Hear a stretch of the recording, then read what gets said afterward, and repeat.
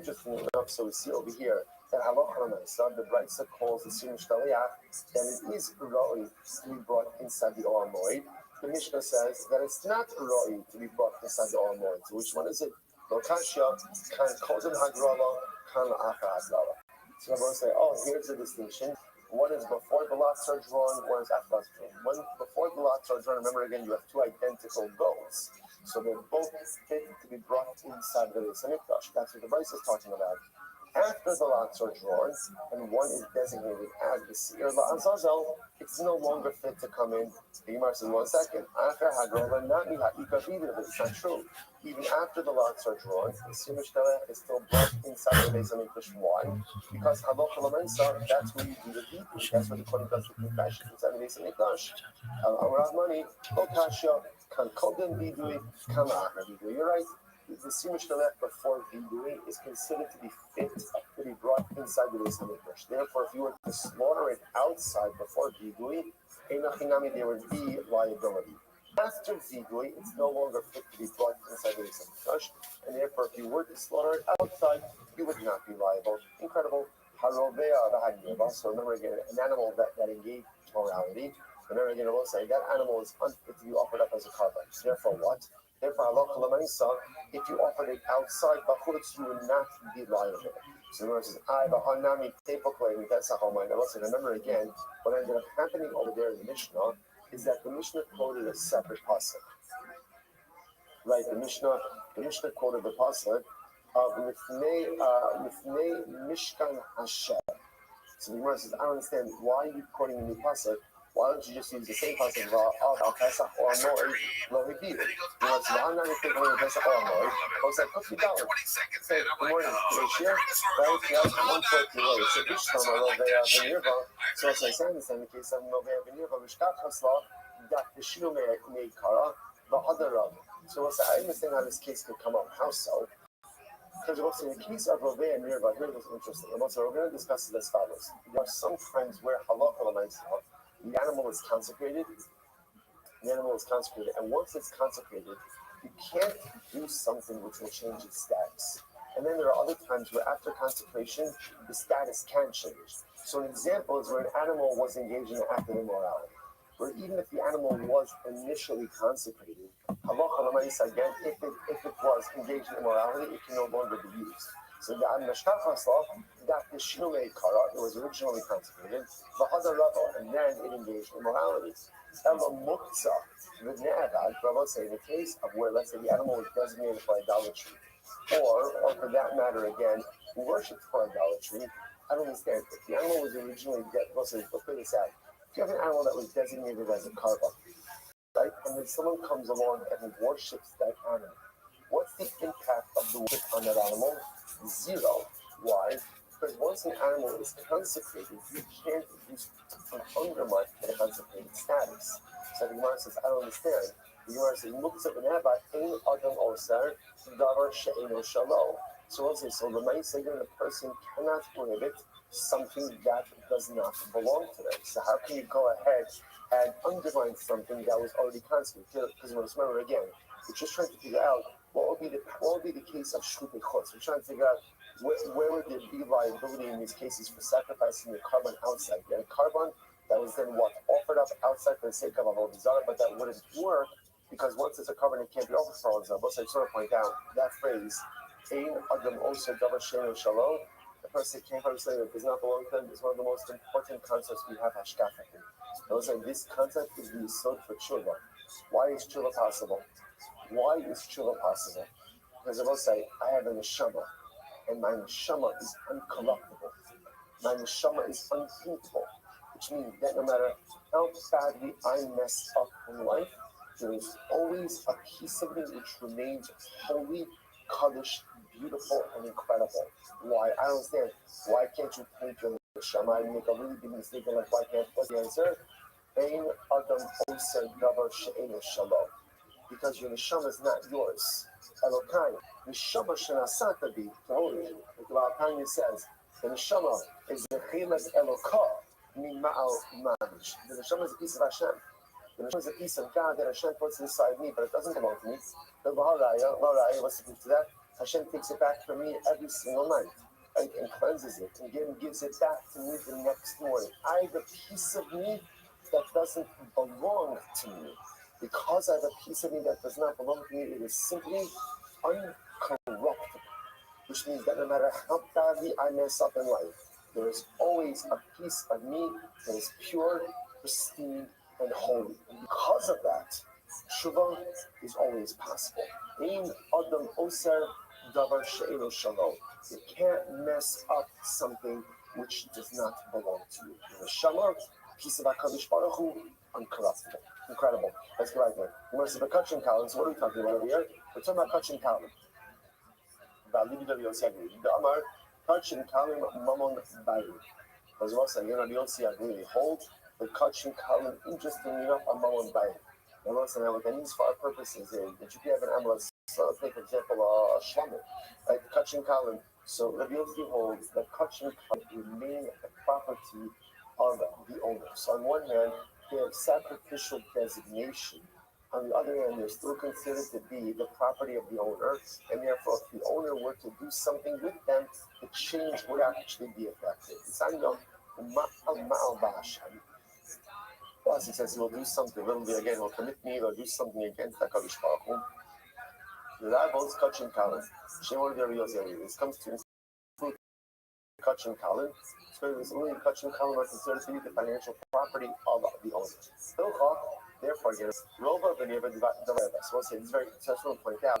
You understand that on the case of Rova Venirva, the animal was somehow participatory in active immorality. That is the one case where Allah even if the animal had a carbonic designation, the carbonic designation becomes voided. Because now the animal can no longer be offered. Right? However, in the case of Muktzah and Avad, in the case of where the animal was set aside for Avodah Zarah or worshipped for Avodah Zarah, so the Gemara says, Avodah Zarah, that's an issue of idolatry. What's the case for that animal to be hid? Kachin Kalin. Maybe Kachin Kalin. Because in Kachin Kalin, I will say, we hold that Kachin Kalin is considered to be the property of the owner, and therefore Allah identity can be altered. Incredible. Esnan, Umikhir Kilai, Umikhir, Kilayim, Yotzi Dolphin. So we'll say, so what about the cases of Esnan where the animal is given to a harlot for a service? Mikhir, for a dog, Kilayim, mixed breed, Yotzi Dolphin, very interesting. What if cases where it needs to be altered? The blood of custard. This is where these animals ultimately, again, were the offspring of Konos themselves. And Kasava, blood they kachin, Bahamyasan kachin.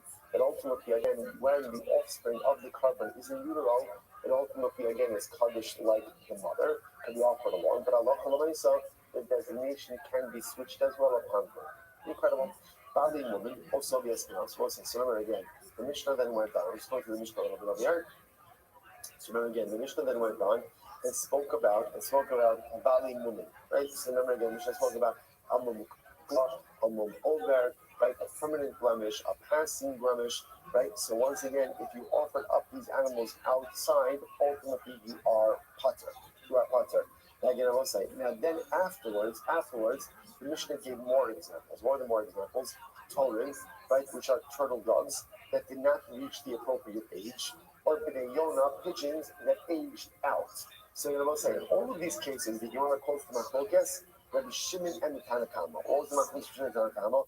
Rabbi Shimon says essentially, the Tanakama says, if it's not fit to be offered, you're not chayiv for shechting it outside. Rabbi Shimon says, if it will never be fit to be offered, you're not chayiv for shechting it outside. But if it ultimately will become fit, you are liable. And they have this machlokes over and over and over in all of these cases. Whenever you see that, the obvious question is, why they need to illustrate the same machlokes with multiple cases? Just say it once, and I got it. So Gemara says, it's true, you need all the cases, I'll tell you why. Ditana Bali Mumin, if it would have just said the case of Bali Mumin, you shouldn't have easily, because really most means disgusting. Right? I understand why a Baal Mum, even if it's a Mum over, it's disgusting, it's repulsive. And therefore, Allah it makes sense that we shouldn't let you see that ultimately you're not high for shvite clothes. About Poland, the moment you see when it comes to the turtle dogs, Like even if they're now too young, since one day they will be old enough, it's not disgusting. If Rabbi Rabbanan agree with Rabbi Shimon that you are liable, he can't cover you shouldn't blow a chazi. Pretty much, we're just in the case of Torah because you're not fit. The it when therefore they are set aside for non-use. About Bali Mumin, the ichsu the it for Bali Mumin, and I'm going to say in the case of the turtle dove that has not yet reached the proper age, it had never had a period of fitness. And therefore stand right now to get outside. But Bali Newman, right, which means once upon a time it was fit, and then it developed a moment it's not fit. Ema modul Rabbi Shimon, Ema modul Rabbi Shimon, Rabbanan, Rabbi Shimon, Rabbanan, Vitana Hanikarti, if it was just these two cases, Mishum the Psula to define because the disqualification is inherent in the body of the carbon. About also the Espino, the Psula the Alba. But ultimately, again, on Soviet spinal, which means you can't check the mother and the child on the same day, that's not an inherent psul in the animal. That's something external to the animal. I would have thought, a remotely Rabbanan Rabbi Shimon, I would have thought that Rabbanan Rabbi Shimon, therefore it's Tefillah, therefore we need all the cases. So bottom line, just understand, what's the point to remember in this? The Machogas of Shimon Rabbanan in the Mishnah is as follows. Everyone agrees that if you have an animal that is not fit to be offered inside the Beis Hamikdash and never will be fit, everyone agrees that if you shack that animal outside of the Beis Hamikdash for Kabbanic purposes, you are not liable. What's the Machlokas case? I have an animal that is presently unfit, but will become fit. Right? Either it has a mum that's going to heal, or right now it's too young and it's going to be fit. So what happens in that case? The Rabbanan say still, you're not chayiv because we look at what it is right now. Rabbi Shimon says, no, it will become fit. Ultimately, again, there is liability for shafting that outside. Incredible. Share Rabbi Shimon over. Because Rabbi Shimon said, again, I will say, remember, Rabbi Shimon's rule in the Mishnah was anything which will be fit to ultimately be offered inside of the Beis Hamikdash, there is liability for shafting it outside. So, you know, my time, Rabbi Shimon, what's Rabbi Shimon's logic? I'm Rabbi Eli, Rabbi Shakish, Tamar Kral. Most is incredible. So remember, most is incredible. Moshe Rabbeinu says, do not do like everything we are doing here today. Now, what does that refer to? Let's take a few moments to look at Rashi. A very important Rashi. Lo Sasun came about 15 lines up from the bottom. Lo Sasun came. The Sifri Darishtai, listen to this. The Tchila Sa'aretz Yom Anu Metal Koheles HaMishkan, Banu Asurin Bebama. So Moshe Rabbeinu's slides are like this. Right now, we are beginning our entry into Eretz Yisrael. Now, remember again, in the Midbar, there was a Mishkan. We saw again also from the Mishnah, when there was a Mishkan in the Midbar, Bamos were Aser. Right? Individual private altars were Aser. So Moshe Rabbeinu says, so here in the desert, ultimately Bamos are Aser, and we only offer Karbanos in the Mishkan itself. Therefore, again, you can offer any karbanos you want in the precincts of the Mishkan. Obligatory offerings, voluntary offerings, communal offerings, individual offerings, everything gets done in the Mishkan. However, Moshe Rabbeinu says, when we come to Eretz Yisrael, Yud Shalom Shal Kibush, Bechiluk, Anu Mutarin B'Bama, V'Sham Lo Sasun Kechol Asher Nachnu Osim Po, L'Hakriv Chovos. So this is this. Moshe Rabbeinu says, when we come to Eretz Yisrael, remember again about saying, first stop of the Mishkan when we come to Eretz Yisrael was where? First stop? Gilgal for how many years? 14. By 7 years of conquering, 7 years of dividing. Remember, Moshe Rabbeinu says, when you come to Gilgal, Bamos are mutter. Now, once Bamos are mutter, Moshe Rabbeinu says, Lo Sasun Kechol Asher Nachnu.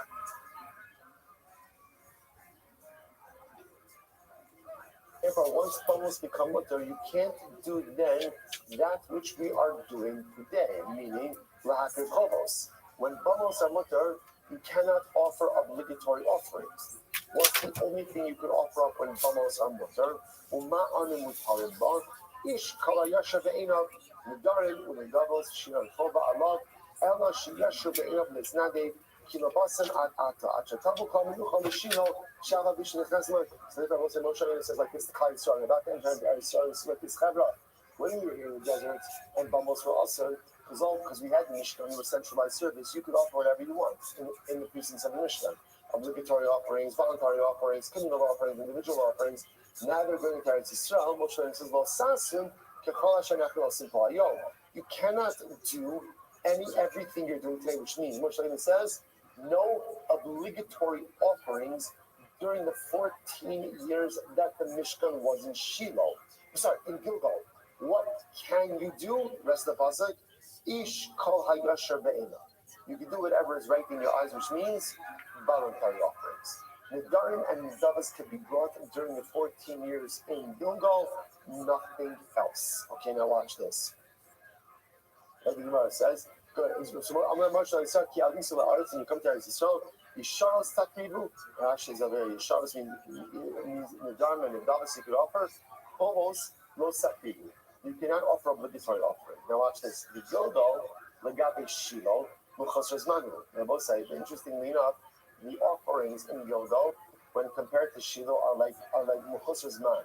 Karbanos which are deficient in time. Because Moshe Rabbeinu was saying, when you get to Shiloh, ultimately all of these things will be permitted. Which means that to go ahead, listen to this, to go ahead and offer, let's say, obligatory offerings or communal offerings in Gilgal would essentially be Muchosres Man. Would be offering Karbanos prematurely. And what do you see? The Kamalu Moshe Lo Sason, and Moshe says you can't do this. So what do you see, according to Rabbi Shimon? That when you offer up a premature carbon, a carbon that right now is in doubt, but ultimately again will be valid at a later time, that is allowed. That is allowed. And therefore, again, Rabbi Shimon says in all of these cases in Mishnah, if you offer up a carbon that is presently now not acceptable, too early, it's too young, or it hasn't yet phased in, but will become acceptable later on, that is punishable by Allah. Incredible. On the Rabbi Zera, Shuri says Rabbi Zera, if that's the case, Milton Amiruki, Shlemalkis. Right? It shouldn't just be allowed, you should also get Malkis for that, because then it's allowed. Allah Rabbi Zera, Hakasav Nitkola said, the one Rabbi Zera saying, no, even according to Rabbi Shimon, ultimately, even though this is a law, but if you offered up, so for example, let's say you offered up a turtle dove right before its proper age, it's too young. According to Rabbi Shimon, that is allowed. If it's allowed, then why don't you get Malchus? Right? Rabbi Zera says you don't get Malchus. How do you get the Rabbanon? Rabbi Shimon has to get the Gemara says it's according to the Rabbanon you don't get Malchus. According to Rabbi Shimon actually says you do get Malchus. So Rabbi Shimon is actually not consistent. He's consistent all the way through. If you offer up a carbon that is presently too young, what he calls Mechusar Zman, it's not yet hasn't reached the right time, Rabbi Shimon says that is a law, and it is a law, in fact, punishable ultimately again by Malchus. Ramachan by Yitzchak Amar, Panim the Gilgal, Lagabi Shiloh Tichot Dafi. Should have a couple of Israelis on this. Ramachan says, interestingly enough, offering something in Gilgal is the equivalent of offering something bachut outside of Shiloh. Rabba Amar Tani Rabbi Shimon. Again, we're just trying to figure out the logic of Rabbi Shimon's position. Rabba says, Tani Rabbi Shimon, Rabbi Shimon Omer, Minay is so interesting. We'll at least start this today. Minay is Avayach Pesach, Babama Siach, Bishas, Israel, Omes, Shivalo Sase. How do you know that if you offer up a carbon Pesach on an individual Bama at a time when Bamos are Asr?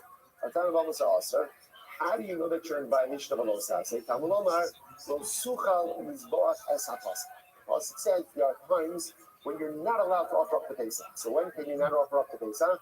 When there's an Isser Bamas. You can't offer up the Pesach on your Bama when there's an Isser Bamas. Yochel Ak B'Shas had the Bamas came.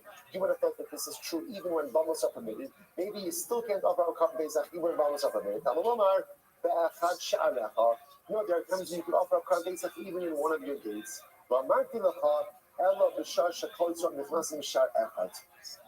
Ultimately, again, I said it's only usher when all the cloudy saw ultimately is entering into one sha'ar. The Gemara says, when is that? Amos. So the Gemara says, if he says after chatzos, we're not going to run. We'll pause over here for today. Excellent job. We'll say excellent job. We did good. Again, so we're picking up just so we're leading off with. I don't want to rush that last piece. What we're leading off with is Shitas Rabbi Shimon. Right? Rabbi Shimon is the one who says in the Mishnah that if you offer up a carbon outside that has not yet reached its permitted time, what's called Mechusar Zman, that is a biblical prohibition. It's a law. We're just trying to Rabbi Shimon, where do you get that from? Where do you get that from? Okay, so far we've had three different options. First one seems to be the most compelling so far. We're going to have the most sure I think it's hidden part of the throw. The last point is some cover paper. We'll pick up with that tomorrow. Rabbi Shimon,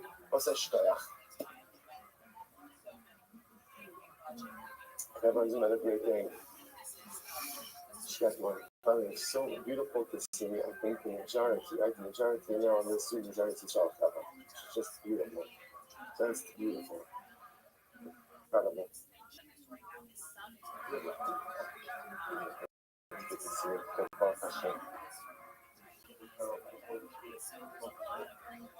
Let's see. Maybe here.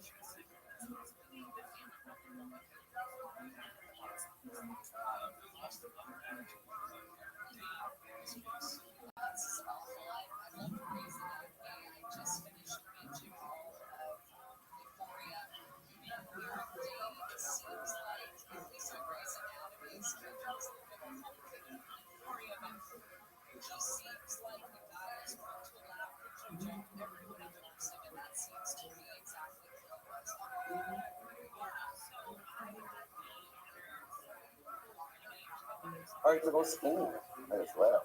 All right, everyone, say good morning. Good morning. All right, well, I'm going to let you get your regulated volume a little bit. Okay, sorry. Okay, good morning, Wilson. Let us begin by thanking all of our sponsors for this morning's cheer. Okay. You know what, actually, I'm going to put this to thank. Store. No? No? All right, begin by thanking our. No? All right, we'll try. We're thanking our Talmud Torah sponsors for the month of Teves. Haba Ali Latovo Ashimi Schreiber in the source of the Fush Lema for and Yo File Ben Miriam. Martin Kalame Margaret Nami and Martin. Father, Joseph Shlomo Moshe Shmuel Alright, are you going to the gym today? Yeah, later. There you go. Alright, best wishes with the dermatologist. See you later, big man. All those who give police, all the Excellent. families in the family for child resources and he's strong there. So let's with that, let us do a really incredible job ahead of us today. Today's back is Kufir Gimel 113, and we are up in Eretz Hashem. We didn't quite finish the mission yesterday, so we are up to Kuf Yud Days on the days 112b, and I believe or Alakachin, which is 2, right? Is that correct? Alakachin? 2, 4, 6, 8, 12, 13 lines up from the bottom. So after we went through really like an incredible and exhaustive reading in Mishnah about the different stages of right. From the Midbar to Yerushalayim, and they ended up with Ba'ol Yerushalayim. Such a beautiful word. So now the Gemara gets a little bit into some technicalities regarding these different time frames. So the Gemara says as follows. Mishnah says, such an interesting case. So let's just imagine for a moment you have Karbanas and you were makdish, and you consecrated them acting with Bamas. Okay? So whatever, you filmed like whatever. So you weren't allowed to use a Bama, you consecrated a, which means if you can't use a Bama. Alright, something going on over there. Alright, we'll try testing. Okay? If you can't use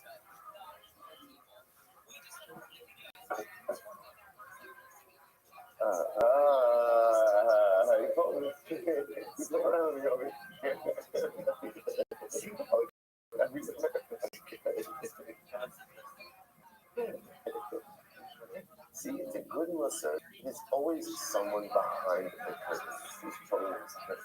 Sometimes it's mentioned, most of the times it comes about. Right? But incredible. So remember again. So now the US Halloween case. So if you have a situation I will say where there's an Isser Bamas, right? So remember again, I'm not the Shakar, and there's a term of Bamas to awesome, which means where do you have to bring the carbon? Where do you have to bring it? Right?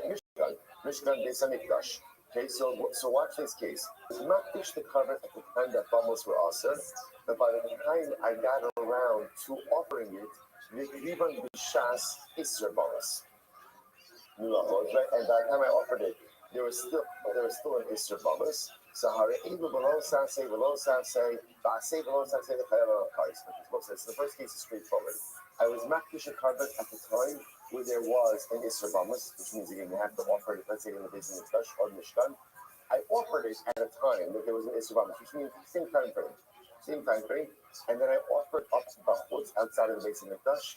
So I will say there is three level liability. I'm in violation of an aseh, positive commandment. We'll discuss which one. A low saseh prohibition, and there's an isser kares for offering up karbanos outside of the base of Mikdash. Okay, that's case one. That's a straightforward case. Next, Hekdishon b'shas hatrabamas, v'kivim b'shas israbamas v'bachutz. Pulls to this case. Case number two is I was makdish the carbon at a time where bamos were mutter. What's an example of when bamos were mutter? Well, so remember again, it could be multiple times. It could be no givon. Shiloh bamos were aser. It's right. Shiloh, right. Most of the other places would have been correct, right? Shiloh is kind of like me, but again, don't move on. Let's move on. And so any other time when bamos would have been at mutter. So you must listen to this. So now I was not at a time where bamos were mutter, and then the even b'shas. I didn't get around to do it immediately, but when I went ahead and they got to offering up the carbon, bamos were us. And now what did I do? I offered it up bachutz. So again, I said it's interesting. At the time of consecration, there would have been no problem offering it up at a bama. Time of actual offering, bamos are usher. And now I offer it up essentially on a bama, which is I offered up bachutz. What's that law? Harei Lucermo said there was obviously liability because they did something wrong, but it's not the full extent of liability. So ultimately, again, I'm in violation of a positive commandment, a prohibition, but there's no kares. Why is there no kares? Again, we kind of understand this intuitively. Why is there no kares? Because at the time that I was makdish the carbon, bamos were mutter. So because that was true at the time of the hekdish, the ability of kares. Again, what the mechanics of that are, and as Hashem will see in the Gibar. Next case, things are reversed. Hekdishon b'shas Yisrael bamos. So I was makdish the carbon at the time that bamos were ushered. The krivan b'shas heter bamos, and then when I offer it on a bama outside of the Beis Hamikdash. At a time that bamos were mutter. What's the halacha? Hareilu ba'aseh ve'in b'hem lo saseh. In this case, again, there's only liability for an aseh, not even a lo saseh, and certainly again, no prohibition of or no liability of kares. Again, the mechanics of that I will see. But just keep in mind these three cases essentially where the hekdish, the consecration, and the offering occur in different stages. Okay, incredible. Next, the Eilu Kachim Kredin Mishkan. So once I said the following kavanos have to be offered up in the Mishkan, even at a time where there is a heter bamos. Right? So the following kavanos must always be offered up inside the Mishkan. Kachim Shavuk Teshur the Mishkan. So this includes kachim that ultimately again were consecrated for the Mishkan.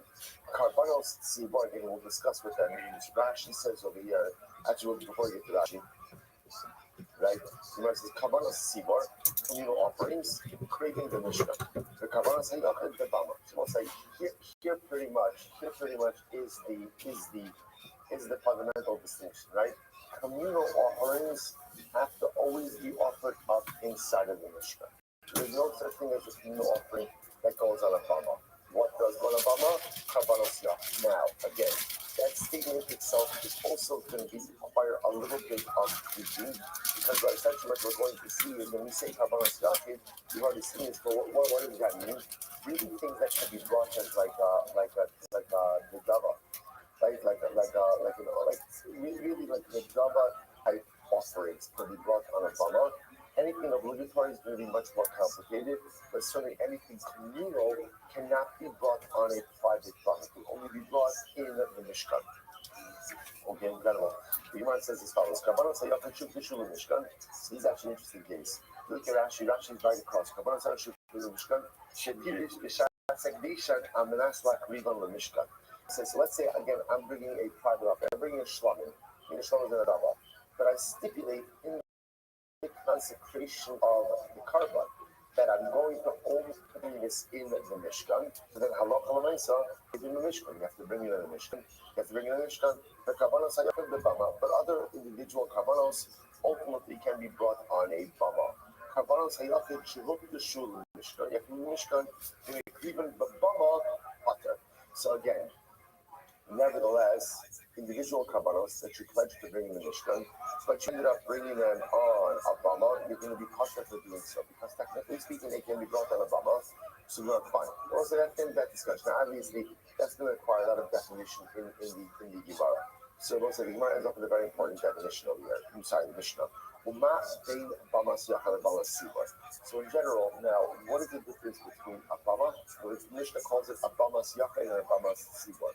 Just to clear our terms, a bamas sibor means the mizbeach in the Mishkan, or the mizbeach in the Beis Hamikdash. That's called a bamas sibor, as opposed to a bamas yachid, which literally again is what colloquially called a bama, your own private altar. So where lies the fundamental distinction between those two things? Now, again, remember, we've already partially with that question, namely that karbanos sibor go on a bamas sibor can never be offered up on a bamas yachid. Okay, that's the major distinction. Now the Mishnah ends off with a couple more. So where it says smicha, for example, smicha, which is the act of leaning on the animal before it is slaughtered, that is only done by a bamas sibor, not a bamas yachid. Shlitas tzafim. Spent a lot of time on this. The obligation to chef certain karbanos in the north to the mizbeach, which means always again in bamas sibor and not bamas yachid. Tap of Kufta Gimel 113a, Umatan Sadid. So most of this is actually very interesting. Remember again, so Rashi changes it to Matan Sodid. So this, if you remember again, we learned by string karbanos that when sprinkling, there's an obligation to do one sprinkling that looks like two, like Achas Shtayim Shtayim Shein Arba. So that's unique sprinkling that's done by the corner of the horn of the mizbeach. But if you do it on the side, do it on the corner, it spritzes on two sides. That's a din only in the communal bama, i.e. mikdash, mishkan, not a din in an individual bama. Nifa, waving up the karban, hagasha, that's Nufa and Hagasha are both halachas by mincha offerings. So Nufa is the waving of the mincha, Hagasha is the bringing of the mincha close to the mizbeach. And the Omer says, a mincha babama. That's interesting. We'll have to obviously unpack that a little bit. And the says there is no din of mincha by bama, which is fascinating. So apparently for Yehuda, only animal sacrifices go on a bama, not a mincha. The key one, first of all, there's no din of kahuna. Right? By a bama, anyone is permitted to go ahead and offer up the karban. There's no din of kahuna. Big day sharis. Furthermore, again, remember again, both in the Mishkan as well as in the Beis Hamikdash, there's a din of clay shards. It's a din by halacha. So you have to go ahead. Big day sharis. Sorry, you have to wear special kohanic clothing. Clay shards, service utensils. Ultimately, again, specific service utensils for the Mishkan and for the Beis Hamikdash don't apply in a bama. So this is actually interesting. If you look at Rashi says reach and koach. The first of the short lines, Kidaminon, the parak case Shamai, we should Ibarim Hazebach Nizach, the Shem Leah, Rapuki Ibarim should slaughter the Havar, Shem Barim should reach and koach. So again, we had this Gemara that when you offer up a carbon, you're supposed to have in mind six things. Amongst those six things, you have to have in mind that the carbon is being offered up the reach and koach as a pleasing aroma. Everyone said, what does that mean? So is that kavana? There the Gemara discusses is you shouldn't pre-roast the sacrificial parts. And because if you pre-roast them, then ultimately again the smell, like the good smell, will not be unlocked in the same way when you put them on the mizbeach. Okay? So apparently that's a din by the mizbeach, not a din by a baba. Next. Good. Three sharis, eats like nothing. These are the first two on the mizbeach. Remember again in the Mishkan or on the Beis Hamikdash, there was a chota sikra, there was a red line. Certain blood applications are done above, certain below. That is a thing only in the above the Gola, the Beis Hamikdash Mishkan. On your baba. This was a diagram, right? Washing of your hands and feet. So remember again, a Kohen has to do that before doing the Avodah. That is only in the Beis Hamikdash, not a din in a bama. Abalazman, and no servant. How many shavin bazeh is that? The most of the halachos ultimately again any time-related issues. Whereas here, over here, that's 9, that here is the tickle. That if you have in mind that that you are going to eat it, burn it outside of the brain, that invalidates the carbon being offered as a Bamagidola, Bamakitana. Notes are carbonic material left over the passage from at a time, Tame, which are in halakha concerning carbonos or the individual office, Shavin Bazel that apply both to a Bama as to a Bama Gidin. Incredible, I will say. Fantastic Mishnah, that's pretty much all the halachos we need to know navigate between Bama Gidin and Bama Gidin. Incredible. So now, let's go back to the beginning of the beginning, which seems like very long time. Remember again, the first part of the Mishnah spoke about the idea that if you go ahead and you burn the para aduma, chutz migita. Because remember again, our topic is still what happens if you do certain sacrificial rites and rituals outside of your permitted area. So the Mishnah was the para aduma is burnt outside of the Beis Hamikdash, and apparently there was a designated area for the burning of the para aduma. Let's say you burned it outside of its identified or prescribed area. Right? So the Mishnah calls that demarcated area gat, right? The depression in the ground. So the Mishnah said, if you burn the para aduma outside of its gat, you're not chayiv. You're not chayiv. The shluchei folks, right? Remember again, why not? Because the only time you're chayiv for shluchei folks are doing something outside of the Beis Hamikdash is when the parallel act would have been done inside. But by paraduma, that's not a true statement. Because by paraduma, there is no parallel act inside, because paraduma is only done outside of the Beis Hamikdash. Okay, so let's say, so now, this is really, I think today's Gemara is just off the charts. Off the charts. So now puts me guitar. So let's say, the Gemara says, what does it mean outside of the God, outside of the quest? Like, what, or I keep saying quest, but outside of its pit, outside of its depression, so into this, Amr Shlakish, Chutz Mihom Abodok Law. So this is incredible. So Shlakish has a music like this. In general, the Shlakish is assuming that in the area where you go ahead and, remember, there's two things that happen with Paratuma. There's the slaughtering of the Para, and there's the burning of the Para. We're going to see right now, the Gemara is kind of using these a little bit interchangeably. So in the area where they did the paraduma, they must have inspected it first. Inspected it for what?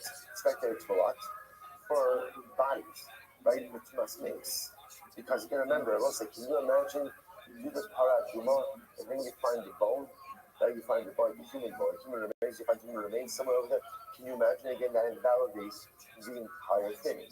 So Shlakish, therefore, they must have done an exhaustive and just investigation about the site. So therefore, according to Shlakish, Chutz Migita means outside of the area which was inspected for the process of paraduma. So if you go ahead and you perform the paraduma process outside of the inspected area, halacha l'maisa, again, now the para may be invalid, that's possible, but you are not liable for what we'll call shchutei chutz, for doing avoda outside the Beis Hamikdash. Okay, so the Gemara says, I'm going to be Yochanan, v'alo kol Eretz Yisrael b'dukai. What are you talking about? All of Eretz Yisrael is inspected. Right? All of Eretz Yisrael is inspected. So what exactly that means, we'll have to see. I'm going to be Yochanan. So Rabbi Yochanan says, rather, what does it mean? Chutz migita? You don't shachta lifnim min chomas Yerushalayim. Oh, fascinating. Rabbi Yochanan says, no. Chutz migita means you shechted it in the wrong place. What does it mean you shechted it in the wrong place? You shechted it in the walls of Yerushalayim. So let's say, what happens if you shecht the part inside the walls of Yerushalayim and validates the Torah? It's supposed to be shechted outside of the walls of Yerushalayim. Remember again, you shechted in Har HaMishkan, and Har HaZeisim. Har HaZeisim is outside of the walls of Yerushalayim. So you're going to say, when the Mishnah says, if you shecht the Torah chutz migita, the Torah itself may be invalid, but you are not liable for performing sacrificial service outside of the confines of the Beis Hamikdash. What's the definition of chutz migita? Reish Lakish, outside of the pre-checked area.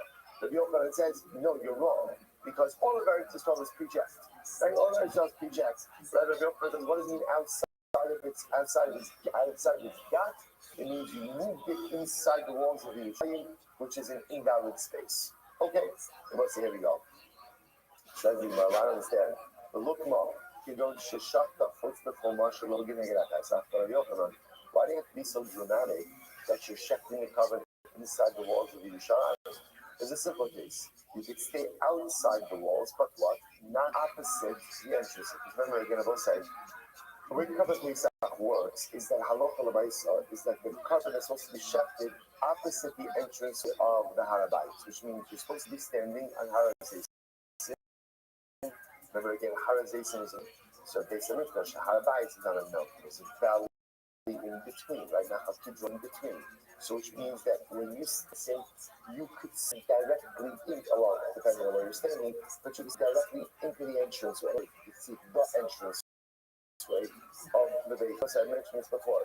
We know the area where the Para Aduma was rising. In fact, today, fortunately, there's a monastery there, or a former monastery there. So again, you could go to the monastery to respond. You can go there and you could look and you could literally see a clear shot into Harabayis and you get into what would have been the entrance into the Beis Hamikdash. So Yochanan, why do you have to set it up so dramatically that you're going ahead and coming and doing part of it inside the walls of Yerushalayim? Just say doing it on Harazayim, but you're doing the wrong side on Harazayim. You're not doing it opposite the entrance of the Beis Hamikdash. After the Amr of Adam Abba, Shaka Shalom Kineged HaPesach Sulam. As again, Rabbi Abba says, that if you check the Haraduma, ultimately again, even though you're doing it outside the Beis Hamikdash, on the Harazayim, but if you don't do it opposite the entrance of the Beis Hamikdash, the para is hustle. Why? Shne'emar v'shachat v'hiza. Because the pasuk says you shall slaughter it and you shall sprinkle it. Now, both say those are two consecutive psukim. As the asa kineged ha'pera, just like the sprinkling of the paraduma mixture is done opposite the entranceway of the Beis Hamikdash. So therefore, again, Shita Kineged HaPesach. So the Shita must also be done opposite the entranceway of the Beis Hamikdash. Maybe you'll say we don't compare sprinkling to slaughtering or slaughtering to sprinkling. Oh yeah, we learned that if you check the paraduma, not opposite the entranceway to the Beis Hamikdash, the Yochanan Amar Psula. The Yochanan says ultimately again it's possible. Why? The shakat v'hiza, because what I said is a juxtaposition. You shall shech and you shall sprinkle. Yet, what do you see from here? You see from here that halacha l'maisa, there's a connection between the two. Just like the sprinkling must be done opposite the entrance of the mikdash. So too again, shechita was done opposite the entrance of the mikdash. Rish Lakish says no, even if you didn't do shechita opposite the entrance way, it's still kosher. Why? Okay,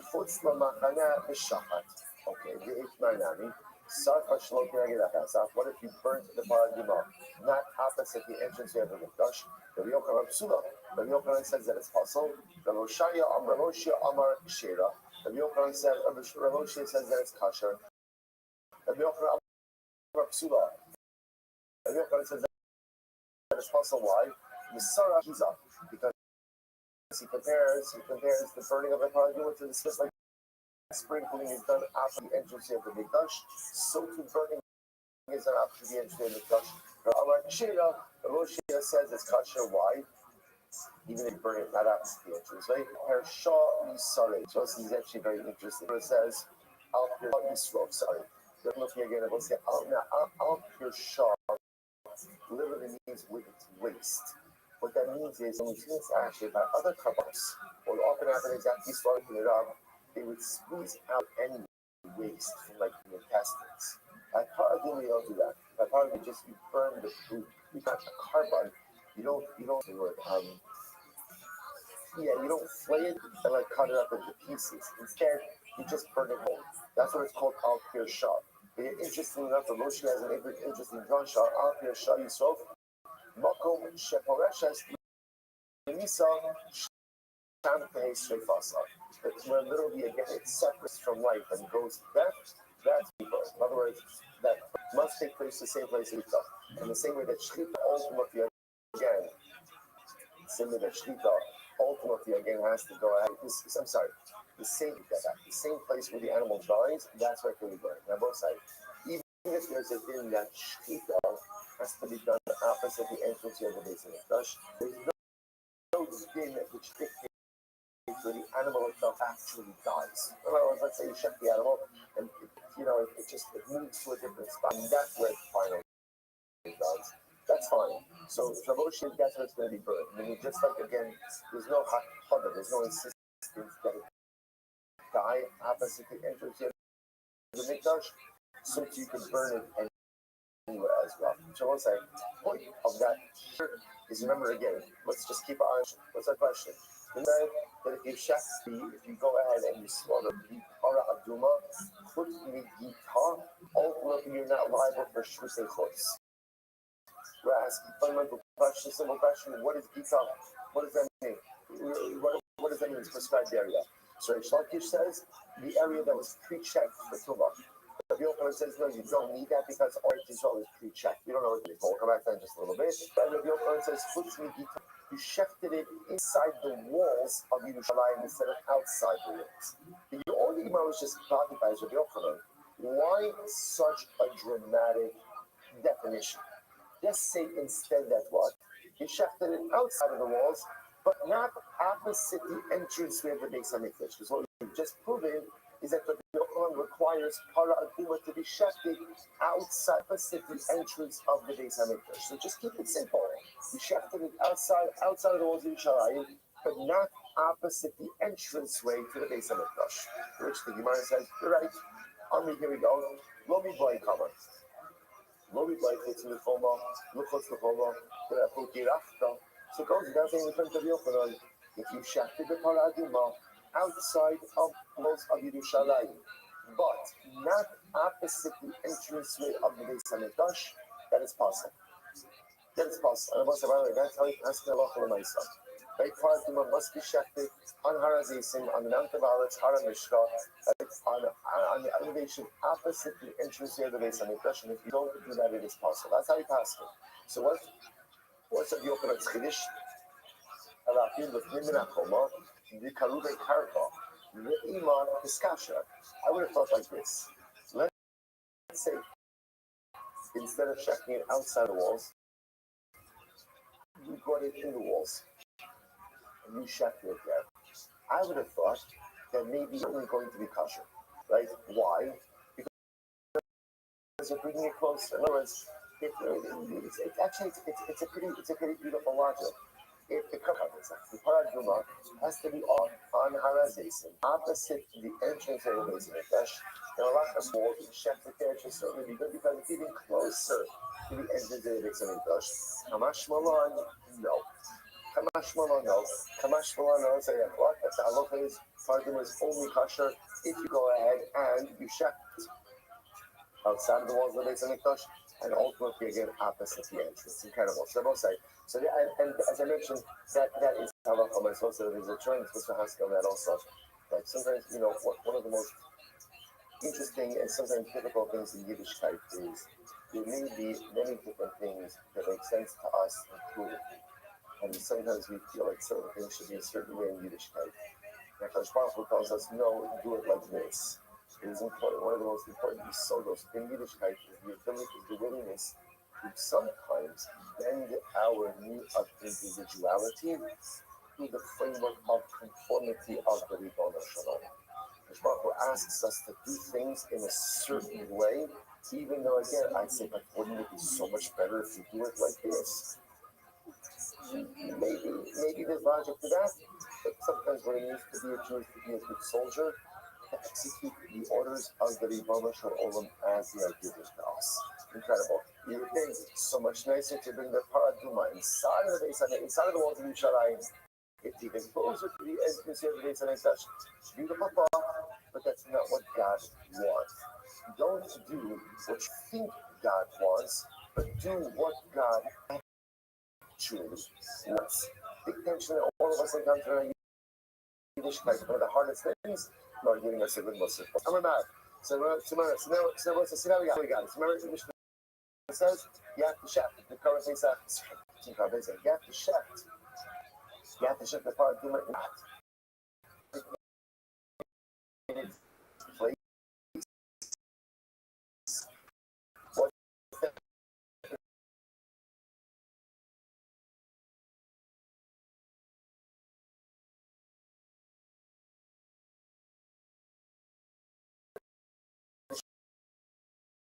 in its place. Reish Lakish pre-checked the Tumah.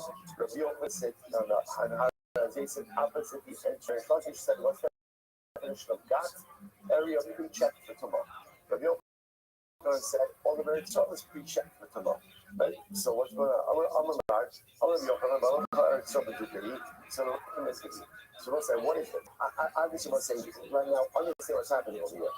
Lakish seems to feel Tumah. Now, what's the refers to as the whole. Tumah is the whole general concern that the graves, like there's people buried in random places. So Reish Lakish seems to be concerned about that, and therefore you need to pre-check an area of people. On the other hand, Rabbi Yochanan does not seem to be worried about, and he says all of Israel is pre-checked. So what are the arguments? Okay, let's get ready for this. Get ready for this. Michael Sabar, Yorad Mabul Eretz Yisrael, Mar Sabar Lo Yorad. Wow. They both say, what's the machlokas? The machlokas is the Mabul, the flood, which destroyed the Noah flood. Right? Did the Mabul affect Eretz Yisrael or not? Did the Mabul ravage Eretz Yisrael or not? That's the machlokas. Mar Sabar Yorad. So Reish Lakish holds, yes, it did. Yes, and I will say, by the way, what happened as a result of the Mabul? Humanity is obliterated, which the Pashtus means there are corpses all over the world. Right? That's the Pashtus, what it means, even in Eretz Yisrael. Reish Lakish says Eretz Yisrael was not spared the effects of the Mabul, and therefore, again, you have to assume that there are random dead people buried in Eretz Yisrael all over the place, and therefore, in order to do Paraduma, you need to pre-check an area. On the other hand, Rabbi Yochanan holds Marasava Lagarat. Rabbi Yochanan says, no, it's not true. The Mabul impacted the world. The Mabul did not impact Eretz Yisrael. Did not impact Eretz Yisrael. Marasava Lagarat. Which I will say, by the way, it's such a fascinating thing, right? Because if you think about it, I say in the Shivas of Yochanan, that the Mabul didn't impact Eretz Yisrael, that might be the only world event that did not impact Israel. Right? The most thing is how everything in the world comes back as well. So you saw the headlines, right? You saw this like news that what Trump did, with Maduro, right? So you saw what the vice president said in Venezuela. This has a Zionist tint to it. What? Literally, we have absolute. What are you talking about? Right? But again, I'll say it's such an incredible thing. It's almost like all roads always lead back to the Jewish people of Israel. Somehow, some way, we're at the epicenter of everything. On one hand, again, we Eretz Yisrael, could go ahead and make rain, could make water in the desert, and we could do that. But somehow we're also behind the kidnapping dictators. A whole bunch of it's just so interesting. Rabbi Yochanan says the Mabul didn't impact Eretz Yisrael. Okay, it might be the one event in all history of mankind that didn't somehow have its roots in Eretz Yisrael, but everything else did. Okay, that's not my focus, also. That's not my focus. I'm not going to Yitzchak. So I'm not going to Mikra. So I told you, I promised you some Gemara. I promised it to you. Here it is. You'll say, sir, what is this? Did the Mabul impact Eretz Yisrael or not? So Gemara says, and both of them dash one pasuk. What the pasuk? Fascinating. It's a pasuk from Yecheskel. The pasuk in Yecheskel. What does Yecheskel say? Ben Adam. So Yecheskel's talking to us. Ben Adam. Amar Allah. Es ha'as lo metuara. He lo gushma biyom za'am. So we'll say, listen to this. So the Gemara says, so Yecheskel says, Ben Adam man. The land is not pure. Now again, Yecheskel is rebuking Klal Yisrael. Now we're going to see the shayla is how to punctuate this pasuk. Let me translate it, then we'll see how to punctuate it. Right? The land is not pure. Did it not rain there, or has it not rained there on the day of wrath? Okay, so obviously what Yecheskel is making reference to, Klal Yisrael is not doing the right things. They are defiling Eretz Yisrael, and he speaks about the rain on the day of wrath, which is a reference to the Mabul. So watch this. Rabbi Yochanan Savar, Atmui Metana Kra. So ultimately, according to Rabbi Yochanan, the pasuk is to be read as a question. Eretz Yisrael, Milo Matura, at Klum, Alecha Yisham Yom Zam. Rabbi Yochanan, so Yechezkel saying that the land is defiled. The land is defiled. Did rain there on the day of? Did rain there on the day of wrath? So what Yechezkel is saying, who scared Eretz Yisrael, he spared it from the Mabul. Despite the fact that Hashem spared it from the Mabul, you saw ahead and defile it. So it's a question mark. Was Eretz Yisrael impacted by the rain on the day of wrath? No, it was not. It was spared rather because of the Mabul. Reish Lakish Savar Kipashtes. Reish Lakish reads the passage just as a statement. Eretz Lo Mitzvara. So the Gemara says, Milo Yard Lachan Yishamim Yom Zad. According to Reish Lakish, it is read much more as a straightforward statement. But ultimately, again, the land has been defiled, and did it not rain there on the day of wrath? Meaning that the rain did fall in Eretz Yisrael during the Mabul. So we'll say, Reish Lakish and Rabbi Yochanan about the impact of Eretz Yisrael. Reish Lakish says, yes, because he didn't have to. So that there are people from the time of the Mabul buried random even in Eretz Yisrael, because that's what happened to the dead of the Mabul. They were embedded in the earth. So therefore, according to Reish Lakish, if you go ahead and you do the paraduma, you need to check an area to make sure that it is free from any corpse tumah. The Mabul did not impact Eretz Yisrael, and therefore, again, all of our, in fact, the Mabul, Eretz Yisrael was the only place that the Mabul didn't. And therefore, again, all of Eretz Yisrael is pre-checked. It doesn't mean that the dead aren't buried in Eretz Yisrael. Again, it means that Eretz Yisrael, when it's dead, we are careful to demarcate graves. And there is absolutely no need to assume that there's random graves, unmarked graves anywhere in Eretz Yisrael. So we'll say, here we go. Acer, Rabbi Yochanan. So Rabbi Yochanan, this is great. This came out before in the second sukkah. Listen to this. This is incredible. Especially constructed courtyard in Yerushalayim that were built on Sarah. They are built on bedrock. I will say, now what that means over here is that they were built on bedrock in a way that it was clear that the earth was never disturbed. Like, remember again, the Eretz Yisrael is, a lot of the soil is not typical soil, it's rock. It's rock. So when you go ahead and you dig down, you can see whether or not the rock has ever been disturbed or not. So they would build these special cities upon undisturbed bedrock. It may care about the home. They would also make sure that, again, when constructing these particular courtyards, you'll see that they will leave an opening of a tepach right between the top of the city and anything below it. Meaning, both sides, there's a halacha like this. Tumah, in general, ola bokas. Tumah goes straight up. Right? Tumah just ascends straight up. It goes as high, keeps going higher and higher. If there is, however, a space on the tepach into, let's say, a corpse, and then there's like roof on top of the corpse, that keeps the corpse tumah in. So what they would do is, we're going to see these were specially constructed courtyards that would prevent any transference of tumah. So first they would build it on undisturbed bedrock. That would seemingly eliminate the concern that there was somebody buried deep down. Furthermore, they would also create these cities, these courtyards, on top of an opening of a tepach, space of a tepach. That way, for some reason, there was some type of subterranean corpse or subterranean grave. That opening of a tepach would contain the tumah from going up. Okay, so what happened? Over there, Nashim Ubaros, the Yogos Umagadmos Sham the name Rapara. What happened? They would bring pregnant women there to have their babies in this place. And then the women would raise their children in this particular courtyard. Why both sides? These were the children who were going to be tasked ultimately again with going ahead and taking care of the process of Hara Aduma. So they would go to Magalo Shamanim, so they would give birth there to their sons. That was before we go on. Take a look at Rashi. When Magalo Shamanim, Rashi is right across in process Lo Yara Mabo. So let's do this.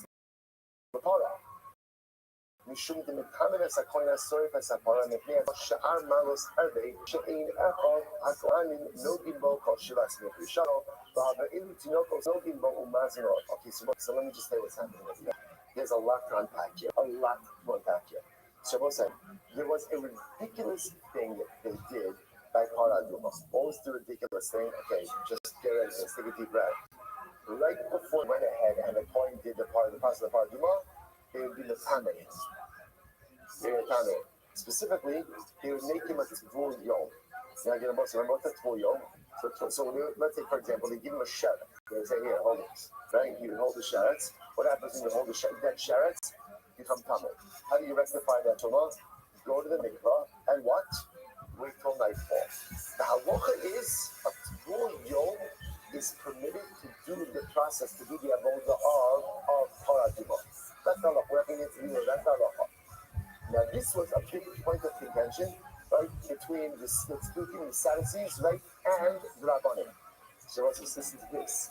So the Rabbanim instituted that, Chazal instituted that in order to show that the Tzdukim were wrong, we would go out of our way to make the Kohen into a Tvul Yom to show that a Tvul Yom is conscious to do Paraduma, which is pretty wild, pretty wild. Now, what was the concern with that?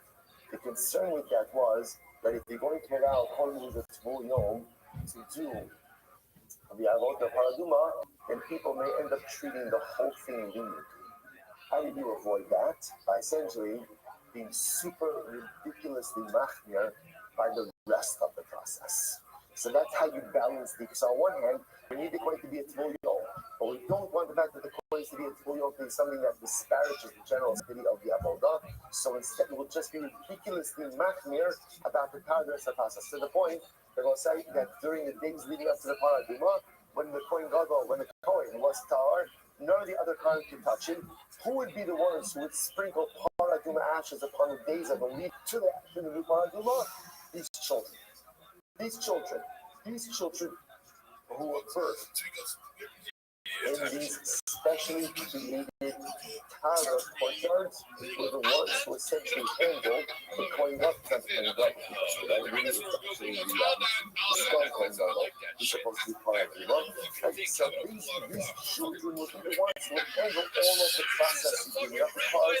They were absolutely unequivocally Tahar. There was an interesting enough, well, we'll get into more details over there. So go back to the right now. It's really incredible.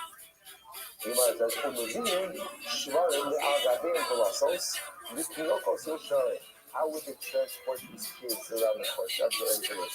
They would bring oxen, and on the back of the oxen, they would put a door, right? And the kids would sit on top of the door, on top of the oxen. What the shot? Because in the event somehow that there was somehow, the door actually acts as an ohar, as a barrier to come up. So if he was on top of the door, ultimately, again, he's not going to become Tameh. So let's see, understand. Specially constructed courtyard, ultimately, again, with undisturbed bedrock, there's still a cover there. We put a space between the top of the courtyard and the bedrock, the tata, that keeps the tumah in. Furthermore, whenever these kids would go place to place, okay, well, play date, wherever they're going, right?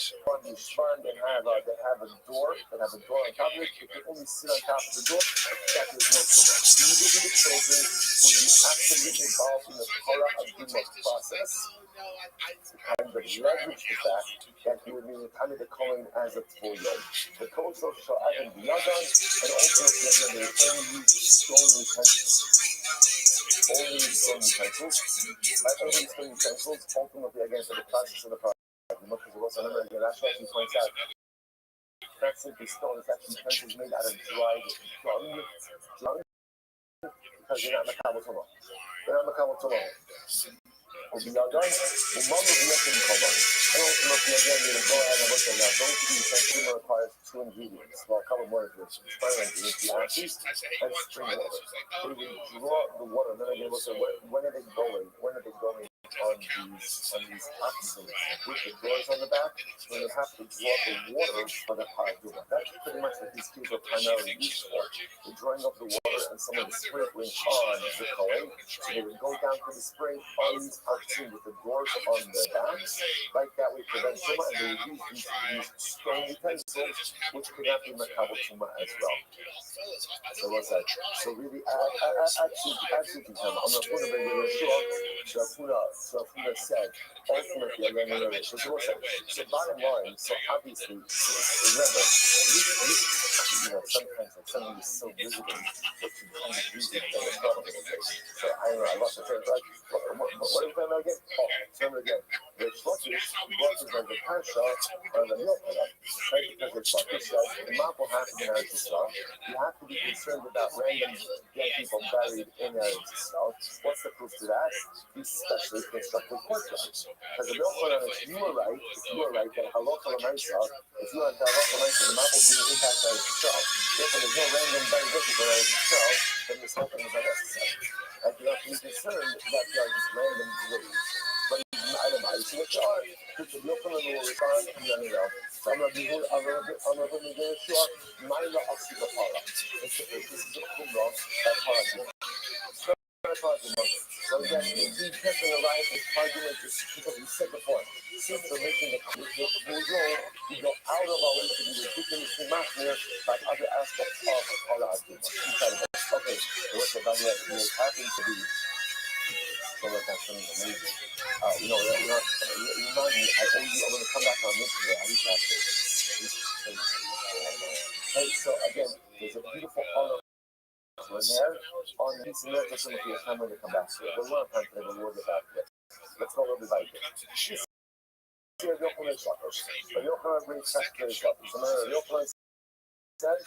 No novel Israel. She is getting that race focus. Come after this. That's what some of the can you imagine this? One time in the Hamikdash, they found human bones in the chamber of the wood chamber. The wood chamber. Now, this that you like to sound, it's one of the four chambers in the very called organization stuff, and that is they kept the wood. Right? One time, they found human remains in that chamber. So most of the two living just come on the Yerushalayim. And they wanted to get up and say, all of the Yerushalayim is coming. Which, again, now what is that? They say what clearly are unmarked graves in the Yerushalayim, which of course changes our entire approach. Amr Yeshua, Ragla B'Amar. And Yeshua stood up and he said, well, who shall clean the runner? So again, Yeshua stood up and he said, what are you talking about? How can you not be back to go ahead and declare this blanket tumah on the city of our forefathers? What are you talking about? What are you talking about? Nisim Mabo. Nisim Nebuchadnezzar. You think there's tumah in Yerushalayim? Of course not. Where are the dead of the Mabo? Where are the dead of Nebuchadnezzar? Talks in the first place on Mikdash. That wasn't a verse says, now, what it sounds like what Yeshua is saying is, the Mabo never fell upon Eretz Yisrael, and therefore there are no dead from the Mabo in Eretz Yisrael. There's the problem. For the Taneh, Harugei Nebuchadnezzar, how can Nani Goro Haru? So, now, are you going to say that there are no dead from the time of Nebuchadnezzar? And also, we know this. We know that scientists, we know when you see like this in the Kingdom of Ishmael, when Nebuchadnezzar destroyed the base of Hamikdash, there were over 1 million Jews slaughtered in the conquest of Yerushalayim. So how can you say there were no dead from the time, but there was no dead from the time of Nebuchadnezzar? That's not true. Rather, we have to say, the Gemara says, was Elohabu Upanim. Rather, it's not to say that no. Unless one of them, there were Jews who were slaughtered in the destruction of Yerushalayim. But what happened? The dead were slaughtered and then they were removed from burial. So see by the Mabo also went ahead and started to Israel, but after the Mabo, they were careful to go ahead and properly move and bury the body. Aber okay, Ezekiel knows if none Ryan, Nikula as the summer. Ultimately, again, I'm going to say that ultimately were removed from the Alliance. Ultimately, again, to say that they were removed from all the variants. So again, so ultimately, again, the trust is pointing out over here. Once we acknowledge that the marble fell, but once you acknowledge that that occurred, then Allah myself, you also have to acknowledge ultimately again that there is the possibility for unmarked graves that there as well. Even if some of the hard ones that you keep it from Yerushalayim, right? Even if you want to say, oh, that everything was removed from Yerushalayim, you fully Eretz Yisrael, it's possible that the rest of the Eretz Yisrael, ultimately again, there is still going to be an issue. Also, I want to point out something amazing, because this Gemara is tremendous with the hospital as well. Watch what happened over there. They found human remains in the rich society. This is a pretty significant thing. So if you notice, what was the snap reaction to it? You found the problem, everything's broken. Everything's broken, right? You found your mistake, all the time is coming. Calm down. Calm down. It's also possible everything is absolutely fine. Everything is fine. We have an issue. We're like, I don't know how human remains that we so disgusting.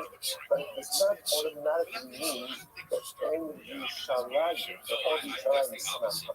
There was so often in life, when we encounter difficult circumstances, like particularly difficult questions that we don't like, suddenly again, like, everything is broken. Everything is wrong. And when you do that, often what it does is it leads to the panic mode.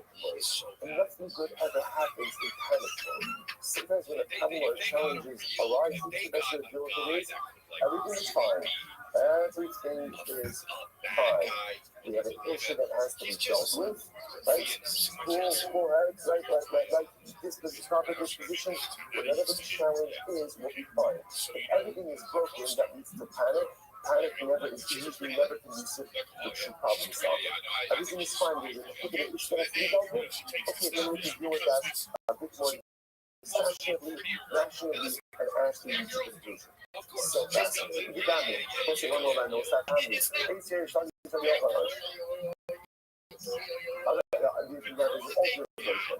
There's observations. Sometimes a blocker on, right? Makes you nothing. I hear you see the cabeça. It's not just such a blocker, where is the where is the blocker?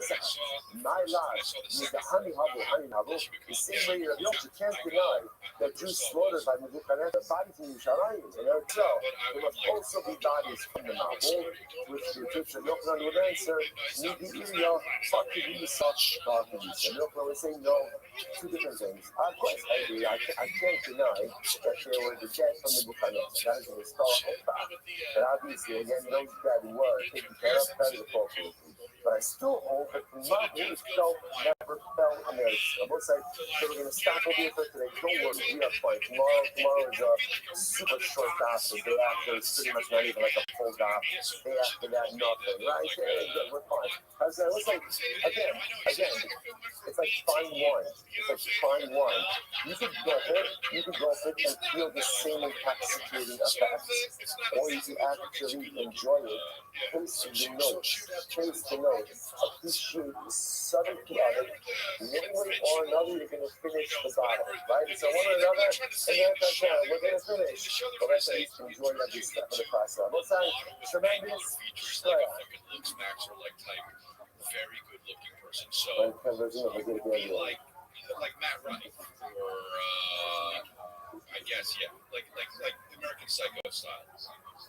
Like clavicular is a good example. What I'm saying, it's not necessarily Ryan Murphy's more time. No, of course, because he's gay. But you can clearly see that. There's no question. You know what I'm saying? I didn't do this. All right, so we'll say good morning. Let us begin a bit of us. Welcome in your section 2. We have an incredible, beautiful, overwhelmingly to start. that today, Baruch Hashem, and as we are beginning our march to the end of the Sefas Tzlachim, which is going to be a monumental epic accomplishment in Eretz Hashem, begin first today by thanking all of our sponsors for this morning's case. To thank our Talmud sponsors for the month of this.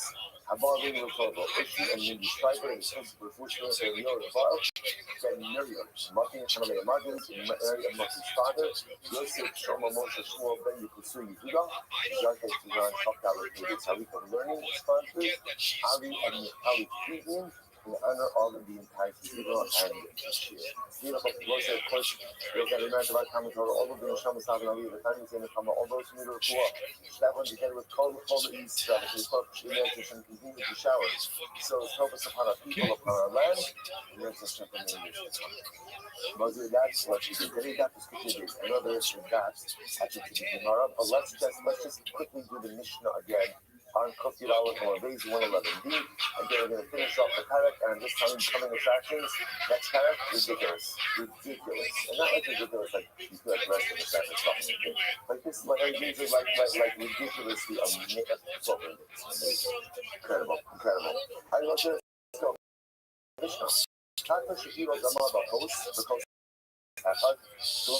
so again, we're still, this obviously this entire parak, the topic of implication is probably going ahead and carbonos. Now, when we say to need carbonos, in the general sense of animal sacrifices, and also, of course, we'll call it other sacrificial matter, like our main part, the comets, like the goddess, things like that. So our Mishnah, which is the last Mishnah of the parak, is continuing along its same theme. So Achatu Shekibo Dama, he goes that up. Shech to the Katos, you receive the blood in one cup. Nasan Bachos, the Chazan B'Nasan B'Chum. If you did a blood application outside, then you did a blood application inside. Or it came of the Chazan B'Nasan B'Chos, or you did it inside and you also did it outside. Ultimately, again, Mishnah says, you are Chayim. Yimar says, Shekulo Ra'oi B'Fnim, because all of this is fun. Again, we're supposed to remember again, overarching principle. How do you know in general if you perform a sacrificial rite or ritual outside? How do you know that you're Chayim? How do you know that you're liable for that? How do we know that? If the same exact parallel act would have been effective inside of it as a mikdash, then there's liability for doing it outside.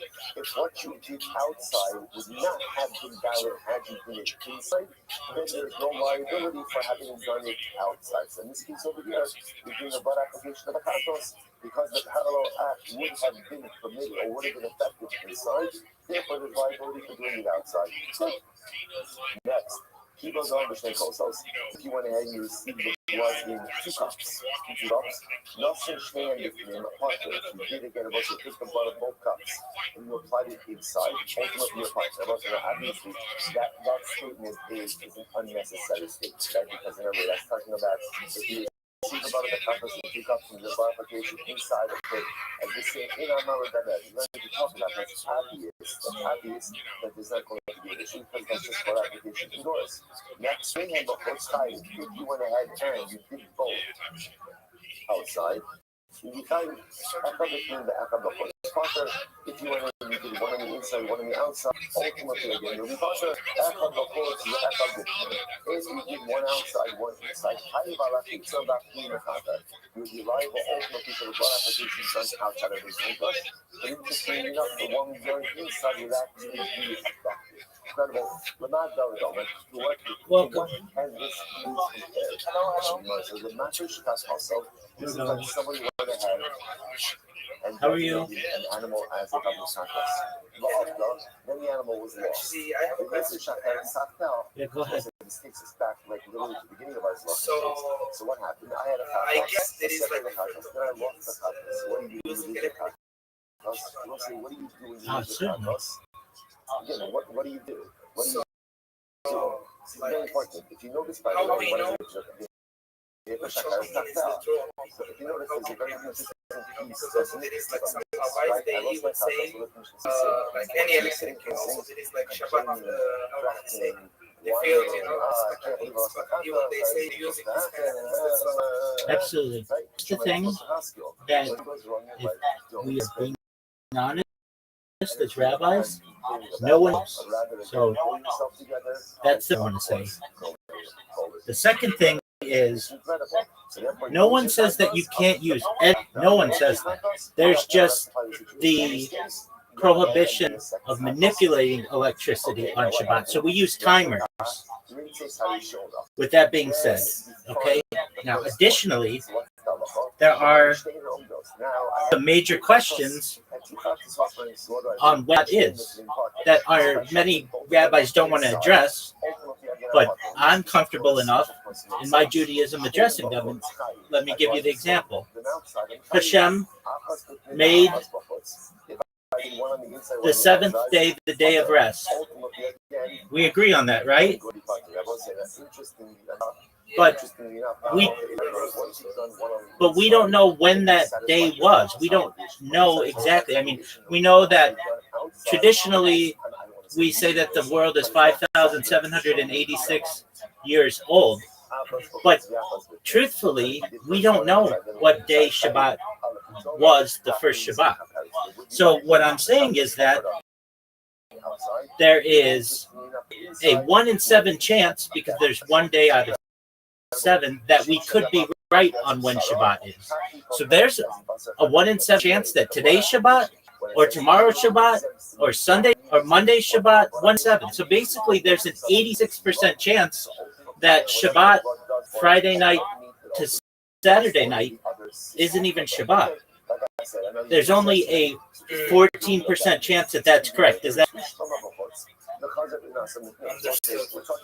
On top of that, and this is like, I love these conversations, so I appreciate you bringing them to me. There isn't anything in Torah that says you can't use electricity. Where the prohibition is in combustion, lighting a match on Shabbat. And there's a good question that exists: is fire the same as electricity? And really, they're not. This is just something that has been around for about 150 years in terms of rabbinical decrees as to considering electricity to be a form of combustion. But in reality, that's not necessarily true. They're separate physical properties. On top of all of that, there's an allowance to use electricity on Shabbat, just not to necessarily manipulate it. So there's an argument to be made that, like, we use blacks, we use hot plates, we use pressure cookers to some extent. We can use certainly timers that are all running on Shabbat. So basically, like, I don't drink on Shabbat, I don't combust Shabbat, I don't work on Shabbat. There are 39 melchot, prohibitions, that I avoid. And when it comes to electricity, I don't take something, charge it, like plug it in, meaning it's already being used. It's already plugged in.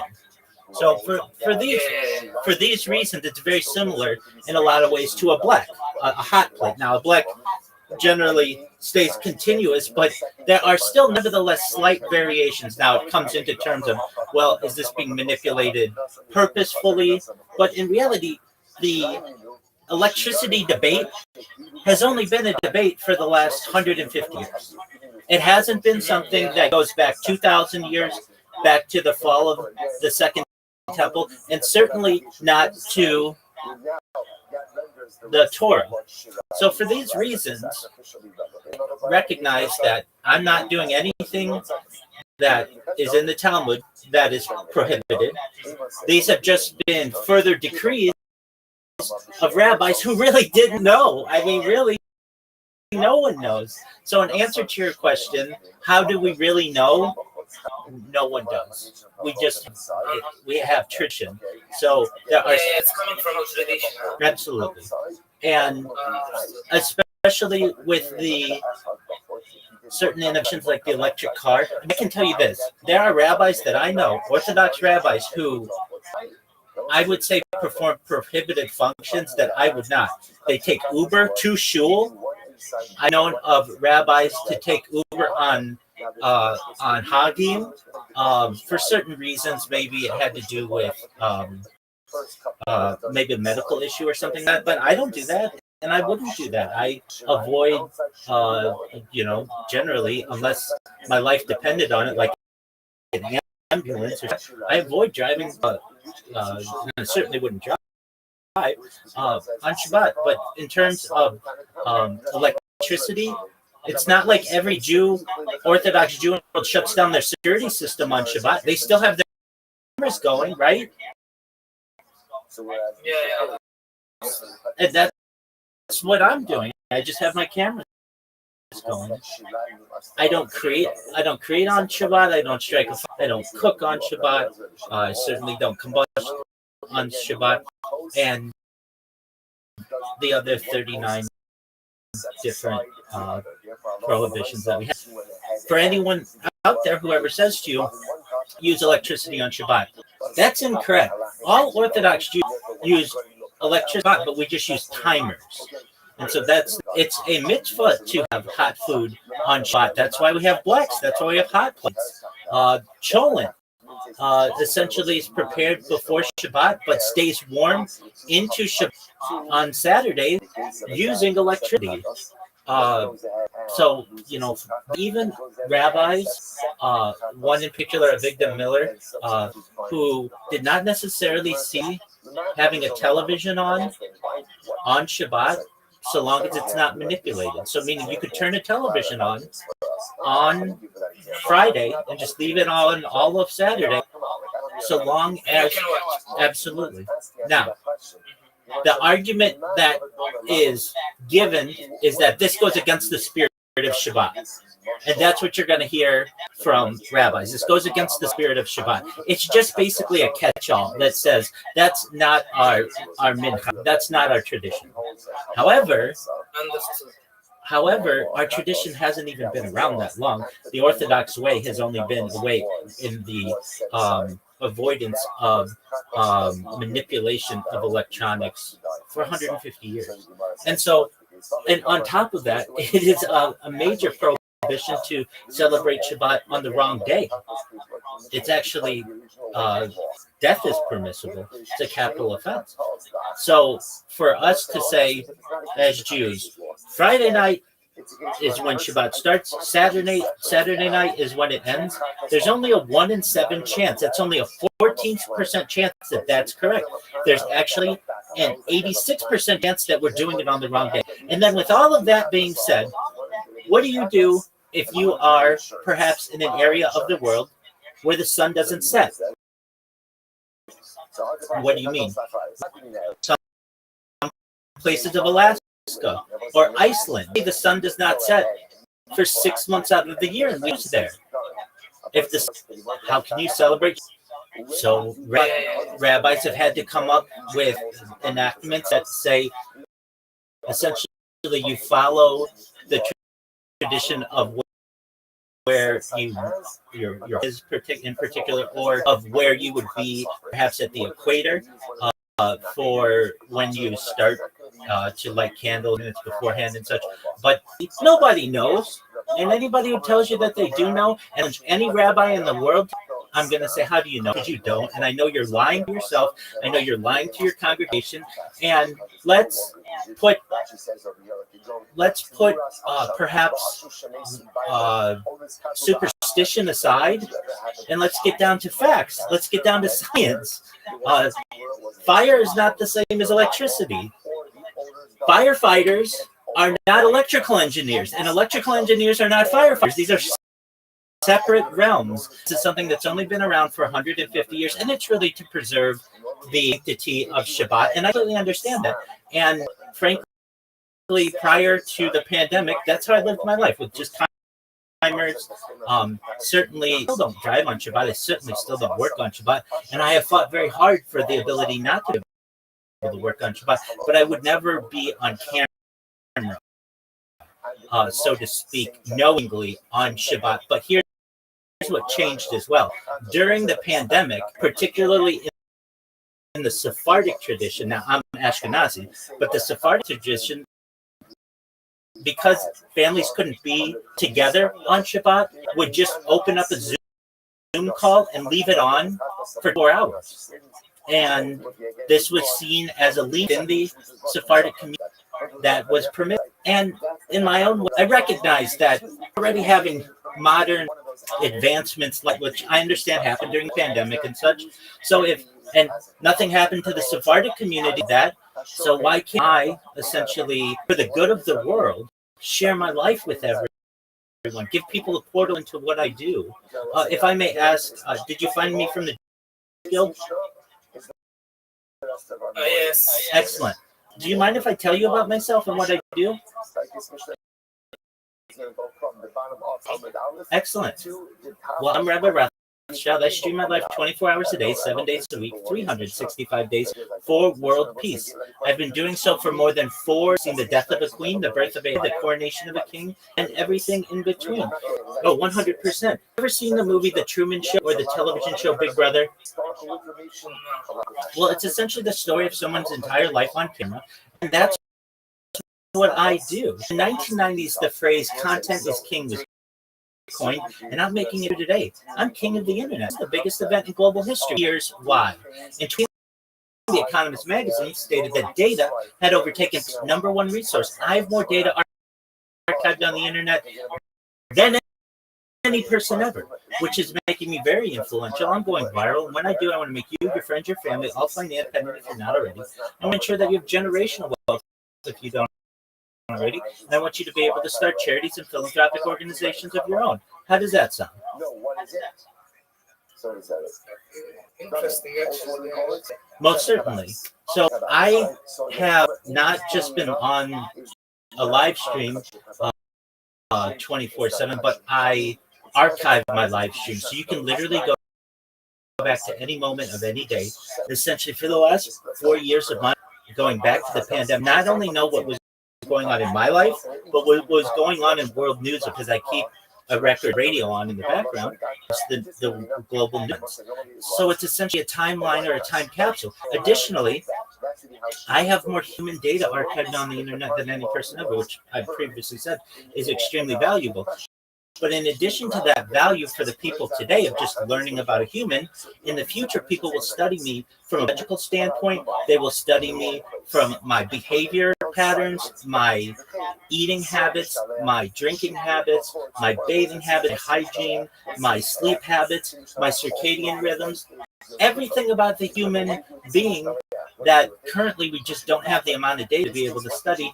We will be able to in the future. Not only that, I'm helping to train AI, unlike any person in the world, because AI needs human models on which to build its examples, and I have more data for AI to be able to study than any person ever. So this is a very important project in global history, and I recognize the importance of it. And instead of being a traditional congregational rabbi or teaching in a yeshiva, I felt that it was my role in society to not only share my life with the world, but also to promote world peace. How does that sound?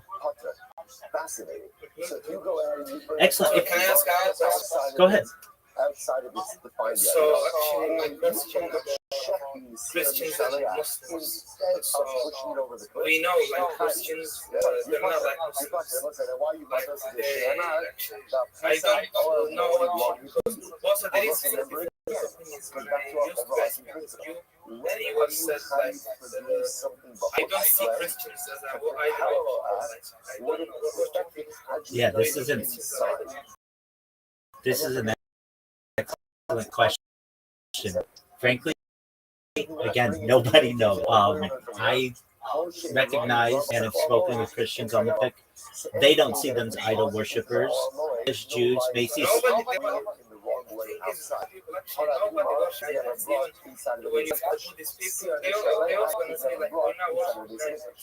That's absolutely correct.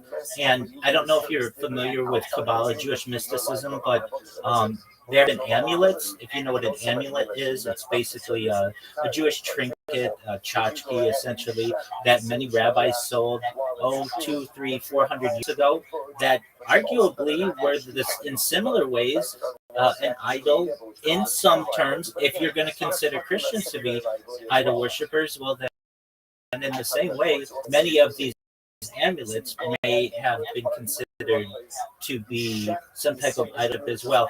It serves into superstition. So, do I consider Christians to be idol worshippers?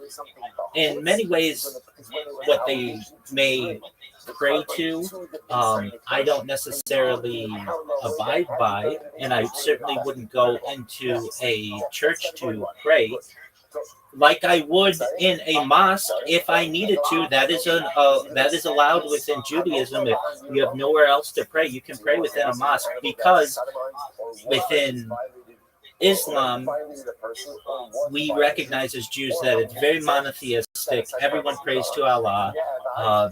Within Christianity, it's very diverse. It's very certainly segregated, exactly. And then you get the issue with the Trinity, of the idea of a Father, Son, and Holy Spirit. But within Judaism, we aren't perfect either, because we have an issue, certainly that comes about in the Zohar, with the Shekhinah, which is like the feminine aspect of God, which kind of does go against traditional monotheistic principles. Now, certainly we believe Shem is one God.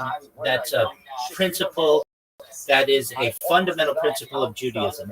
However, when you get into some mystical aspects, particularly in Kabbalah, there are certain arguments to be made that, hey, Christians are separating God and the Holy Spirit. How aren't we doing that with Hashem?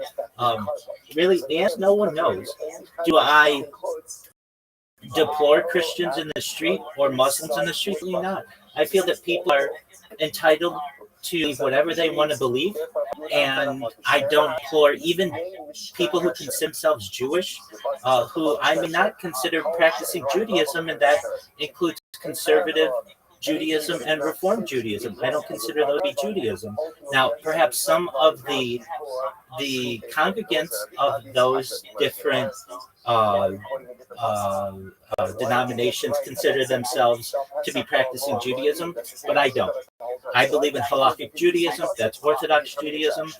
And I long for a day when Judaism can be reunited, and really all the nations can be united. I mean, frankly, we're all in our own way Jews. I've seen it before, and I'll describe it like this: we all come from Abraham. We're Abrahamic religions. So the Muslims consider their connection to Abraham through Ishmael, and we Jews consider it certainly through Isaac and Yaakov, and then eventually you have a branch off about 2,000 years ago within Christianity. But we all come from the same Abrahamic religions, the Abrahamic story. That's our core story. So there's certainly an argument to be made. Islam is just a branch off of Judaism, as is Christianity.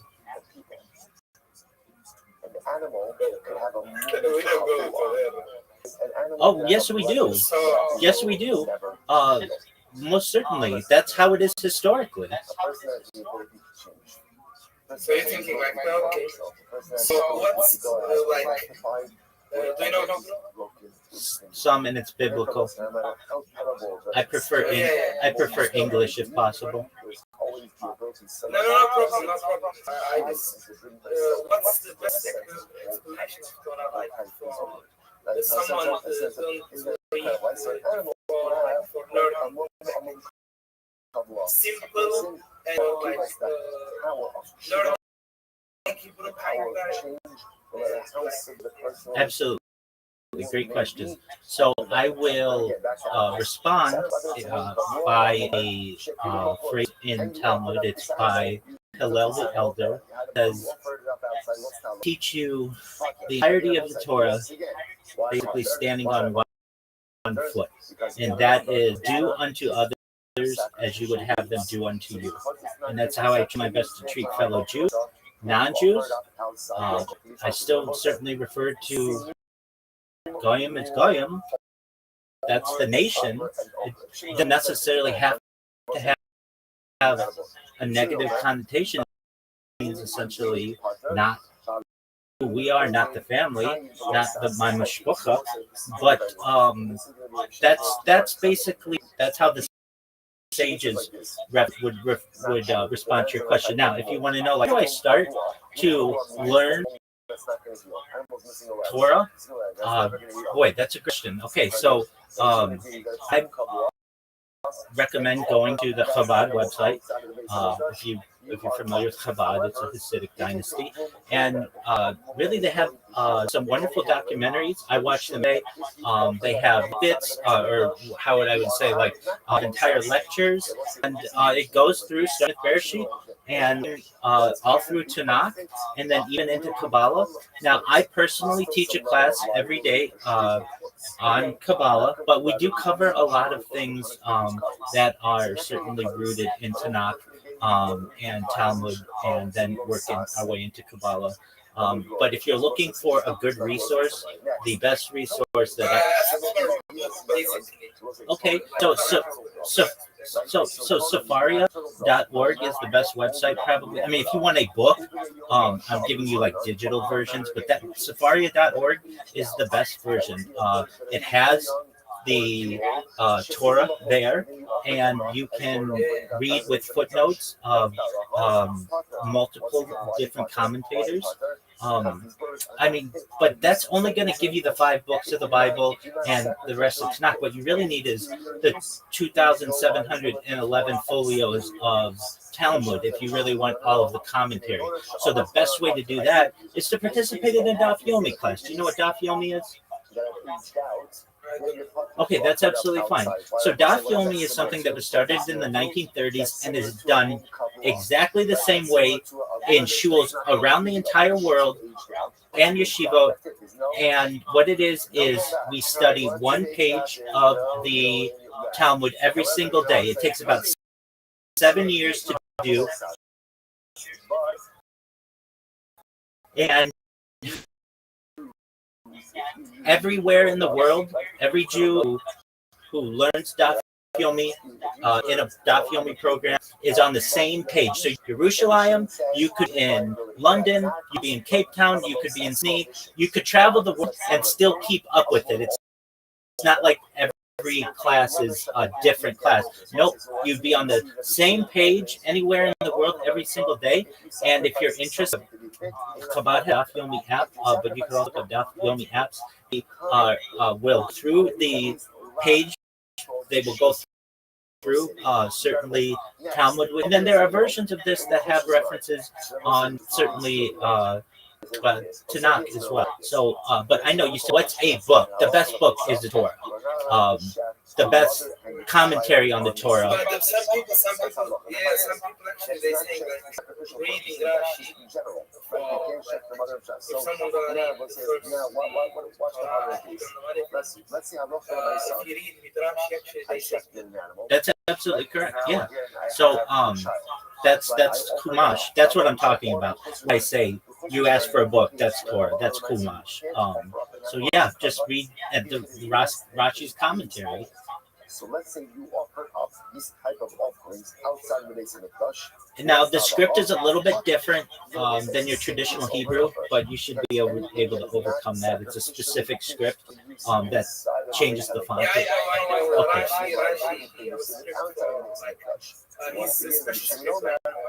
Absolutely. 100%. Now, that's the best way to learn it, and that's how we've been learning it for 1,000 years, or so. But I think personally there are digital alternatives that review Rashi, but also have all the other commentary that's involved, and then also they can make video on it too. So if you see, like, I'm watching Rabbi Silver's commentary on Daf Yomi through the text. He has like 2,000 different videos on YouTube, but he's not the only one. There's certainly quite a few rabbis there who have daily learning and will review. Certainly, Rashi will review all of Tanakh, the Talmud, Gemara, and even Kabbalistic texts. So your present time where and so if you want to get into a book, just one book that I would recommend, it's Torah. It's the Schottenstein if you're not familiar with that, published by Art Scroll. Get yourself one of those. That's the standard. Excellent. That's the standard Chumash that you're going to find in shul in the world, and you can read through it. And it has the independent version that you have. It has the Hebrew on the right. It has the English on the left, and then Rashi around it.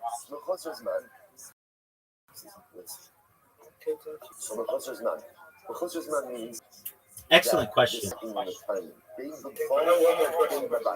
Go ahead.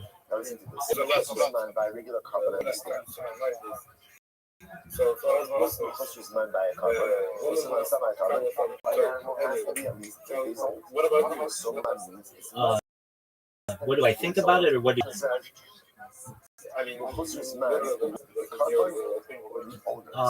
Yeah, they're allowed to believe whatever they. So that's my opinion on what.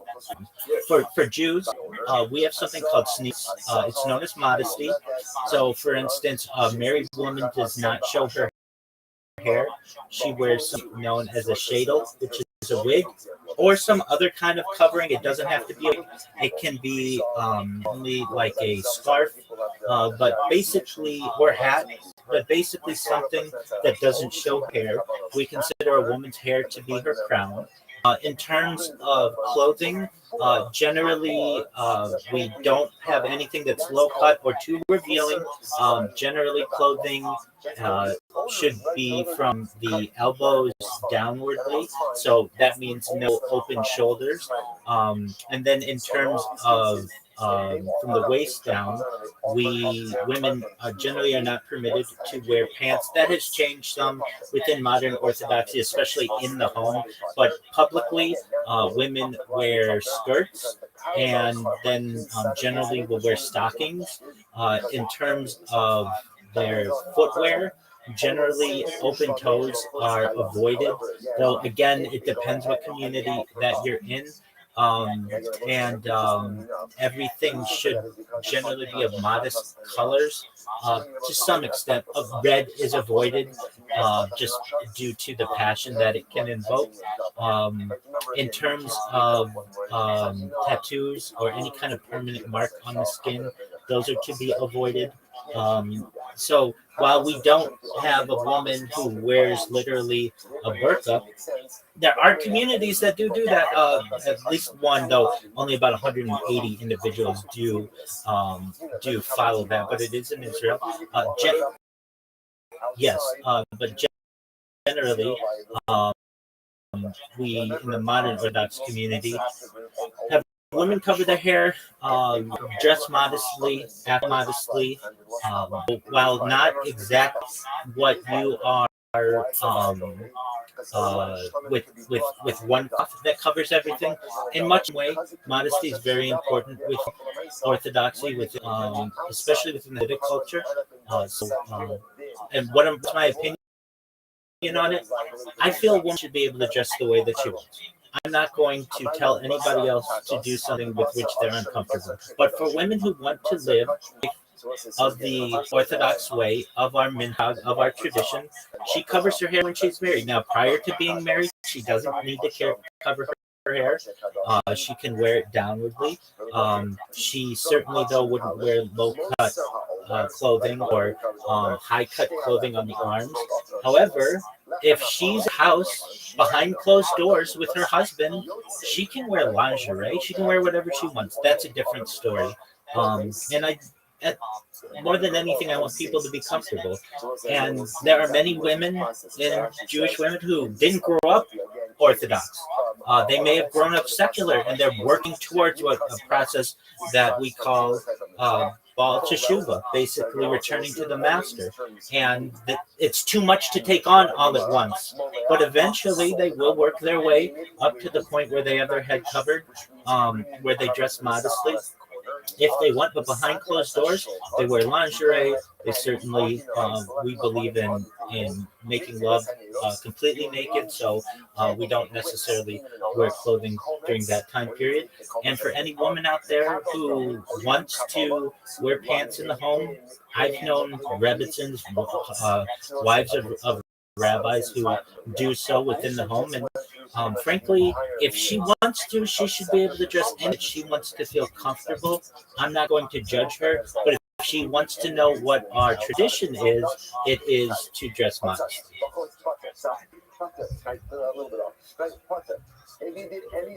Absolutely. 100%.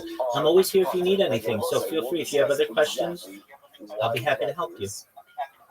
But you did any of these things outside, ultimately again your partner. Rashi says over here, partner, I'm a Yolam the Dice of the Gemara. We'll see why. Obviously, absolutely. I'm here to support you. Go ahead. What's outside? What's outside? The shofar. Or it spoke out again, arranging the wicks in the menorah, which presupposes that what's outside the menorah. Again, so we'll discuss. We'll discuss the righteous, most certainly, yeah. And that's a universal Jewish belief. I talked about it yesterday in class. 100%. Yeah. So I believe as Jews is there's a section of God that is dedicated to the righteous of the nations. So yeah, and we. Yes, exactly. So the 7 laws of Noah are: don't murder, don't steal, don't blaspheme, don't idolatrize, don't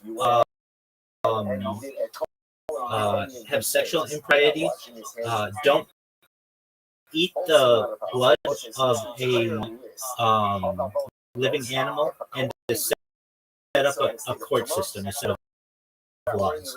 Any person who does that is considered a righteous Gentile and has a place in the world.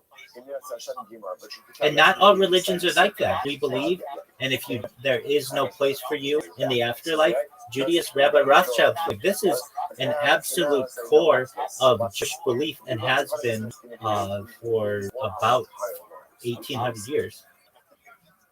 A lot of times, right? 100%. If you want to know the process, what we believe, just to review it, essentially you die, and then there's a period of time of spiritual cleansing. We don't see things like some religions do between heaven and hell. We don't see that way. And if you go back to Torah, the afterlife isn't really discussed too much. If anything, something called Sheol is referenced. That was kind of a neutral place, but in the centuries that developed, and certainly up until modern age, the afterlife within Judaism has developed into you die. Then basically for the first 3 days after death, your body hovers, or pardon me, your soul hovers over your body or stays very close to it. Then there's a period known as basically Shiva for 7 days where your family mourns. You're buried within 3 days very quickly. We don't want the soul to basically not move on to the next area, which is Gehenna. And then from there, what we believe is that if you're righteous for a period of 11 months, your soul is basically purified. And that's not just Jews, that's both Jews and non-Jews. Now, then from there, if you were wicked, we consider it, your soul may need to be purified for 12 months. Now, with that being said, there are arguments to say, well, what happens then? And they're not even consistent in Judaism. There's one rabbi known as Rambam who says, for the very wicked, you can perhaps be excluded But then there's Ramban, Nachmanides, who said, and more Kabbalistic thinking, that even the most wicked people in the world will not lose a place, perhaps. They just may need more cleansing than your average person. And then from there, what we believe is then the soul goes to a place called Gan Eden. That's Hebrew for certainly the Garden of Eden, but it's just it's a metaphysical idea. Then what we believe is not that death is permanent at that point.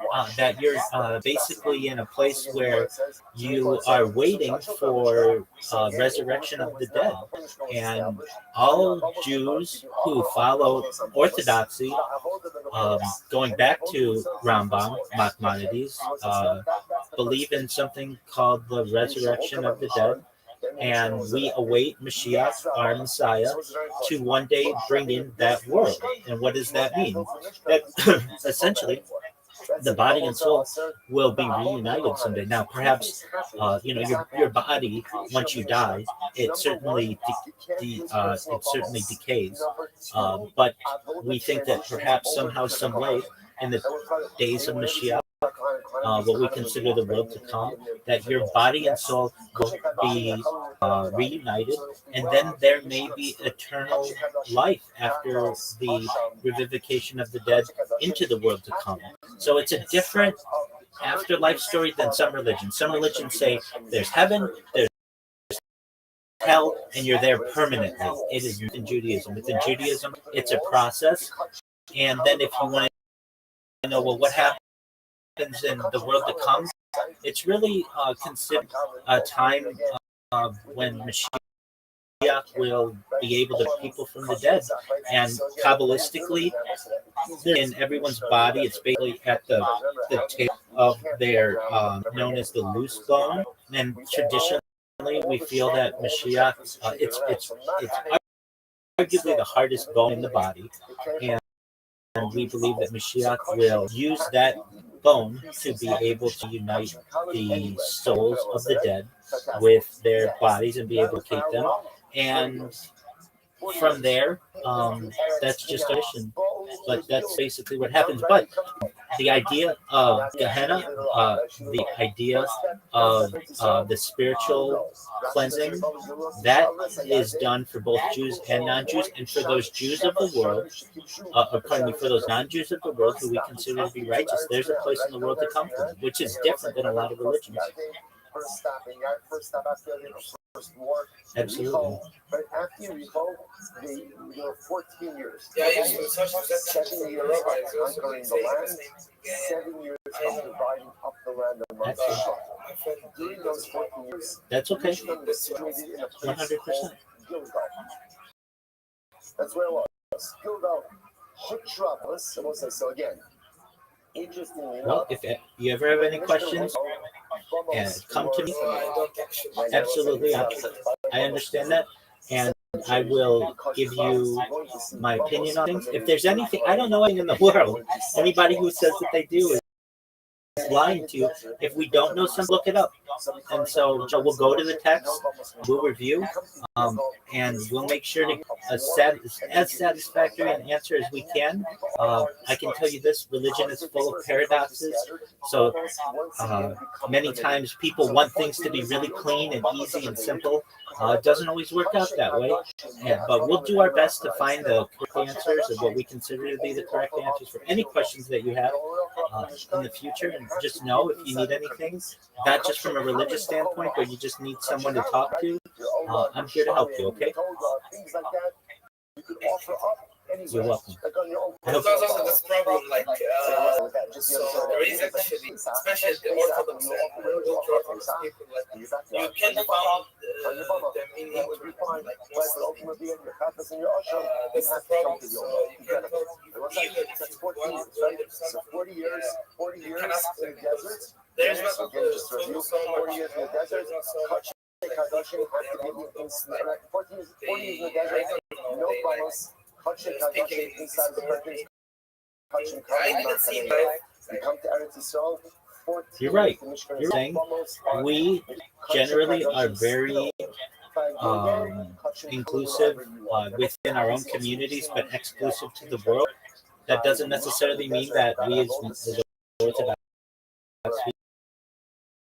people or Hasidic people don't use the internet, but we recognize that many times people want to debate religion with us, and we just want to live our lives.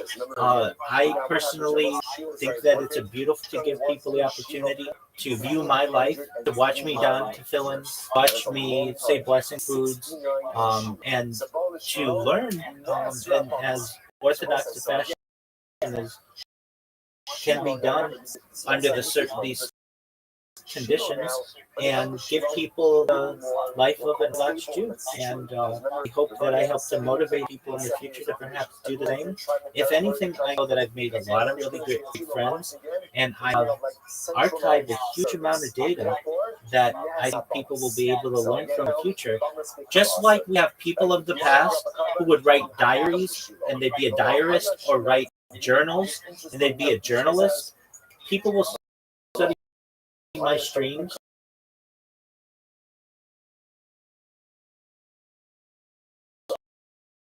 for the historical that in my life. They're going to learn what it's like to be a Jew. There was no fixed lashes in the sun. There were no words, there were no boards. Right? Ultimately, again, Ella, there was all right, my friends. Well, I mean, you can stay as long as you want. You're always welcome in here.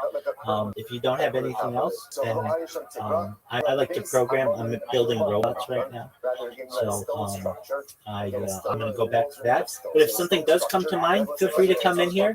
If I'm ever asleep or you don't want to disturb me, there's a section of the server that says "Ask Rabbi Anything." You just put it in there, and I will answer it as soon as possible. And if you ever want to get a hold of me in Jewish Guild, I usually keep my mic off in there, and I'm not listening to that computer. So just tag me, and I will address whatever issue that you have as best I can. You're welcome, my friend. Now we're going to see what that means. Absolutely. Absolutely, I'm here to do that. Take care, my friend. Peace. Shalom. An inheritance. We're going to see that Menucha refers to Shiloh, because again, we were in Shiloh for 369 years. And Nachala really refers to the Beis Hamikdash, which we'll discuss. So what happened is Kachek Adashim Yachal. So once again, Kachek Adashim consumed inside of the church, inside of the formal Mishkan pieces. And Kachek Kalim Umaysoshimi called Haroah. That was very unique. Right? And remember again, up until this point in time, remember again, the last time we had Kachek Kalim being consumed, right? This was by the Mishkan in the desert. And there, where did you eat it? Where did you eat Kachek Kalim? Nachane Yisrael. Here by Shiloh, you can't Nachane Yisrael. Where's Nachane Yisrael? Nachane Yisrael is all there to Yisrael. So in Shiloh, where did you eat Kachek Kalim? Anywhere you could see the Mishkan. As long as you can see the Mishkan, you can go ahead and eat Kachek Kalim. Remember again, in the temple, when we're in Shiva, you can see exactly what this means. Because Shiva, remember again, the Mishkan is situated a little bit on one end in elevation, but it's surrounded by mountains. Which means you can envision, by the way, that's what it means. You can eat it, right? So you offer up your carbon in the Mishkan, and then what do? You go out here, you park yourself, park your pizza on one of the surrounding mountains, which is why I mentioned many times. So when you go to the hills of Shiloh, and what can you find? Pottery shards. Pottery shards from the times of the Mishkan. Why? Because people would come, they'd offer up their carbonates. Again, about say, remember again, what do you do with the shards of the pottery shard that has carbonic absorption? What do you do with it? You break it, you can't touch it. This is very good. This is very good. Right, so literally, again, the pottery shards are in the holes of Shiloh, not again from the times of the Mishkan. Absolutely incredible. Absolutely incredible. All right, good. Good. So that's Shiloh. 369 years. Next, Baal Lenov the Gibon. And I will say they came to Nov and Givon. Now again, the point over here is it says Nov and Givon like it's one place, it's two places. Look at Rashi in just a moment. Let's say Rashi on his back is on both sides. So I'm now on the left hand side of Rashi, about halfway down. Bo'ol and Nov and Givon. Very important. To Shechar Shiloh. Now again, let's say this is fascinating. Shiloh was destroyed. Now listen, if you're looking for this story in Navi, you're not going to find it. It's fascinating. The story of the destruction of Shiloh is not explicitly mentioned. When was Shiloh destroyed? Look at Rashi. The Shechar Shiloh, the Nilka Ha'aron B'Ne'eli Bo'u Inot. Again, in the famous war, right? Again, where Eli's sons were killed, the Aron was taken captive. This is when Eli fucking in Pinchas. The Navi told us, unfortunately, of Jews, their position of power. They made a tremendous mistake. They went out to war against the Christians, and they took the Aron with them. They weren't supposed to do. So then that's when Eli hears the news. He falls back. He falls backwards. He breaks his neck. And he dies as well. The Aron is taken. So the Gemara says, Shiloh was destroyed. Now, Bo'ol and Nov and Givon, Ne'emar Abraham. Lechem Kodesh Hashem. Alo Shofar Mizbeach Hasamara. For the Novi Nation. So again, Shiloh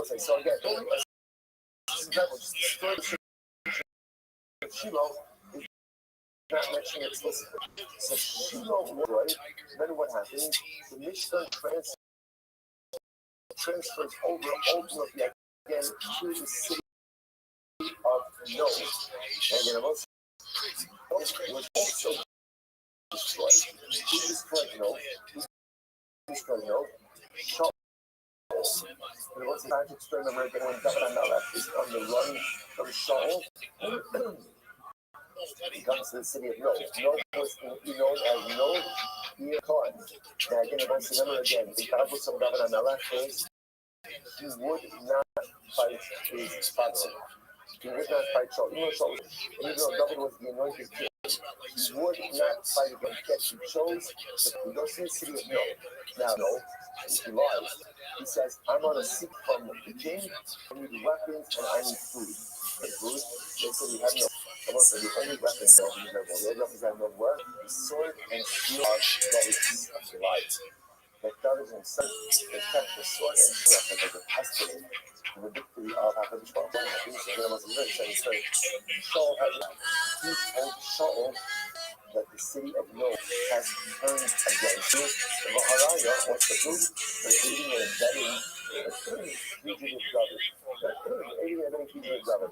Shaul was so poisoned against his son-in-law that he went ahead, he believed it, and he goes in and he slaughters Nov Yaakov. That's when Nov was destroyed. After Nov was destroyed, ultimately again, the mission was moved to a city called Givon. Right? So again, you got Shiloh 369 years. After Shiloh is destroyed without affliction, it then goes to Nov. Shaul destroys Nov, it then goes to Givon. So that's what I said. Oh, we're Nov and Givon. So also when you're listening to Nov and Givon, quick drop on it. So what you see something very interesting.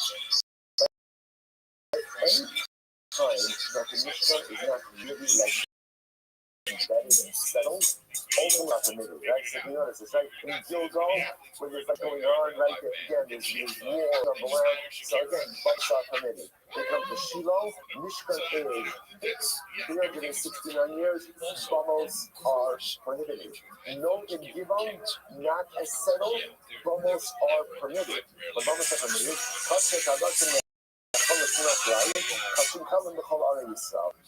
So what happens? So then again, when bubbles are permitted then on a bummer, I'll say you are limited to what you do on a bummer. What can you do on a bummer? Only things that can be offered us as neder or nidava, right? So shlamim, hoda, Adam Pesach, those type of things. But anything obligatory, right? Essentially, is kachik hadashin. You have to go to the Mishkan. So that's not being given. So what's saying? Bo'ol Yerushalayim. Ba'al Yerushalayim. Aren't those words so beautifully sweet?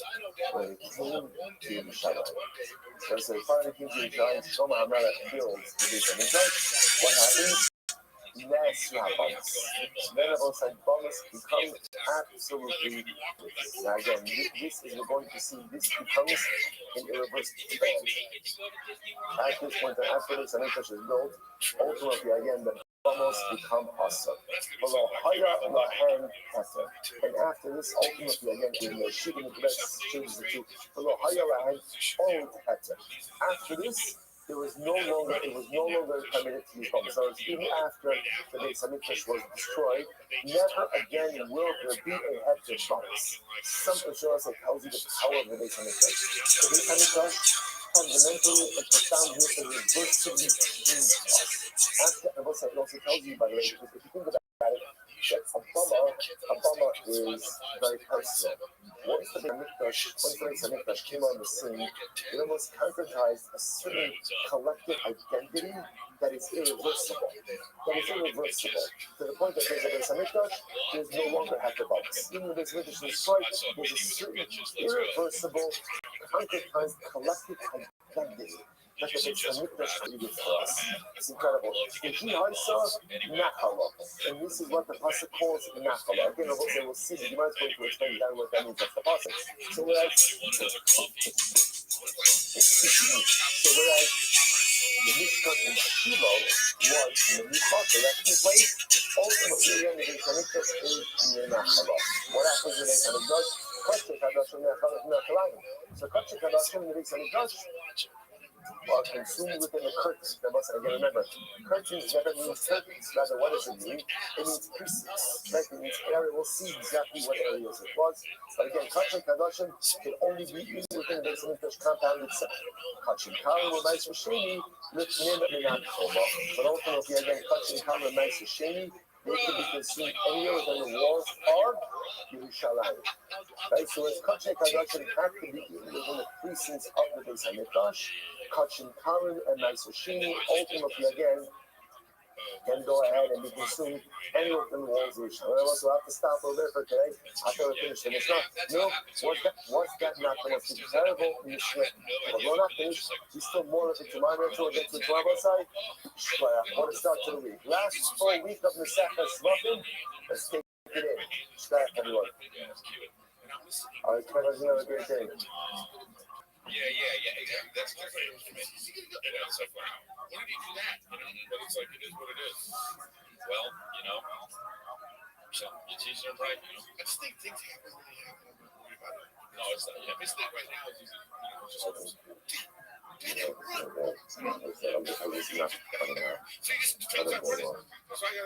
all right, then we'll say good morning. Good morning. Let us begin our Dr. Welcome in your session 2.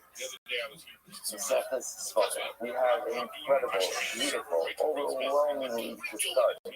That today, Baruch Hashem, and as we are beginning our march within of the Nesachas Svachim, which is the monumental epic. Now, proceed to the session. We did first by thanking all of our sponsors for this morning's trip. The same hour sponsors for the month of Friday. Amarvin Latovo, the library, especially with Wushville, Yoda File, Ben Miriam, Hanalea Marguerite, Aaron Murphy's father, Yosef Shimamon, then you can see the Judah, John Kigan, Fakala, Salito Learning sponsors, Ali and Miss Kali's teaching, in honor of the entire Judah and Judah of Closer, of course, you're very nice about coming to all of the Nisham Sagan, Ali, the time to come all those meters who are 7 today with all the needs of the focus, we know that we continue to shower. So help us upon our people, upon our land, and your social community. But let's just quickly do the Mishnah again on $50 on days 111. Again, we're going to finish off the parrot, and this time coming attractions. That parrot, ridiculous. And not like ridiculous, like you feel like the rest of the set is talking about. Like this, these are like ridiculously Incredible, incredible. I was in a Mishnah. Kata Shakiro Zama Bakos, because Hakat. So again, we're still, this obviously is entire this topic over here, but the halachic implications of going ahead and offering karbanos. Now, when we say karbanos, we mean karbanos in the most general sense, animal sacrifices, and also, of course, all other sacrificial matter, like the chomesh, like ketoris, things like that. So our Mishnah, which is the last Mishnah of the Parak, is continuing along its same theme. So Achat Shekibot Dama, because Achat, you receive the blood in the water. Nasam puts the Chazar B'Nasam. So if you did a blood application outside, then you did a blood application inside. Or it's named the Chazar B'Nasam, or you did it inside, and you also did it outside. Ultimately, again, the Mishnah says, you are Chayiv. Not Chayiv. Iman says, because all of this is done. Remember again, overarching principle. How do you know in general if you perform a sacrificial rite or ritual outside? How do you know that you're Chayiv? How do you know that you're liable for that? How do you know that? If the same exact act would have been effective inside of it as an church, then you're liable for doing it outside. If what you did had been valid had you done it inside, then there's no liability for having done it outside. So in this case over here, you're doing a blood application of a contract because the parallel act would have been permitted or would have been effective inside, therefore there's liability for doing it outside. Next, Kibo Dog is like also, if you went ahead and you received the blood in 2 cups, Nothing Schwingen between you did again, it was a blood of both cups, and you applied it inside. Ultimately, your partner. Obviously, that statement is unnecessary. Because remember, that's talking about if you receive about the chocolates or 2 cups and your verification inside of it. As they say in our Mama Dada, we're going to talk about obvious. That's obvious, but there's not going to be an issue for verification indoors. Next, and you did both outside. You decided after between the Akabakos partner. If you went and you did one on the inside, one on the outside, ultimately again, you'll be covered. If you did one outside, you'll be liable ultimately for the blood application done outside of the business. But interestingly enough, the one done inside would actually be effective. Incredible. The math does that. To what can this be compared? So the math type also, this is someone who went ahead and designated an animal as a covered contos. Then the animal was lost. Now, so it takes us back to like literally the beginning of the walking days. So what happened? I had a katos. I separated the katos. Then I lost the katos. What do you do when you lose your katos? Listen, what do you do when you lose your katos? Again, what do you do? What do you do? This is very important. If you notice, by the way, what you're doing is the Hefer Shakar is not cow. So if you notice, there's a very interesting piece that's missing on this, right? I lost my katos, so let's just say replace it. What's missing? What's missing? Complaining, practicing, whining. I can't believe I lost my contract. This wasn't supposed to happen. Right? Because it's a tremendous emotional skill. When something goes wrong in life, don't spend your energy and time complaining about it. But rather, again, pull yourself together and figure out a course going forward. Incredible. It's incredible. So therefore, you lose your contracts. You lost your contracts. You got to rectify the situation. In this case, go ahead and bring a second contract. Okay, now what happened? The Africa, you didn't say Sarishona. Then you find the first one. So what's the halacha? Now I have 2 katas and 2 katas offering. So what do I do? Shafach came between partners. So if I shafted both of them inside, ultimately I'm going to partner.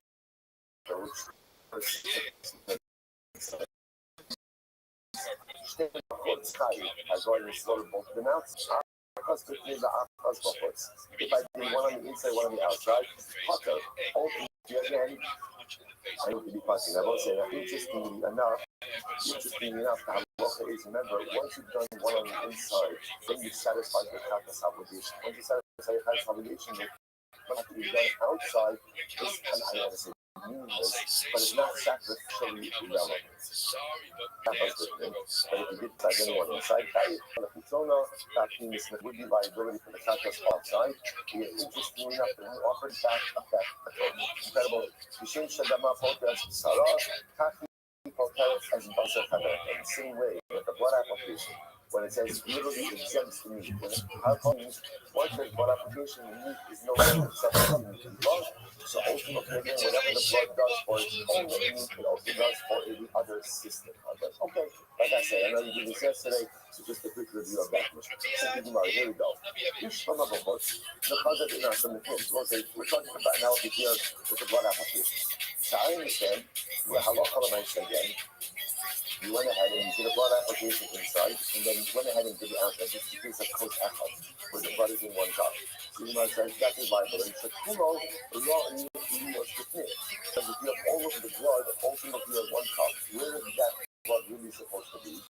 Inside, there's go ahead and you do blood application, and then you go and do a blood application inside. I understand why there's liability, because the blood that you sprinkle, the fact is really fit to be sprinkled inside. About the name, the hammer and the hooks. But again, if halakha nicely, you did the blood application on the inside, and then you did it outside. So why should there be liability? Why? Because we'll say, once you do the blood application on the inside, like, what is the rest of that blood called? What is it called? Shirayim. And again, I will say, in general, shirayim is not naked. Leftover blood is not halachically, I don't want to call it halachically relevant, because remember, you're still supposed to pour out the shirayim, right, by the base of the mizbeach, but at the end of the day, it's not as sacrificially relevant. So what's this? If you have 1 cup of blood, you do a blood application inside, then you go outside and do a blood application. You said you're chayiv. Why should you be chayiv? Once you do the blood application on the inside, the rest of the blood is shirayim. And we'll say, remember again, this is our overarching principle. When is there liability for doing something b'chutz? When the parallel act would have been effective inside of the Beis Hamikdash. So again, over here, by sprinkling outside, shirayim blood. What would shirayim blood accomplish inside of the Beis Hamikdash? Nothing. So why should I be liable? This keeps on surfacing. This keeps on coming up over and over again. Hamani, Rabbi Nechemiah.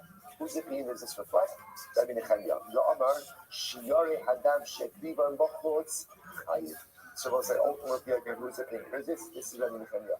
Because Rabbi Nechemiah will say, the opinion will hold that halacha l'maisa holds that shirayim blood is still considered to be sacrificially relevant blood. Take a look at Rashi for just a moment. Rabbi Nechemiah. Rashi says it's in the second short line of Rashi. In the Nechemiah, the Chalik Ali, the Amar Hafak, Kibam Dama Bakosafak, Nasa Mikim Bakosaf, and Nasa Bakos Chayid, the Shrine Minu, the Shiari Hadam Shekrivi Bakos Chayid. So we'll say, Rabbi Nechemiah is of the opinion holds that no Shirayim is still sacrificially relevant blood. And therefore, again, even though you did a blood application inside, now that renders the rest of the blood shirayim. Shirayim is still sacrificially relevant, and therefore you do another blood application outside, you're going to be chayim. Whereas the one second, you have Nechemiah, but look at the Mishnah. Keep on come up, snake households, in 2 cups, nasan shnei in potter, shnei mochotz chayim. Did the blood application of inside. Which means again that it works. If shnei bachotz, if you did it outside, ultimately chayiv. But the name of the echaz bachotz, if you did 1 cup inside, 1 cup outside, potter. Or second, how could that be? Probably Nechemiah, Shiari Hadam Sheklim bachotz chayiv. Now listen, here's the problem. The problem is that last piece, 2 cups of kafas blood, you do 1 inside, 1 outside. The Mishnah said, potter. Now, the reason the Mishnah said Gepatra is why? Because you accomplished the blood application with the first cup that was done inside, that essentially second cup shirayim, and shirayim outside should be relevant. But if you tell me that this is reflecting the review of Rabbi Nechemiah holds that shirayim is relevant, in which case you should be chayiv. To which the Gemara says, Seifa asor l'tanakot Rabbi Elazar Rabbi Shimon, Damar kos osed v'choy v'chavero. The essentially the Gemara says is the Mishnah is reflecting multiple opinions. So whereas the first part of the Mishnah is reflecting the view of the opinion of Rabbi Nechemiah, who holds that shirayim are still halachically relevant, the second part of the Mishnah is focusing on the view of Rabbi Elazar Rabbi Shimon, who holds that literally again 1 kos does deeply, 1 kos sets aside the other. Therefore, halacha l'maisa, once you went ahead and you did the blood application, you can put in 1 cup inside the thing. the second cup is halachically irrelevant, and therefore once you go and you apply it outside, there's no liability. Fascinating. Okay. Lemad David Omer, the Mishnah that went on.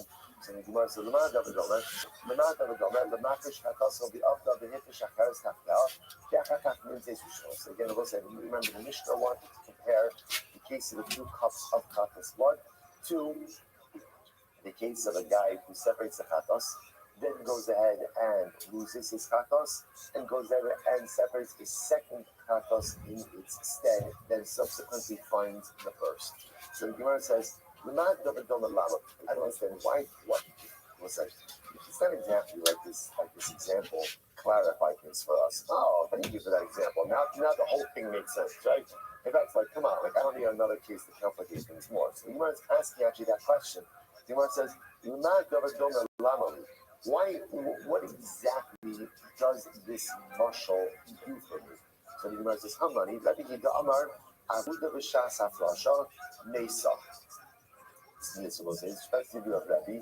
Rabbi holds that halacha itself, an animal, a chatos, that was lost at the time that the second chatos was set aside. If that first chatos ultimately again is found, he's left to die. It's mesa. So the Gemara says, so what's the case? Here's the way we set it up. The reason ultimately again that the chatos was the Mishnah is because the original one was lost. The Lord said, what happens if it's not a case of the chatos is lost? Instead, it's a case where a person practically separated out 2 chatos offerings. Why would I do that? I'm a planner. Right? So because I'm a planner, I like to have a backup. I always like to have a plan B. So therefore, again, proactively, I set aside 2 chatos offerings. One is going to be my chatos, and one is my insurance. So the Gemara says, so how do you how do we know they cover already? Now, listen, here's what's interesting. When you go ahead and you proactively, and again, apparently this was done. A person was stepping out of chatos, and he wanted to have a backup animal just in case. When you, because it's clear that only one of these animals is going to be a chatos, the other one is Nikula, is from the beginning as an Ola. Because again, I don't need 2 chatos offerings. One of them is going to be used, one of them is not going to be used. So the one that's not going to be used is from the beginning designated as an Ola. So fascinating.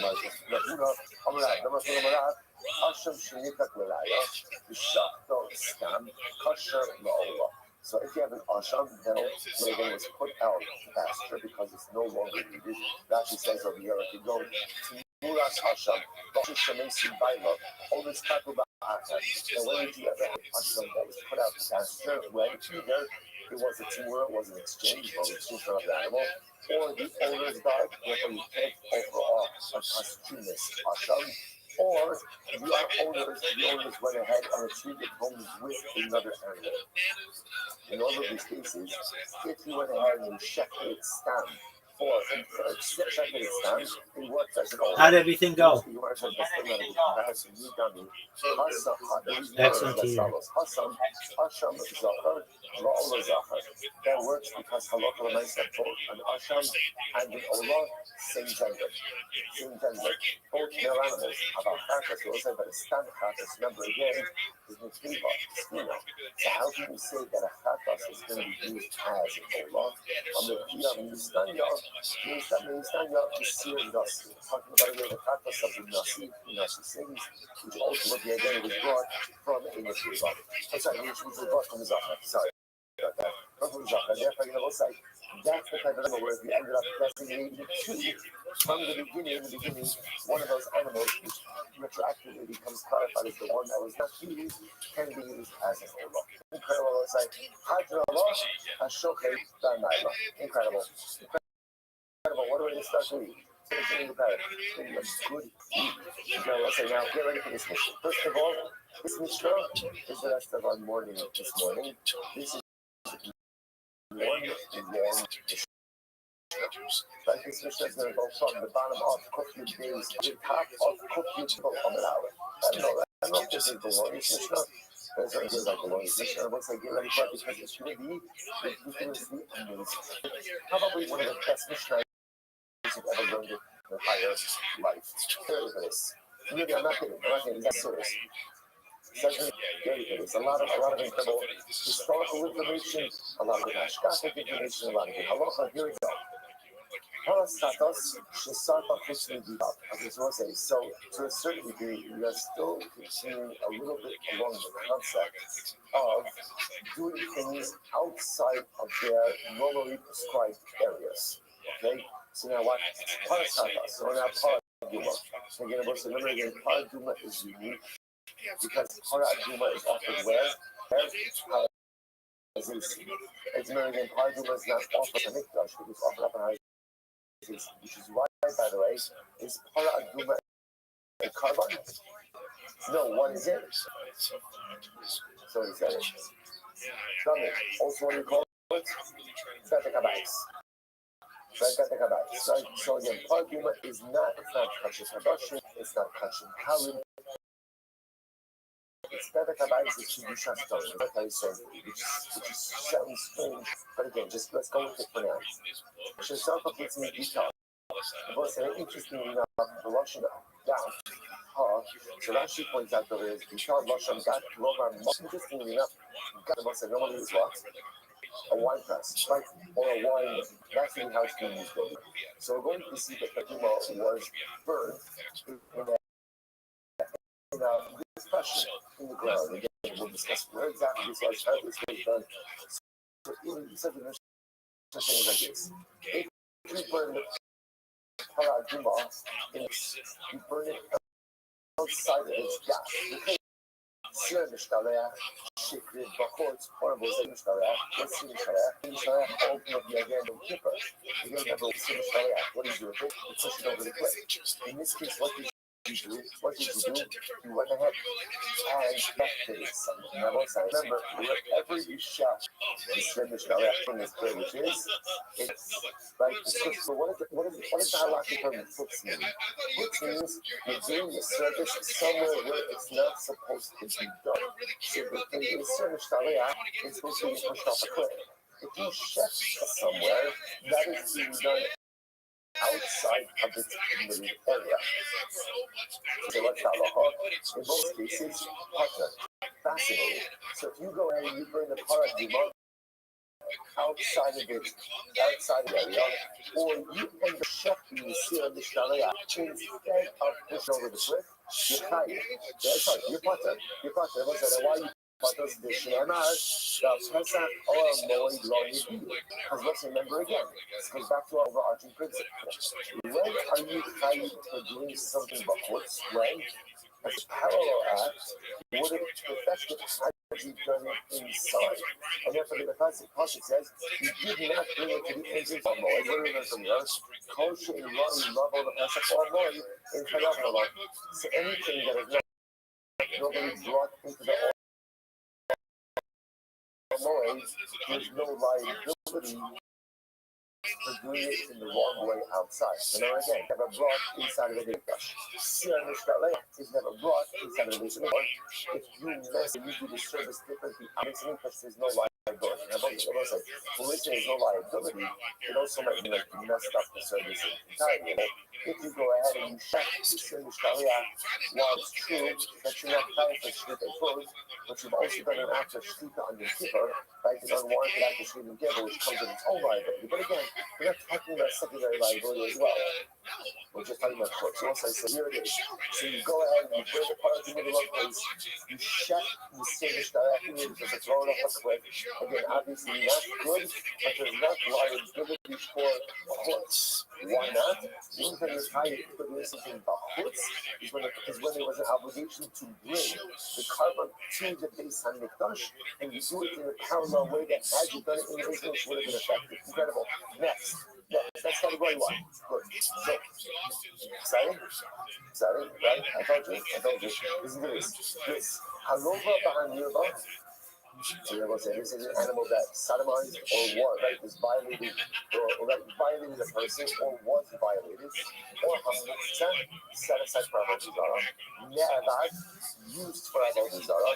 Nifir, sold, frightened, sold for a dog. Esnan, ultimately again given to a harlot for getting for services. Kilaim, as a result of crossbreeding. Shaitan, again, typically has some type of internal injury that would cause it to die immediately. Yotzei Dofen is an animal that was not born naturally, but an animal born through C-section.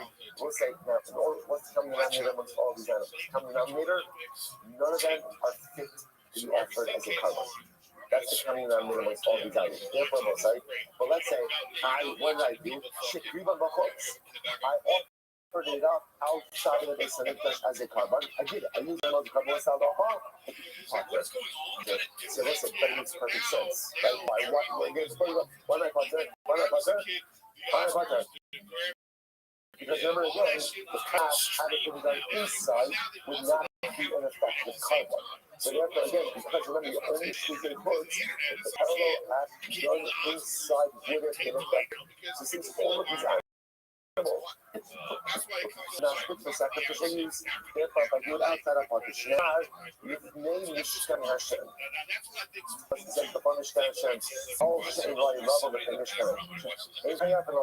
Anything that is not fit to be brought as a proper carbon, ultimately again there's not liability for shute ekot. No one's going to be obvious kasha the Gemara is going to ask is, why are you quoting a different passage? Right? Why don't you just write again same thing? Oh boy, Lord, that's what we've done it the whole time. So why do you think he's in fun? Okay, running the trap. Next. Hallelujah. Right, so what's the blemish animal? And in the world of women, there's two different types of women. Like, what is that famous body woman tool? And what's the something called a kabua? What's a mum kabua? Mum kabua means the blemish that is not going to heal. And the animal has a whole heart. Or something about that you see. But some other type of more. That animal's missing away.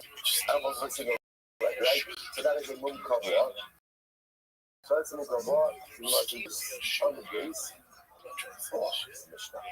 Finding mum kabua. Or the passing mum. What's an example of a passing mum? A broken leg. Right? So again, a missing leg, mum kabua. A broken leg, over. A mum over. So there's sort of point to realize the great distinction between animal and people. And the animal can have mum kabua, right? An animal can blemish that will never heal. A person has the ability to himself. The person has the ability to go ahead and rectify whatever is broken. And then the person has a terrible, the spiritual maybe, always the ability somehow to address it, to get a sense of hold tight is a word. Right, so isn't that incredible? Right? So an animal can have a mum kabua. A person who's give us the power of change, no matter how severe the person is, you can prevent it. Back to animals. These animals, like a raw or a mum over, shoot them up words. And you offer this animal, you can animal there. You had a mum, put it up outside, what's called a hawk, partner. Again, once again, why am I partner? Because you can remember, this animal is not fit for sacrificial use. Once it's not fit for sacrificial use, you offer it up outside your body. It's the same rule over and over and over. Shimon says it depends. That was incredible. Shimon Omer, Bali Mumin Kuduin partner, Bali Mumin over in trying below Sas. Okay, Shimon says this is going to be very interesting. And this is going to be a thing we're going to keep on commenting over here. Shimon says like this. Not sure. It depends on the type of mum. If it's a mum kabua means that it's a mum that's not going to heal. Animal's missing a leg. It's never going to heal. So if I get it, then you shouldn't agree that it's a mum kabua and you offer it up to that animal outside of the base of it. Because you are partners. However, the type of mum that is going to a broken limb, so the Shimon says that for that animal up outside of it, you are high and nice, but you are in violation of Osasne. They will say, well, one of the things the Shimon holds like this. The Shimon holds that any animal that is presently unfit, but will become fit, there's still some level of liability for shooting quotes. Again, not complete liability, because normally for shooting quotes, the punishment is cuts. So you're not going to get cuts, but all you will be in violation of the low sauce. on the prohibition. So Moshe says, just keep this not loaded in mind. Next, Shalom Yes Manon was a told are turtle doves. So told them if you have turtle doves not yet old enough to be offered up. They don't know, Shabbos Manon, or matter again, pigeons that have aged out. Right? So you have birds either too young or too old, Shekivim Mahor, and then you offer them up as bird offerings outside of the nation itself. What's Halacha? Potter. Once again, why Potter? Because these birds are not fit for use inside the nation itself. If you're not sacrificing for interior use, there is no liability for exterior use. The Mishnah says, no. In order to others, I agree with you. In the case ultimately again of pigeons that have aged out, then you're partly to offer it up outside. So what is that similar to? That's similar to a mikavua, right? That's similar to a blemish that's not going to heal, because once you've aged out, that's it. There's no going back. Right? Once you've aged out, there's no going back. However, let's say, but if you use turtle doves, right? If you use turtle doves, ultimately again, right? If you use birds that ultimately again have not yet reached the right age, that the Shin says there is liability for that. Not hers, but a low sase, a mission. Why? Because what is that similar to? A move older. That's similar to a blemish that ultimately is going to go into the So once again, you see that the Shin is holding that our local myself sacrifice something that is never going to be fit in your pocket. If you sacrifice something that is not yet fit, but will become, there is at least a large prohibition associated. Next, although the SPO, there was a really significant cases over there. So it's like this. For Soviets, it was like this. There's a legal prohibition that says in Halakha Lemaisa, you are not allowed to share a mother and a child on the same day. That's halakha. And by the way, that's not just for sacrificial purposes. That's just like you can't share the mother and child. Now, watch the following case. Let's say Halakha Lemaisa, I shech an animal, right? And now again, I have the child. So I offer that up. I offer the child, or because it's mine. Because this man means it means for halakha lemaisa you can't offer up an animal as a carbon if it is less than 8 days old. So we offer up these type of offerings outside the base of the Dutch. What's the halakha? You're going to say it's the same case over and over, because anything not sacrificially fit for use inside of the base of the Dutch, there's not going to be liability for using it outside of the base of the Dutch. Once again, Rabbi Shimon Omer, Harei to the Rosas. And the Rosas, Rabbi Shimon said, no, there is liability. Why is there liability? Because in both of these cases, although the carbon is now, but what? It will be fixed. Right? In the Soviets, so you check the mother today. You can't check the child, you check the child tomorrow. Or right now, the carbon, the animal is 6 days old. Using focus. So let's get about Rabbi Shimon over and over. So Rabbi Shimon Omer, here it is. Shimon says, "Kol shuloi ravo la'achasman," any animal that is presently unfit, but at some point in the future will become fit, is a below sas.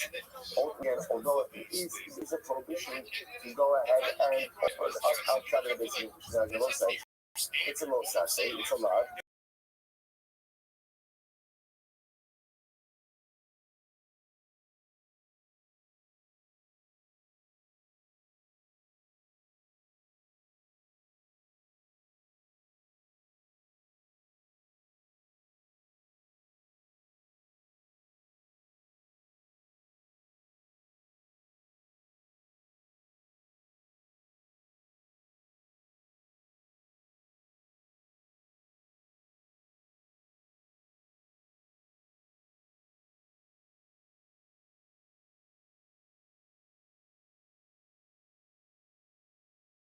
I don't care that you're going to become fit, that doesn't matter to me. There's no liability right now. Incredible. So because there's none, means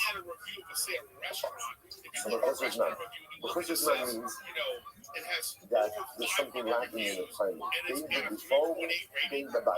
Now, let's listen to this. Because there's none by regular covenant, I understand.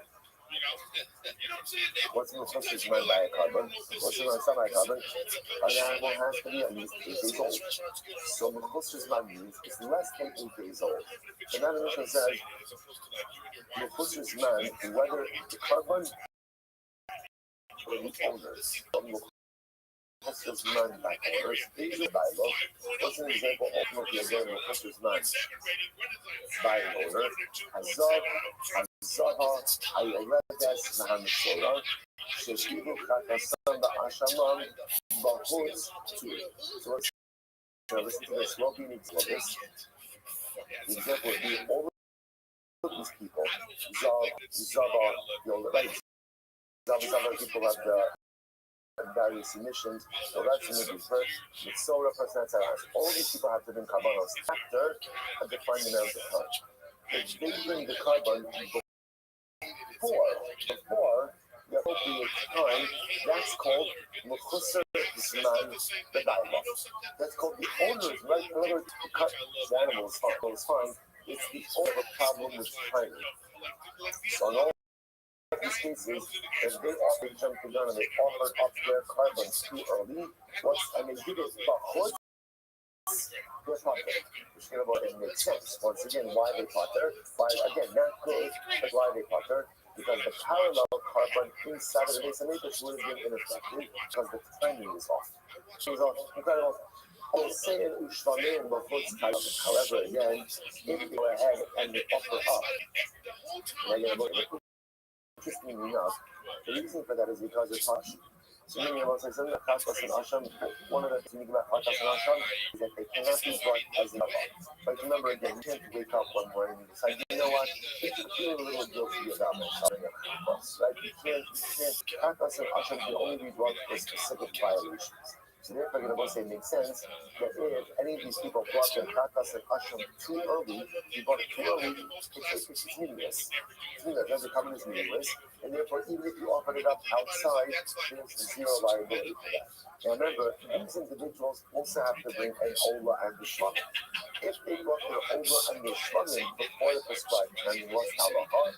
There is liability. Otherwise, they did it for chutz. There is liability. Why is there liability? Because Ola and Shvanim can be brought as a Yudava. Can be brought as an Adava. So because it can be brought as an Adava, therefore halacha l'maisa, when they go ahead and bring it outside, this parallel carbon had been brought inside would have been acceptable, and therefore there's liability for doing it outside. Incredible. Hamayla mibasa chatos, mibasa asham, mibasa kachmi kadashim, mibasa kachmi kalin. So what's this? So again, if a person goes ahead and offers up, right, meat from Akados, from Asham, from Kachim Kadashim, from Kachim Kalin, also HaOmer, right, that's nobody called it Omer, Shelechem, because the two boats offer on Shias, Lechem upon him, which is Lechem upon him, Shiarim Nachos, that's no Minchas, Yotzek, right, or one who goes ahead and pours the oil of a Minchas, full face, one who goes post-haste. So once again, we'll see exactly what these processes are. Says this ultimately again is from part of the process in the post-haste is Minchas Nacho. This is the particular type of Minchas. Bolel. So again, we'll see what all of these terms mean. Not in the Gemara. Moreat means salt the carbon. Menifrit, Makish, which means bringing the carbon to the southwest corner.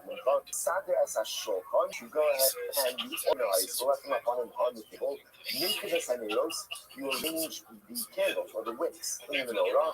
Comets, or you take the comets of the menorah.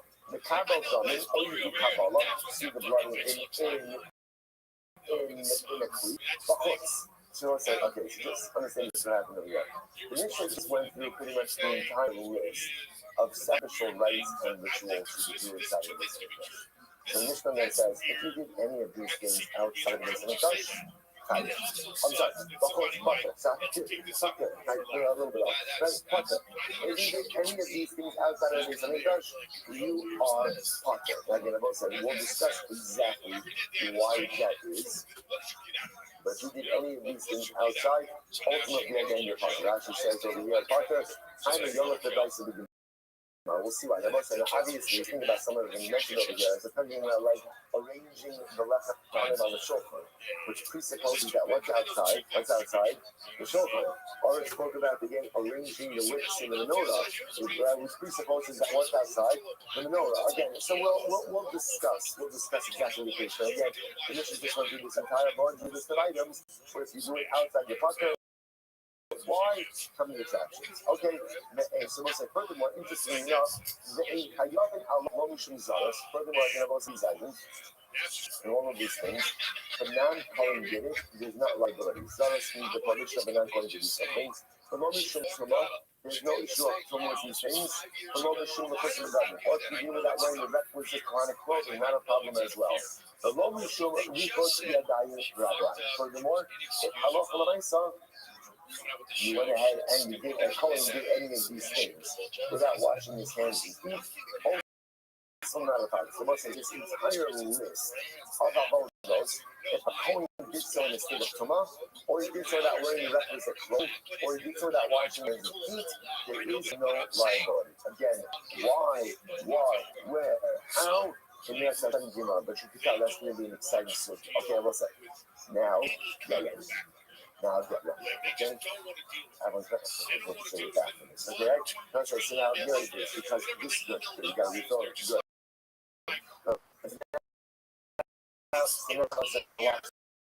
Good. Watch this. You know it's going to be what we've been waiting for our entire lives, which is a lot of times, right?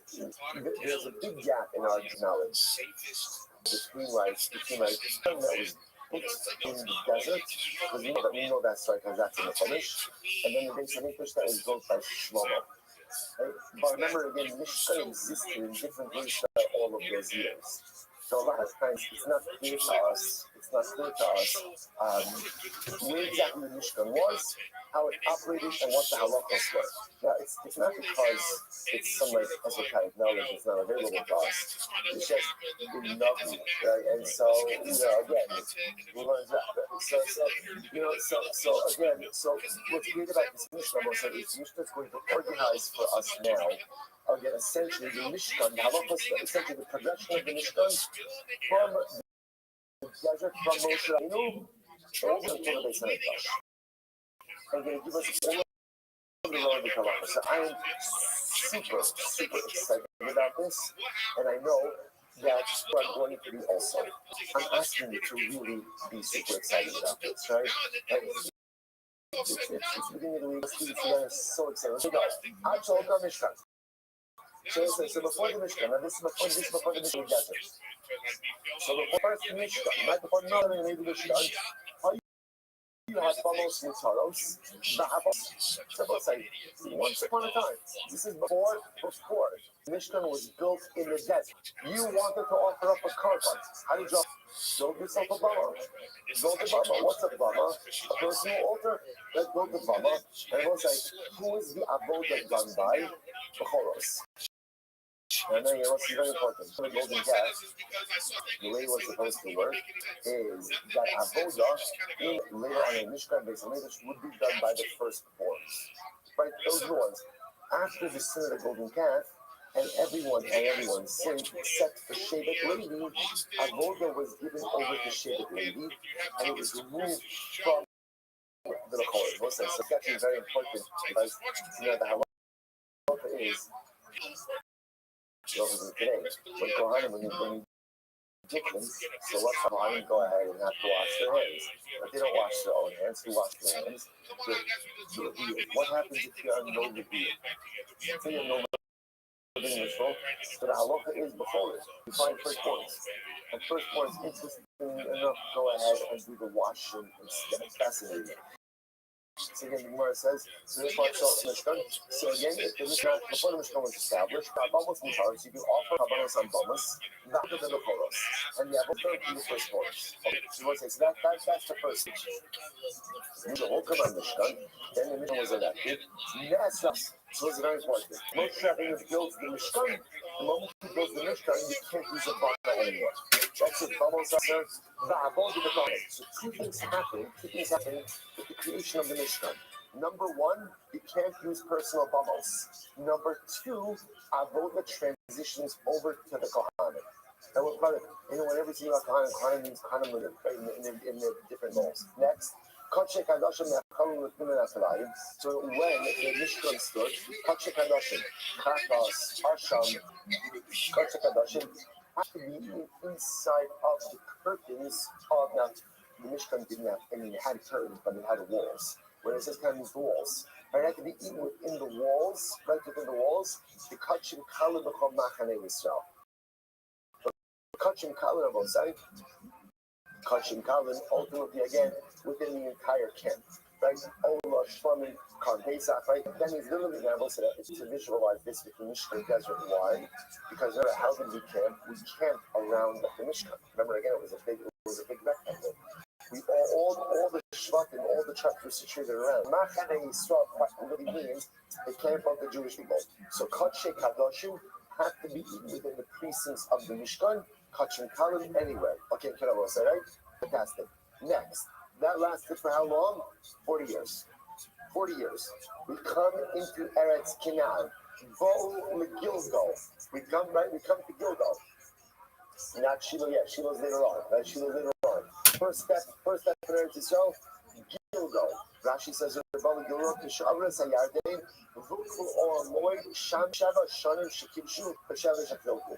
first stop, we come into Eretz Canaan, right? Come to Eretz Canaan. Again, I'm also remember they crossed the Yarden. First stop after the first war, Yericho. Right after Yericho, there were 14 years. 14 years. 7 years of conquering the land. 7 years of dividing up the land amongst the Shvatim. During those 14 years, the Mishkan was situated in a place called Gilgal. That's where it was. Gilgal, Hutra Balas. I will say so again. Interestingly enough, when the Mishkan was in Gilgal, Bamos were permitted. Now again, I will say it makes a lot of sense. Why were Bamos permitted? Essentially, because Klal is going to see Bamos were permitted any time that the people were decentralized. You see, in the desert, we were centralized. So because that there was one place of worship, no Bamos in Mishkan. You come to Gilgal, there's 14 years of war and then division of land. The people are dispersed. Because they're dispersed, because they're scattered, Bamos once again become permitted. So for 14 years in Gilgal, Bamos are permitted. However, Kodesh Kadoshim, still, Kodesh Kadoshim, you could only offer up in Gilgal. You can only offer up in the Mishkan, and you have to eat it inside of the things. The Kodesh Kalim B'choma. Kalim, right? Your Ola, your Shlamim, your Toga, things like that, you could offer up anywhere, like on your own personal Bamos. So what's that with that? Just so you understand what that would mean. It's like, let's say Pesach, when you offer, where would you offer up Pesach? In your backyard, on your bama. That would be fine, right? But ultimately, in your Chatas and your Asham, you'd have to come to Gilgal. Incredible. It was like, so that's 14 years, right? So 40 years in the desert. Again, just to review, 40 years in the desert. Kodesh Kadoshim have to be in 40 years in the desert. No Bamos. Kodesh Kadoshim inside of the curtains. Kodesh Kadoshim Machane Yisrael. You come to Eretz Yisrael. 14 years the Mishkan in Gilgal. Bamos are Kodesh Kadoshim still. By Gilgal, Kachim Kalim whenever you want. That was obviously also the change that occurred by Mishkan in the desert about Avodah switching over to Kohanim. That obviously is an irreversible change that occurred. Next, let's say here it is. Bowl of Shiloh. Now we come to Shiloh. So let's say, remember again. Now what happened to let's say now Shiloh is very important.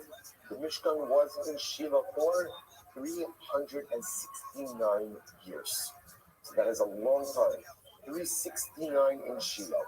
So Baal is Shiloh, Nesra Bamas. So both say, so again, Shiloh now, remember, this is also a history one, because Shiloh now, when they come to Shiloh, Am Yisrael is a bit more, we'll call it stable and situated. Because remember again, we've already had the 7 years of war, the 7 years of division. Everyone has their tribal territory, their tribal property. So now the Mishkan is going to sit in Shiloh once again. There's a feeling of like centralized service. Therefore, Nasra Bamas. So again, now Bamas become Aser. Right? If you want to offer up a carbon, you have to come to Shiloh. Below Hayash, just interestingly enough, the Mishnah says, below Hayasham Tikra, there was no roof no roof on the Mishkan and Shiloh. Now, when it says there was no roof, Rashi points out over here that Halamaisa, there was no like we'll call it like fixed roof. Rashi says Masarim. There were no like boards. There were no boards, right? But ultimately, again, Ella, what we'll see, there was like cloth. There was like fabric. I just call it curtains, like a curtain roof over the top of it. So Lohayisham Tikra, Ella base Abonim Bilbot Milanatan. Rather, again, you had a stone structure. Again, literally the walls were made of stone. So you had a stone structure. Everyone said, by the way, I just want to point out, this is different, let's say, again, in the Mishkan in the desert, where the walls themselves were made out of asishita. Right? They're made out of acacia wood, but coated with gold. So ultimately, again, over here, these walls were made of stone. The higher reels, and then there were curtains. That was the roof. Right? The roof was curtains on top. The Haisa Menucha. And the Bible said this is what the pasuk referred to ultimately again as Menucha. We're going to see what that means. But it talks about kilobasam adata el hamenucha the el hanachala. The big Dutch Mishkan is referred to as Menucha, place, and Nacha, and inheritance. We're going to see that Menucha refers to Shiloh, because again we were at 369 years. And Nachala really refers to the Beis Hamikdash we'll discuss. So we'll say what happened in Shiloh. So once again, Kachek Adashin had to be inside of this, right inside of the formal Mishkan precincts called Haloah. I'll say this is very unique, right? And Kachin Kalin, I remember again, up until this point in time, remember again, the last time we had Kachin Kalin being consumed right within the precincts was by the Mishkan in the desert.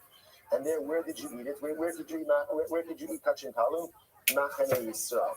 Here by Shiloh, you can't say Machane Yisrael. Where's Machane Yisrael? Machane Yisrael is all about Yisrael. So in Shiloh, where did you eat Kachin Kalin? Anywhere where you could see the Mishkan. As long as you could see the Mishkan, you can go ahead and eat Kachin Kalin. Also remember again. So remember again, in the Kevin, we went in Shiloh. You could see exactly what this means. Because Shiloh, remember again, the Mishkan is situated a little bit, on one hand it's on an elevation, but it's surrounded by mountains, which means you could envision, by the way, that's what it means. You could eat your, right, so you offer up your carbon in the Mishkan, and then what do? You go out and you park yourself, right, you picnic on one of the surrounding mountains, which is why I mentioned many times. Still today you go to the hills of Shiloh, and what can you find? Pottery shards.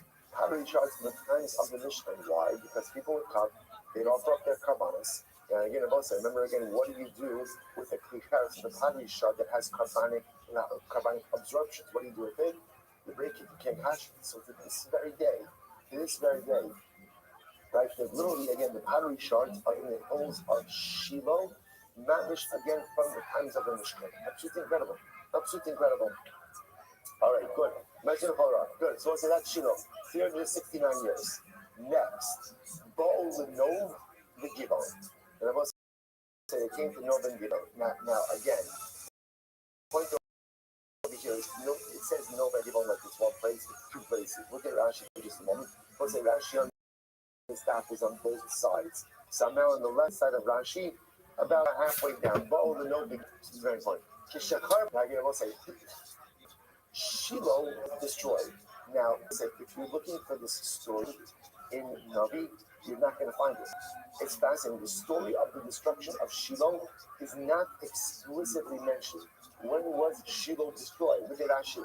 Kishachar Shiloh, the Nilka Ha'aron B'mei Eli Ba'u L'no. So let's say again, in the famous war, right? Again, where Eli's sons were killed, the Aron was taken captive. This is when Eli's sons, Hophni and Pinchas, who the Navi told us, unfortunately abused their position of power. They made a tremendous mistake. They went out to war against the Plishtim, and they took the Aron with them, which they weren't supposed to do. So they were killed. That's when Eli hears news. He falls back. He falls backwards. He breaks his neck, and he dies as well. The Aron is taken captive. So the Gemara says over here, that's when Shiloh was destroyed. Now, the Navi does not mention explicitly. He says, Baal Lenov the Gibon, Kimo Shneimar Ein Lahem Chol, Ki Ein Lechem Kodesh Shavtei Hashem, almost Shofar is not possible. So again, I will say, so again, the story, this is incredible, just the story of the destruction of Shiloh is not mentioned explicitly. So Shiloh was destroyed. Then what happens? The Mishkan transfers over ultimately again to the city of Nob. And again, I will say, Nob was also destroyed. Who destroyed Nob?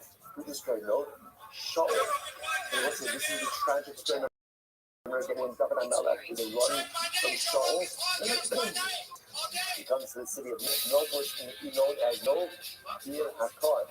Now again, I must remember again, the Bible of David Amalek is he would not fight his father. He would not fight Shaul, even though Shaul was trying to kill him. David was the anointed king. He would not fight against the father. Instead, he chose to flee. He goes to the city of Nob. Now, he tells Nob, he lies to Nob. He says, I'm on a secret mission from the king. I need weapons and I need food. They give him food. They said we have no weapons. And most of the only weapons they had in Nob, the only weapons they had in Nob were the sword and shield of Goliath. That David himself had slaughtered years earlier. He kept the sword and shield of Goliath because of testimony to the victory of Hakadosh But I know.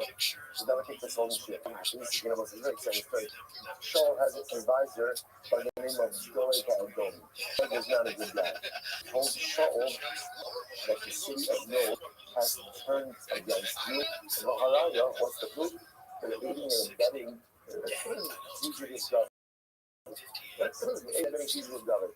Shaul was so poisoned against his son that he went ahead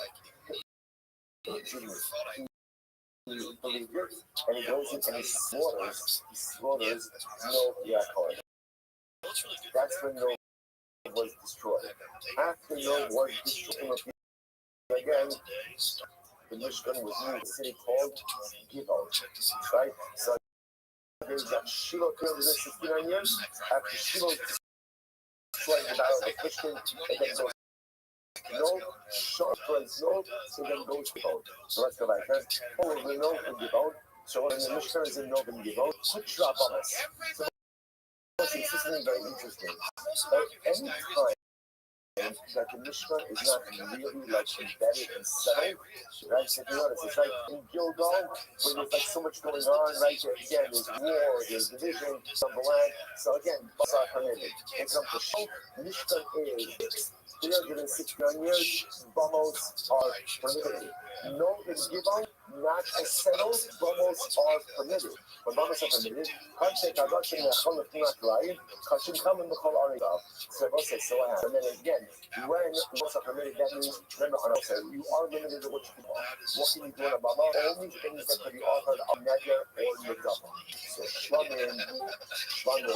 What the fuck it is? Yeah, Shlamim. Where have you? Thanks, baby.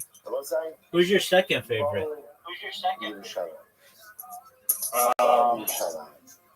William Montgomery. He's not Orthodox, but that's okay. What's good in your world? So it finally came to Yerushalayim. Shlomo HaMelech, the base of Out in the forest right now. This yellow walking. Absolutely Walking perfect. in the forest. This is we're going to see Gouging. this in irreversible. Hair.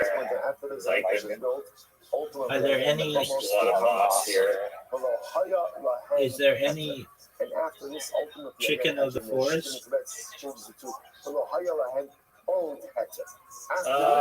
it was no longer I mean, probably not the closest thing to that.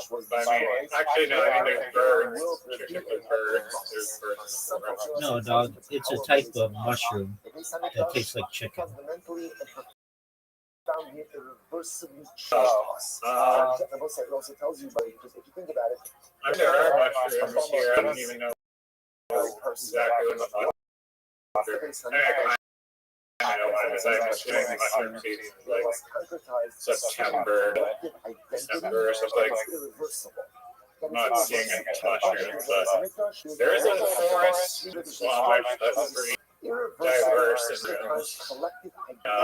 and that the Beis Hamikdash created. But I'm pretty sure there's really only like The he two also types of nachala.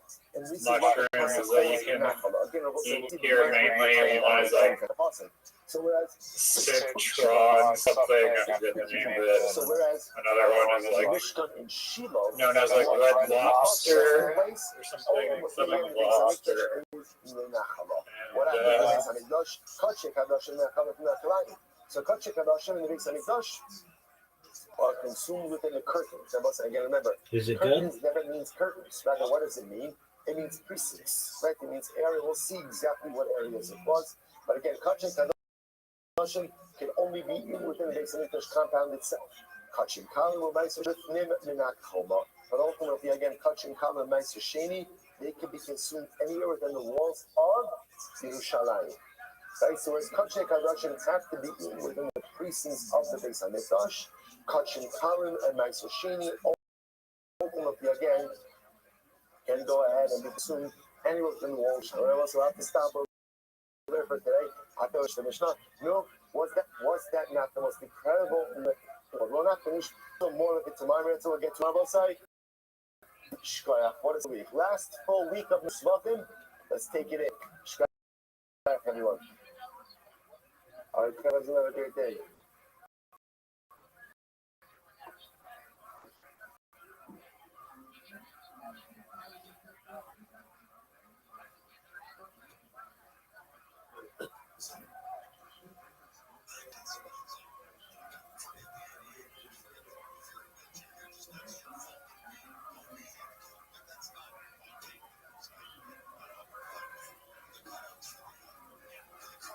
All right, I will say good morning, and let us begin by thanking all of our sponsors for this morning's share. Thank our Talmud Torah sponsors for the month of Teves, Havadin, Rotova, Oshim, Midi, Schreiber, dedicating all the Shem Joshua this month in the Schos of Nefush Shema, for Eliyahu, Rafael, Ben Miriam, Mati, Hamalei, Margalit, memory of Mati's father, Yosef, Shlomo, Moshe, Shmuel, Ben Yikusu, Yehuda, whose yard tent is on Chaf David. Is the prayer. And that of our Talmud Torah, all of the Shams who have an Aliyah, the family being a Talmud, all those who need a push, that would be Kol Chol Yisrael, and the Shema Kush, the Meretz Hashem shower, for Soros, Togo, Safan, Klav, Yisrael. So with that, let us begin a beautiful daf ahead of us today. Today's daf is Kuf Yud 110. We are picking up on Kuf Test on the days 109b, and let's just pick up from Amar Rabbah, even though we went just a few lines below that. So Amar Rabbah is 2, 4, 6, 8, 10, 12, 14, 16 lines up from the bottom. We actually got a little bit further than that. I'll just pick up here. Amar Rabbah. So remember again, we were discussing the interesting topic over here in the Mishnah was the overarching topic that we've been dealing with already for the last little while is the concept of offering up karbanos or sacrificial items outside of the Beis Hamikdash and the liability that one incurs in doing so. The first stage of that conversation focused on animal sacrifice. The second stage now is transition in this last Mishnah to non-animal offerings, komets, lavona, torres, minchas kohanim, so on and so forth. The shaila just is how much of those items do you have to offer outside of this in order to incur liability. So the Kama said that as long as you go ahead once you offer Zayis, ultimately there's liability. The Lazar said that you are fucked until you offer up the entire amount. Alright?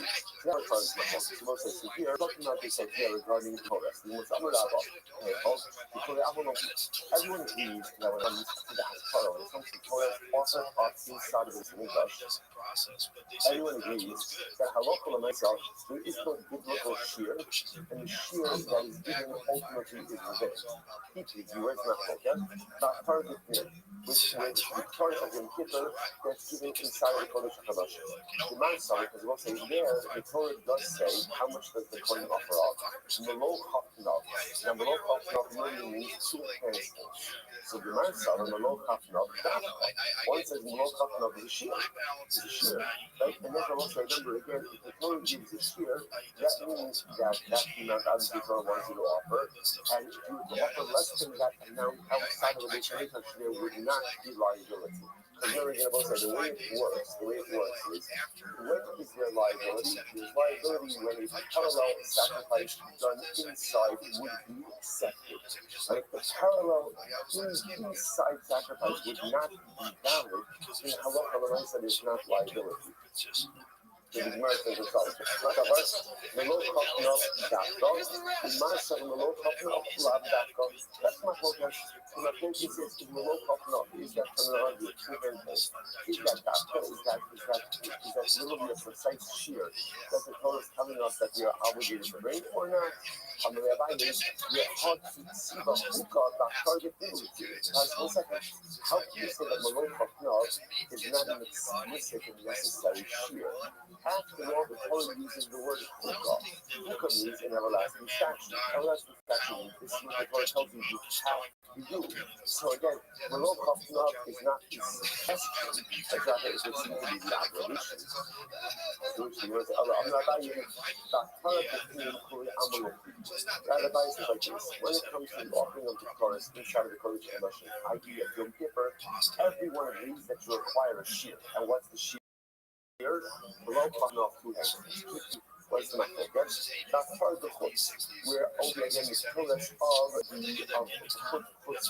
Beis Hamikdash, not chutz outside of the Beis Hamikdash, but ultimately again we call it up every day. In the pillars that's offered up on the golden mizbeach in the Hekal. Marsavia in the chutz. One of the says that now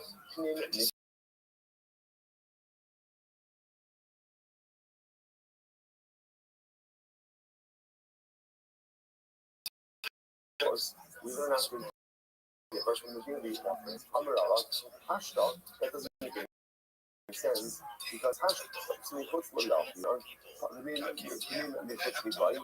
don't even learn out what we call fixing. We don't learn out what we call other Hekal offerings, some other Hekal offerings, we can learn out what community is. What are you talking about? Maggie, what are you referring to? Son, you don't know about stuff. No, I'm not like how to design so mad.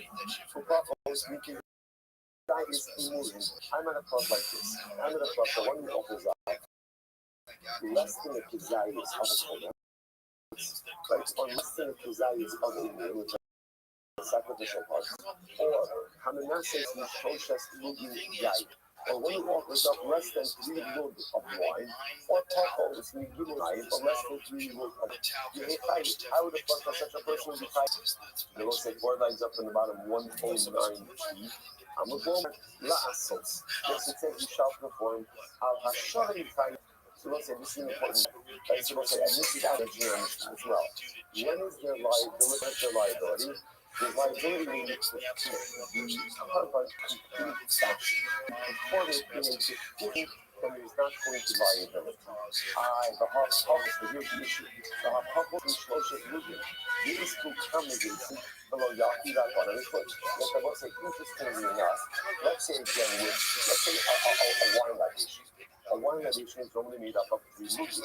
Including within these movements are multiple physaces. Now, remember again, a regular liquid measure of physize is usually a dry measure. But again, conceptually, there are many physaces within a move, within 3 movements. And yet, what do you see from there?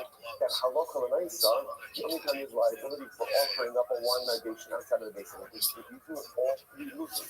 So what do you see from there?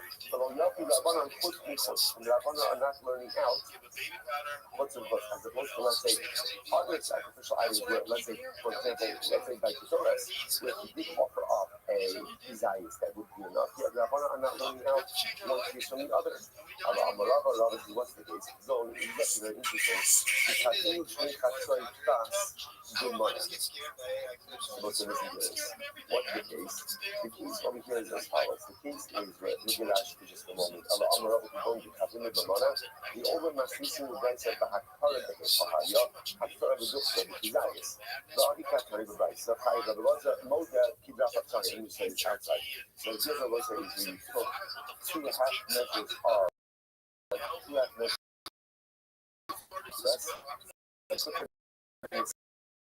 same fluid. So in other words, they're not combined in because in one country, but we assume on one thing is that two half measures three combined, even though they're not actually mixed together, the fact that they're situated in the same fluid, that actually makes them as one. Mas eu vi o Sanofi, o mais são das músicas. There is, a full measure only becomes an end when it's mixed together. Measure sitting in the same fluid does not unite them into a different measure. Lava says Hashta, Imanda, which uses in one of his, according to routine, that says that you can't make everything with one complex measure. Conversation apart, let's say you had 6 million. You have 6 million ultimately set aside as a one ligation for a power focus. Okay, and then what did you do? Umasha Mehem Arba. You took 4 of those moving outside of the Mishrash. They even Maputs. And then you went ahead and you offered them up outside of the base of Mishrash. What's the halacha? China. You say, why is halacha? We just said before that in general, if you offer up partial measures outside of the Mishrash, why would you be liable in this case? Sure, because again, as much as we need 6 million for a nessa, for a ligation for a power, you only need 4 for an ion.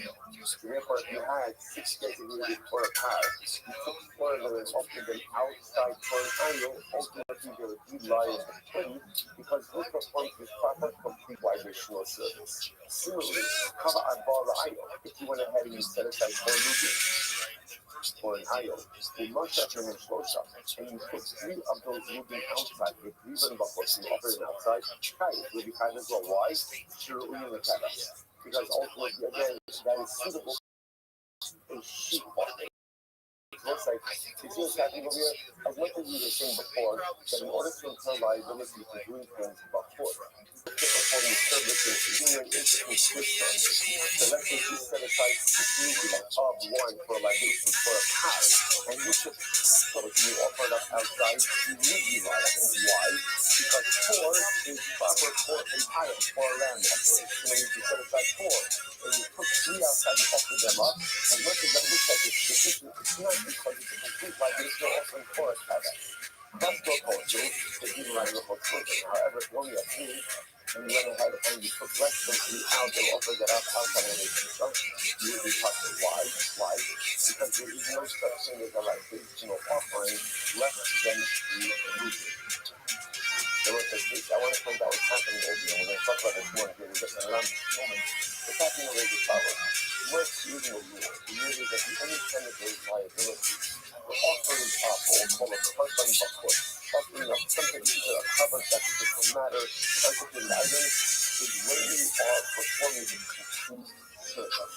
But if the service is incomplete, then there is no liability. Now, this is a show because the service could be complete, in a different way than you understand it. But as long as it represents the complete service, ultimately there's going to be liability. Incredible. So that's what Rashi says. You look me have Torah, Yafu Rabban. Rabban do not hear now the context of Mishnah. These are the first 1. All water liability. Come out Torah from burning. Upon of the put you put to Yafu. Torah Yafu. Even though again, so you're right. You should not Torah Yafu Rabban. Rabban did not do that. You should come out Torah. Upon of the put you put. Even though ultimately again, even though these are both, even though these are both things that happen outside, like in other words, not in front of but we do learn out one piece of something, another piece of even though ultimately again, the Apagab is already witnessing, we do learn even though there's some outside space. And you don't know what starts this page. Okay, hold on to this moment, we're not finished. We'll finish up one more piece and then we'll see the halacha on the other. Then the Mishnah says, Yo, what up? Then again, it said afterwards, What's up, Ken? Did you teach your course today, Professor? I normally do it like morning, but I've been programming on Instagram, and delayed it. So yesterday was a really good one. It was, and then some Israel came in today and were asking me about exactly what I was teaching yesterday. I was able to answer all their questions, so that was really good. Where are you teaching it on? Is there like a platform somewhere? Yes, known as my fucking stream. No, I say orally, but I focus on one of my cameras. Let's say, Are you uploading footage like actually chopped and edited? I don't edit Putting it. it somewhere? I don't edit it, but Yeah, I mean, that's what I mean. Like, you record it separately. that's Put it what. where? Do you have like a playlist on YouTube or something? I don't have a playlist, but I do have so that I can take the stream, whether it's like 1 hour, 2 hour, 3 hours, and put it into ChatGPT and get a summary of what I said. I mean, YouTube already has that feature, but why do you even need a summary of that? Like, you should upload them as like lectures. Uploaded as lectures. Dude, that's exactly what they are. They're uploaded. They're not uploaded. They're live streamed. They're cut up. And I stopped the stream on one of my streams when I started, and then I speak for an hour. I mean, if you really want to know what we do, I start by saying no one really knows, but this is the minhag that we follow. This is our tradition, essentially. And then I read through some Hebrew. Then I sing Haba Nagila, Let Us Rejoice. Then we review a text in Kabbalah, and then I've only done it for 55 straight days, which is really good. I'm really proud of myself. Where is the footage uploaded? It's on YouTube. And they're called, they're titled what? Oh, they're just the same title as everything.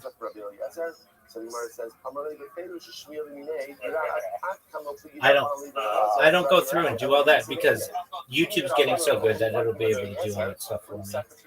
Like, I thought at one point, like, okay, well, I could put the AI summaries in the title, in the like the description, but AI is getting really good that it's already doing that kind of stuff for me. So then after reviewing Kabbalah, then we go through some Yiddish. So we have like a Yiddish word of the day, and then we review all of the Yiddish that we've reviewed previously. Then I go into Chabad, which is like the Hasidic group of like my family, and we review. They have like a video series that I like to review, and then, but it's not as accurate as I would like. Like there's some things that I find like typos on the website, or just tiny things that I like to point out, or perhaps like alternative alternative like for instance, like when we cut our nails, we say that like tzaddikim, like really righteous people, burn their fingernails, but like other people, some people like bury them. Some people just like put them in the toilet. Probably most people just put them in the toilet. But like they don't always review in the amount of depth that I do. And then there's like a certain way that we cut our nails, and I say like really, but we do the fingers differently for Kabbalistic purposes, and then like But, like just it's like there are mystic ways to clip your fingernails. So you don't normally like I would say very few do this, but it's just tradition. You don't do it like you start on one in a given hand and then um, like a certain order on your finger that isn't the normal order, and we just say that we do it because it's like it relates to just like Kabbalistic terms. But there are like other things like, for instance, like yesterday we were reviewing the afterlife and heaven, and like the term like most people know, like in the beginning God created the heavens and the earth, but that's not the heaven that we reference it as. It has become manipulated into that in Western culture, but we don't really call it that. We call it Gan Eden, and then eventually the world becomes Olam Haba, and like they have like a heaven and hell, and they're both eternal. But Judaism doesn't have that. We started. I mean, if you go into Tanakh or Torah, there's Sheol, which is a neutral place, and then there that eventually evolved in our teaching to a place called Gehenna, which is a place where your soul goes for 11 months after death, 12 months if you're wicked, and then from there you go to Gan Eden. But Gan Eden isn't like an eternal place. We are awaiting Mashiach to come, our Messiah, and then to deliver the souls of the departed, to read them with their, and then eventually to like revivify or resurrect the dead. And then like, well, there's a question that arises like, well, what if you're really wicked? What happens then? And there are, I mean, no one knows. So there's one rabbi, his name is Rambam, Maimonides. He says that you can basically be off if you're really, really bad. But then that's not more modern tech. The more modern belief comes from a person named Ramban, Nachmanides, and he really had more of an influence on Kabbalah. It's basically like no matter how bad you are, perhaps there's a way to reunite with the soul in the world to come, or in Gan Eden, and then you might just need more purifying in Gehenna, but it's not like hell. But Satan is there, but it's not like he is the like the devil. That's different. I mean, we don't believe that. He's basically a prosecutor, and he basically makes you think about what you did over the course of your life, and like it's a purifying way.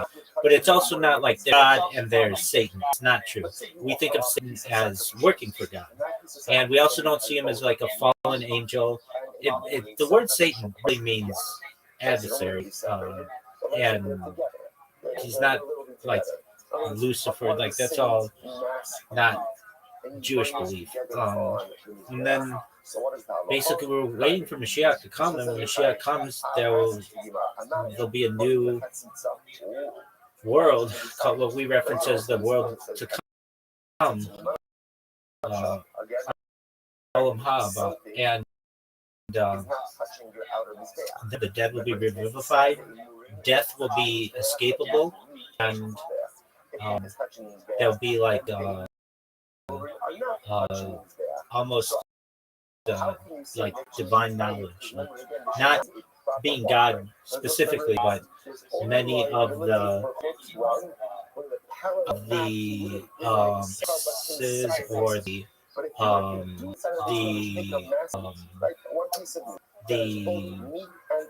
complications that we saw in the past that we wouldn't be able to explain as prior to Mashiach, explained by Mashiach. Why we do so we do. We're awaiting Mashiach to come, and then to what I call rebuilding the Beit HaMikdash, but generally references rebuilding the Beit Hamikdash. When I say rebuilding, it's because the Beit Hamikdash, the temple in Jerusalem, has been destroyed twice, and so it's not rebuilding it because that already happened. It's rebuilding it, which I just kind of say jokingly, but it's building it for this, rebuilding it for the second time, and so we're waiting that to happen.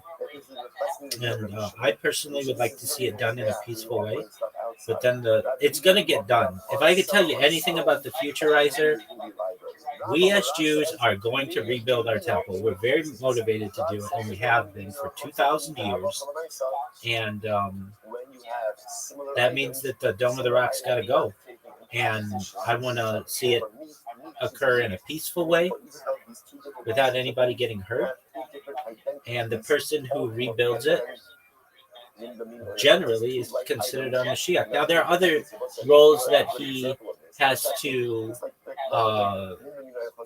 fulfill, like he's going to draw in the nations in exile, and people will become much more religious, and he'll be a Torah scholar and extremely charismatic, and he'll be a king within a theocracy, and eventually Israel, which is somewhat of a socialist state with a democratic state, will be a theocracy.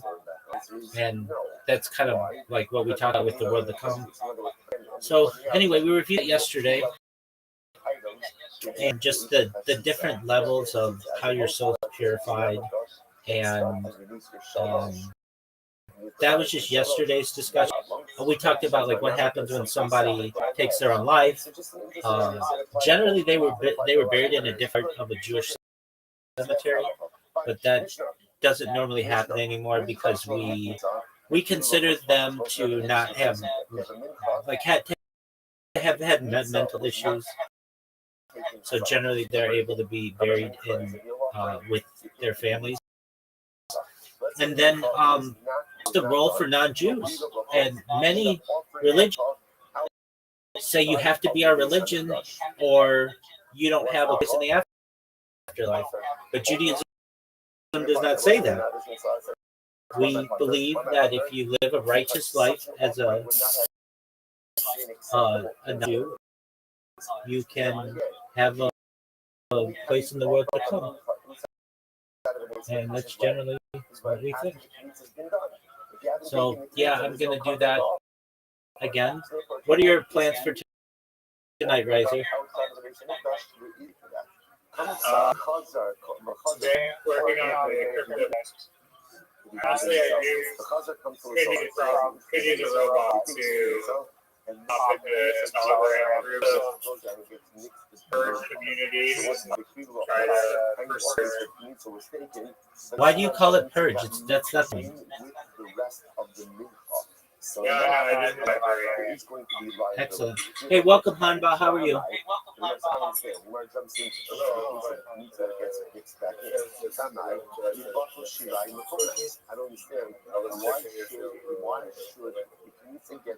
I'm with a friend right now, and then I'm going to teach a class. But you know, if you'd like, you know, I'll answer what questions you have.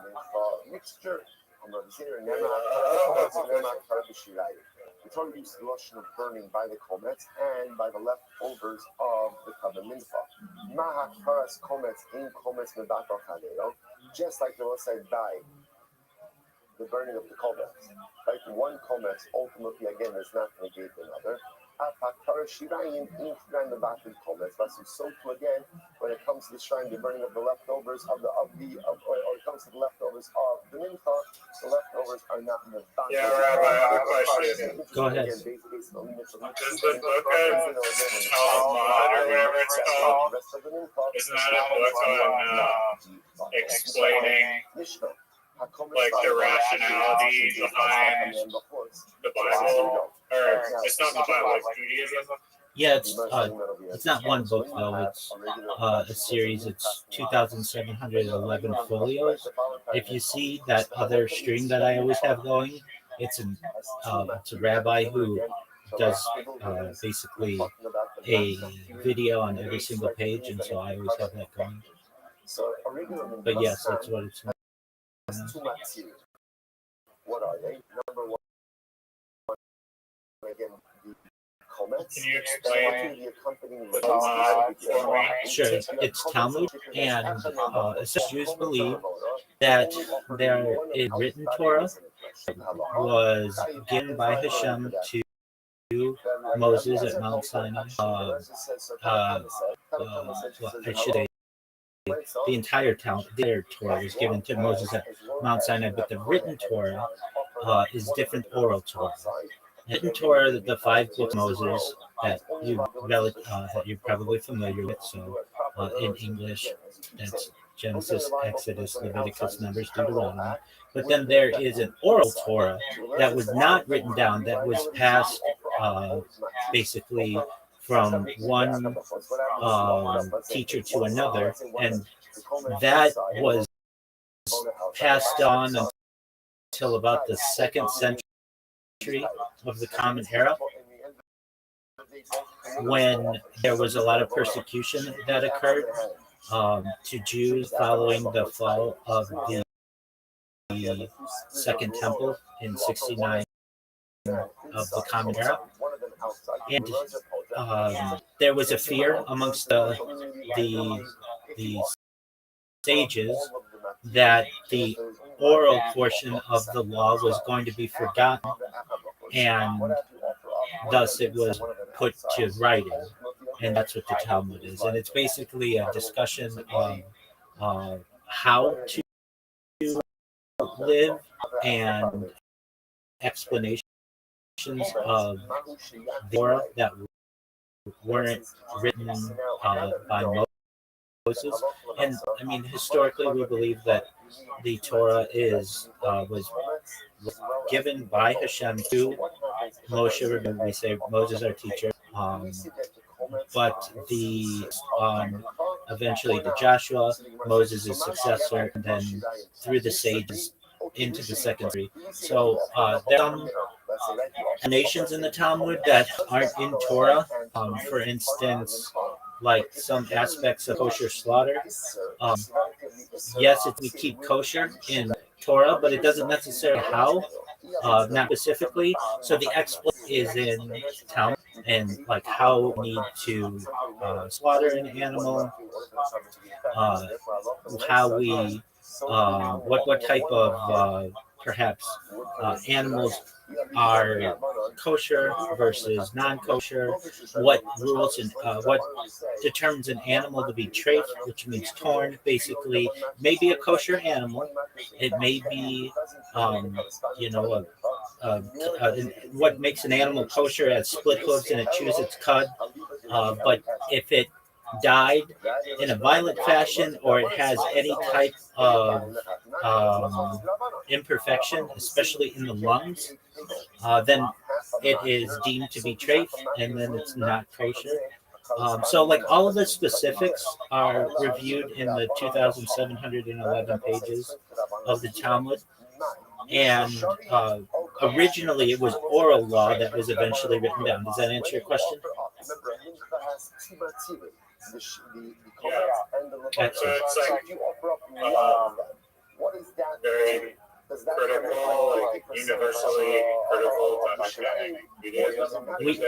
We feel that way. Now, that's the Orthodox world. So that's only 10% of people who consider themselves Jewish, even really less than that. So the Orthodox of Judaism. That's correct. Yeah, conservative Judaism and Reform Judaism in many ways reject. But they've only been around for the last years, and they feel that they don't have to be restricted by it. To be honest with you, I'm not conservative and I'm not Reform, and so it would be best to probably connect with a conservative or Reform rabbi regarding how they consider themselves to not have to follow it. I mean, I know the differences, but again, I haven't ever been in a conservative environment or reform environment, and that's about 90% of all Judaism. The movements that I've been around are the Hasidic world, which generally Chabad, which even unto itself is a little different. It's still Judaism, but it is it's Hasidic Judaism, and it's one specific version of Hasidic Judaism, and then modern Orthodoxy, where those are the communities in which I live, and we follow Talmud, but we recognize that there are some modern, not necessarily leniencies, but adaptations that we've had to make.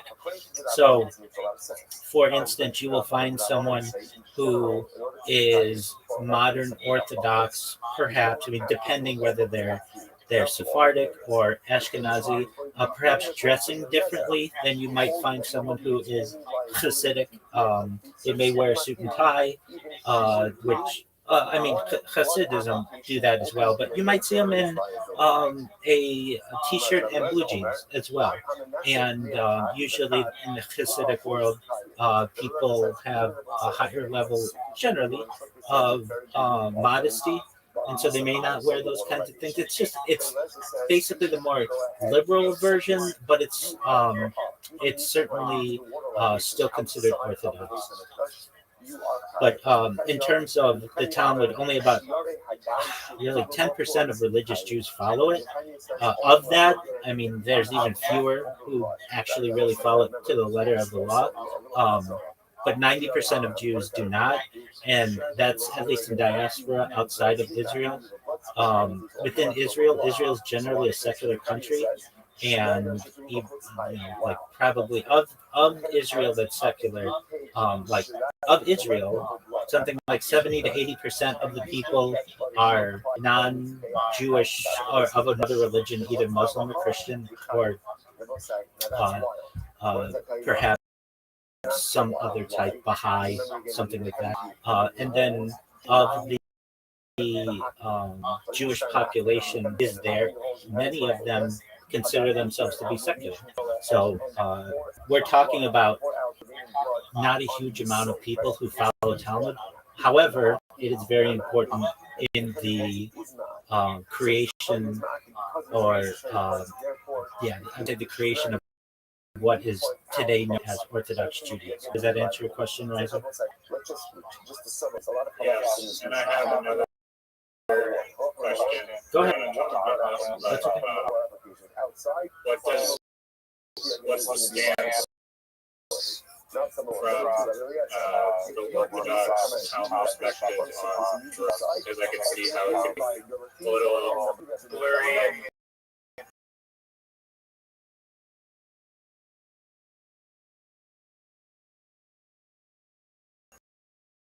gray skies, like everything is a chemical, and so how do you define like this, like versus the knockout? There's that like Christianity that like doesn't believe in like medical treatment, basically. Yeah, no, so that's Christian Scientists, but that's different. Okay, so what we believe, I mean, you can buy kosher marijuana. So that's marijuana that has, or marijuana edibles. That's marijuana with a hechsher, basically a symbol by a certification agency known as a haskafa. And basically what this does is say that the ingredients inside are kosher and that there was supervision. The real issue is in terms of, does it affect you to the point where you don't have control over yourself? So even with alcohol, within Orthodox Judaism, we feel that alcohol is allowed within reason. Moderation is key, and you never want to drink to the point where you're so drunk that you can't control yourself. So the moderation element is very important. Now, in terms of the kosher marijuana edibles.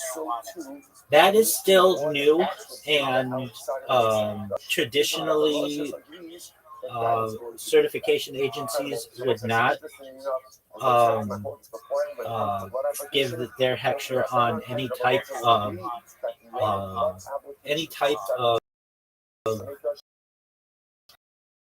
product that did not that had any type of illegal or were to be by federal law. And still to this day, the largest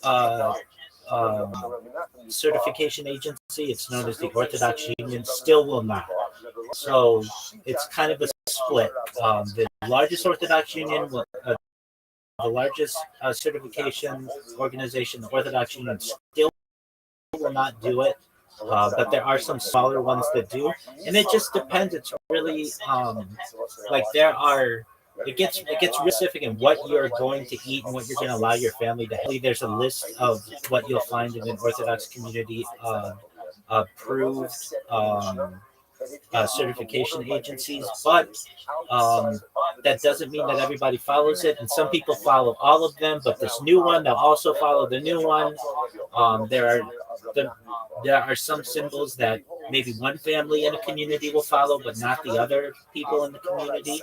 And then things change in terms of what gets certified as being kosher and what isn't. In fact, even within one certification, one hechsher, one symbol, Orthodox people will eat anything that is certified by that organization except meat. So even though it has the symbol on the meat, most Orthodox people or many Orthodox people will still not eat it, but they will eat it if that symbol is on potato chips or on pickles or on something else. It gets very specific, and it gets very political as well. A major one that arises, or the big argument, is with an organization from a product known as Hebrew National. It's a hot dog. I don't know if you have them, but basically there is a koshering agency, a certification agency that has put their hechsher on it. It's called Triangle K. And I know people who will eat Triangle K potato chips. That's what Lay's is. That's what some other products are. But they won't eat Triangle K, even though it's good for some products and not others. And that gets very political. And the reason why is because the company that owns Hebrew National it's ConAgra Foods. It's a giant distributor of foods in the United States. That would endanger a lot of the smaller hot dog producers that are kosher, and basically in many ways perhaps put them out of business. And so political reasons, due to economic reasons, within the Orthodox community will not eat those types of hot dogs, but they with the triangle on them, but they will eat Lay's potato chips that have the triangle on them. And then what ends up happening is an organization may a certification may not to be may not want their hechsher on it. Maybe the company wants a different certification agency, and it changes. I can tell you that I've seen products have CRC, which is Chicago Rabbinical Council, then going to like here. I have on Sriracha. This is and I know the people who do this one. It's the Rabbinical Council of California. So if you ever see Sriracha, it's RC, the Rabbinical Council of California, RCC. I can tell you, I know the of the organization that runs this. His name is Rabbi Abraham Yudin. He's a really nice guy. basically this product currently under California Rabbinical Council. If they want, they could be pretty big. If they become bigger, they might go to the Orthodox Union, and then that means my friend Rabbi wouldn't get the same proceeds essentially from this product. So it gets very political. It also gets very economic, and but I can tell you this, and that's with any product. Once it gets an Orthodox texture on it, it outsells its competition by about 80%. So things like Heinz ketchup, Coca-Cola, just your traditional Lay's potato chips. The things that come to mind as like the standard food, at least in the United States, is very generally has a texture on it. Coca-Cola is a little different.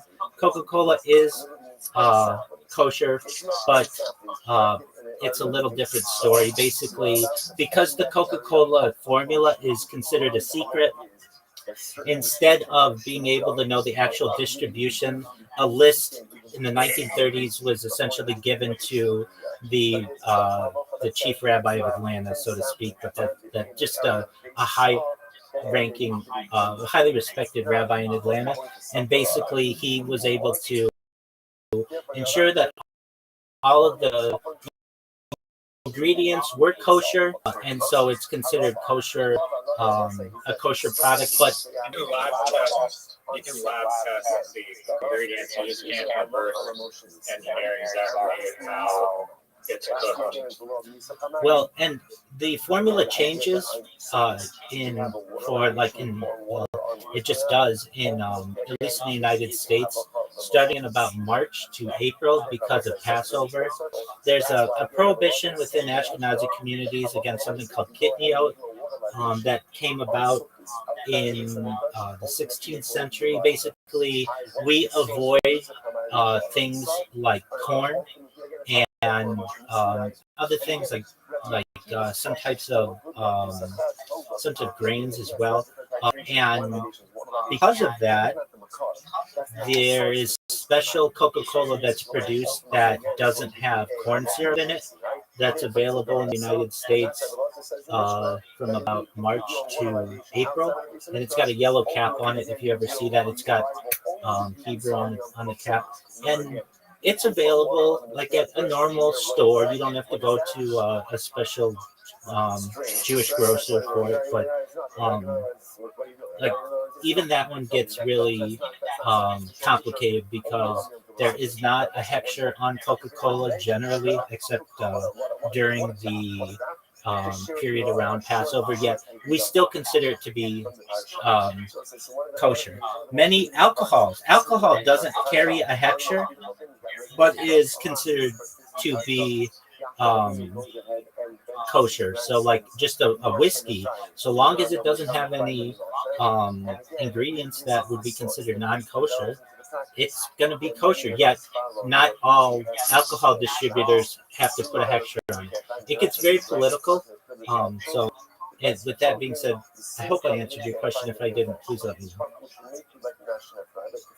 Yeah, I mean, back to like kind of like the drug thing, like let's say you're a Jewish person interested in cocaine, can you make the argument that like you don't lose self-control on cocaine, like you're highly aware and amped up, but it's not like you can't like anything rational.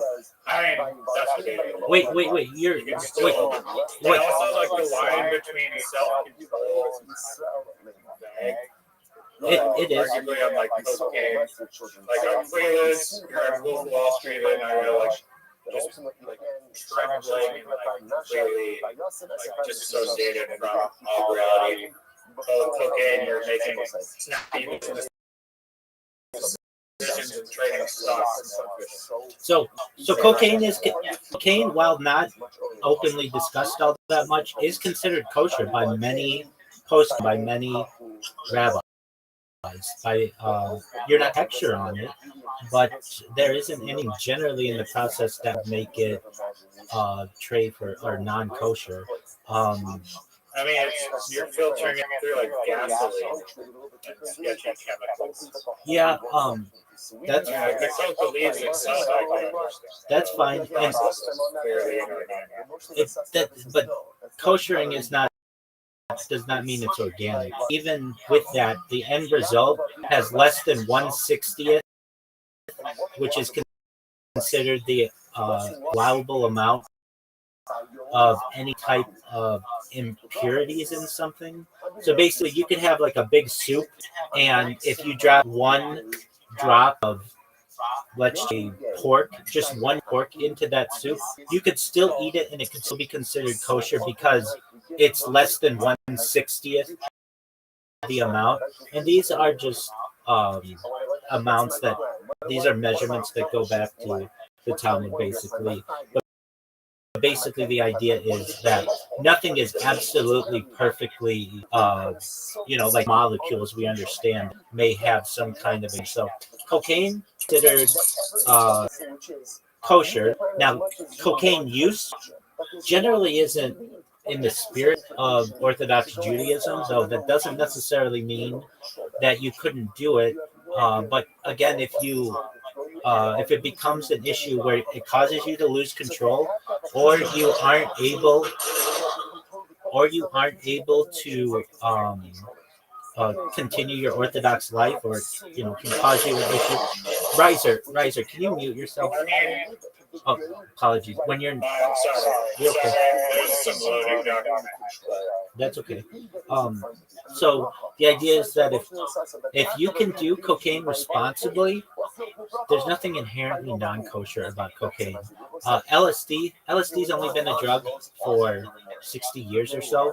And the idea of it is that, again, if you're able to do it under a condition where you don't lose your sense of control, then generally it's going to be allowed. Something like crack cocaine that's really, really addictive. If it's causing you to lose your job or not be able to give to charity, or causing you, basically issues to your body, we would avoid doing them. So there's this idea, the nekfish, like basically the preservation of it is really important. So if you've done something, then those would be considered prohibitions. But if you're able to do crack cocaine one time and not have any bad bad effects from it, and you're able to control yourself, there's nothing, and you don't cause any issues to any other people, then it's generally seen as allowed. Certainly prescriptions are generally sure. So, I mean, I guess I kind of understand where it's coming from, the idea of losing control or something, but I would argue that even though psychedelics are sell like ego dissolving alloys or whatever, the process of like dying and being reborn and abandoning your sense of identity is still to be valuable and a tool of growth. Because if you just keep your reference points for everything in your whole life, you're constrained to that data. So I'm not sure, like, just from my own subjective opinion, that I agree completely with the notion of just because you're not in control, it's automatically bad. I would say that it can be equally as a learning experience and valuable tool for getting rid of your old perspectives and,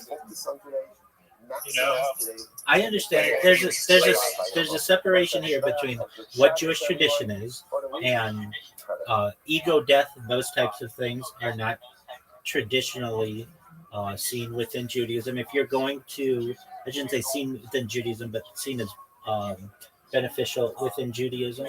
There's a personal opinion, which I have, which I feel that certainly there are some people who that helps them. And then there's like a secular opinion that says, that that's simply what happens. But traditionally within Judaism, it's not something that we advocate.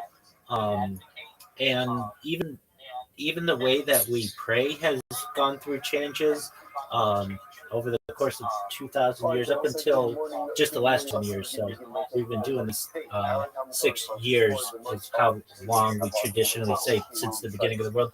But at least within Judaism, about 3,300 years. And there was a time when some Jews would pray in a way that could cause like almost, and that would end like either by straining themselves particularly, and that ended up ending about the 16th century or so. But there were times where those types of hallucinations or ego death may have been more mainstream within Judaism, but currently it's not. You won't go to a That's a good point.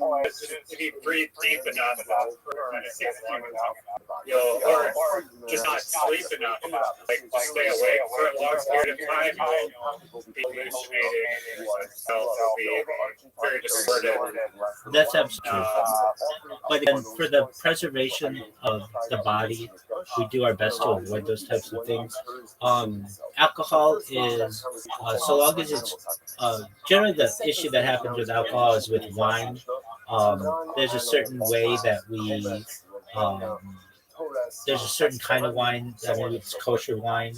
So basically, we don't want wine that may be used for another religion's, like maybe their sacraments or something like that. So you won't find those generally to be kosher. And then also there's something called the mavushal process where we actually will boil some wines.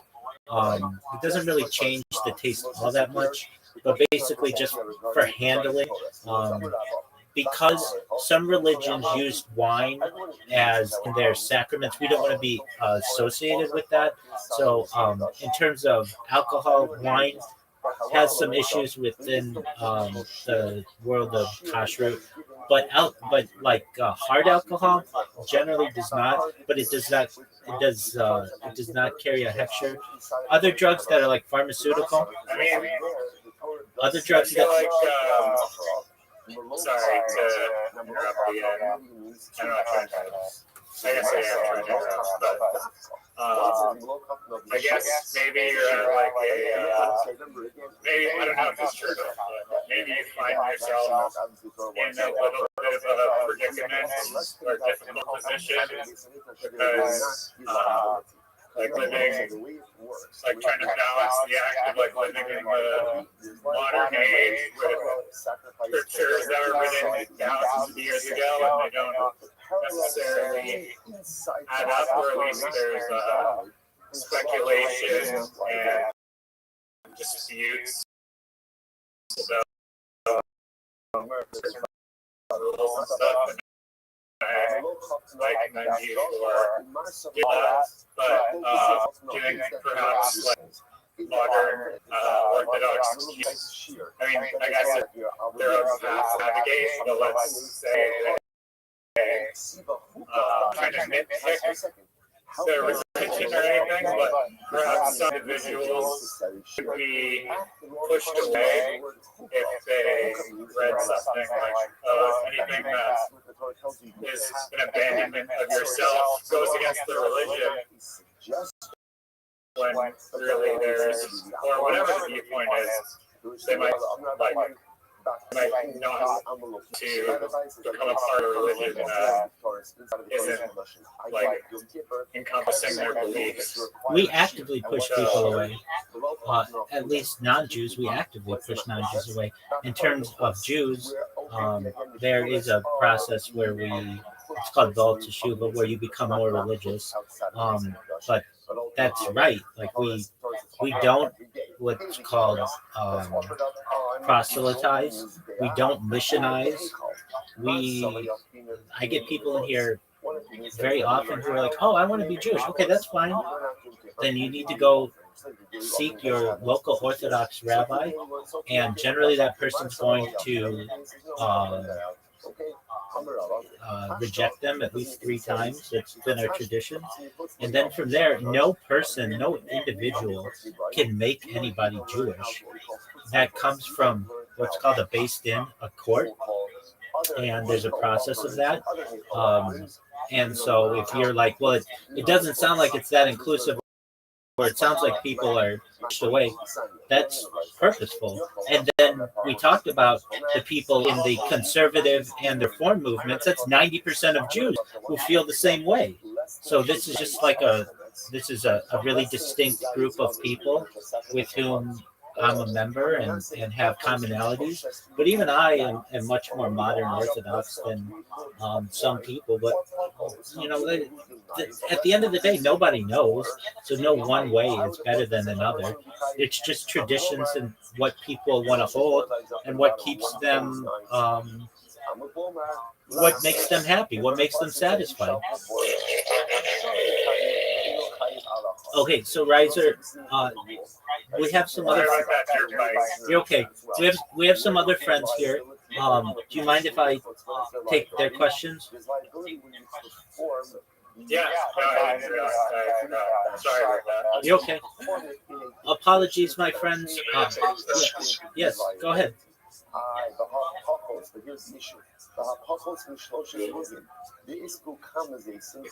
What is the statement about the wall culture according to Orthodox beliefs? Oval culture?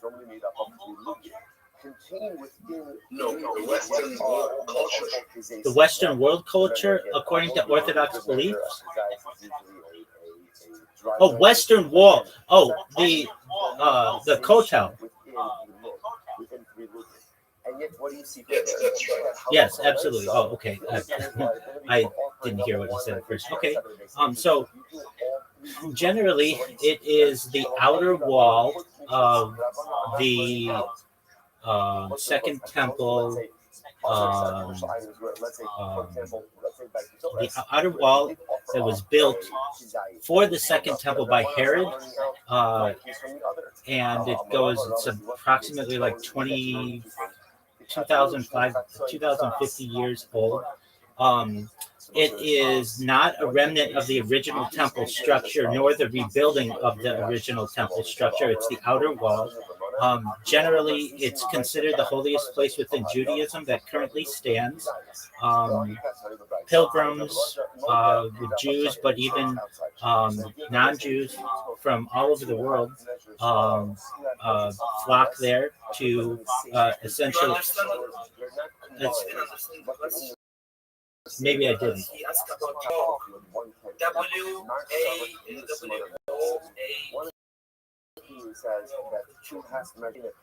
Not the Western Wall. Walk. WOKE. Woke. Yes. Oh, geez. I thought you were talking Western Wall. Okay, so woke culture, like the 21st century, right?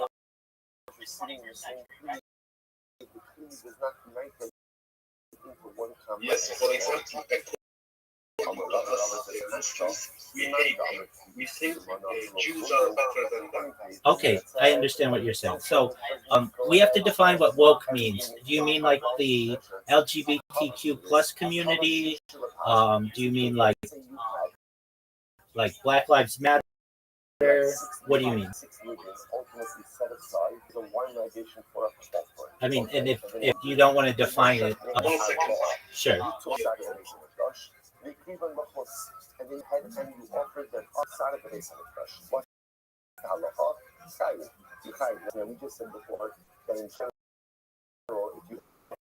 partial measures outside of that. Why would you go by wholeness? Yes, absolutely. So you're talking homosexuality and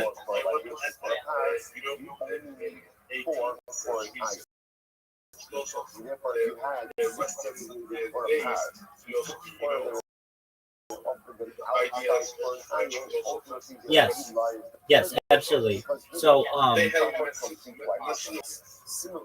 masonry ideas. Absolutely. Okay, so let's talk modern and we'll work our way back. So generally, under strict orthodoxy, something like homosexuality, at least male homosexuality, is punishable by death. So this is in Leviticus, essentially, that a man shall not lie with another man, and if he does, that the punishment is stoning. In terms of women, like people being lesbian, the punishment is not nearly as harsh and isn't necessarily seen as being all that as bad a prohibition as there is against homosexuality. And that was the way within all Judaism till really about the 18th into the 19th century. There were some liberal aspects of Judaism that broke off, but then we're talking about orthodoxy. And really within Orthodox communities, how do we justify having homosexuals in our communities when the Bible very explicitly states that a man shall not lie with another man lest he be stoned? And frankly, we in many ways turn a blind eye to it, and this is our justification. We say that it's actually happening behind closed doors, and in Judaism, in order to be brought before us, based in a rabbinic court, two kosher witnesses. And basically, two kosher witnesses, two men, shown up as men, two people who are seen as upstanding citizens in the culture, would not be in a situation where gay men were having sex. So the justification is, since no one is brought before the court, we turn a blind eye to it. Now, that doesn't necessarily mean that there aren't gay people within the Orthodox community, but it is not something that is openly celebrated. Now, in liberal aspects, some other people who consider themselves to be Jews, it's loved and it's cherished, but not within the 10% that I'm talking about. Now, that's just homosexuality. Then we have the transgender movement. In a lot of ways within Judaism, especially within Hasidic Judaism and Orthodox Judaism, and I've had this conversations with rabbinical colleagues, a lot of times it's seen as people who are having either mental issues or perhaps are going through a traumatic time of their lives and they want to be different for whatever reason. You said, within Islam, it's hated, or at least within your branch of Islam, it's hated. It's not like within Orthodoxy. Certainly it's not like, but it's something that we have to deal with in the 21st century. Now, going back to your previous discussion about, well, what about the Enlightenment? That's what you're talking about. This period in the 18th century, basically when science became more seen as a way of learning, and secularism started to grow, and ideas of liberty and freedom separated themselves from Judaism, from religion in many ways. So there's a very interesting discussion and just series of events, one of which I'll talk about now, and it is a man named Baruch Spinoza. He was a philosopher, and he was essentially in a Portuguese synagogue.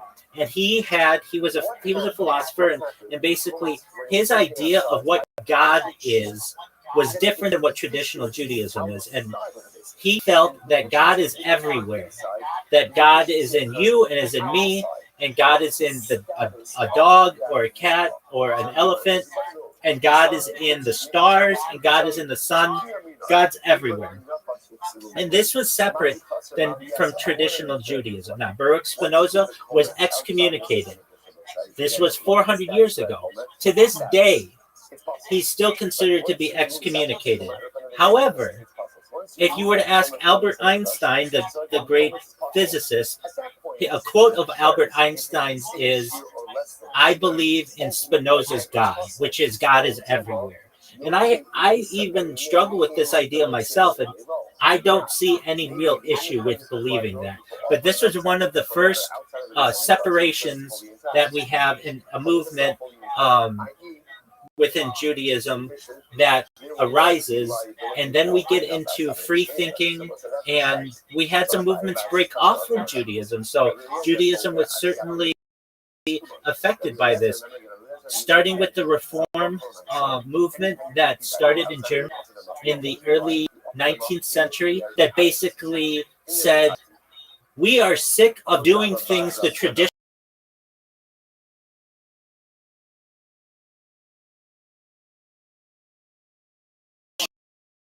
way, and we are going away, and we are going to eat shellfish, and we're going to eat pork, and we are going to be able to light a match on Shabbat, and all of the other things that happened with the Reform movement. Moving into the 19th century, this pushed many Orthodox Jews even more conservatively, because we wanted to reject much of that type thinking. Now we get into the 20th, and then we have Zionism, which arises towards the end of the 19th century, and the belief in the nation state of Israel and the rebuilding of the Third Temple, and that is really a secular movement. So it is not necessarily religious, and has a lot of these ideas from the Enlightenment in it. Is a secular movement in parallel with Orthodoxy. Then moving into the 20th century, the Orthodox world is forced to mesh in some ways with the secular world just because of technology. And so we have who are using telephones, and then eventually using the television, and eventually the internet, and now social media. These have all affected Orthodox in some major ways. Now, specifically to the woke aspect of it, traditional Orthodox rejects homosexuality. It rejects any of generally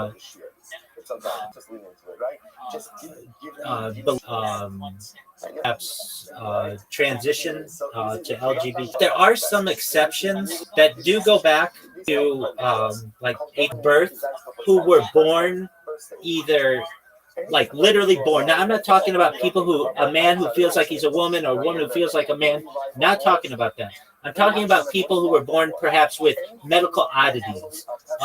Perhaps a man whose genitalia never developed, or a situation where you may have someone who has either like some type of abnormality with their genitalia, or a man who perhaps like never was born without testicles. Those kinds of situations.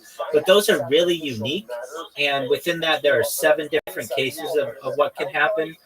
There's been generally within Orthodoxy a rejection of homosexuality, but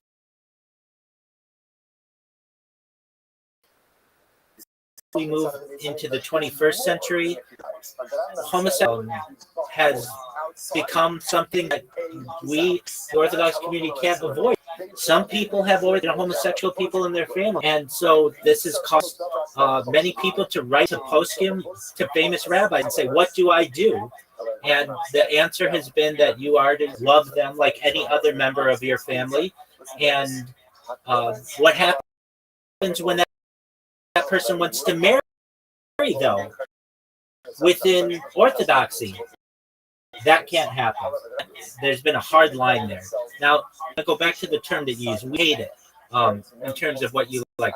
It's not liked within Orthodoxy, but it is something that is tolerated. If that answers your question. He came up on but he just said that like he saw much. Absolutely, my friend. 100%. And let him know that I'm always here. That's an excellent question. And as you can tell, the answer is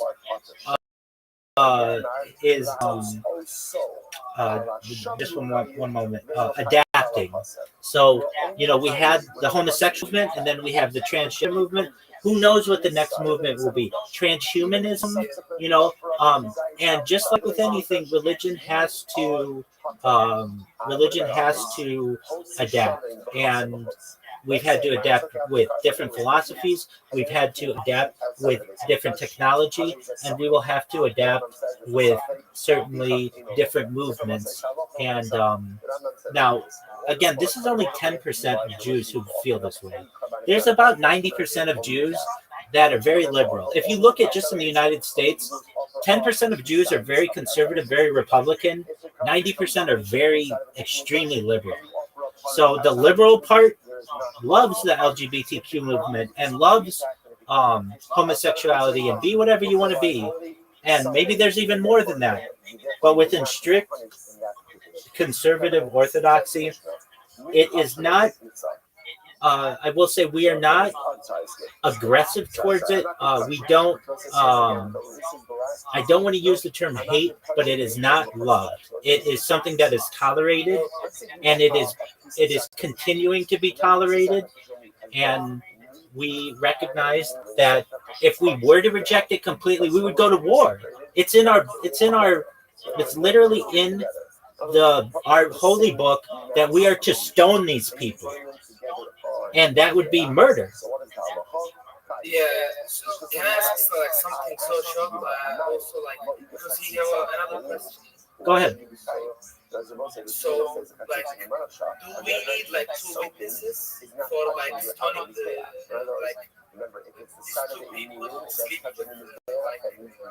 Yeah, so great question. So this was back during the Torah period, and then there is an argument around like 200 of the Common Era that capital punishment should not be seen as a realistic resolution to anything anymore. In fact, there's a quote: one capital punishment in 70 years of a legislative body, initial body, I should say, would be seen as bloodlust. Basically, that's too much.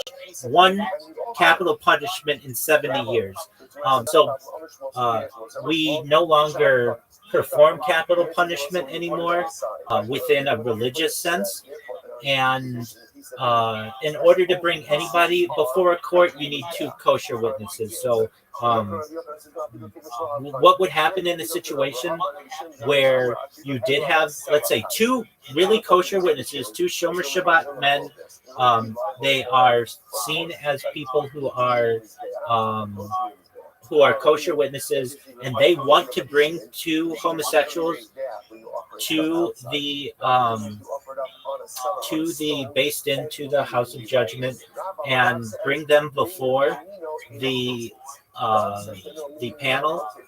There's an argument to be made that these 2 homosexual people may not even be members of the community. If they're acting like that openly, chances are they're not going to be members of the community. So what right do we even have to bring them in? So what would generally be said is that let live and let live. Let them live their lives while we don't endorse it, and we don't want our children to do that. and really because it goes against much of what is commanded to us in be fruitful and multiply, and that can't be done within a homosexual relationship. But things change, and when I say that, there are very orthodox people who have had homosexual children, and they go from people who feel that homosexuality should be tolerated in any way to having these people at their Pesach table, to having these people at their high highs, and what do you do? And then there's some understanding that they're going to have to tolerate it, but when before they would do it, they could to reject it.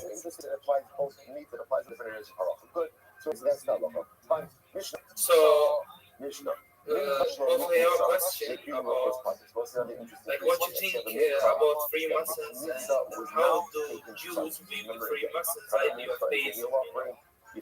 Well, I am a Freemason, so you're asking probably an excellent person. How do Jews feel about what? He said to me, is how the Jews view the Freemasons idea of theism. So the theism basically I'm not sure I'm hearing you correct, so explain. So go ahead. So anything just to believe in God when they don't believe in prophets. Okay, so yeah, they don't believe religions, they don't believe prophets, they don't believe books. They say we just know there is a God and they just believe in God. Yeah, absolutely. So it's theocratic. Okay, or theist, I should say. So I can tell you, at least within the state of California, what I had to do as an Orthodox individual, and there are other Orthodox individuals, but it's rare. I had a rabbinical colleague come to my lodge, and we talked it over with the brethren there about what changes were going to be needed to be made for me to be able to become a Freemason. And so there were some changes, like I wasn't going to kneel, like that's something that we generally only do on high holidays and generally only like Yom Kippur. I wasn't going to swear on any text. I could affirm though, so that was different. And basically, we relayed this information to other rabbis and a rabbinical court, and it was seen as being something that I would be able to do. Now, you can, at least in the state of California, you can be of any religion that you want, so long as you believe in a higher power. It doesn't even have to be God. You can just say there's a higher energy, but basically it's a rejection of atheistic principles. Doesn't mean that there aren't different Freemasonities where you can be an atheist. They aren't seen as mainstream. The first thing is you have to be a theist. You have to be freeborn. So thirdly, you need to be of sound mind, so you can't be like a madman. You have to at least be age 18. You have to be a man. And really, those are like, it's not that difficult. And then you have to be seen as someone who is considered essentially upstanding within the community. So you have to generally have a clean record, or a pretty clean record. I can tell you what I had to do, which is I would not eat at our dinners. So we would have dinners every Monday night, and I would not eat at them. I would bring my own like celery or fruit or vegetables or something, and I would just eat alongside the brethren. And aside from that, Freemasonry is not a pardon me. It's not a religion. It is essentially the world's largest fraternity. Some people may consider it a religion, and that gets into philosophical and theological debates what a religion is. But I can tell you that I received approval to do it from the Rabbinical Council of California. These guys, the guys who put the hechsher on here, and and then so what else is different about it? I've known other Orthodox people who have um, who have who are Freemasons as well, and they did not do what I did. They did not go to their rabbis so much or a rabbinical body, and they just did it on their own. And I wasn't at their degree ceremony, so I don't know exactly what they did. But I can tell you that at least my Freemasonic lodge was. This was a unique case, but it was mostly Jewish. But that is not the unique case amongst Freemasonry. It just so happened to be in a Jewish area. And all of the people who were there were not Orthodox Jews. I was the only Orthodox Jew. But there were Christians there. There were Muslims there. There were secular people there who believed in that Spinoza view of God, that idea that God is everywhere, which, again, I don't necessarily disagree with. It's just not generally seen as it was rejected in about 400 years ago. And then even today, when people came to the synagogue that excommunicated Baruch Spinoza 400 years ago and said, look, it's 2020. This happened in like the early 2000s. Look, can we basically reverse the excommunication? And the rabbi there said, look, this has been going a long time and it wasn't my decision to make in the first place, so we'll just let it stand. So there are thoughts to perhaps reverse it, but hasn't been reversed. But these ideas of what is God and belief in God are consistent within Judaism as they are within Freemasonry. So they don't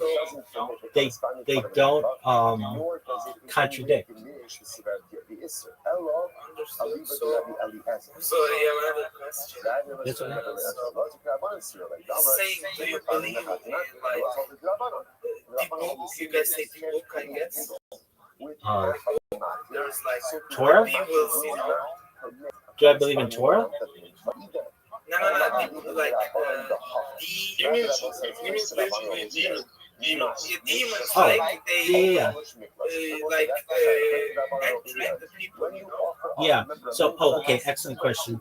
And saying like if someone affected by like these demons, what you're doing, do you have any specific like prayers and like how can I say rituals for like taking this demon from his inside, like Absolutely. So you're basically asking, does Judaism have a way of purifying someone who is possessed, essentially?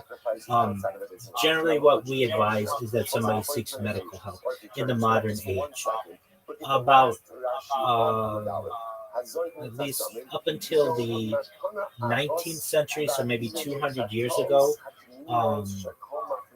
there were some rabbis who were there. They were sought, and essentially, the answer was to be told that the person should pray, but there was not a specific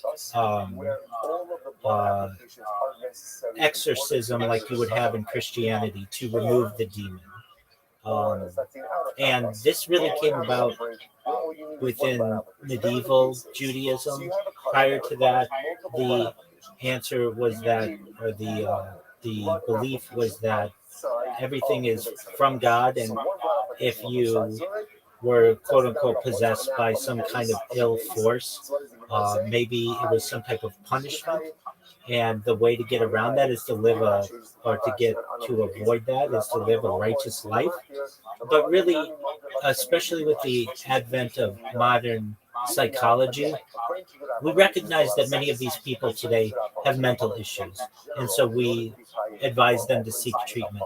If you're asking, is there an exorcism where we say certain prayers to get out a demon?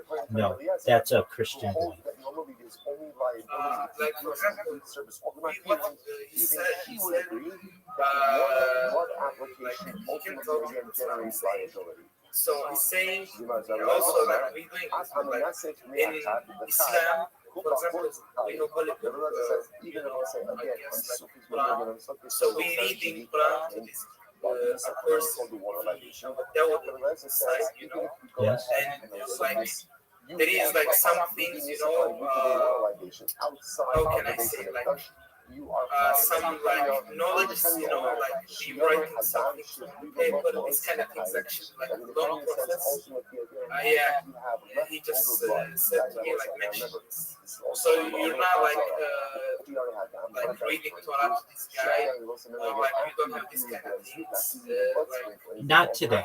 Not today. But not today, I understood, yeah, but yeah. it used to be like Yeah. some rabbis and So, I understood. so what you would do, generally, in a situation where you felt that somebody had been had some type of possession, this is known as divuks. Essentially, you would have a pious rabbi who would get a minion, 10 Jewish men together, and they would essentially pray different songs, pray for the person's soul, and this isn't done today, but basically there'd be ritual purification, washing of the hands and such, to try to alleviate any kind of possessed entity within them. This is really something though that wasn't it was only done for like 500 years, 400 years or so, until the modern age came about and we have modern medicine. And then people would be advised to perhaps go to a medical professional. And I think that the person, if they really did have mental issues, I don't know if praying psalms is going to help them. But the thought was that the recantation, the hearing of Hashem, of God, would perhaps free them of this dibuk, this demon. But it's not a modern tradition that we have. But in the past, was there a like, I think again, I'm not Christian, so I don't know, but they still do exorcism. Exorcisms are not done in the modern age. Traditionally, okay, so perhaps within Islam, but so what would you need? You need the person there, ritually washed, 10 men praying psalms and reciting God's name, hopefully to be able to purify them. But that's something that hasn't happened in like 200 years or so. And you don't have to start from the beginning. Not from the beginning. Rather, you just pick up from wherever you left off in the Yom Kippur service, which tells you that even the Elazar agrees that when it comes to blood service, when it comes to any type of zrika, partial zrika is effective. And therefore, so by Yom Kippur, if you started this zrika, then the blood spill, you have to chef the new animal. Actually, like, we can talk about this, for example. Just pick up wherever you left off. Actually, I used to check some Kabbalah books, the classic Kabbalah books. So too, if you I don't know Hebrew, but I just checked, So what I see, the symbols and the rituals actually, it was so similar. Our books, the Kabbalah books, kind of so similar actually. Even the themes also so similar. But I don't believe like you guys believe in practical Kabbalah. Like you doing rituals, writing things, reading.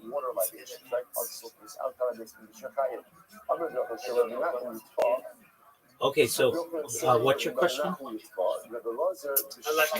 I just said like when I checked there is a Kabbalah books. Yeah, you want to know what they are? No, I just checked used to be. So when I do, there is a symbol, the rituals, this kind of things. And even the symbols, the rituals actually, that was so similar. Also, we have books, we have thousands of books, Also, in Judaism, there is books, like Kabbalah, this kind of things. Now, that was so similar. Like, for example, do you believe practical Kabbalah? Like, what the Orthodox people think about Kabbalah? Like, for example, because what I see from the book, for example, there was this kind of thing in the Kabbalah book. So you read some stuff, okay, and after this you can understand what the animals say. Yeah, I mean, that's traditional. There are some traditions of Jewish mysticism that perhaps believe in either generally like telepathy with animals. It's not it's not central to mainstream orthodoxy, but there are some people who do. So going back to Jewish exorcism for one moment, there are perhaps people who do perform, not really in the United States so much, but a type of Jewish exorcism, but it's not mainstream. It's within a small community, and it might be because everything else has been tried, and there's no other answer that they can get. But generally, within modern Jewish, we recognize a person has an issue, and we tell them to seek, medical treatment. But in some situations where you have someone who wants to do it in modern age, there's nothing that says you can't. So generally, there might be some anointing of Psalms, 10 Jewish men praying to Hashem to perhaps deliver this person. And then the question is, what's in the person? A lot of times people think it's a deceased, a demon that has possessed the person. And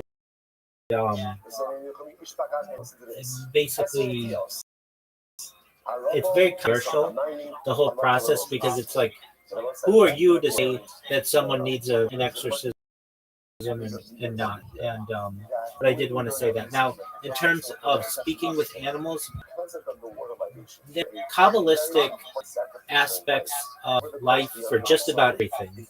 So about longevity and about perhaps the different levels of. Do you believe, like, if, for example, you're Jewish, so, and you know Bible, and you read, like, you do the rituals, believe, like, that's gonna happen. For example, like, if someone do this, do you believe it's gonna happen, or like, these are, like, how can I say, how can I explain?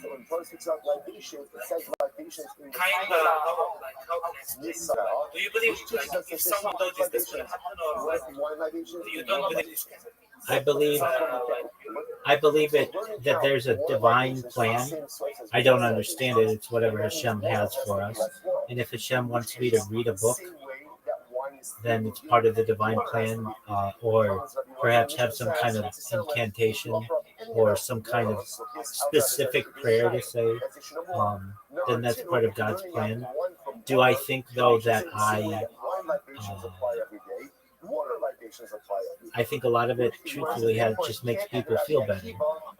So, like, specifically, if I open the Bible, just Torah, and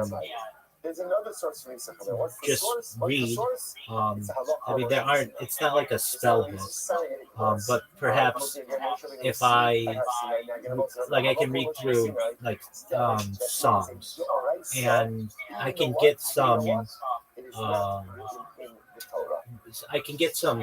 comfort reading Psalms. Like, I can tell you, there have been times in my life where I was going through some difficult periods, and someone close to me, I thought, may die. And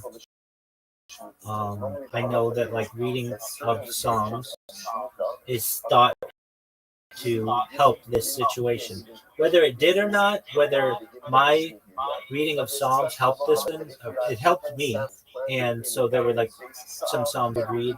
But are you like, do I have a, do, did my action have a direct part person? I just want like simple question basically, just yes or no. Like someone do like if some Jewish person, if you open the Kabbalah book and he do the rituals, okay, he reads, for example, let's say there is a like invisibility ritual, okay.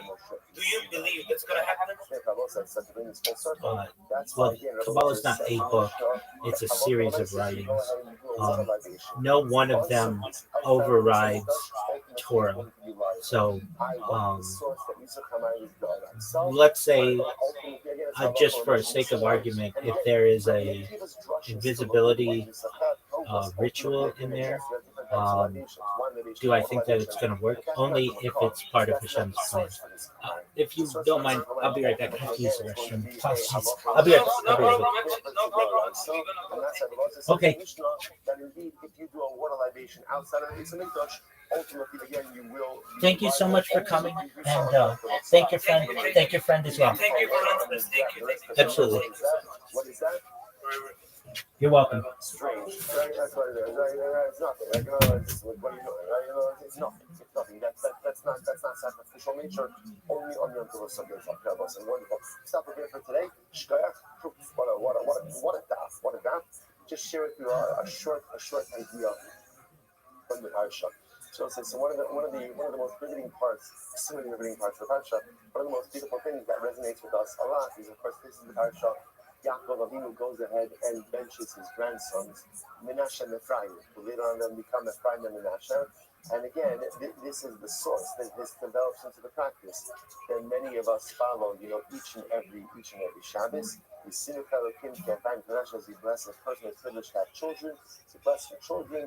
We sin of Elohim, Ephraim, and Menashe. Which part we should make you like Menashe and Ephraim, like Ephraim and Menashe. So I want to point out some things. There's a lot of Torah, but in general, like, why are we blessing our sons to be like Ephraim and Menashe? Right? It's not like we know that much about Ephraim and Menashe. Right? They were born in Egypt. So again, I want to draw you. That's usually where the bulk of our attention goes to. I actually want to draw your attention a little bit earlier in the passage. Because the passage according is Parak Memphis, Pasuk 12, chapter 48, verse 20. So listen to how beautiful this is. The pasuk says, "Vayivarechim bayomahu leimar." Yaakov Avinu blessed them on that day, saying, "B'cha yivarech Yisrael leimar." Through you are with you, so bless the children, saying, "Yisimcha with him, can't find it from the nation." But ultimately, again,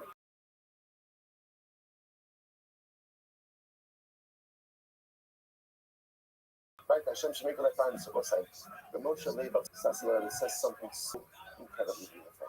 He says the profundity of the bracha is much earlier in the pasuk. He isolates the phrase "Vayivarchein bayom hahu leimar." What was the bracha? The beauty of Chassidus is you have to have a little bit of imagination and know where to put punctuation. Because sometimes in a phrase, punctuate a little bit differently opens up a whole new world of opportunities. So we read the phrase, ultimately again, he blessed them on that day. But Moshe Vasash Rebbe says, no, that's not how to read the passages. Comma. Yaakov Avinu blessed his children. And what was the blessing? The blessing was Bayom Ahu. The bracha is have enough wisdom to focus on maximizing the day right in front of you. Make every day Bayom Ahu. This is the day. So often in life we get focused on future planning, right? We're future oriented. I wonder what's my plan? What am I accomplishing in life? What's my 1-year plan, my 5-year plan, my 10-year plan, my 1-week plan? And that's all important. It's incredibly important. But sometimes we become so fixated on the future that we forget to maximize the present. And we forget that ever important lesson, which is you can plan as much as you want, but there's one really important piece of information to go ahead and always remember, which is you don't control that future. You have no idea what curveballs life is going to throw you, and there are usually many that come our way. So do I have to have a future plan? Absolutely. Can I become totally focused on my future? That doesn't make any sense because I don't control it. But there's one thing that you absolutely do control, which is how you're going to live the day right in front of you. The one thing you really only control is the day that is in front of you. And the bracha says that Moshe Sasa that Yaakov Avinu did this is by Baruch. Hey, what's the ultimate bracha? Hayom Ahu. Maximize your level side. You know, when that alarm goes off in the morning, and for many of us, like, that is the most dreaded thing, right? In the entire universe, right? When that alarm goes off, oh, not yet, not yet. So let's say our avoda in life is to turn that into the sweetest sound of the day. Because when that alarm goes off, that's the sound, that's the, or somebody has to create a Bayomahu ringtone. Right? Somebody has to do this, right? Adam Stein has created a different ringtone, right? But that good morning ringtone. Right? Somebody said there is a Bayomahu ringtone that is out there waiting to be created. Sometimes the alarm goes off and says Bayoma in a sweet voice, a melodic voice, right? Like if you put an accent to it, it sounds even nice and more melodic. Bayomahu. It's your day. It's your day. It's your day. You control it. What do you want to make of tomorrow? You don't control. Next week you don't control. Next year for sure you have no idea what it's going to bring. But Bayomahu today, absolutely listen to the one minute in the words of the Rebbe. It's Beirach Osam. He blessed them. Sheyivakshu v'yispalalu rak al sarchei hayom hahu. The Rebbe says Yaakov even blessed his children and his grandchildren that they should only be preoccupied and focused on today. Those worry about tomorrow. Don't worry about tomorrow. Because preoccupation with tomorrow ultimately again leads you to squander the profundity and the power of the day in front of you. Sometimes the greatest bracha we can have in life is to have the wisdom, to have the strength, and to have the fortitude to maximize Bayomahu, the day that is right here in front of us. I know it may sound like a strange lesson to learn on a Friday, the end of the week. But sometimes the best lessons you learn on a Friday. You learn on Erev Shabbos, because then I learn them, I let them seep in, I kind of let them ruminate and stew a little bit over Shabbos Kodesh, and then by the time I make Havdalah on Motzei Shabbos, I'm like, I got this. I'm ready to become a Bayom Hahu Jew. A Jew doesn't procrastinate. A Jew doesn't get caught up in all the ideas of tomorrow, next week. Yes, I have to be a forward-thinking individual. And of course I have to plan. But the ultimate bracha that Yaakov gives to the ultimate bracha that he gives to his children, he gives to us. And the ultimate actual bracha in life to become Bayom Hahu Jew. To find the people to focus on today, maximize today, and make the most of Bayom Hahu. Good Shabbos, everyone. What a week. Epstein slipped away and is like sat in the corner. I mean, maybe he screamed loud enough and the guards came. Yeah, but the night Jeffrey Epstein claimed his cellmate tried to kill him. So he lay in the fetal position on the floor of his jail cell, unresponsive with an orange fabric and others when they found him. 18 days before Epstein's death, he wasn't breathing, his eyes were opening. Oh, so this was when they found him. Oh, they found him in the fetal position? Oh no, this was the orange fabric goes. That's when they found him dead. Okay. 18 days before Epstein. No. Okay. So it is saying that. So it's saying that he had an orange noose tied around his neck 18 days before he died. What? Why? So July 23rd, 2019, 19 days before Epstein's death, he wasn't breathing, his eyes opening and shutting occasionally, but he wouldn't or couldn't respond to officers' questions and commands, according to a confidential corrections officer's memo obtained by CBS News. They hoisted inmate 7631850 onto a stretcher. Officials have repeatedly said Epstein's eventual death by suicide was foreshadowed by this earlier alleged attempt. Former Attorney General Bill Barr reiterated that claim in an August closed-door deposition before the House Oversight Committee, which released the interview transcript last week. Barr, who did not reply to questions from CBS News, said in his testimony he knew about the July 23rd incident, which he viewed as an attempted suicide. Barr said he considered it indicative of Epstein's state of mind, but jail staff memos never before reported documents obtained by CBS News as well as interviews interviews with more than a dozen people who interacted with Epstein before and after the incident reveal a murkier picture than the one depicted by Barr. The new documents have surfaced amid persistent speculation over Epstein's death, despite official reports that he died by suicide.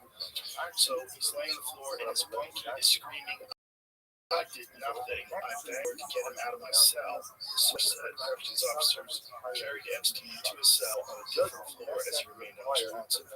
Was it the same cop, the contract killer cop? Yeah, right. He told them he thought he'd been attacked by his cellmate, an ex-cop who was awaiting trial on 4 murders. So they're saying that was an attempted suicide? They tried to frame it as an attempted suicide. No, I would imagine he doesn't have a way to contact the outside world. He'll just tweet about this. Yeah, right? He can't make an Instagram video. Guys, this guy's true. It's true. He's sat on the bed again telling me that he thinks his bunkie tried to kill him. A responding officer wrote in a memo. A senior officer wrote in a separate incident report that Epstein initially implicated his cellmate in the incident, claiming he had previously said things that made Epstein feel threatened. So Nicholas Tartaglione, his cellmate, has repeatedly disputed the initial allegation. I did nothing, and said I tried to revive him. As with Epstein's eventual death, any camera footage of the incident was either mislaid, lost, or never captured by the facility's faculty system. Tartaglione has not responded to emailed questions from CBS News. How odd. His lawyer said Epstein's initial claim that Tartaglione tried to kill him was flatly not true. Well, Okay. so maybe he did try to, there's a chance he did try to kill himself. And he's like, shit, I don't know. And then his guy saved him. He said he saved him. So it says it right here. Scroll back. Tartaglione said in a recent interview, the house that Epstein also left a suicide note and offered Tartaglione money to neither of those details are true or referenced in any of the New York Post records that were reviewed by CBS News. So if you scroll up higher, it says he said he saved his life the first time. So it's saying that he saved his life. He yelled when the guy, his attorney said, Yeah. He's saying he tried to kill himself once. this is his attorney saying that. Yeah, for sure. Epstein claimed to both corrections officers and the source that he felt threatened by Tartaglione. A retired cop turned drug dealer who was charged and later convicted for 4 murders. How could you take the most high-profile defendant ever and put him in a cage with a murderer? His bunkie told him that if he beat him up because of Epstein's child sex trafficking charges, the officers would not report it. Oh, that's what he told him. The wealthy former financier told jail officers that he believed Tartaglione was trying to extort money from him and stated that if he didn't pay him, that he was going to beat him up. The officer wrote, he stated that this has been going on for a week. And that guy saying Epstein was trying to pay me to kill him for himself. You would think they could find a middle ground. It's the craziest. There's too many plot holes. There's no way. Imagine him saying, "I'll pay you to kill me." Yeah. Also, it's like, wait, how are we going to do that? How are we going to work this all out?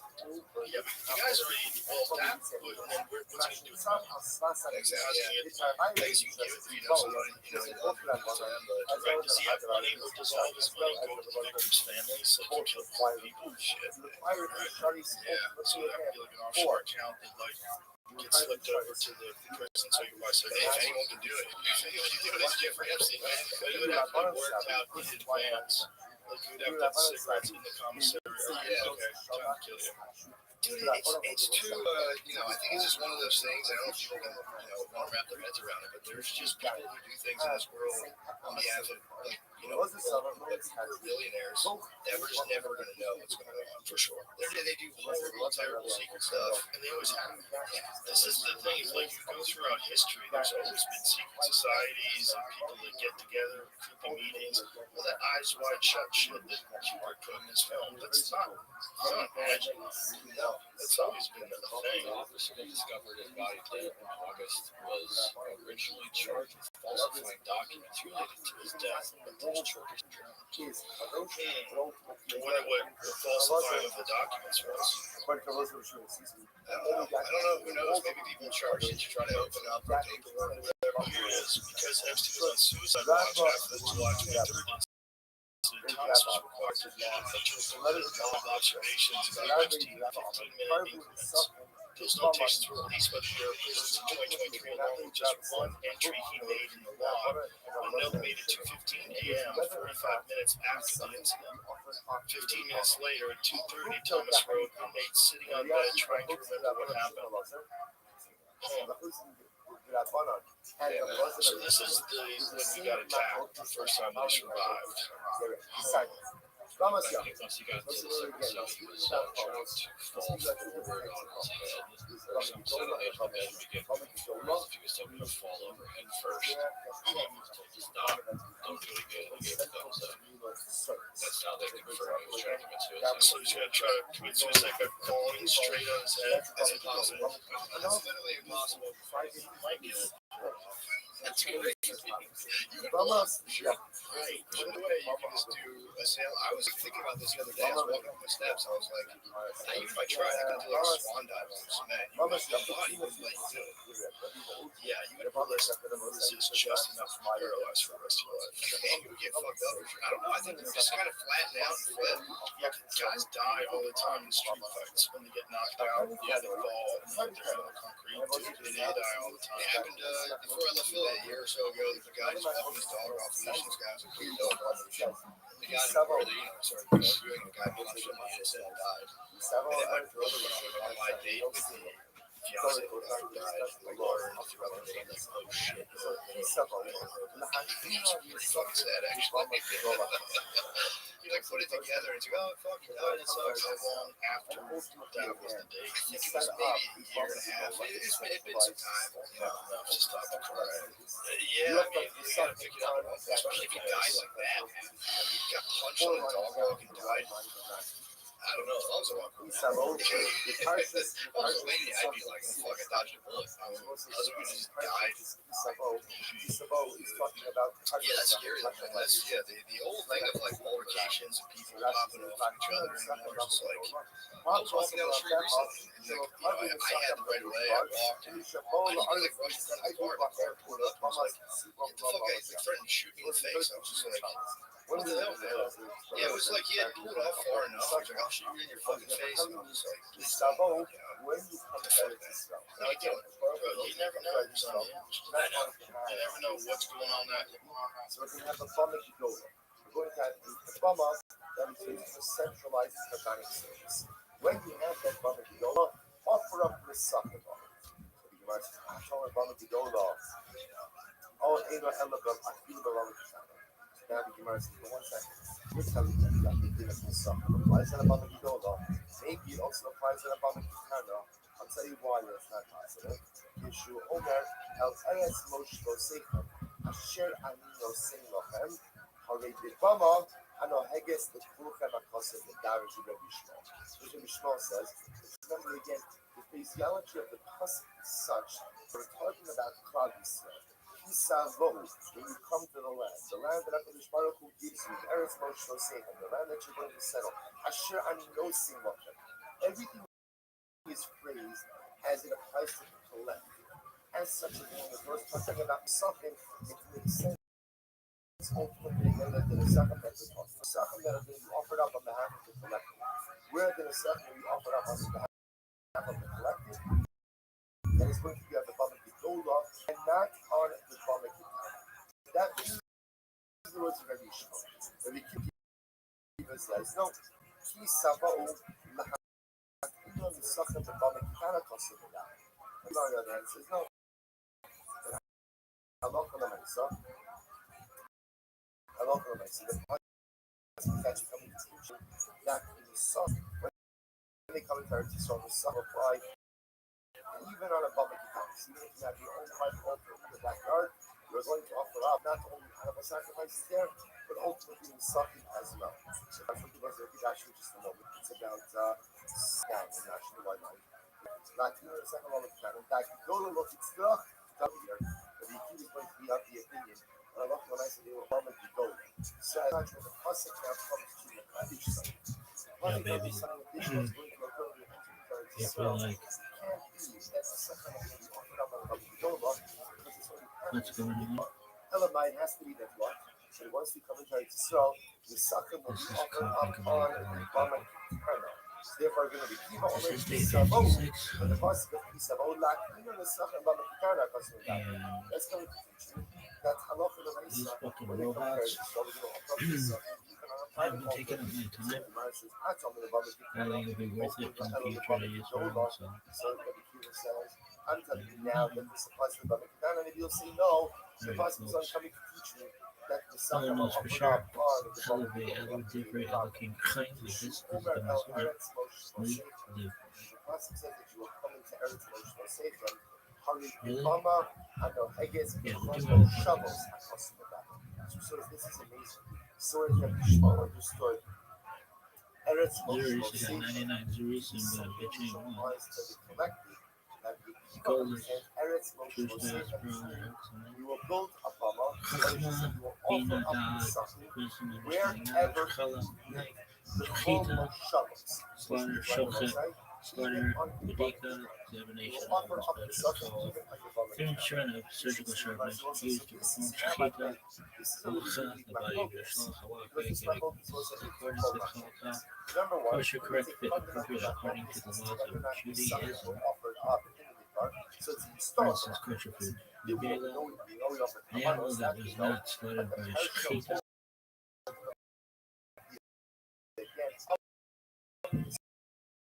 rather a Jew trained animal for professional religious when you come to the belief. land. Not a Jewish religious humane method of slaughtering animals as portrayed in food. Shochet, from Shochtim, the person who performs Shechita, qualified with a thorough knowledge of Jewish law, animal anatomy, and pathology, and licensed by both religious and civic authorities. Torah is rest of all Jewish teaching and law. Trifle, literally torn. Zahar Baal, a Chaim,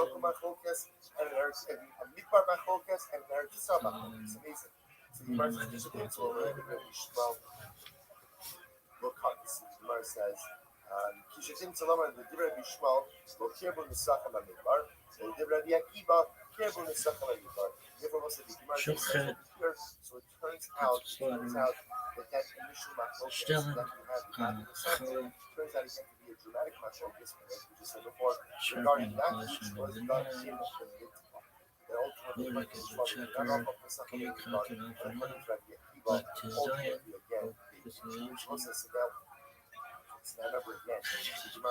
may Hashem bless you and guard you, may Hashem shine his face upon you and be gracious to you, may Hashem lift his face to you and grant you peace. Hakan ani whatever every bake or every mikra eat Afshay Zafal Anaknu Amor whatever Yiddish or Shagam Otan without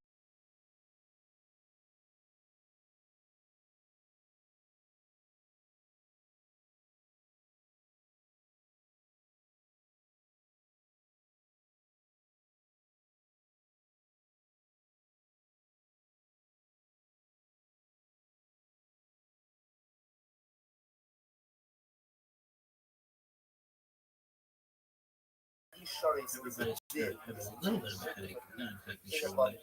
Why? This is a big brain. Nagila Nagila Nagila Venismecha Hava Nagila Chava Nagila Chava Nagila Venismecha Havane Ramena Havane Ramena Havane Ramena Venismecha Havane Ramena Havane Ramena Havane Ramena Venismecha Uru Urakim, Urakim, Barasamea, Urakim, Barasamea, Urakim, Barasamea, Urakim, Barasamea, Urakim, Urakim, Barasamea. Hey, Hava, Nagila Hava, Nagila Hava, Nagila Vegas Recha, Hava, Nagila Hava, Nagila Hava, Nagila Vegas Recha, Hava, Nera Nena, Hava, Nera Nena, Hava, Nera Nena, Vegas Recha, Hava, Nera Nena, Hava, Nera Nena, Hava, Nera Nena, Vegas Recha. Urakim, Balasamea, Urakim, Balasamea, Urakim, Balasamea, Urakim, Balasamea, Urakim.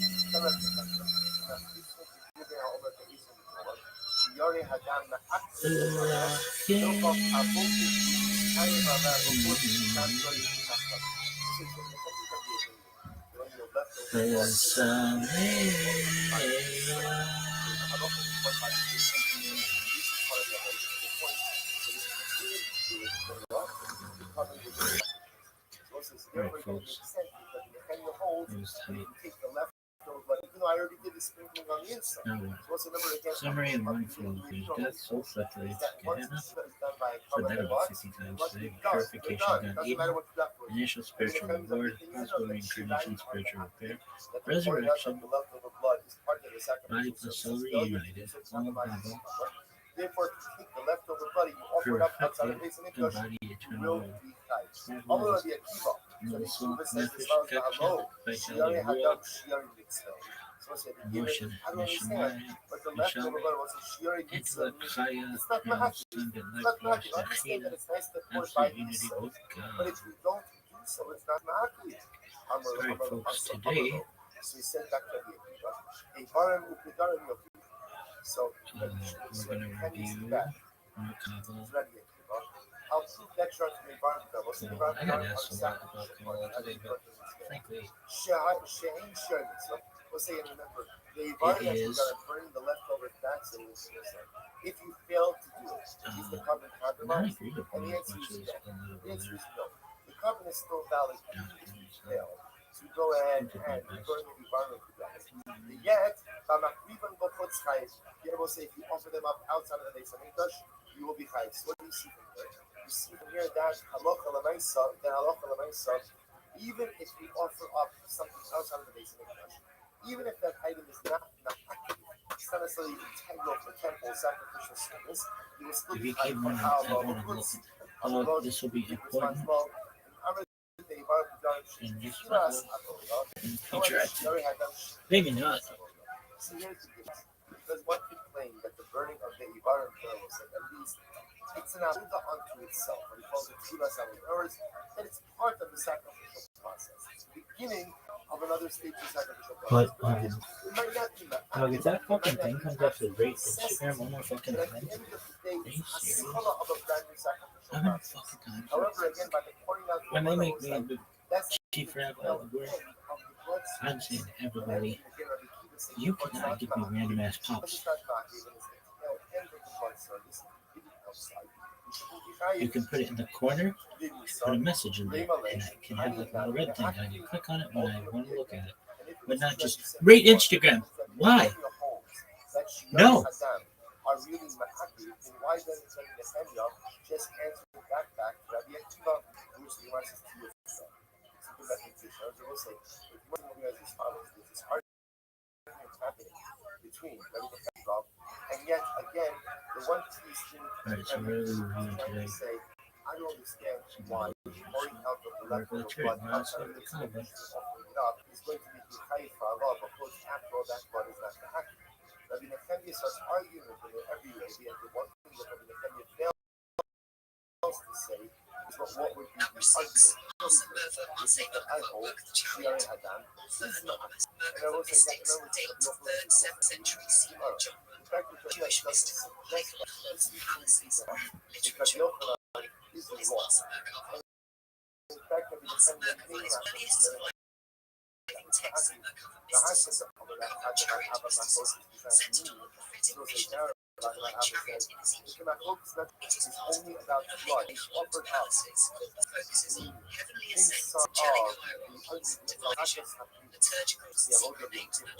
Ultimately, again, now that that blood, that thing is Give a coloma. And everyone gives also the Shilani. From Kabbalah, they offer up outside of the people. But ultimately, again, our Mahat, and Gemara says, I'm sorry. Now that I'm my focus ultimately again is only from inside Shilani. How about the Shemach sending Give a coloma? Or dying from outside of the vehicle, ultimately, everyone is using it. Then we interpreted it. Already Nehemiah, we try to have a meaning.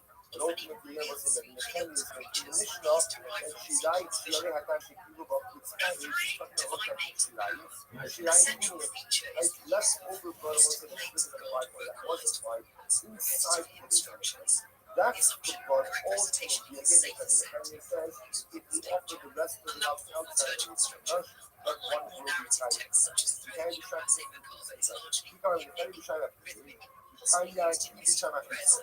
those will be again the conversation. But the Akiba, we're talking about design soul. The text is fragmentary and varies by manuscript, but generally Name a way. angelic So that's descriptions of heavenly realms, mystical adjurations, when I said my statement that we offer up the it is less structured as a journey narrative compared to that one will be high for our love of course. Why does he say to us that we are ultimately against I'm talking about and why doesn't he say that? related works like the Lord Michael Because ultimately compared to those less narrative dialogue, they were rabbinic divine praise. The struck sentence remains utterly beyond action. Only mediated experience of angels is possible. Central lightning, radiant praise. Divine is described in exalted outward language, but in symbolic form. Historical significance, one of the earliest strata of Jewish mysticism, bridges apocalyptic literature and later Kabbalah receiving tradition. Influenced later mystical developments, including so-called radiance, observed quiet matters. Massive Macabre shows us early Jewish techniques of mystical ascent, the importance of sacred sound, the power of divine names, the roots of later Kabbalistic knowledge. It is powerful. I'm only so what's this now back to Closer to experiential mysticism, I'm only compare it directly with Hegel writing, break down a sample of structure, explain the dangers of macabre ascent in rabbinic literature, map how this leads to but then he offers it up, he puts it on his back outside of his so it's what happens. What's that? Such a person ultimately again will be chayiv. Malak b'chutz, v'ha'el b'chutz. Let's say if we did malika outside of the base of the English, and also offered not outside of the base of the English, what's the halacha? Butter, and why he's having the Yes, sir. In the future, I'd love to have you. Ideally, I think everybody should walk 1.1 kilometers per day, and just like a daily morning walk. Like I think that in Israel, like it should just be allowed. Like just everybody just goes out and walks. Malika outside. Or run, just at least 1.1 kilometers per day.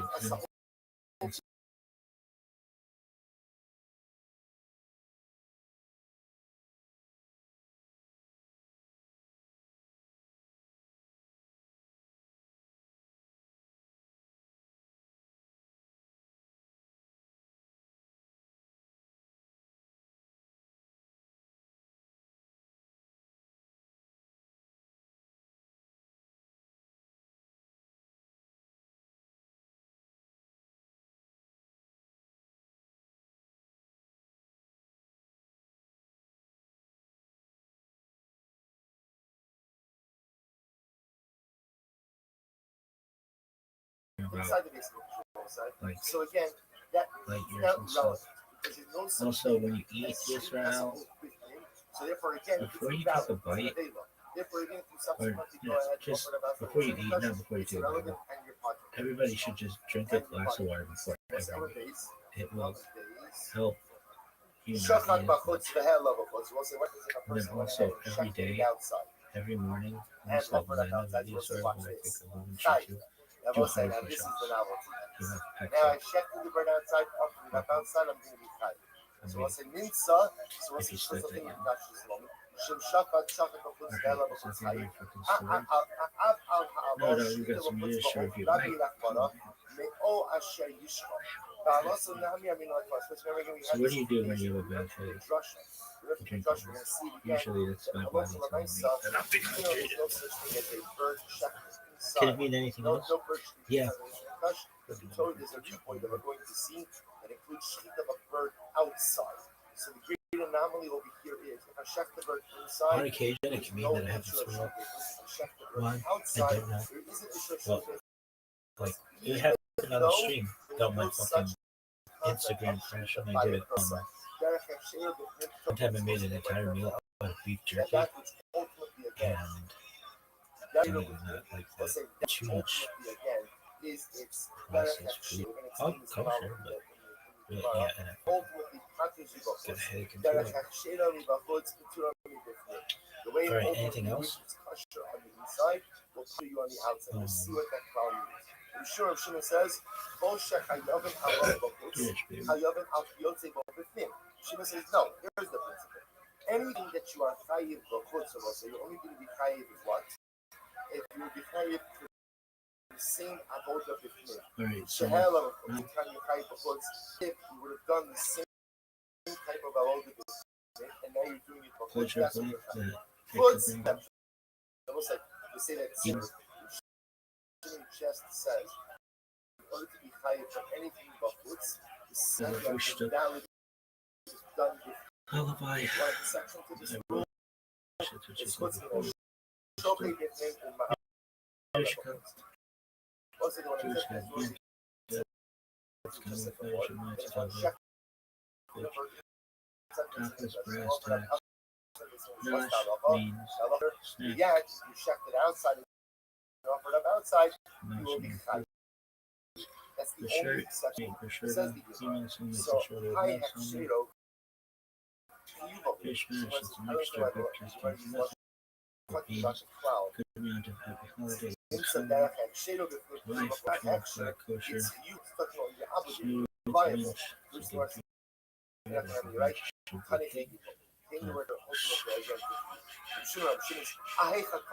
could be extra fail, What could be Shimon is commenting on the mission. stood up as could be given, Which earlier square, statement is commenting on? Even Ma'arisha, if you want to say something about the first part of the Mishnah, and that is Hamon, shrink the because hell the of a food chutzi. kufiyash, So Fiyash the person doesn't Rakakaka, believe God. Person doesn't believe God, he offers a and then Shayla, goes and offers it up outside of the Shtela, that's Chai, it, the hell of a Shayla, chutz. If he Strand, didn't eat outside, he's going to be potter. Milk But egg, Among Reb Shimon says, "Can the Maybe Chayla also Strand, Shimon argues?" And he says, "No. that's Whatever you chayiv for before, Malika, Malika, grass, you should be chayiv if you do it bachutz also. It's high, kol shechayavin sugar, alav bachutz. Shum said kol shechayavin bachutz. Kol shechayavin alav b'fnim. Shum Chazir, anything Chazir, chayiv on the and inside, you're chayiv Could on be the slip, outside. Therefore, carry it's burden, Malika sugar. and Well, ha'alav. I'm You should be good. chayiv because you be chayiv those variables. It's on the inside. Elo, yechi b'chutz lo mechayiv You know, b'fnim nami lo. That maybe Reb Shimon comes to say as follows. some people say that you're But ultimately, again, what in the same way you're not chayiv b'chutz, you also will not be chayiv b'fnim.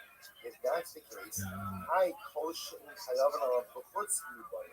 So that's the reason Shimon should just change that formulation to say anything that you're not chayiv for b'chutz. Have a asifa. Rather, we'll say Shimon is coming on the latter part of the Mishnah. Hashochi b'chutz the hell of b'chutz potter. If one shechts a bird on the inside the Mikdash, and then offers it up outside the Mikdash, he will be potter. Why? On the other hand, shachat b'chutz the hell of b'chutz chayiv. If you check the word outside. You know, if it's up outside, it will be fine. Rambam Shimon says no. Yehi tibifnim lo mechayim, bachutz nan lo mechayim. She argues on Schwitz. the last one. A shachat bachutz Tanakama will be chayiv. Shimon Kamon, I don't understand. If the way that you wouldn't be chayiv, you shouldn't be chayiv. So it's like Schwitz to perspire, Schwitz to be nervous, then it shouldn't work. Schwitz to persevere, That's the case. Schwitz a steam bath where people sit, Schwitzer a big shot. We can afford to sit in a Schwitz and shoot the breeze with fellow Schwitzers. Schwitzes are together. In its most basic language, Schwitz security person sweating, so a person may say onion. Synagogue is suspected of schwitzing buckets. Note that the actual particle schwitzing is always referred to as space, not schwitz.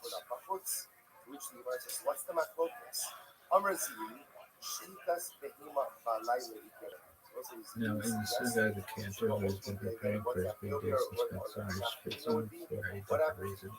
Besides the jitters associated with performing for a large crowd, he's schwitzing because he understands the gospel responsibility. Amazing responsibility.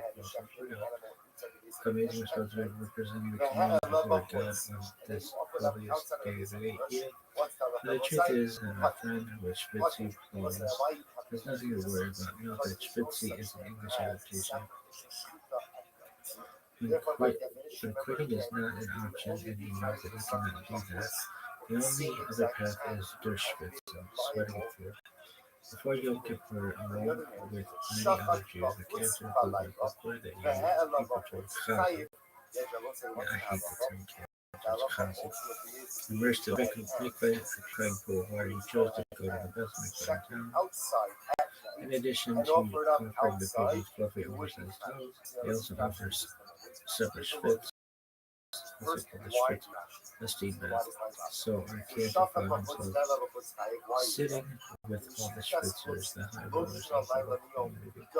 As they sat and schwitz in the steam bath, they discussed how much they looked forward to Yom Kippur and how confident they were that the Chazan would do a great job on Yom Kippur.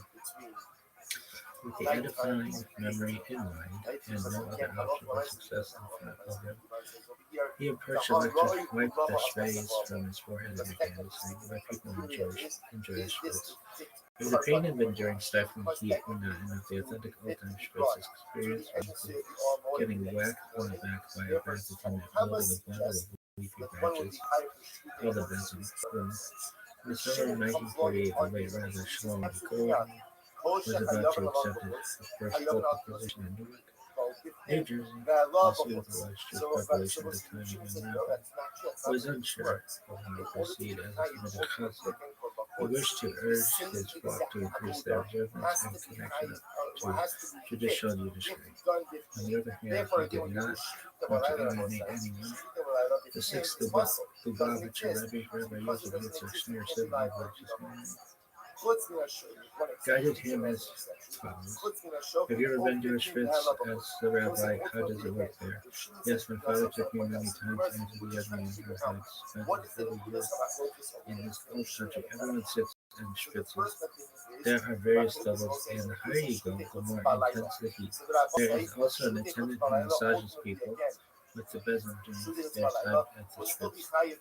Now, what were to happen? Asked the Rebbe. If a fellow were to walk over to someone on the sidewalk and start massaging him with a besom, how would one react? Would he not hit him back? However, continued the Rebbe, if you elevate and warm them up with the words of inspiration in Torah,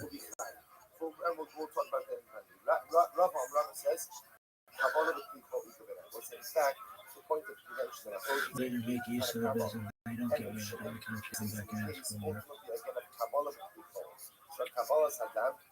Another schwitz related concept. As was the habit of the Shmuel Lubavitch, 1832 to 1842, was receiving those who lined up to seek his counsel on all matters, material, spiritual, emotional, and more. Scarcely an hour had passed since the audiences had begun, and already the Rebbe had exhausted my Rebbe was exhausted. He called a break and asked for a fresh change of clothes. Nurse of the elders, known as the secretary of parties, he exerts himself so every hour he needs a new change of clothes. Why does the Rebbe Schmidt so much? Hearing that his aide did not appreciate the work that he was doing, the Rebbe told him that he would be paid, but his services were no longer needed. So the hell of it offered up as for this English. The Tanakama holds chait. Why I will say very simply, Tanakama holds to the whole there is no din of Pisharis outside of the base of English. So because there's no din of Pisharis, it doesn't make a difference. Don't you understand? In the past, there are 20 people who come to see me. Each of them poured out his shama so to me and asked for my assistance in carrying it up kids' hills. Too early to each one's personal limit, I have to see it through their eyes. I must myself of my own personality and circumstances and put myself in theirs.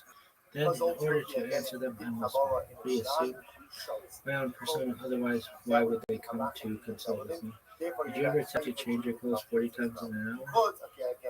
Did you ever attempt to change your clothes 40 times an hour? If such physical dressing and undressing would exhaust you and make you schwitz, can you imagine what it involves to do so in the mental? Can you imagine what it involves to do so in the mental, emotional, and spiritual sense?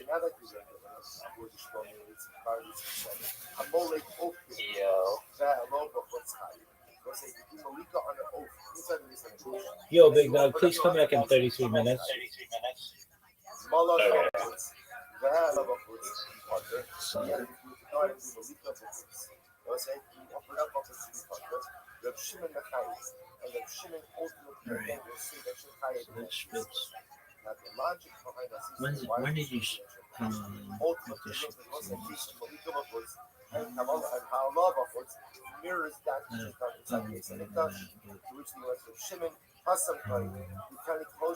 one time I took before I came as a milkshake. Yeah, it's like a, it's something. It makes you sweat like unbelievably badly. Extremely. Really, and I can also remember this one time I was running like long periods of time, long distances, and I would shower and yoga and things like that, and go into a very professional place and sweat. Oh, I know too. When I first did it, into this community, I was so I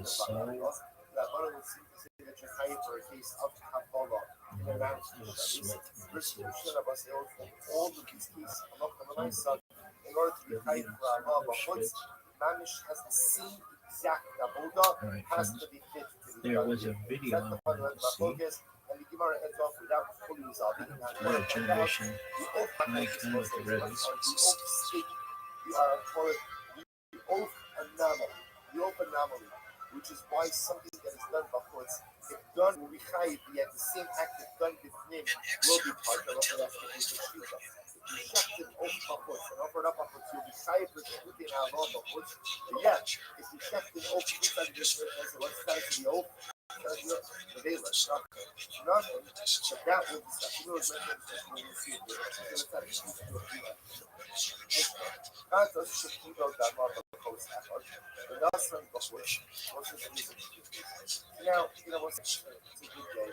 Kantas is doing that. It's a reason that student is done in the reason that the Kabbalah is done inside the reason that and everything is fine. And then what happens? Except now, workers, so the Gemara says, Nasran before. Person that goes that takes the blood outside of the Mishpash does Zrika on his behalf outside of the Mishpash. The Chazar may not some and then he comes back and brings the blood back in. And now does the Zrika inside of the Mishpash. Or he does the Zrika inside of the Mishpash. The Chazar may not some and then he goes and he does it outside of the Mishpash. chayiv. Ultimately, again, he will be chayiv. Now, chayiv for the act of the zrika b'chutz. He chayiv ultimately again for the act of the zrika. We'll say why? Shekulo lo yidin. Ultimately, again, because all of this blood is fit to the sprinkled itself. Because it becomes all of the blood is ultimately again the one bead. That is blood that is fit to sacrificial service. Therefore, if you outside and you sprinkle it, you will be chayiv. Because you have to align that. Well, we're going to talk about this. Next, take it. Let's say you did 2 cups. 2 cups, so let's say 2 plates, 2 kilos. So 2 cups are literally 2 daily. So what happens? Nothing changes between partner. Was it people and you do blood application for both cups? Was it that's the let's say if you take blood on both cups and you took on the partner, I didn't do anything. So we'll see. This is just going to be a stylistic issue. The Mishnah wants to first go ahead and kind of give us a soft blow, right? If you offered up cups outside chayiv. Echad b'pnim ve'echad b'chutz. Pater. Let's say if you went ahead and you offered up one of the cups inside, one of the cups outside, you pater. Which makes sense. Why? Because there was zrika done on the inside. Was this zrika done on the inside with pashtos? What that means is the other cup becomes kind of just unnecessary. So echad b'chutz ve'echad b'pnim. Let's say I do one of them. On the example, now the order of the is very important as well. So look at thing number 1. This is echad b'pnim ve'echad b'chutz. If I did 1 cup on the inside, 1 cup on the outside, I'm pater for the cup on the outside. Presumably because why? Because halacha l'maaseh, I discharge my obligation for zrika for the first cup, and then for the second cup becomes the consequential. Echad b'chutz ve'echad b'pnim. If I did first cup outside, second cup inside, chayiv alachitzon. I am chayiv ultimately again for sprinkling the blood outside of the base of the brush. That's only the pattern. But the carbon on the inside is still good. This is a great. If you're looking for some comedic smell, these people you want to say here's the sponsor of this. where carbon ultimately again usher is him and chayiv b'chutz. It sounds like an anomaly. The same carbon, kasher within chayiv b'chutz. Here it is. You have Kabbalah. You do Kabbalah Adam in 2 cups. 2 cups. You go ahead and what? You take one of them outside and you sprinkle the blood there, and then you take the second cup, which wasn't removed outside, you inside, and then you zrika on the inside. You're chayiv Rabosai for the act of zrika outside. You're chayiv for zrika b'chutz, and we'll discuss the dynamics of this. But the carbon is also kosher with the zrika done from the second cup. So 1 carbon liability on the outside and on the inside. Liability on the outside, we have to fulfillment of the obligation on the inside. We'll stop this case. We'll pick up in Met Hashem. We'll look at the clarification of this case.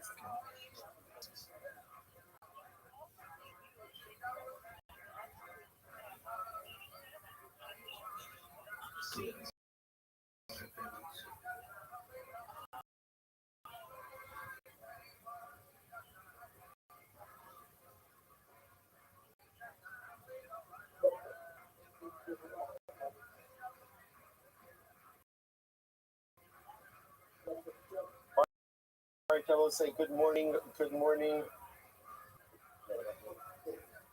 Let us actually the same week of the Josh Ares, the cover that gave the shir while I was away.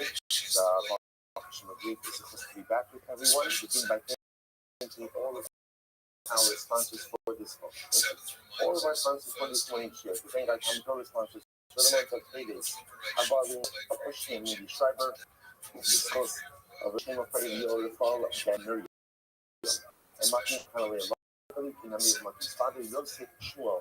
Then you can see the website is on top of the pages. That many sponsors for today, Alan Sumarovitz, and memory of Sue's mother, Ningel Shlomo Hodge, this is Rono, we'll pick about Kamatoro. And the family name of Kamo, Sue's having to hold Israel. I would like to continue to send the service of all of Am Yisrael. Also, it's important to recognize nice. Start off by also wishing everyone a happy new year. You know, a lot of times when we come to secular New Year, we as Jews are a little bit foolish. On one hand, we're not wishing anyone to see it over. You know, but at the same time, again, obviously, it would be ridiculous to think this world, right? I would venture to say none of us are dating our check, you know, in accordance with what day of payday is, you know, and again, in general, sometimes to agree with the secular date. There's a beautiful idea in general brought down in Islam that there's a power to the secular New Year. In this world, you find the clock of conscience, find the clock of renewal. You should always ride that way. And the truth is, when the New Year comes, there is a feeling of newness. There is a feeling of, no, right? You see people always making their New Year's resolutions. Like people always trying to tap into this idea that a New Year, like Mashana, Shana, Mashana, Mas, it's a New Year, and the New Year comes, it tells me, like, whatever was, my Hava Hava, 2025 is 2025, and now 2026 represents really a whole parsha, a whole year, a whole chapter that has not yet been written. See, even though it might not be the primary marking of time that we follow as Jews, and even though, again, for us, obviously, it's not Rosh Hashanah, right? Rosh Hashanah is Tishrei, but at the end of the day, there is something exciting when there's a newness in the world, and it behooves us to tap into it. It behooves us to try to figure out what in our own lives we want to renew, what in our own lives we want to be mechadesh, what in our own lives do we kind of want to off a little bit of the lethargy and a little bit of just like the general clean, like the mouse on the wheel. It's not the expression. Hamster on the wheel, and like it's kind of like Lahab, I don't know, you know, like a shtickle like Groundhog Day. For those of you who get that reference, right? You know, so like kind of just like the over and over and over and over again, and it becomes a little bit depressing because we wonder to ourselves, like, how am I ever going to break this cycle? And it is today. It's a new day. It's New Year. It's January 1st, 2026. The world, the universe has seen a January 1st, 2026. This is the first date like this ever. And because there is such a newness that is in here, ultimately, we have the power, if we want to tap into it as well. Just because it's not our, so to speak, Jewish New Year doesn't mean that we as residents and as members of humanity cannot tap into the wave of newness that is here. And historically, compound that, just think about this. We have a new Mishnah. In the Maseches Zvachim. What are the chances that on the new year, a new Mishnah, and by the way, let's say, all kidding aside, a new Mishnah on the very top of Aleph, right? That's unique. Not like a new Mishnah in the middle of the page. New Mishnah, top of Amud Aleph. And I will say, this is HaKadosh Baruch Hu giving us another one of these kisses. If you want to be someone different, right? Because a lot of us have midos that are not good, but we've been living with them for years. I could change it. A lot of us have behaviors that are less than optimal, holding me back. I can change it. A lot of us have many elements of our lives that just are mediocre at best. And if I want, I could change it. January 1st, 2026 is a new year. Maseches Zvachim Daf Kuf Tes 109 has a Mishnah on top, a new Ischadshus. And I will say, certainly Faster Daf Yomi. Zvachim has not been an easy run. It's been fantastic. I think it's the best Masechta ever, but it has not been. I've heard some rumblings, bordering on complaints, shtickle and curses even, right? But you know, and again, let's say, you know what? Get it together. We're in the end of Maseches Zvachim. Get it together. Time for big boy pants. Time for us to get this. Let's finish the Masechta strong. If you want to be whiny and distracted, you can be whiny and distracted. But if you want to say January 1st, 2026, Ischadshus, I got this. Okay, maybe not the first 108 block of the Maseches Zvachim, but you know what? 109 to the end, I'm going to hold this. 109 to the end, I got this. You know what I'm saying? Everything in life is about your perspective, and everything in life is about desiring, identifying, and having a vision for the person you want to be. New Mishnah, new year, a untold That's so possibilities. Let's jump into that. Mishnah Tapa Shoftas in 109a. After touching chili, after touching students, so most we are continuing on the topic, which is in the topic of this particular paragraph, which is that. What happens with shtutikos? What happens when you go and you offer up certain things outside of the confines of the Beis Hamikdash? So the Mishnah says, "Echad touching chili." What are you talking about again? Karbanos that are kosher. The echad touching psulim, or we're going to go ahead and talking about invalid karbanos. Shehaya psulim bakodesh. I will say, remember again. This actually brings us back a little bit. Remember we had the sugya, I don't even remember when this was, but we had the sugya about what happens if you put an invalid carbon on the mizbeach. Do you take it down or not? So remember again, the Gemara actually, the Mishnah made a distinction between a carbon that becomes invalidated inside of the mikdash versus a carbon that becomes invalidated outside of the mikdash. So again, the carbon that was getting invalidated inside of the mikdash, you put it on the mizbeach, you don't take it off. But a carbon that was invalidated outside of the Beis Hamikdash, which essentially means it was invalidated from the beginning, if you inadvertently put it on the mizbeach, you take it off. So look at the Mishnah saying, echad kachim shares, if he's talking about carbonos which are kosher, the echad kachim psulim, or he's talking about the carbon that is possible, shahaya psulim bakodesh. But the psul, the invalidation is developed inside of the Beis Hamikdash itself. This riban bachutz, and then you went ahead and unfortunately you offered up this carbon outside of the Beis Hamikdash. You are chayav. Now the idea over here is what the Mishnah is highlighting to us is, in order to be chayav for offering up a carbon outside of the Beis Hamikdash, it has to be the kind of carbon which could have been on the mizbeach, right? So therefore there are two categories: either a kosher carbon, or a carbon, or again, whose invalidation developed inside of the mikdash. Because even such a carbon, although ideally you could put it on the mizbeach, you would not put it down. Only a carbon is this heightened level of what we'll call kashrus.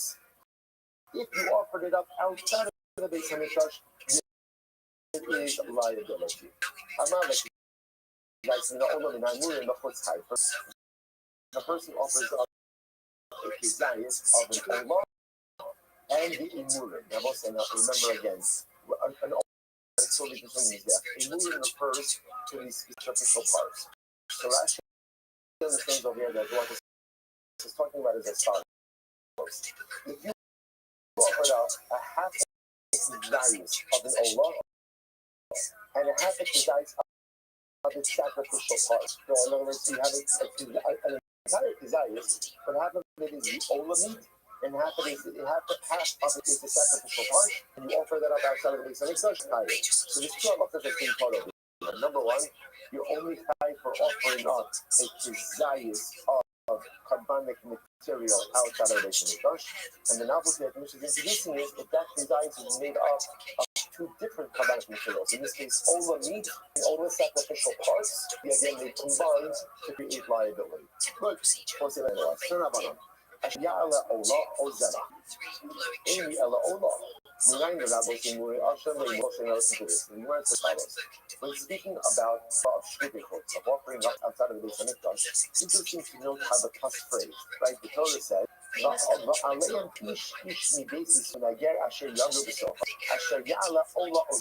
it's interesting that pasuk is if you offer up kavanas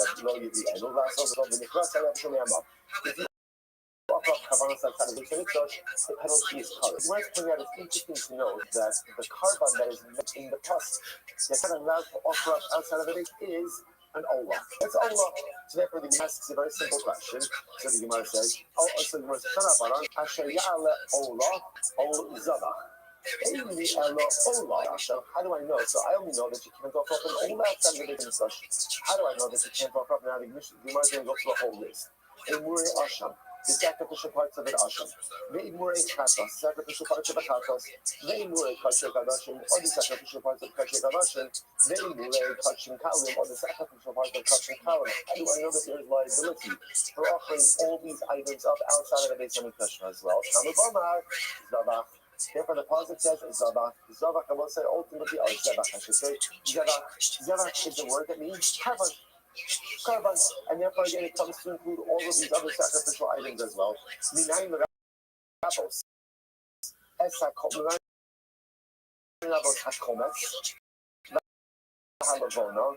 transition into non-typical carbonic items, really things that don't really have like blood associated with them. Fluid, kometz, which over again is a 3-fingerful amount of nirvana, frankincense, ketoles, the ketoles, actually that should point out, let's go back to ketoles, right, minchas kohanim, so the mincha of kohanim, or minchas kohen.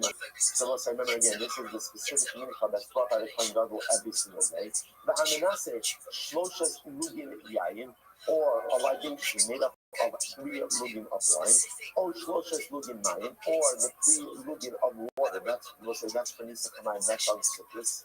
How do I know that again, if you did any of these items outside of the Beis Hamikdash, that you are liable as well? Hamalomar vel pesach oel moed lo yivien. The pasuk says, when is their liability? If you did not bring it to the entranceway of oel moed. Meaning what? Kol haba lepesach.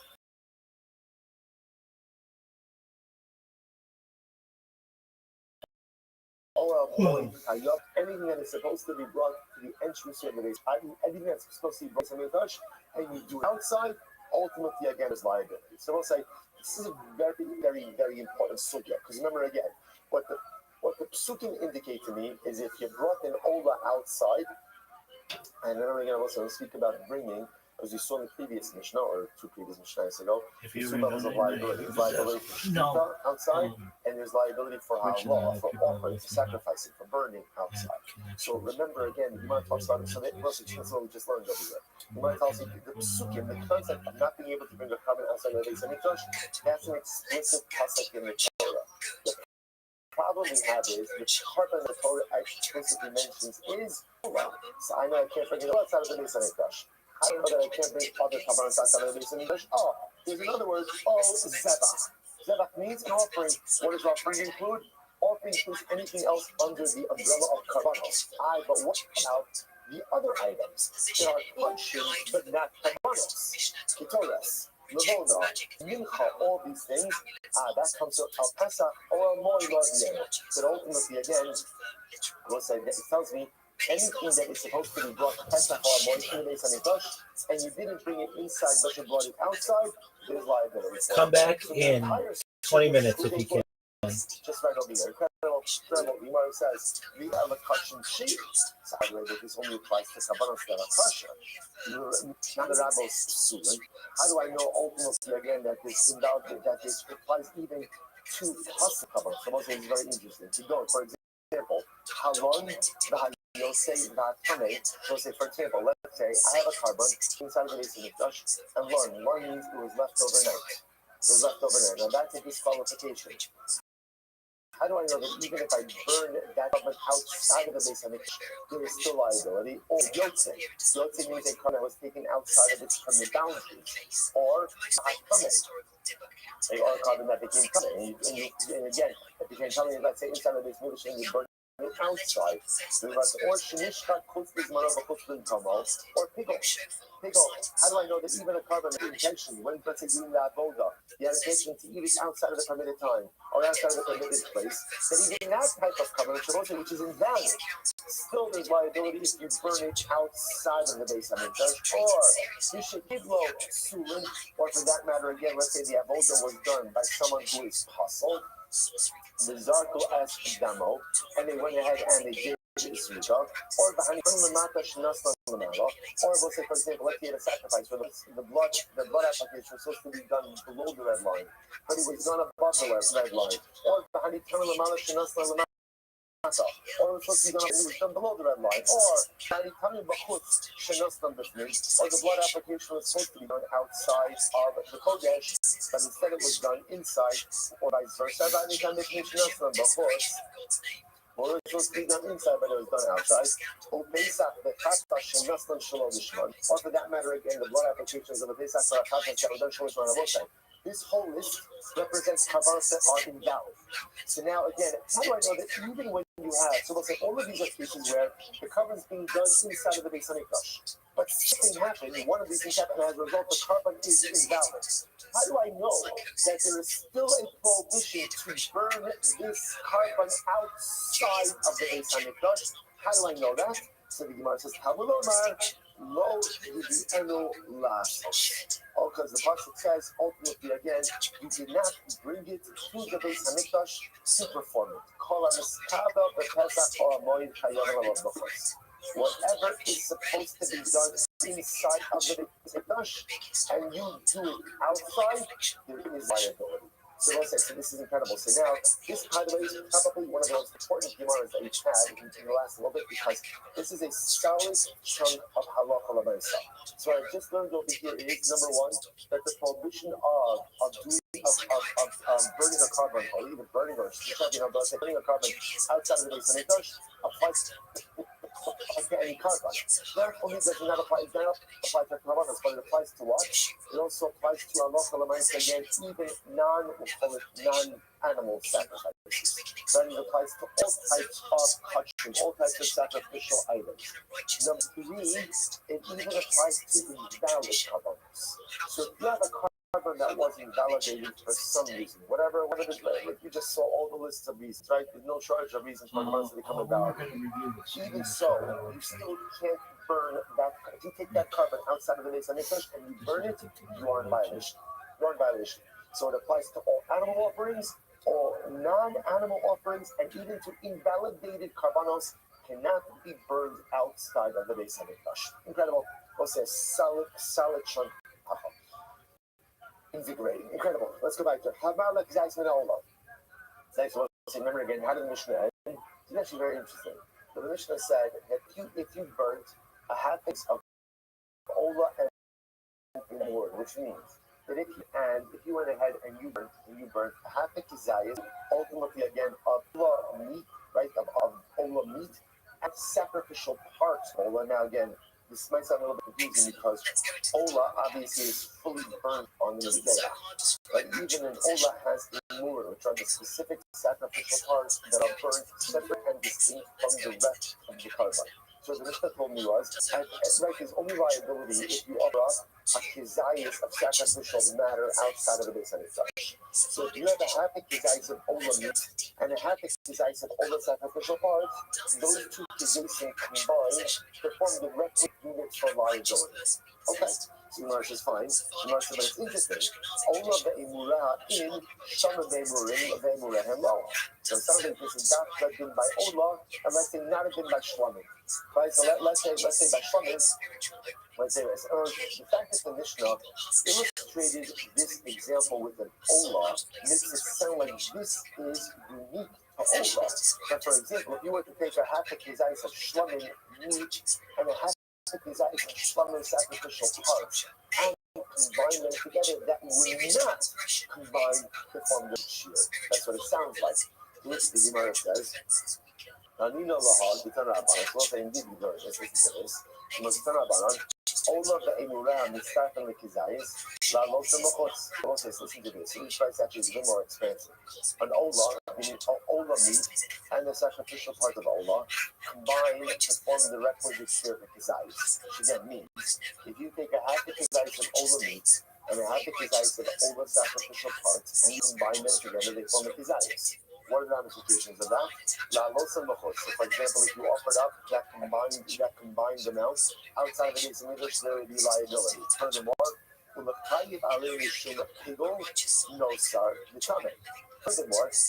combined amount ultimately again could also be liable because of pigol, nosar, and tumah. Okay, so let's dissect that statement. So Bishlama,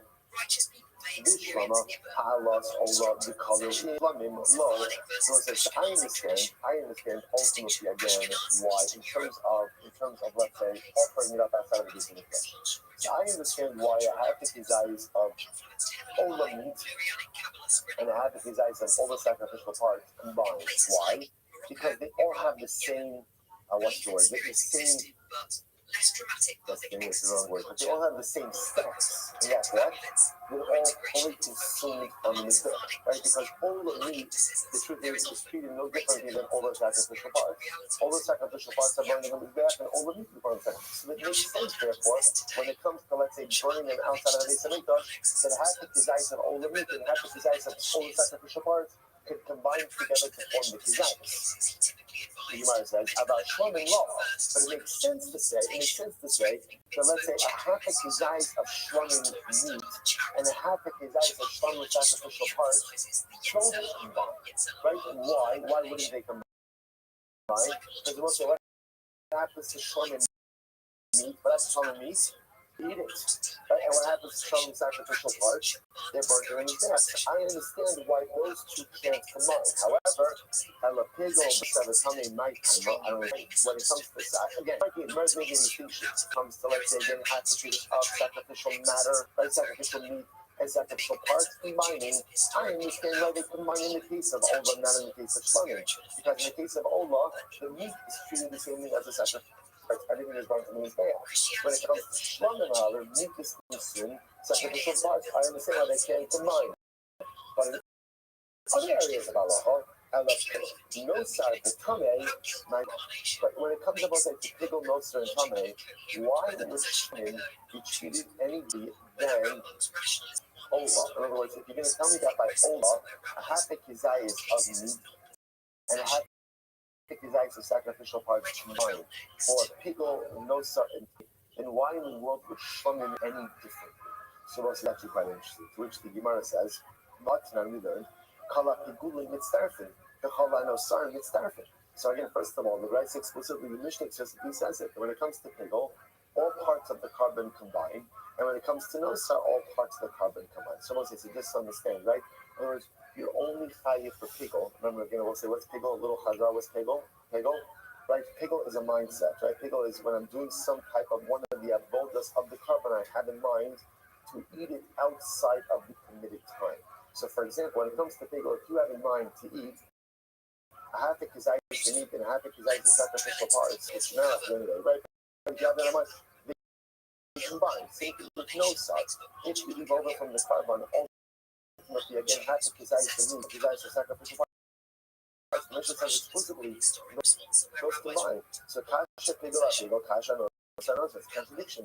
Because before you just said before, the Gemara just said before that when it comes to pigel, no strength come off, or half a kizayis of meat and sacrificial parts only combined by Ola, not by Shlomi. The Mishnah says that when it comes to pigel, sacrificial matter, kasha is contradiction. Which what actually quite interesting. The Gemara says, pigel no kasha, contradiction. And the pigel and the Shavas pigel. So most of the Gemara says, some are two different things. One is talking about pigel itself, in other words, actual sacrificial pigel matter, and one is talking about the Machshava, the intent for pigel. Look at Rashi, just a moment ago. This is Rashi on the first wide line, not the bottom wide line, but the first intermediate wide line is there. And the pigel come Machshava, listen to this. Hadik Hanim Mitzvahim, Ba'ol Chaf Pigel Kalma, this Hayit Tatas. So we'll say, when do you say that sacrificial meat and sacrificial parts combine? Like when you say they combine, it doesn't matter all the fun minute. When you say they combine, that's when it comes to actual consumption of pigel. If you're consuming pigel, like you're actually consuming pigel, so whether you're consuming half a kizayis of sacrificial meat and sacrificial parts, it doesn't make a difference. They all combine from the kizayis with chayit chatos. The hard to only in shlomi low. And when do we say that it only combines by an over, doesn't combine by a shalom? When is that? The machshavas pigel. Listen to this. That's when we're talking about the intent of pigel. Shim shachat ozara amenas lahashkir chati zayis b'asa ola b'chati zayis neimurim chos lizmano pigel. Adav b'shlamim ishe blecha ola hakir chati zayis b'asa b'chati zayis neimurim lo pigel shemachshavas akila b'niktar. Okay, so we'll say to get a bit technical for just a moment, but actually still quite interesting. So listen to this.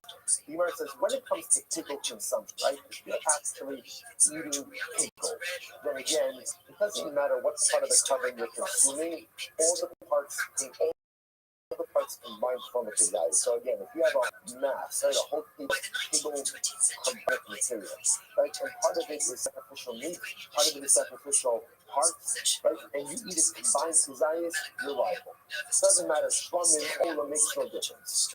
When is there a distinction type of the carbon? Listen to this.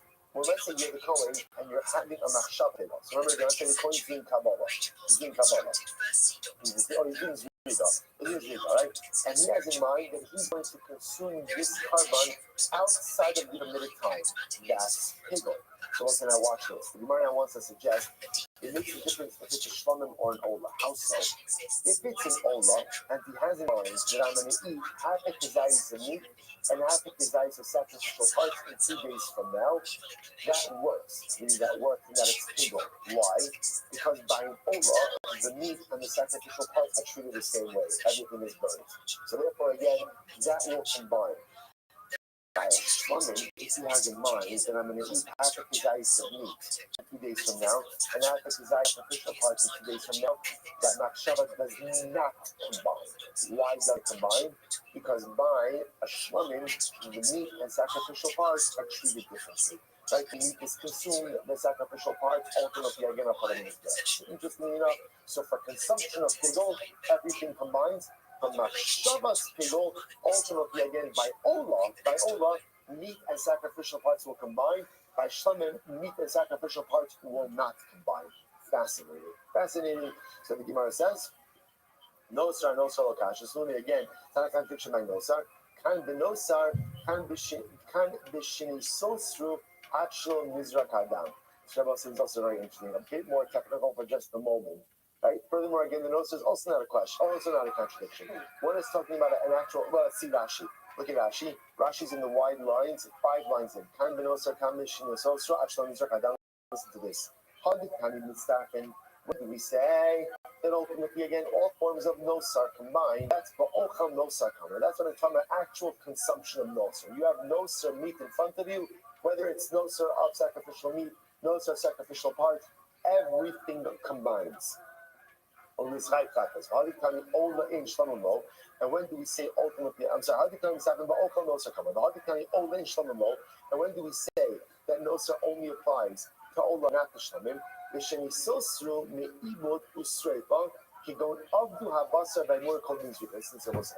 very specific case.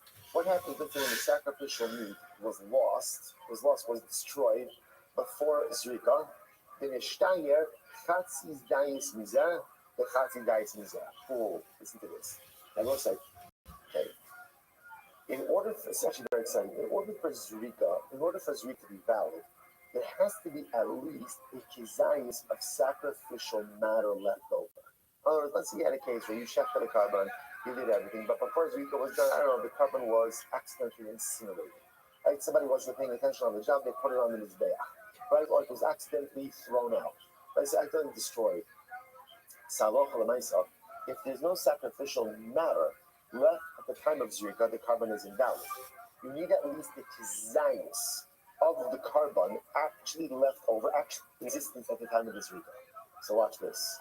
What happens if halach l'maisa, you have a half a kizayis of sacrificial meat and a half a kizayis of sacrificial parts?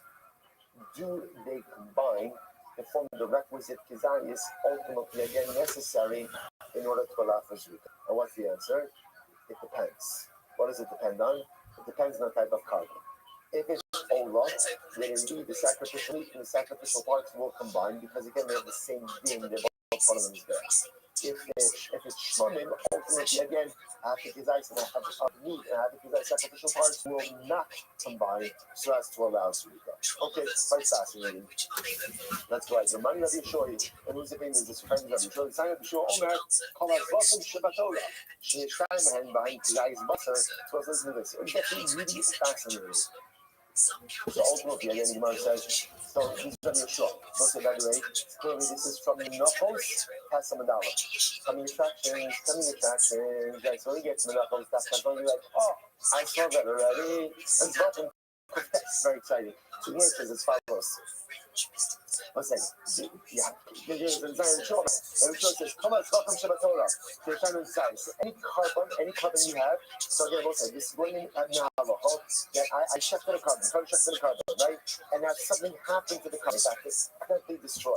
As long as there is a kizayis basar, right? Kizayis, and kizayis basar on the day, or kizayis chelav, right? Or kizayis chelav, zorik es hadam. So essentially, the Yeshua says like this. So the Yeshua says, as long as there is a kizayis of carbonic material left at the time of the zrika, you can go ahead and do the zrika. Now, interestingly enough, it could be a kizayis of sacrificial meat or a kizayis of chaylev. Remember again, what do you do with chaylev? What do you do with chaylev? You burn it down in the mizbeach. So essentially, as long as you have a kizayis of sacrificial matter, you're good. That's the zayis butter. I'm not now 109B for end of the first. But that's zayis butter, zayis chaylev. But what if you only have a half a kizayis of meat and a half a kizayis? That's what you see what's happening in this case. In the first iteration of the Rabbi Shor said either a kizayis of meat or a kizayis of chaylev, you could move forward with the zrika. What happens if you only have a chatzi zayis of basar or a chatzi zayis of chaylev? You know, it's all like this. Right? You can't offer up the carbon. However, listen to this. Chatzi zayis basar, the chatzi zayis chaylev, join against Adam. Oh, I will say, here it is. Watch this. Watch this. So again, now look, this is a very important halacha. So remember again, in order to go into the zrika, there have to be at least a kizayis of cut bank material that is in existence at the time of the zrika. The Yeshua says it's either a kizayis of basar or a kizayis of chaylev. Now, what happens if I only have a half a kizayis of basar and a half a kizayis of chaylev? Can those two combine? Because those are chaylev is an example of a sacrificial matter. So it's burnt on his back. So what if I only have a half a kizayis of meat and a half a kizayis of chaylev? Can those two combine to form the requisite shear of chaylev, of basar sacrificial matter? And the answer normally is no. There's one exception, Allah. By Allah, they can combine. Why can they get into the see over? Why can they combine by Allah? Why can they combine by Allah? Because by Allah, all parts of the carbon have the same destiny, right? They have the same status.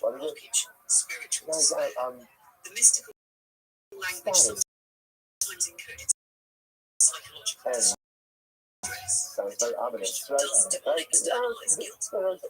same thing with all parts of it. I'm going to work on this lesson a little bit. Same avoda, they're on the same avoda, but everything is burnt. So because every same process. Because everything is burnt, ultimately again, therefore, they can combine. That's what Yeshua says. That's incredible. Well, really, just before we go on, that's why, again, let's go full circle. How can we get into all this discussion? Like, I have absolutely no idea, right? I'm happy I know which recessor we're in. Right? So remember again, just to close the circle, where we got to this is, remember, the last line in the Mishnah on the beginning of today's daf. What was the last line in the Mishnah? Remember, in order to be chayiv for offering up a carbon outside of the Beis Hamikdash, how much carbonic material do you need? How much material do you need? A kizayis. What is if by an olah, a half a kizayis of meat and a half a kizayis of a what called sacrificial parts will combine. And this is now we'll say so it's the same thing. We see this thing. So by olah, because the entirety of the carbon is treated with the same process, i.e., it's all burnt on the mizbeach, therefore the different parts can combine to form the shear of kizayis. So therefore, if you burn a half a kizayis of sacrificial meat and a half a kizayis of sacrificial parts of all that's on the Beis Hamikdash, you are chayiv for shutei chutz. You're chayiv for offering up on the outside. Same idea here. The Gemara says that Allah if let's say again you offered up a carbon and unfortunately again the carbon was inadvertently destroyed. If you have, so Rabbi Yeshua says, as long as you have either a half a kizayis of meat or a half a kizayis of chaylev, you're good to go. In general, right? If you have a kizayis of meat or a kizayis of chaylev, you are good to go. What about if you have a half a kizayis of meat and half a kizayis of chaylev? No, they don't combine, except in one case of olah, where they bind. So by olah, if you accidentally destroy the carbon over the leftover, a half a kizayis of meat and half a kizayis of chaylev, which means a half a kizayis of meat and half a kizayis of sacrificial parts, they can combine to form the requisite shear of kizayis and would allow the zrika to occur. Same halacha. That's why it's being brought down over here. But the Bible says, mincha, afilu kula kayemes lo yizra. But I want to say by mincha, even if all the mincha is intact, you can't do zrika. You must what? Mincha ma'avidit. What do you mean if the whole mincha is intact, you can't do zrika? The Bible says one problem with that statement, which is There's no zrika by a mincha. Right? Zrika is a blood service. It's done by animal offerings. It's a meal offering. We're talking about, interestingly enough, the mincha that is brought to the carbon. This is an interesting case. So imagine the following situation. If you have a mincha that is being brought together with a carbon. And let's say again, the carbon, the animal itself, was inadvertently destroyed or discarded. But the mincha is still intact. Does the presence of the mincha allow you to continue with the zriga?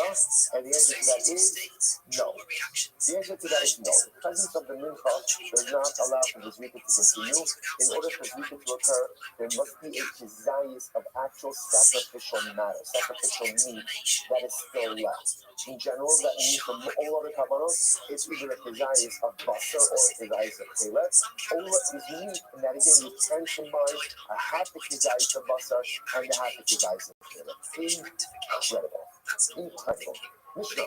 Alright, the seventh Hakometz, Bahona, Bakstoris, and Mishkashnohan, and so on. So now again. Same thing, liability for offering up kabbalos outside of the Beit HaMikdash. So now we're looking at going into the list of kabbalos, or I call it sacrifice, consecrated items that are not animal sacrifices. So Hakometz, I already know, right? Going into the fingers, he goes ahead and scoops up flour, the oil, and what does he do? Shaves off the side. He offers that amount on his staff, and in general, as long as it's not the mincha of a kohen, the rest of the mincha is consumed by the garment. That's Komet. Bona is the frankincense. He told us. Now, Rashi points out over here, which the Torah referring to over here. Rashi says, "Shebachol yom fast shacharis v'fast shabin ha'abayim." Shake it, that's going to help. So again, incredible. This is not. So this is the everyday Torah, right? Every single day the Kohen would offer up. In other words, know that the Torah is one of the most coveted avodas. Why? Because apparently this was the Torah for wealth. For wealth. So therefore, again, the Gemara says that once the Torah had the opportunity to do Torah, ultimately, again, you didn't get to do it a second time. Because in order that everybody gets up to the roof, and that's why we also want to see slacha in your parnasa. So let's say if you want to see what's the skula for seeing haslacha in the parnasa. So what's the skula? I'm sorry. First of all, the first skula for parnasa is there's no skula for parnasa. Right? Get up, work harder than everyone else. Get up, work harder than everyone else. Right? Get a second job, get a third job, do it, grind yourself and work hard. Everybody does it for a life hack, for success. There is no life hack for success. Hard wishing people who have a vision for what they want to accomplish will become successful. If you can easy and be successful, looking for a skula for parnasa, not going to work. Hard work is the key. The Zeach Apecha Shofal Lechen. You want bread, you want money, work hard, break a sweat. That's how you're going to be successful. Now, once you're putting in your shackles, are there other things that can help you be mafia in your house? Absolutely. One of the most important things one could do is Parshas HaKtoras. It is very important every day to recite Parshas HaKtoras. His it use is of drugs, tremendous kosher like his tremendous cocaine kosher. There's nothing inherently unkosher about it. What about LSD? What about be able to say actually for Parshas DMT? one of the things we have That kind working of on here in stuff. the shul, Zemer Hashem, like the framed crops, so that everyone could say Parshas HaKtoras from the crop, a tremendous school for parnasa. Just all on this topic, I'll tell you in the last, they call it Tia, they call it Zivil, went the Greek Kober of Migdal Rabinovich. Also said that another tremendous school of parnasa, take your tefillin off until after davening is finished. He said that is a tremendous school for parnasa. So again, obviously, sometimes that gets in the way of the Zeas Apecha Kolchalek, right? Sometimes, again, a person, again, it's not to have to leave davening early. No one wants to leave davening early, right? But what Mike says, sometimes we have no choice. What happens to that's one thing, but at least again on the days, perhaps where I don't have if the to family leave early, thinks that it that was would not be not righteous, but it was turn not. off until the end of davening. And they It's, only davened I'll tell for you, 6 hours for 11 years. But it really should who be are not 12. good about this, and they can tell you stories. They can tell you stories. They're tremendous. I don't exactly know what the correlation is, but Gamliel says that one could take it. So again, keeping your tefillin on until the end of davening, and of course, but again, both sides. But to be clear, nothing ever replaces hard work. That is the key determinant. Ultimately, again, the tremendous Lishmaya to one's success. Anyway, the Gemara says as follows: Sakomets halavona uminchas kohanim. Minchas kohanim. That's the mincha offered up by a kohen. Uminchas kohen Mashiach. So this is the mincha of the minchas nisachim. So ultimately, again, a mincha, right? The mincha that accompanies the carbon. All of these shehikriv me'achas mincha chotzchai. So we'll say so that again. Remember, lest you think that halal ma'isa, that the prohibition of karbanos outside of the Beis Hamikdash only applies to animal offerings. So the Gemara says natural, and it says natural, it applies to all. Now again, this is not a finish to us. Why? We just saw this. Where do we learn this from? Whatever is supposed to be done inside, and you do it outside, you're liable for it. So again, therefore, these items. Rabbi Elazar holds that actually after this clean. So what's interesting of Rabbi Elazar, Rabbi Eliezer, interesting of how a different approach. Rabbi Eliezer says that halacha l'maisa, there's actually no liability for these items until you offer them in their entirety outside. Whereas the Tanakama holds that there's liability even for offering a kizayis. Rabbi Eliezer holds that halacha l'maisa, you're only tied if you offer up the entire amount outside. The Pura Shukr Bishnim, the Shir Man kizayis, the Kriva Machotzchai, and furthermore, the other side, any of these items that were offered up inside of the Beis Hamikdash, and you went ahead and you left over a kizayis, and you offered it up outside.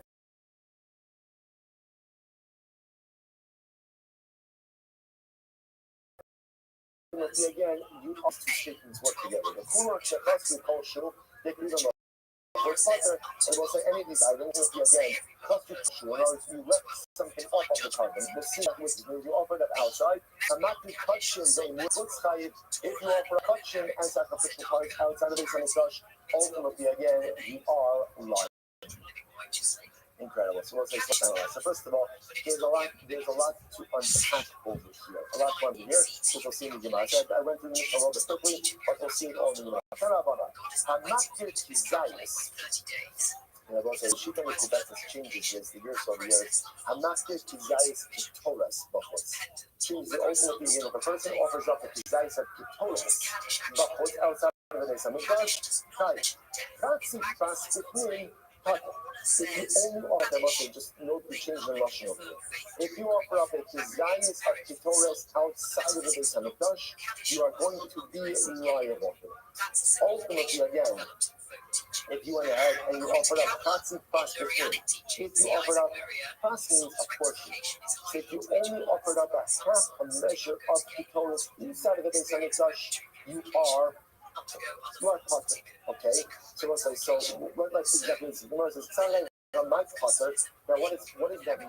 What does that mean? You offered up half a measure of Kitoras inside the Mikdash. Your potter, my potter. The Gemara says potter zat. So the Kishtas, I see what it means is like that if a non-Kohen, right, did the Kitoras avoda, which obviously the big note, right? The non-Kohen is zar, not allowed to do any avoda.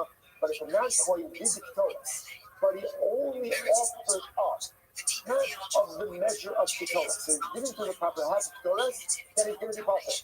Maybe that's what it means. But why? Amai, Haftarah. Why should he be perfect for that? At the end of the day, that's still a Haftarah. He's still burning incense, which he's not allowed to do. So the fact that he didn't burn the complete shear, at the end of the day, why should there be a lack of liability for that? My potter, what do you mean potter? Potter, Ivor. No, what it means is like this. We'll say potter tzibor. If you look at Rashi, my potter tzibor. Say it's in the intermediate wide lines of Rashi. Third, fourth line. In my potter tzibor, the yotzi the chalbasan the kizayis havi haktar. So this is very interesting. Watch this.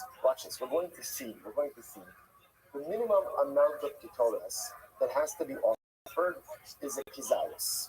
Right? And that's why, by the way, all these concepts are interlinked. That's why How much we don't have to burn outside of the Beis Hamikdash in order to be liable?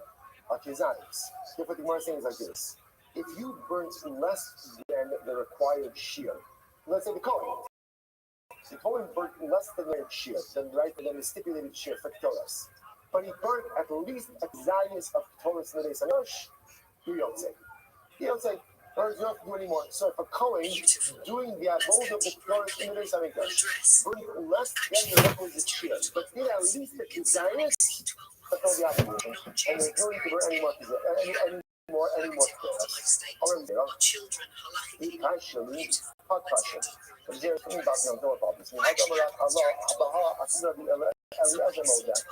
But what's interestingly enough, Rav said about this, even Rabbi Eliezer, remember again, Rabbi Eliezer was the one that when it comes to non-animal sacrifices, one time of his viability is if you burn the full measure outside of the Beis Hamikdash. Rabbi Eliezer would therefore seem to say that a Kizayis of Ketores is not enough even inside the Beis Hamikdash to satisfy the requirement. The whole Rabbi Eliezer la hakol yita'amah. And I was saying that ultimately, again, I don't understand. Rabbi Eliezer was the one who said that if you don't burn the full measure of Ketores outside the Beis Hamikdash, you're not liable. Which seems to be according to Rabbi Eliezer, the only time that there is liability for burning Ketores when you burn the full measure. If that's the case, how could it be that according to Rabbi Eliezer, the Kohen would discharge his obligation if he just burns a Kizayis without burning the full measure? Which was Amarabah, when it comes ultimately again to burning Ketores inside of God, everyone agrees, never someone agrees. Take a look at Rashi. In the list line, second line, the high class shir d'Rabbananu, Moda Beleza the Kizayis have Yakar L'Chai Balad so although this is so let's say now watch this. When we talk about the daily incense offering, interestingly enough, with the daily incense offering, Rashi points out over here that halakha l'maisa, there is no shear. The Torah doesn't give an amount. Hazal came along and gave an amount. So in that daily Torah offering, everyone agrees that as long as the coin did a case of the Torah in the Beis Hamikdash, you could go even though the thing is supposed to do more. Similarly, if you burn at least the Kizayis of Torah outside of the Beis Hamikdash on a daily day, on a regular day, even Rabbi Eliezer would agree that you would shut it. So where's the Machotes? Oh, it's you back target this. We'll say, where's the Machotes? This on the Torah of Yom Kippur. Wow, starts in Yom Kippur. Now, both saying that, take a look at Rashi. Keep the Yid, the Maschis and Maktar Gem Kippurim, to the Fnaivelistin Shine'amat Bo Shir. Now, let's say, now watch this. When it comes to the Ketores of Yom Kippur, the Torah does state a requisite amount. The Torah does say ultimately what? Malol Chafnot. Malol Chafnot means a handful. A handful. The Matzara, Malol Chafnot, so one says, one can use Malol Chaf 2 handfuls. That's Dafka, that is a shear. The other thing is ultimately again, halakha l'maisa, no malol chafnah doesn't have to be absolutely explicit. Rather again, that even that itself is not an explicit shear. I'm gonna buy it. We're stopping it right there. We're stopping a little bit in the topic. But interestingly enough, I want to say again, so remember, we're focusing over here specifically about halakha l'maisa. What is the liability of the Torah when it comes to offering up a Kizayis, less than the requisite amount? Now, what we have established, interestingly enough, is a fascinating distinction between what we call year-long Ketores versus Yom Kippur Ketores. Year-long Ketores, there is no mandated shear. There's a rabbinically mandated shear. Therefore, by year-long Ketores, as long as you offer up a Kizayis, inside, good to go, outside, you're liable. Yom Kippur, it says Malol Chafnah, handfuls, 2 handfuls. The Machotes is ultimately again, is that an explicit shear or not? That's the Machotes. But the clarification applications of Mishnah mentioned we can do tomorrow side. Shprach. Right, everyone's have a great day, everyone.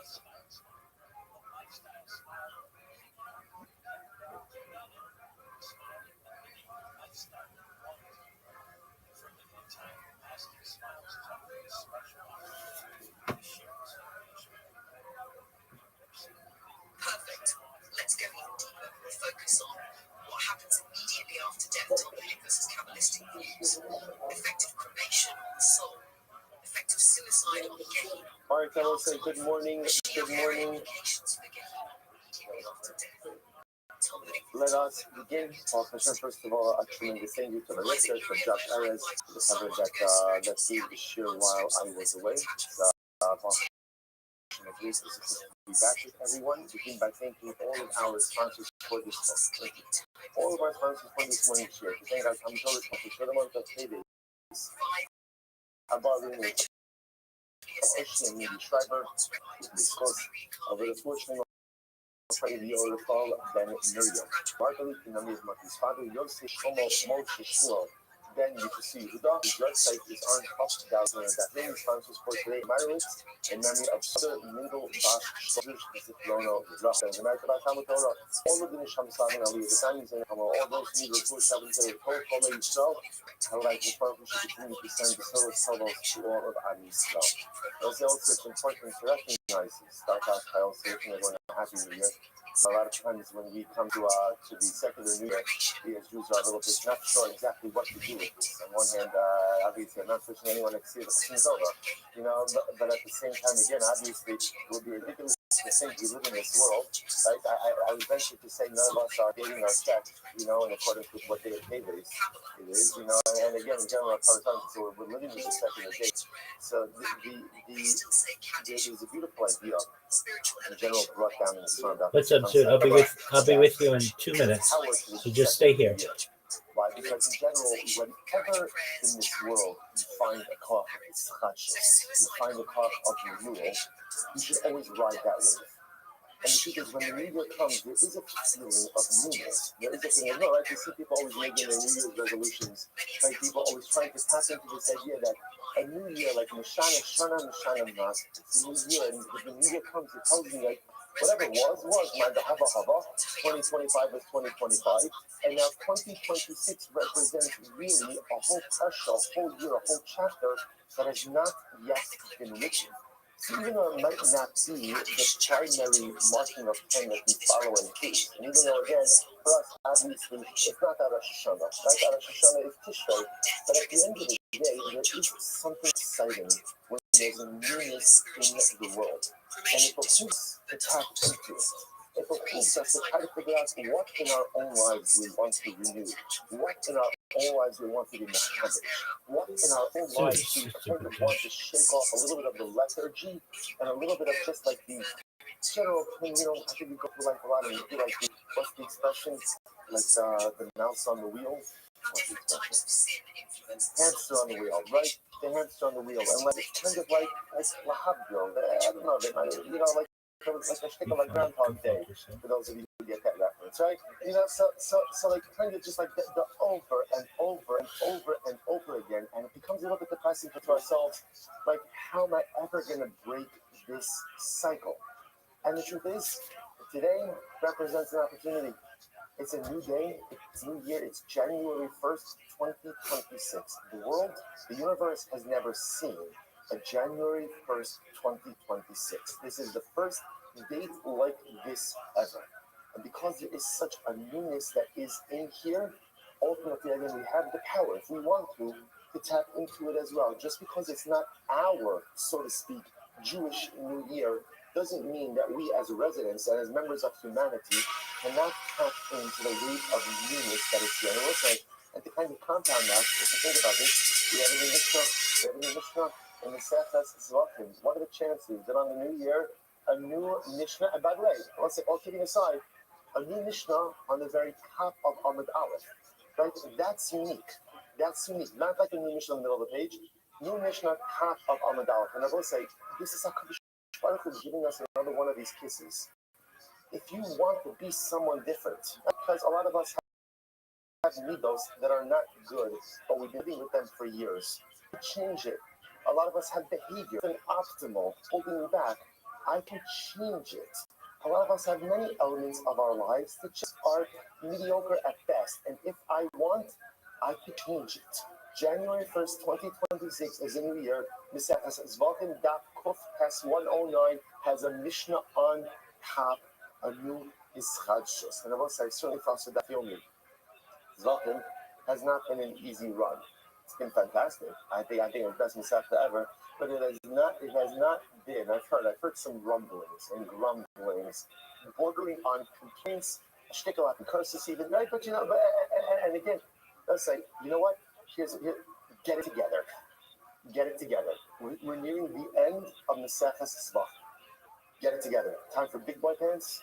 Time for us to get this. Let's finish the Masechta strong. If you want to be whiny and distracted, you can be whiny and distracted. But if you want to say January 1st, 2026, his chachas, I got this. Okay, maybe not the first 108 block of Maseches Tzvachim, but you know what?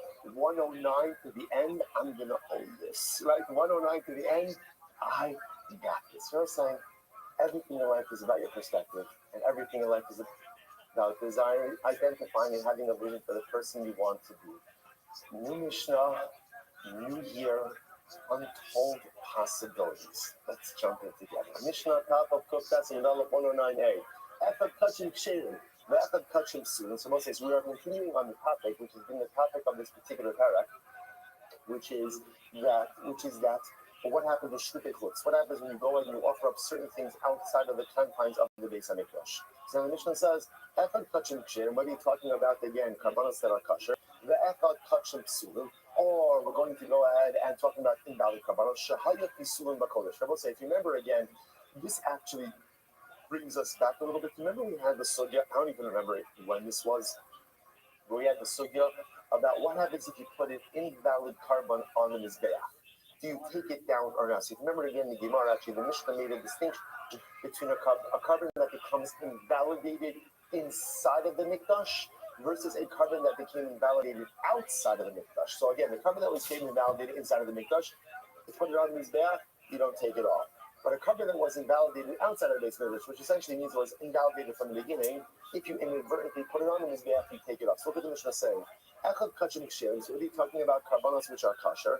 Ve'echad kachim psulim. Or are you talking about the carbon apostle shahaya pisulim bakodesh? But the psul, the invalidation developed inside of the Beis Hamikdash itself. V'krivan bachutz. And then you went ahead and unfortunately you offered up this carbon outside of the Beis Hamikdash. You are chayav. Now the idea over here is, what the Mishnah is highlighting to us is, in order to be chayav for offering up a carbon outside of the Beis Hamikdash, it has to be the kind of carbon which could have been on the mizbeach, right? So there are two categories: either a kosher carbon or a carbon ultimately again whose invalidation developed inside of the mikdash. Because even such a carbon, although ideally you would not have put that on the mizbeach, if you did put it on the mizbeach, you would not put it down. Only a carbon that reaches this heightened level of what we'll call kashrus, if you offered it up outside of the Beis Hamikdash, there is liability. Good. Furthermore, if a person offers up a kizayis of an olah and the imurin. Now remember again, an olah is a carbon that is solely consumed in mizbeach. Imurin refers to the specific sacrificial parts. So Rashi understands over here that what this is talking about is as follows.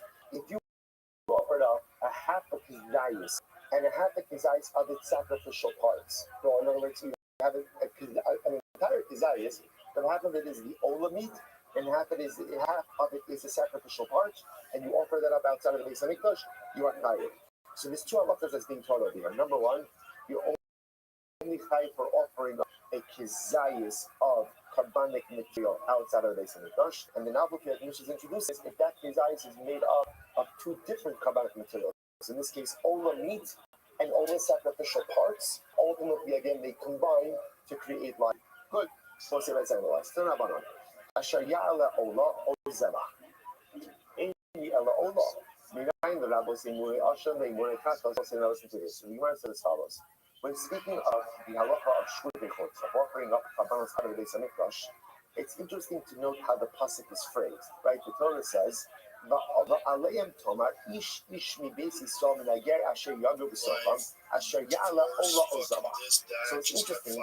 And then the next pasuk is, "Val pesach or moed lo yedida." If you offer up karbanos outside of the Beis Hamikdash, the penalty is charis. The Gemara is pointing out it's interesting to note that the carbon that is mentioned in the pasuk that you're not allowed to offer up outside of Beis Hamikdash is an Olah. That's Olah. Therefore, the Gemara asks a very simple question. So the Gemara says, "Oh, I said, we're shut up, Asher Ya'ala Olah, O Zava. Maybe Ella Olah. Nine levels in Muri Asher. How do I know? So I only know that she can't walk up and Olah outside the Beis Hamikdash. How do I know that she can't walk up now? The Gemara is going to go through a whole list. A Muri Asher, the sacrificial parts of an Asher. The Muri Chatos, sacrificial parts of a Chatos. The Muri Kachek Avashim, or the sacrificial parts of Kachek Avashim. The Muri Kachim Kalim, or the sacrificial parts of Kachim Kalim. How do I know that there is liability for offering all these items up outside of the Beis Hamikdash? Well, Kamibomar, Zava. Therefore, the positive says Zava. I will say ultimately, or Zeva, I should say. Zeva. Zeva is a word that means carbon. Carbon. And therefore, again, it comes to include all of these other sacrificial items. Minayin Rabos. Minayin Rabos Hakometz. Vahalavona. Vachot. So now we transition into non-typical rabbinic items. Maybe things that don't really have like zrika, like blood associated with this. How do I know to include?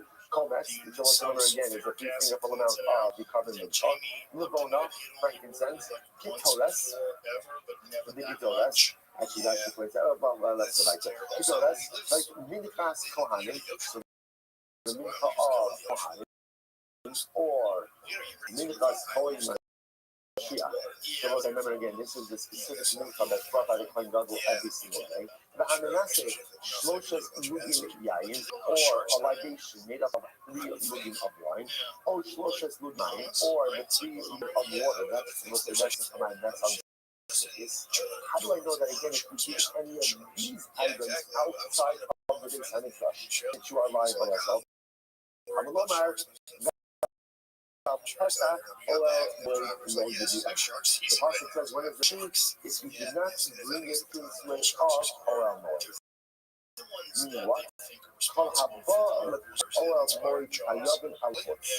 Anything that is supposed to be brought to Pesach oral noise, anything that is supposed to be brought to the entrance of the Mikdash, everything that's supposed to be brought to the Mikdash, and do it outside, ultimately again there's liability. So we'll say, this is very, very, very important subject. Remember again, what the Pesukim indicated is if you brought an Ola out, and then that bringing, as we saw previous Mishnah, or 2 previous Mishnahs ago, there's 2 levels of liability. There's liability for Shvita outside, and there's liability for Allah, for offering, for sacrificing, for burning outside. So remember again, you might talk about it, so that verse is so we just learned over there.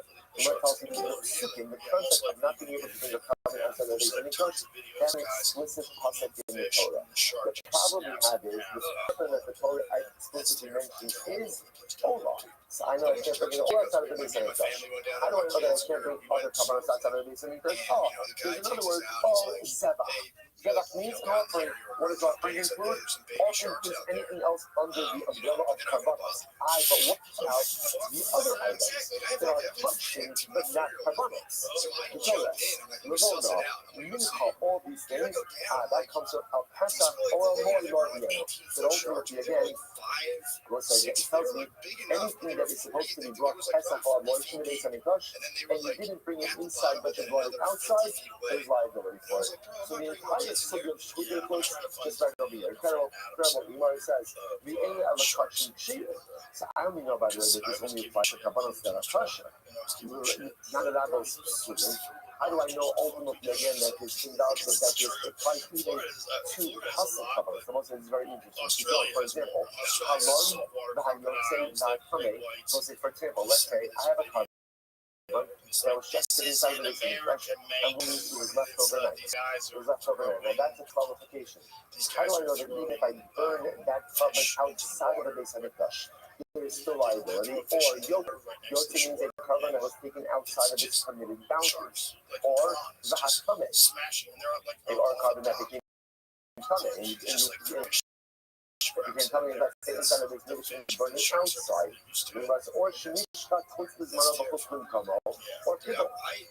How do I know that even a carbon is intention? When is actually doing that? The intention is to eat it out of the time. Or outside of this place. That even that type of carbon which is invalid.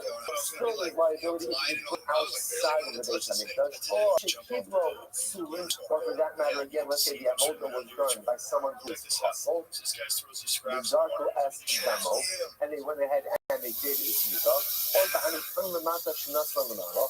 let's say the sacrifice, where the blood application is supposed to be done below the red line, but it was done above the red line. Or behind or it's supposed to be done above the red line, and it was done below the red line. Or the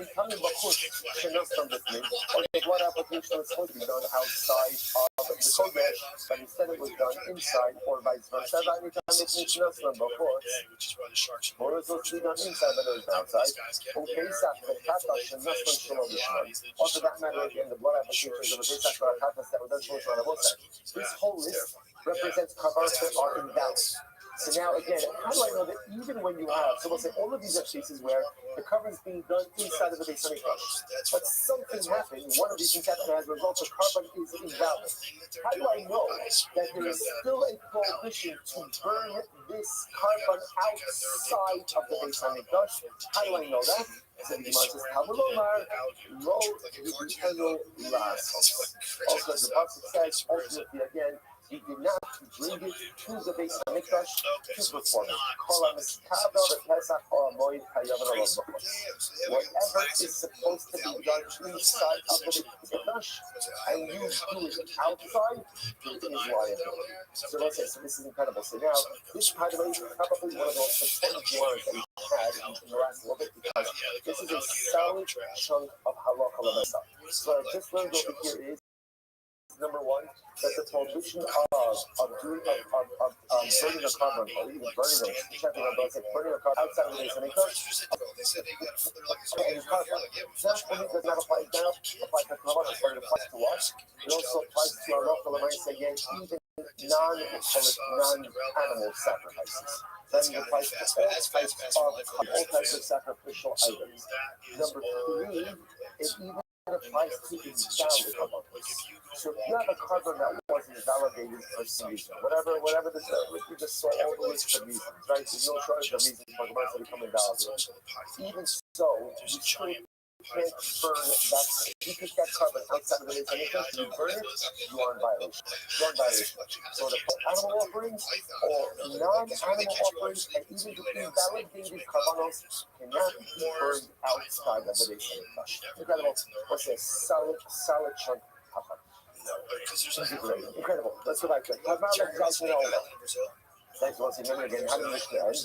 This is very interesting. The Mishnah said that if you burn a half a kizayis of Ola and Umur, which means that if you went ahead and you burn a half a kizayis, ultimately again of Ola meat, right, of Ola meat, and sacrificial parts of Ola. Now again, this might sound a little bit confusing because Ola obviously is fully burned on the Gedera. But even in Ola has Umur, which are the specific sacrificial parts that are burned separate and distinct from the rest of the carbon. So the Mishnah told me was, right, there's only liability if you offer up a kizayis of sacrificial matter outside of the Beis Hamikdash. So if you have a half a kizayis of Ola meat and a half a kizayis of Ola sacrificial parts, those two kizayis combined to form the requisite unit for liability. Okay, Gemara says fine. Gemara says, but it's interesting. Ola ve'imura in Shama ve'imura. So something is not been by Ola, and let's say not been by Shlamim. Right? So let's say by Shlamim, let's say the fact that the Mishnah illustrated this example with an Ola makes it sound like this is unique to Ola. But for example, if you were to take a half a kizayis of Shlamim meat and a half a kizayis of Shlamim sacrificial parts, and combine them together, that would not combine to form the requisite shape. That's what it sounds like. You sent me. No, the heart. All of them start from the kizayis. So of course, also to give you a express that is more expensive. But Ola and the sacrificial of Ola combine to form the requisite shape of kizayis, which again means if you take a half kizayis of all the meat, and they have all the sacrificial parts, and you bind them together, they form a kizay. What are the ramifications of that? So, for example, if you offered up that combined amount outside of the base of English, there would be liability. Furthermore, no SARS. Furthermore, minus amount ultimately again could also make you liable because of Pigel, no SAR, and Summa. Okay, so let's dissect that statement. Suplama, Vishma, Palos, Ola, Nikolin, Shlumin, Low. I understand ultimately again. Why in terms of letting it up outside of the business. So I understand why a half of his eyes all the meat and a half of his eyes have all the sacrificial parts combined. Why? Because they all have the same what's the word? It's the same they all have the same steps. And that's what? They're all fully consumed on the mistake. Right? Because all the meat the truth is treated no different than There he is. sacrificial parts. I just have a question for you. Are you ready for my question, Zoo?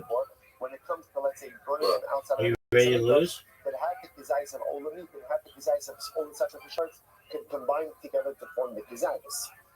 Zoo, you didn't answer your question. It makes sense to say. You got to answer my question first. Half the kizayis of shlumin meat I'm ready and to win. half the kizayis of shlumin sacrificial parts don't They're going to ask you the most controversial Why question. wouldn't they combine? Because we'll say, what happens to shlumin meat? What happens to shlumin meat? You eat it. And what happens to shlumin sacrificial parts? They're burnt in his guts. Yeah. I understand why 50% of marriages end in divorce, and your wife commits suicide. Is that still a successful marriage? Making a distinction. When it comes to, let's say again, How do you define what a successful marriage is? Sacrificial meat and sacrificial parts. Binding in divorce. I understand why they combine in the case of Ola, not in the case of shlumin. Because in the case of Ola, Yeah, I would say so because you treated didn't. the same thing as a sacrifice. Everything is going to be fair. You didn't get a When it comes to divorce. shlumin, however, meat is consumed, sacrificial parts. I understand why they can't combine.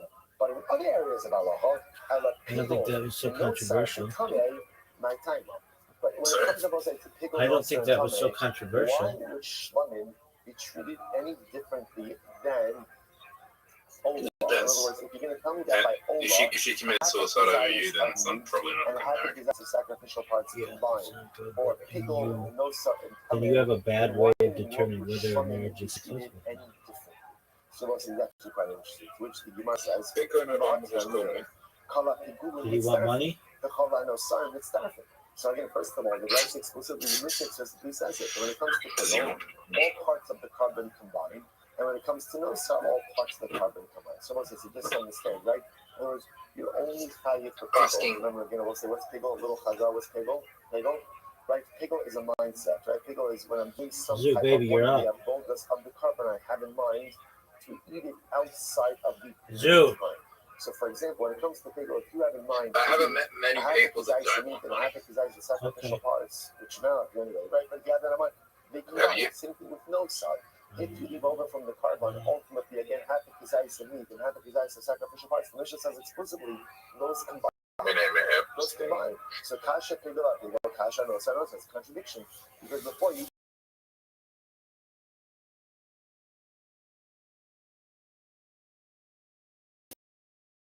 Do you have a joke? By Ola, the Mishnah says that when it comes to pigel, no sar, sacrificial matter always combines. So it's a contradiction. Here's what actually quite interesting. Gemara says, pigel lo kasha. It's not a contradiction. How so is this? Kan the pigel, kan the nachshavas pigel. So it's actually very interesting. Gemara says some about two different cases. One is talking about pigel itself, in other words, actual sacrificial pigel matter. And one is talking about the nakshava, the intent for pigel. Look at Rashi, just a moment ago. This is Rashi on the first wide line, not the bottom wide lines, but the first intermediate wide lines there. Kan the pigel, kan nakshava. So listen to this. Hadik tanim mitzarfin ba'ol chak pigel kalmar l'schayit chatas. So we'll say when do we say that sacrificial meat? I'm just telling you right now, that's a terrible shot. Combined.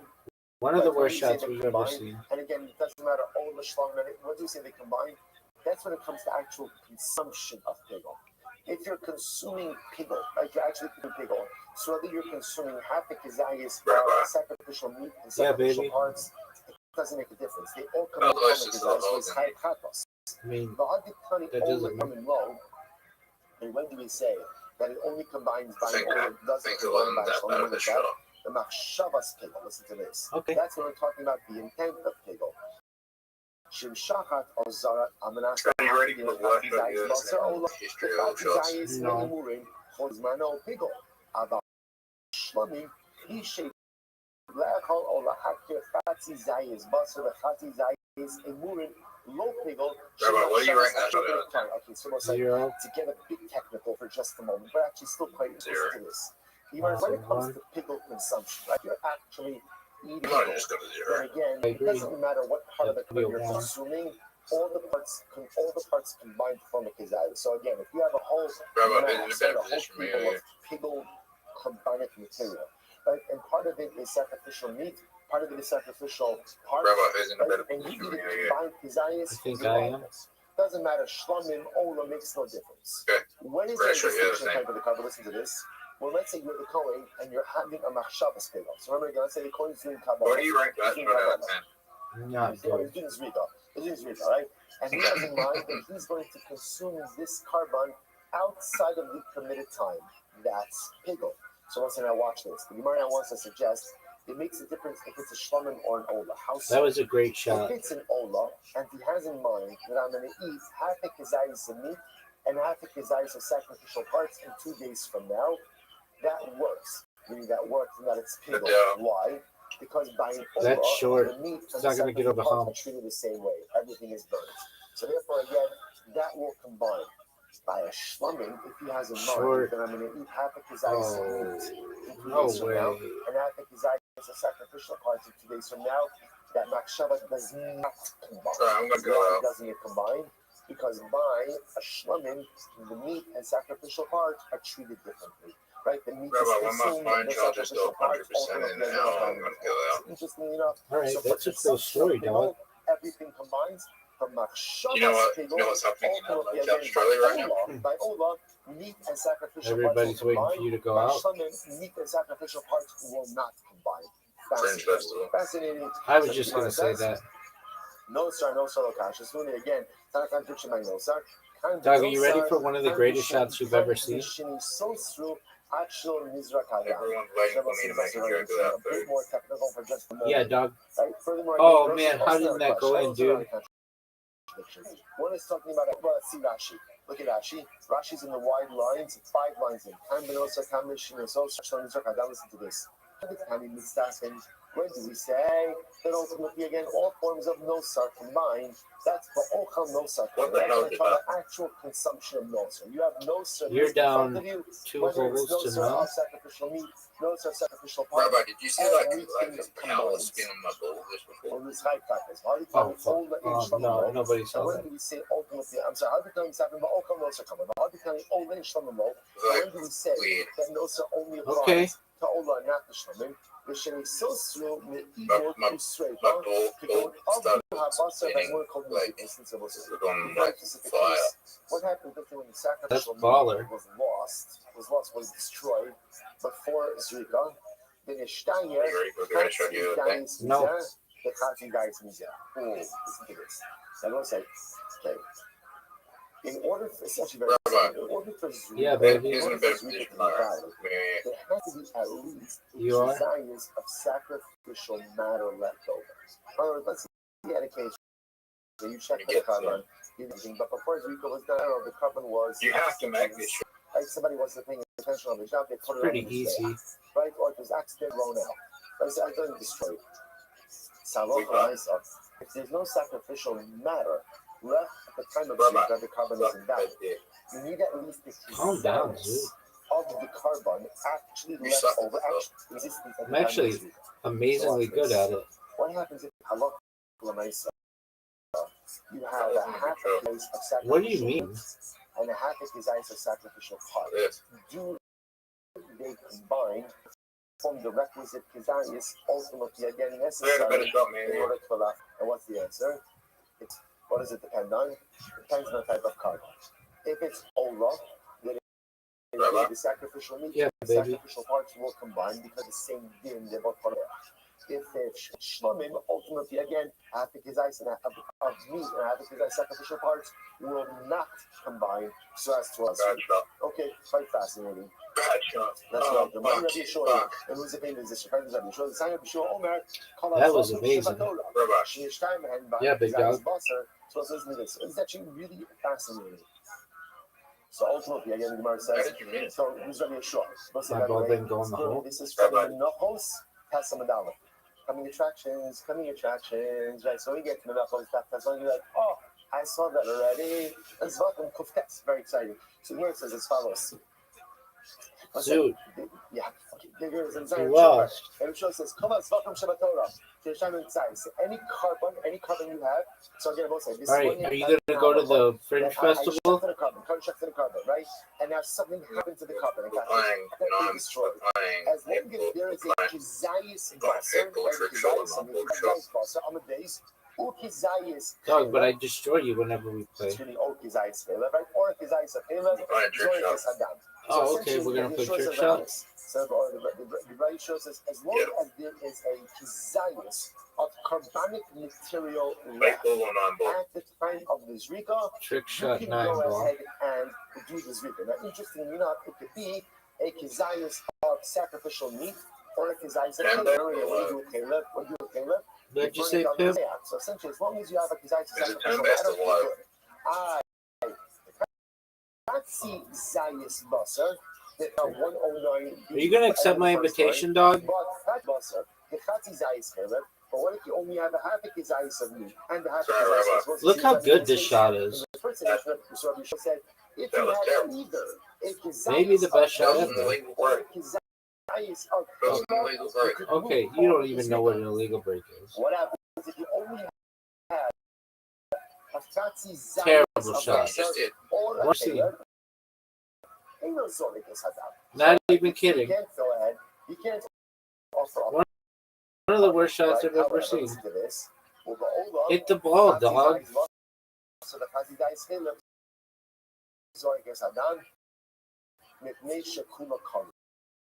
oh, I will say here it is. Watch this. So again, this is a very important halacha. So remember again, in order to go in Zrika, there has to be at least if I'm an example at the time of Zrika, the Yeshua says it's either a half I think is of basar.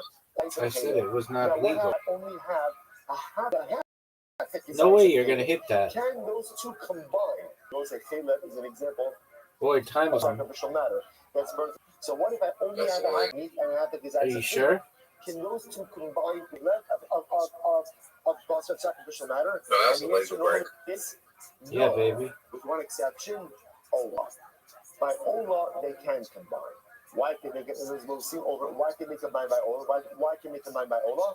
Because by Ola, all parts of the carbon have the same destiny, right? They have the same. Robot fucked up the 8. Okay, well, let's see your shot. And sounds very ominous, right? Right. Man, the most amazing trick I've ever seen on this one. Do the same thing with all parts of the carbon. That was really good. Right? So in other words, they all the same avoda. But everything is burned. So because every single process, thank you, right?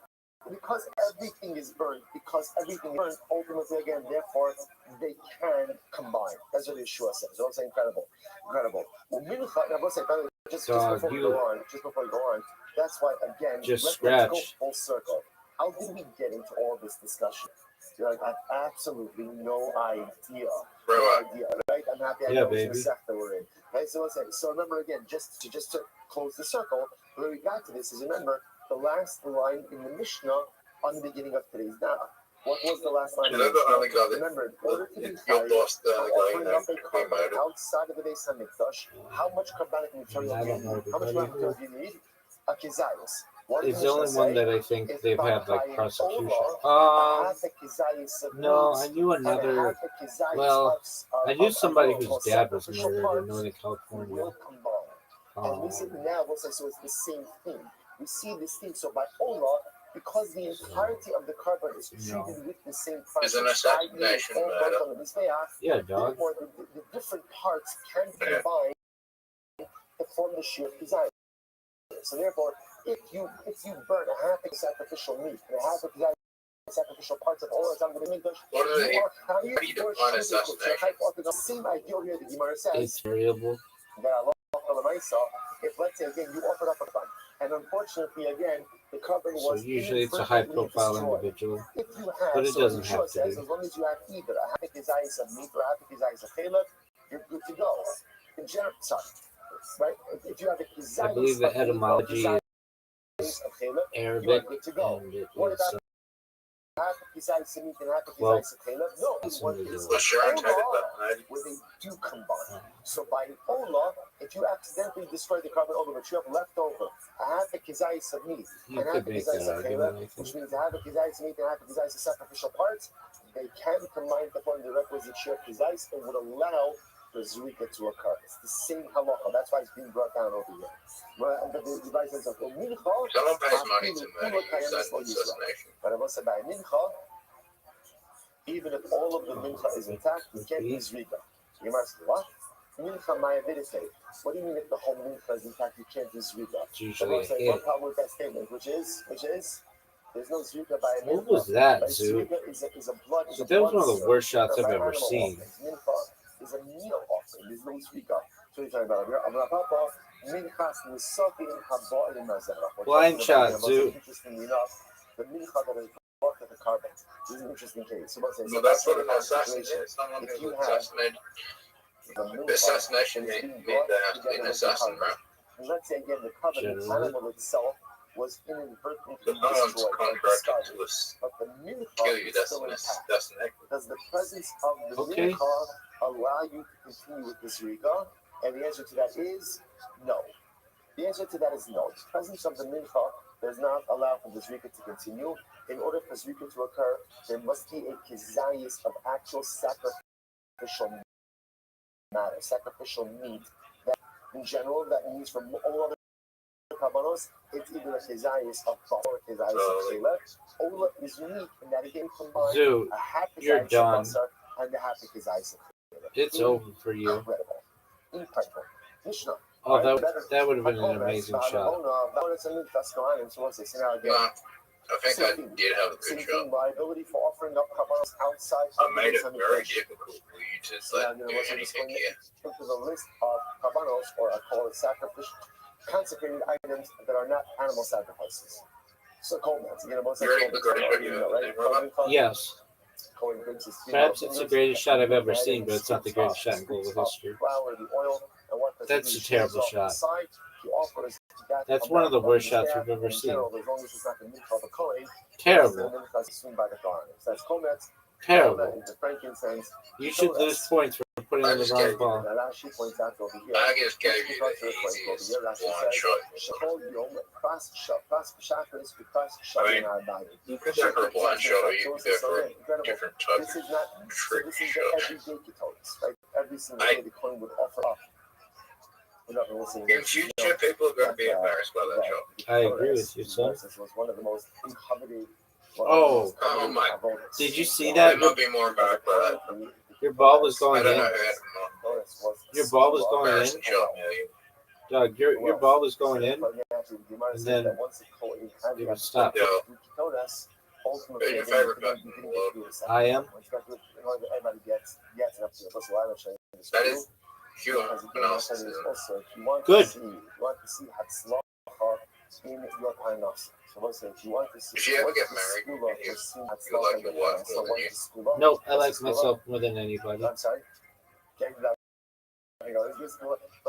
First of all, the first pure narcissism. is Good. I'm glad it is.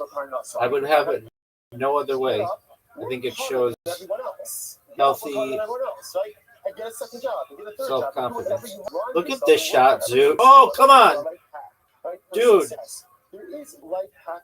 Banks, dude, Zoo. How'd you like that shot, son? Who have a vision for what we want to accomplish Still to not become in the- successful. If you had to press a button, if you went into a room, you had to press a button that saved a million lives or saved your own. Which button would you press? My own.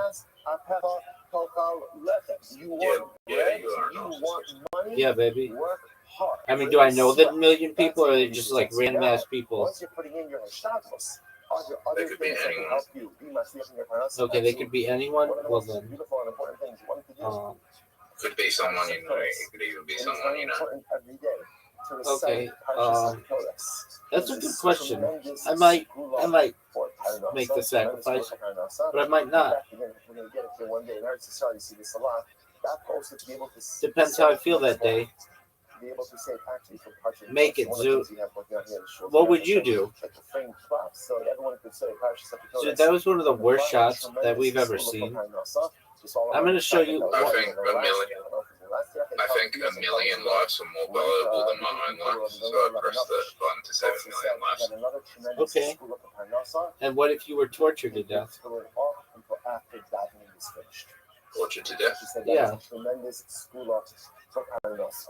So again, obviously, sometimes that gets in the way of the right? Sometimes Dude, that was again, a person, terrible. again, people have to leave davening early. No one wants to leave davening early, right? But what Mike says, sometimes you have no choice but to leave early. Okay, that's one thing, but at least again on the day, There's an argument to be made that potential of 1 million lives or more are sacrificed when you I'll tell you that there's several who are orgasm. who are not good about this, and they can tell you stories. Okay. They can tell you stories. What did you say? I don't exactly know what the There's an correlation argument is, to be but made that 1 million someone lives said or that more are they said that sacrificed when you Parshas orgasm. HaKodesh, keeping it going on until the end of davening, and of course, but again, Okay, well, I'm glad that you feel that way. At least potential. That is the key. You know what? The key determinant. Why is You know that? why is that funny? Why is that, Zoo? Different. Why is that, Zoo? Because when you orgasm, potentially you're only making 1 to 3 lives. Not necessarily. There's the potential that every single sperm could eventually impregnate every single woman. There's a potential. I'm not saying it's high, but there's a potential. The prohibition of offering up carbonos outside of the only applies to only applies to animal offerings. So the Gemara says not true. Mishnah says not true. It applies to all. Now again, it's not a kiddush to us. Why? We just saw it. In fact, I'd make the argument there's a major reason to avoid it. Because it belongs to someone who can't make a clean joke. So again, therefore, these items, the laws are posted actually after this. I would say that there's a lot of reasons to avoid it because it belongs to someone who can't make a clean joke. There's actually no liability for these items until you offer them in their entirety outside. Most people come in Whereas like the one joke. Tanakh holds that there's liability even for offering a kizayis. Rabbi Eliezer holds that. Oh, come on. What? Only if you offer up the entire amount outside. Hey, Rabbi. Dude, look at how many points I got. I'm very good at playing joke. Any of these items What's your clean joke, baby? that were offered out against Amikdash. What am I And when you left over a kizayis and you offered out Dude. outside, ultimately again, Dude, I just dominated. You are liable for that. Incredible. Look at- Look, Zoo, look at the best shot. Look how good it is. What's an angry homeless person? A pissed off person without a house. Something off of the carbon. We'll see exactly outside. That's, you said roofless? And sacrificial parts outside of the base Hamikdash. Yeah. Ultimately, again, you Okay. are lying. Incredible. So let's analyze. So first of all, You get it? there's a lot, Yeah, it's to not unpack over here. A lot to unpack. It's not over really here, funny, which we'll though. see in the Gemara. So I went through the Mishnah a little bit. But I'll give you credit. You didn't come up with it, but if you had, then that would be your clean joke, dog. Choose the ultimate being if a person offers up a kizayis of Right. kitoris, but what's outside of the Beis Hamikdash, Yeah, man. that's it. Fast between potter. If you only offer that, there must just note to change the lashon. We usually If you have offer up a kizayis services of that help kitoris to avoid outside that. of the Beis Hamikdash, you are going to be I have met- liable. I've met Jews who are down on their luck, If you went and, out you offered up chatzit like fast between, living on if you couches. offered up But fast means of again, portion. we have services, If you only offered up so that's half not a measure really a of thing. kitoris inside of the Beis It Hamikdash, happens, but it's rare. blood potter. Okay, so let's say let's see exactly this versus sometimes on my potter. Meaning, Now, what is you it? can go to these services Offer and up either half a measure we have a free inside loan of the society, Beis Hamikdash. or we have soup Your potter, my kitchens, potter, people will help other people by taking them in. We have a strong community. So, but are there homeless Jews? Yeah, there are. Mark Zuckerberg claimed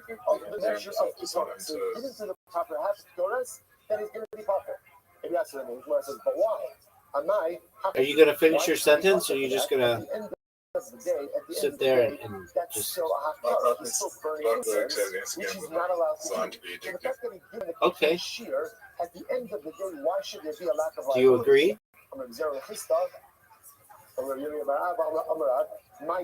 What does it mean? Well, he didn't design Instagram. He wrote it off people, so he said it probably is better than us. That's exactly right. You're 100% correct, too. He's never launched anything successfully. All his shit fails. VR system. It's double. He stole double levels. Like you said, he stole Facebook, he stole Instagram, design.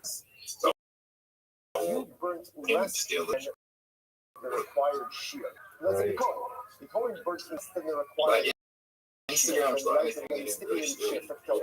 But he burnt at least a kizayas of Taurus Neresan. So if a Kohen doing all of the Taurus Neresan burn less than the requisite shear, but did at least the kizayas until the abolition. No need to burn any more Taurus. Because his app already does that, and he probably wanted to avoid the argument that his company's a monopoly. About this, even Rabbi Eliezer agrees with this. Now, also remember again, Rabbi Eliezer was the one in the Mishnah who said that when it comes to non-animal sacrifices, the only time there's a liability is if you burn the full measure outside of the Beis Hamikdash. Why is that, Zu? To say that a kizayis of Torres is not enough even inside the Beis Hamikdash to satisfy the requirement. The whole Rabbi Eliezer lat haktari ka'amar. Yeah. Ultimately, again, I don't understand. Rabbi Eliezer was the one who said, if you don't burn the full measure outside of the Beis Hamikdash, you're not lying. It's not true. I agree. Dude, I have one question for you, and it's a really important question. Are you ready for it? Who's the man in the world? When it comes ultimately again to burning Torah, Just asked you. everyone agrees. Never say what does everyone agree with? Take a look at Rashi. In the widest line, second wide line, Shebachol Yom Shalom Ne'emar Bo Shir, the high price Shir D'Rabbananu. The what he made is published on Bible. There's monks and So they very could easily be you. Interestingly enough, with the daily incense offering, Rashi points out over here that halakha there is no shir. Zoo. Doesn't give an amount. Hazal came along. Give me a clean joke that you thought of. Everyone agrees that as long as the coin bidik is Torah, you're good to go, even though rabbinically you're supposed to do more. Similarly, if you birth at least a kizayis outside of the Beis Hamikdash on a I know. on a regular That's why there's a potential that you. would. All right, let's hear it, baby. Keep leading back.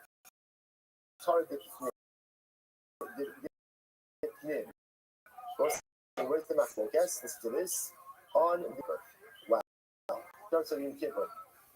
Now, both say now. Let's take a look at Rashi. Keep leading back. Waiting for the rest of the joke. Now, now watch this. When I click the cards of Yom Kippur, which does state amount. 4.5 years. That's absolutely true. Means And it's created more data than any human in global history. One opinion says milk up 2 handfuls. That's dafka. That is a shear. Umar savar malok up nav lav dafka. The other opinion says ultimately again halakha l'maisa. No malok up nav doesn't have to be absolutely explicit. Rather again that even that itself is not an explicit shear. So, I have a question for you. A little bit in the topic. But interestingly enough, I will say again, so remember, we're focusing over here. Can you tell me a clean joke? About halacha l'maisa, what is the liability of kitoras when it comes to offering up a kizayis? No. Less than the requisite amount. Now, what we have established, interestingly enough, is a fascinating distinction between what we call year-long kitoras versus Yom Kippur kitoras. Year-long kitoras, Yeah, baby. no mandated share. There's a rabbinically mandated share. Therefore, by year-long kitoras, as long as you offered up a kizayis inside the Visual data is the Yom Kippur, it says molochot, handfuls, most. handfuls. The machlokes is ultimately again, is that an explicit share or not? That's the machlokes. Visual data, specifically video, is the most densely packed type of data there is.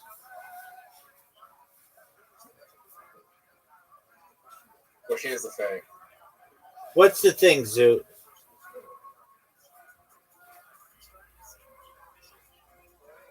I would argue that Good morning. We've been given Trace in China with multiple TV cameras that have created more data than needed Oh, for 24/7 for the last.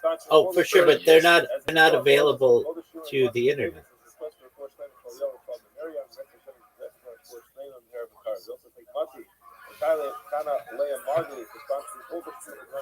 Not yet. In memory of Mati's father, Joseph Stone was Mati's small Yehuda. I mean,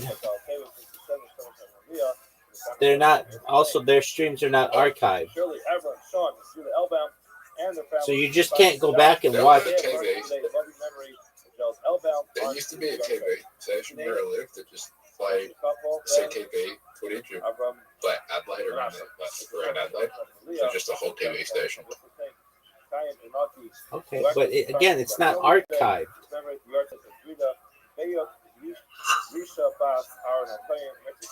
What make?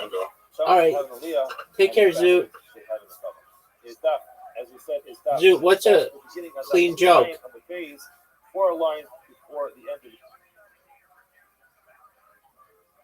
the Gemara says that my law, the anybody kazayas. Allah is for a person to be chayav for Allah foot, to bring up the carbon outside of the base of Mikdash, it has to be a kazayas. What happens is the Gemara person is island, brings up after the Mizbeach, the anybody kazayas, that amount between the Mizbeach, not to have the olive both sides. However, the estimate of the kazayas. So you measure the whole thing together with the estimate of the bonus inside it, who will be in other words, now look, it is all meat that's gone to the death. Bones do not have to go to the death. However, we do put them on the death the list. Now, in this case, we have meat, which is not a diet, but if we'll measure it up together with the bone, the whole thing, the entire piece is going to be the size of the diet. So do you count the bone or do you not count the bone? Obviously, the question will be, in our case, first brings this piece onto the death outside of this. Tie it, foot, or do not have our foot, we count the bone until we do the Omar, the says, tie it, yes, you are tied, even though it is a bone that helps to reach that amount, you are going to tie the bucket, which reads and says, Omar, Pato. You're not going to tie it, because it's a you have to know Chayim. You have to understand why do I think you're Chayim? Because Kippur is Olin to all of them. Part of the Olin goes up to there. It is considered to be part of that Ola. And therefore, despite the fact that they don't have a give, the bones of that connected makes it part of the Ola. Therefore, you have a desire of bone and meat together. Then you tie it for the Ola cook up to the sun. Let's use the Pasha. Obviously, when far we finish the Kippur Olin, last Olin dummy is connected to something not considered part of the Ola, part of the carbon. Therefore, if you knock it down the hood, you're not going to tie it. Therefore, if you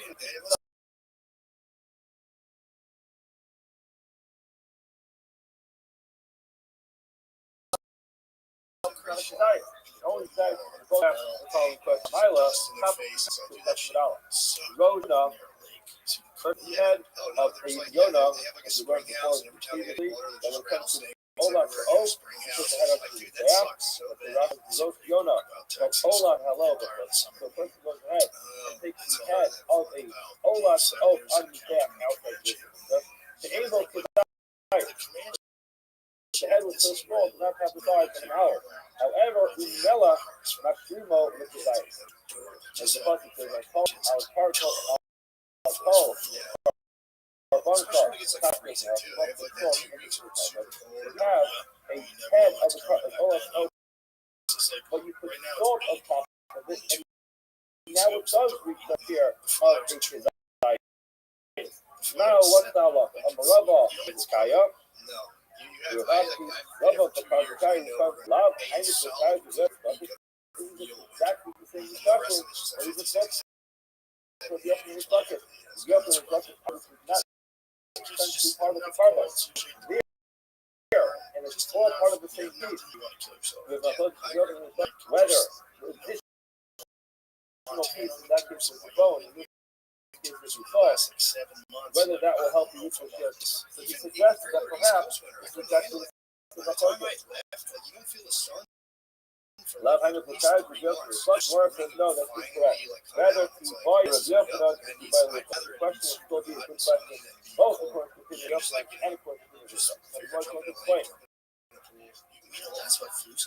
To buy the Yopinot question is the Yopinot who says controls can help you to add can look up and up.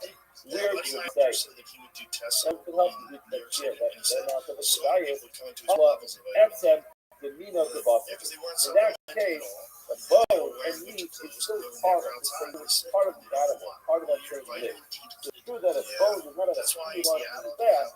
The bottom line is it's still part of the limb. So on the limb, you have bone, you have flesh, muscle. That's all part of the same exact limb. So if you understand, I'll say that the bone can ultimately finish up that chair for guys. Abel Melech, if you disagree and say, when it comes to the social level, it's not part of this chicken at all. In other words, you have this stuff. After why they hit the chicken, you have this little. We're going to go.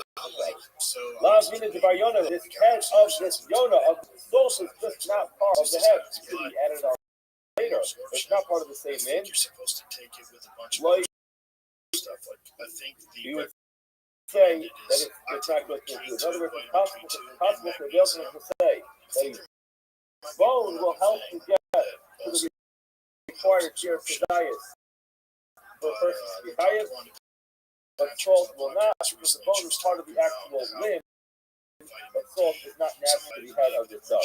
More effective, whether it's another question, your bucket, the bucket says that the bone will not help you reach the chair today. I can still understand salt will get you to the chair today. I kind of look up this bucket. I have some weird bucket say the bone does not help you reach the chair of desire, for diet, Ella, Hardine, love, mitzvah, love. If it ultimately becomes disconnect the bone, you do not have to put the bone under the bone. I will help you part with the left day. Here, when it comes to the salt on the carbon, now is the salt actually supposed to go on to the side? If you put salt on the carbon, you're supposed to scoop up that salt and put it onto the back. The constant occurrence of the bucket, even though a bone will not help you take care of the diet, because the bone really, in and of itself, is not supposed to go onto the back. You become disconnected from that limb, you leave it all to the back. Whereas salt becomes disconnected from the carbon, you do put it back onto the back. So the part of this will I think low will be different, and there will not. Maybe it's not different. It's still the question. The bucket is your question, and you do not have an answer question. Salt that helps the head of the dog reach the chair for diet. Whether or not that would put the bucket state in fire or a cook, back in our Mishnah,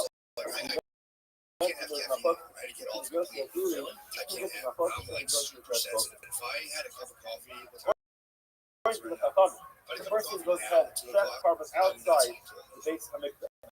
Is that because you don't drink? say that's a problem. That itself is a problem.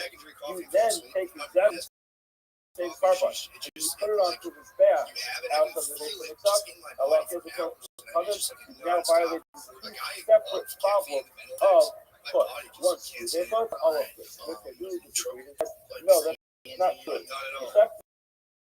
The carbon outside the base of the truck, that carbon right stamp is qualified carbon, and if you bring your qualified carbon onto the shaft of the truck, all you done was brought up the qualified carbon and you made it remember the mission of the carbon is to do this, and a lot of the logic is flawed because it is impossible to ever bring the carbon onto the shaft at the time you qualify. Why? Because the moment the carbon outside of the base make it. But not what? It becomes disqualified. So you don't say carbon, and therefore there's ever going to be a field. It's always going to be a field on something which is disqualified. And your facts that are qualified say that the carbon is the reason why you want to tie it. Some will say the carbon outside and the carbon from the staff and tie it. Both the two parts. After all of this, just the ability that you only tie it for. Each of our foot, or the all of us both the carbon and the carbon after the question of the century, so the carbon was qualified with the outside, and the real estate really did not respond. Did not say anything in response to the carbon. However, says the Gemara, this is the there. Patient, ready, not to suggest the Rebbe came to the defense of a Yosef Louis, and he said, now we're soaking this name. There's a difference between something that's protected inside, and you're going to bring it up in the staff outside. Why it's a place to lie, sounds like that. You always, in that case, it is a sounds like that. In other words, you want to that's as well. Sounds like that. And a carbon is right inside, but it wasn't always disqualified. There was a period of time when this carbon was eligible to be brought up under the so say it says that in defense of guilty ideally, if you have a carbon that met all the requirements that made it kosher, that it could have been brought onto the staff, the fact that it later contracted some type of disqualification does not mean that it's essentially disqualified carbon. Some of the surface of the foot, however, if you look at the carbon with the outside, the knowledge of this, when you bring it up on the staff outside, the low height so low, it never had a percent time of the time. This one was right from the beginning. The moment that the carbon started being processed, it was already disqualified. So in such a case, to understand why it was carbon was disqualified for the beginning, you have the freedom of all of that. Whereas a carbon with met requirement for our carbon, you have a carbon that would have been supposed to join the staff because you signed. That's the case, like to understand why you see it early. That's all about that. Again, very tricky. The answer to the question is to do the same. The difference between the carbon with the separate inside, but then between disqualified when it went outside is that carbon already got a check mark for our carbon in the bath. It already met eligibility standards that it can be brought up in the bath. Once it's eligible to go on the staff, you're not going to bring it on the staff inside. You bring it outside, that's going to be a deal. Outside, it's never meet eligibility. It's never going to meet the standard prerequisite requirements that it has to get to the staff. Therefore, there's no fear for all of us. Why? Because now, Hastings of the Lesbian Senate application duty, this Lesbian Senate also be defensive business duty, and he said, now it's subject to NID. I'll tell you the difference between subject to NID. You talk about foot. Now, if you know about foot, you can't tell you what you're talking about foot. Which is something we have to remember. Now, there's something called in Allah Lo Yere. Sometimes there are cases where it's called the Kabbalah. In other words, it's not supposed to go on to the staff. In other words, you look at a carbon, you ask the child, you put some of the staff, what is? No, don't bring none to the staff. However, if you did ask the child, or you ask the child and you forgot, if Allah went on to the staff, no terror. thing, or Don't take it down. working So 16 hours essentially, a day. the carbon that has the disqualification I of used to work in a real estate company when I was in college. Yoche, So, when it was they would set buy inside, apartments. and then it went outside, that whole category of is alu motated. So it's on the back, you need it. Better if you're right. Before the fact, the Tapilas don't put it on to that, not put it on to that, because the way it is ever. If it does use that, because it's Pablo, it stays on the back. Whereas something that's left it outside, goes up on the back, guess what? Get it off his back, not just to be there. So therefore, again, other defensive would be that outside, this is something that has absolutely nothing to do with that. It doesn't belong to any of his back. So therefore, if it belongs to any of his back, you can feel they're putting on his back.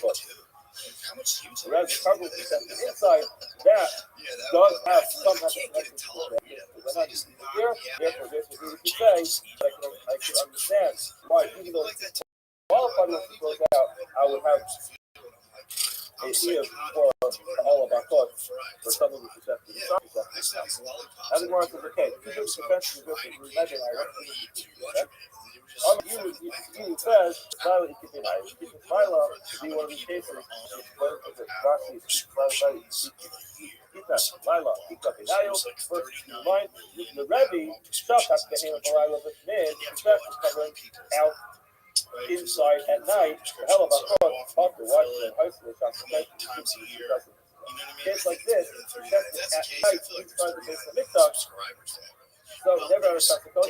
We never met eligibility requirements to go to the staff at night. However, it still was that inside, and it would be a case of other. Well, the Kaya Saraya, so travel all over.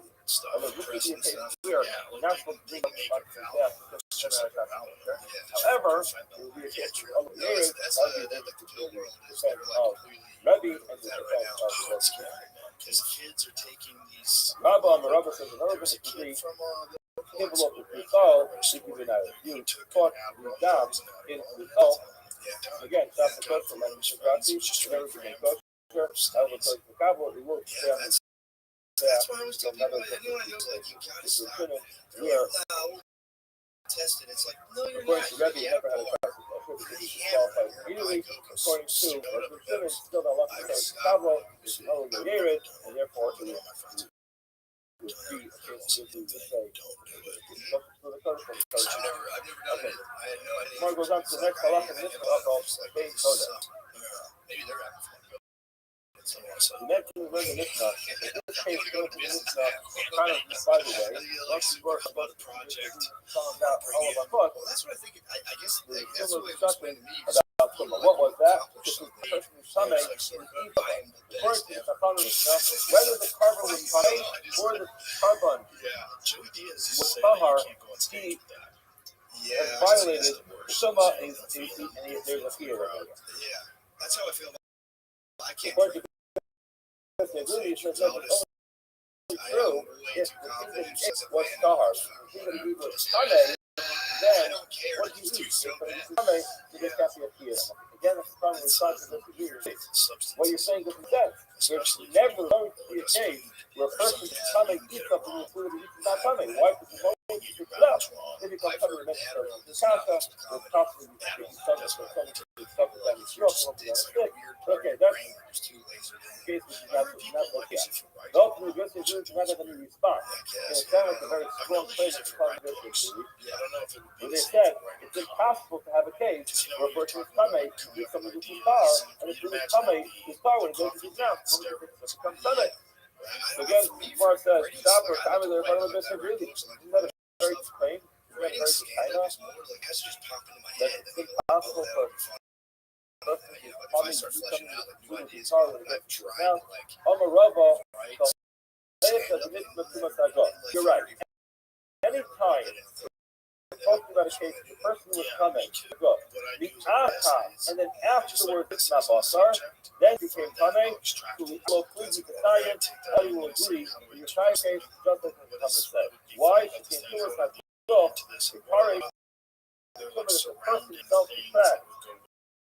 This. No, that's a good way. I have to trick myself.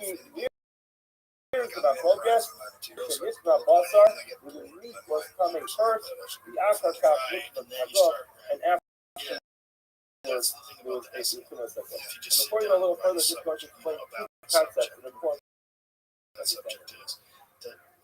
There are two rules in Shas, which we have to something called Ein Isser Kal Office, which means that once something becomes Asar, it maintains the Isser status that it has. We don't start piling on all the food. One Isser is enough. However, the coming up of Isser Kola. Isser Kola. Figure out a way to introduce that. Isser Kola means inclusive Isser over a bunch of different things. So Isser Kola generally would be you have to slowly but surely to get better and just throw it into the fire. So it includes many different items. For something that's common, it includes many different items. And then there is a personal Isser on top of it. It might be your hip, or it might be that you're coming.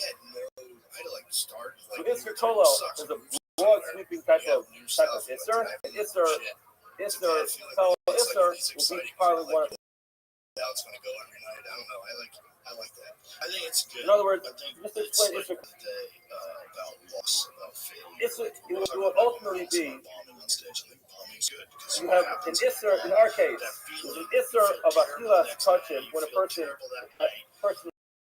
himself is coming, and then those pieces itself have their own individual purpose. Let's see how this works out. After I bombed. Like, I think it's important. Like, failure is important. It sucks, you know, like, you gotta go through that. Like, maybe you got... The Rabbanan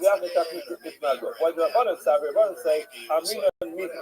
The Rabbanan is going to say, since, that's what, like, motivates me. again, the Basar became Tamei first, and then became Tamei Tamei. So what happened first? First we have the broad sweeping type of thing, which is all the meat became common. And then on top of that, you're adding on his own personal type of here. I think a better example. A better example would be, let's say you have something which is not kosher, a dairy item which is not kosher, and then you become flaky. So now on top of the fact that the dairy item is not kosher, that's an Isser Kola, which includes all the dairy which you have. You have your own personal Isser of the fact that you have to have these inflations so they can't be open in the first place. So that will be an Isser no sense, and additionally, Isser Kola Isser is just stacking one Isser on top of the next. Isser Nosa, which again talks about Isser Kola, is first of all sweeping Isser, that this dairy item is not kosher, and then you'll have the personal Isser Nosa, which is you personally happen to be kosher. And it's much better, that's much comparable to this case. Here you have something which is Tamei, because all the meat became Tamei, and then you have your own personal Tumah. So the Gemara says, according to Rabbi Yosef, we're not going to say that since it's their timing was so good. You add that on. Yossi, every night. Hold on. But after a while, you will say that since it's already usher, you add on the other. This says we're not going to say this meat. As worse in the case. This is okay, I understand you're not going to say legal food add on this Isser. Tasty Tumas Aguf, the mirror, the talk of bottom line is Tumas Aguf. Back to Tuma should be, and you should still be able to pull on top of the stuff. In other words, because it's going to Isser to pull on top of Rashi, you might Tumas Aguf Tamura. Who said? Why are you telling me Tumas Aguf is the Tuma to enforce the Tamura? Maybe the Tuma of the Boss is going to be more strict, because you know it's as a person becomes Tamei, yes, when you come down. But once you become Tamei, it's finished. You can't stop and get rid of the Tuma. You have to make everything work to be. So, in other words, that ultimately becomes this concept of for notice, as you see, notice when it comes to the Tuma. In other words, again, the Gemara ultimately acquiesces and says, when it comes to a case where the person was Tamei first, and then the meat became Tamei, everybody's going to be doing that. Where is this Nafos? Nafos is when first the meat became Tamei. So that's a broad standing in the color on all of the meat. And then he has his own personal tumah on top of that. The question is, are you going to add that tumah on or not? So comes you will. Well, not step by step. we're not going to say the stomach. You don't actually know that it's Hollywood didn't work out for him. on Fox. Yeah, so that guy Homer was Batista. headlining carnival. There's something we don't know more about Shah Niba Aliyah bringing up like this. Kelly the Coco Parrot. All of us says there are some frequencies about Shita over Aliyah, but actually over bringing up on his back, and Aliyah is a secret of frequencies that bringing up on his back over Shita. However, Shita, what is more Shita? The idea of the person for answering the difference. Carbon, and he sets it for a neighbor. The left is tied. Even though it was for a check. But Mala had this person who's up on his back for a idea. Allah is Potter. That's not going to be a fear of all of us. Homer Aliyah is a stringency. I spoke about Aliyah, but bring it up on his back. What is that? Knives up to the second. If two people hold on to a knife, the shots have two and they shot it. They are puppet. In other words, Shita is only with one guy. Two people do it. Allah is their puppet. There's a lot of connections between the sugya and the sugya of knives of the Shabbos. I don't think we have time to discuss that right now. But ultimately, when it comes to Shita, if two people go ahead, that's the cover of they're both puppet. However, up to the Ava, two people grab onto a limb of an animal, and the limb of an animal is quite heavy, and like you carry it on, the animal will bring it up on the back. We have a stringency about Shita, a stringency about Allah, the stringency about Shita is either rejected for a private person, the left is retired, whereas like Allah is not the case, the stringency about Allah is two people who are retired, whereas two people who Shita is going to be That's one thing that happens. Another time, Hella, because of the Hella. Because of the Hella. The person brought it up in a bunch of different pieces. Now, Rashi points out, Hella the Nodala. In other words, you see, he kept forgetting that it was us. So he brought it, and then he knew, and then he forgot, and he knew, and he forgot. Allah is, what does this say? Tayyib al-Kal Aliyah, every single time he brings up the Give Rabbi Shimon. This is the opinion of Rabbi Shimon. Mark was explaining it today. What the people just the under this street, it says in the side of our Akam, the only time is once to bring up on the back. In other words, to bring up a bunch of different pieces, only time is once. Point out what it meant. Tomorrow is not clear what it's talking about. It's talking about the short bunch of pieces. Carbon, one animal limb to work with just to get the right thing. To a sold-out arena of next point, Benatai Akiyal Lord the Sayah. We have to see the bring up the top of the Sayah. Given the tradition says, given Ola Akilu Hela Al-Sala, Al-Evan, you can bring it up onto a rock or onto a stone, of nature is that we're going to get something to that's the formal is back and it's built outside of the income. That's the only thing we're going to do. You're essentially filming a 1-minute special the first time. Says, the first time has a DIY job, just a stone or a rock guy, so that's we're getting fucking millions of views. I know. Where you want to begin? Maishna Hamala, Lahed Yisapaka. Why is it when a person brings a carbon onto his back for a private person in his culture, the sin? Lashan, the Pasuk says, Lashan, if you met me, no peasant or moed, lo you the end of Lasos, or so, Lashan. It says the Gemara, Nani. When it comes to Shita, it also says, Lashan. It says, no peasant or moed, lo has the O. Lachris carbon, Lahashem. Rosh Hashanah of a crow, Ish. When it came to the pasuk of Shita, over there it says Ish. This is a Ish, which is the pasuk says very clearly. Ish, with the shah, Yishkak, Shar, I kept it. A, Manachna, O. So Yishkak, because Manachna is there, therefore, it sounds like this is something that the people are project. As much as hold on. Got me all the Navik Ish. When it comes to it says exactly it's just a repetition to what it is. It says Alam Amar, house and downtown. Next week, plus ish basis from an agar. So you're going to Allah Allah Zava. So it says block. That means it's just about cases. The Gemara says the problem is comes to Allah to bring it up on the back. We violate the king the Halu, the Aver, Hayal. Over there, we can't bring up on the back. We use ish to tell you to do it together. We'll be tired. Hold on. They paid off Konami. We violate that. Exactly the same thing. Why are you saying it's so people who carry you're going to be tired because it says it's it. But when it comes to you don't say that. It also says it. Go there every night, late at night. It also says it is there. It says in the pasuk Hahu, it's very clearly lo ish Hahu to that individual person. Echad v'lo shnayim. So this is stipulation of Hahu. The officer of the Lord that becomes Hahu.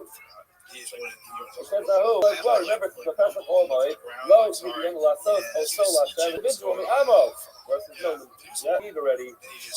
He violates with the Ute Shogeg to the person who is a Shogeg or a Muslim. One of these is simply a person who does not know. He made a mistake. He thought it was Muslim. He thought that what he was doing was okay.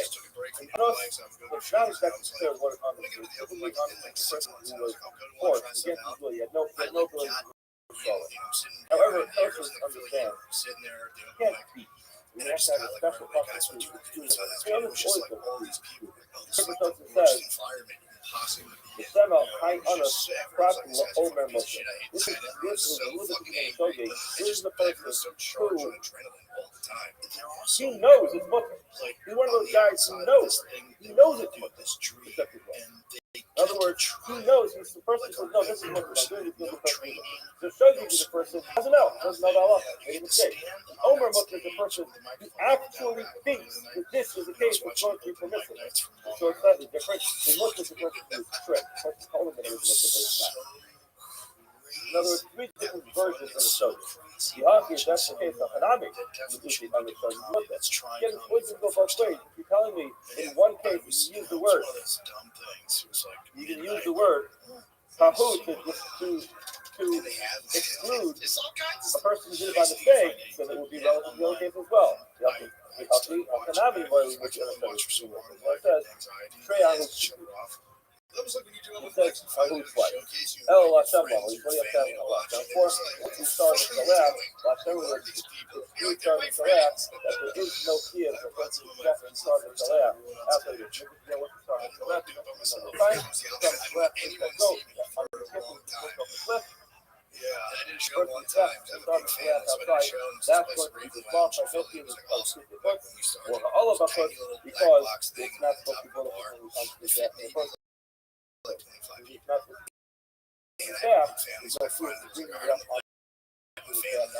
Outside because the law doesn't like 17 people. The word is told by Allah. There is a what is the Panabana? Ish. What was the stringency when it came to Allah? He said the stringency was that two people carrying it up. When it comes to pizza, two people expecting to do it. When it comes to carrying it up like two people do it, he will be tight. Panabana. That has kind of got them in the stand-up. Ish. Plus tells us ish, as you just mentioned, as just mentioned before, it says ish. Valeim Tomer ish. He basically showed him a guy, Asher Yagu Sokam Asher Yala Olo, that was talking about a person who's getting a covered onto the staff. Not Tamil Omar. The Rabbos, why does it say ish twice? The Rabbos, nine to up to the Aver, the Hell. It comes to include two people who are holding on to a limb and bring it up onto the staff, the Hayavim, but he will be tight. Why do you have to tell you that? I would have thought Malavinu. I could use my own logic to make a Kalafan with I'll say it's solid. We're not ourselves to an idea. When it comes to look at a case of a person who accepts an animal from a private person, The Chayiv is Chayiv, which that's by the person, nine up to the second. The halacha is if two people sex with each other. Again, seems like when it comes to Shita, there's a stringency about person who sex with a private person and still is to be taught to talk to two people with. I would say, Amal Lahedi, the person who didn't come up to a Hedi, he's going to be partner. I would say that there's a convenience when it comes to Allah. Yeah, that's what I try to Sure. tell them. Okay. That's what I try to tell them. It follows logically dictate that two people bring it up with your partner as well. Hold on, different point to say if they know that two people who bring up a cart onto the deck outside, they'll both be tied. Even if it's sitting using the word Shimon, Yossi only says, Ahu, the boss says, Ahu, and therefore Darshim Echad, was named only one person is about it.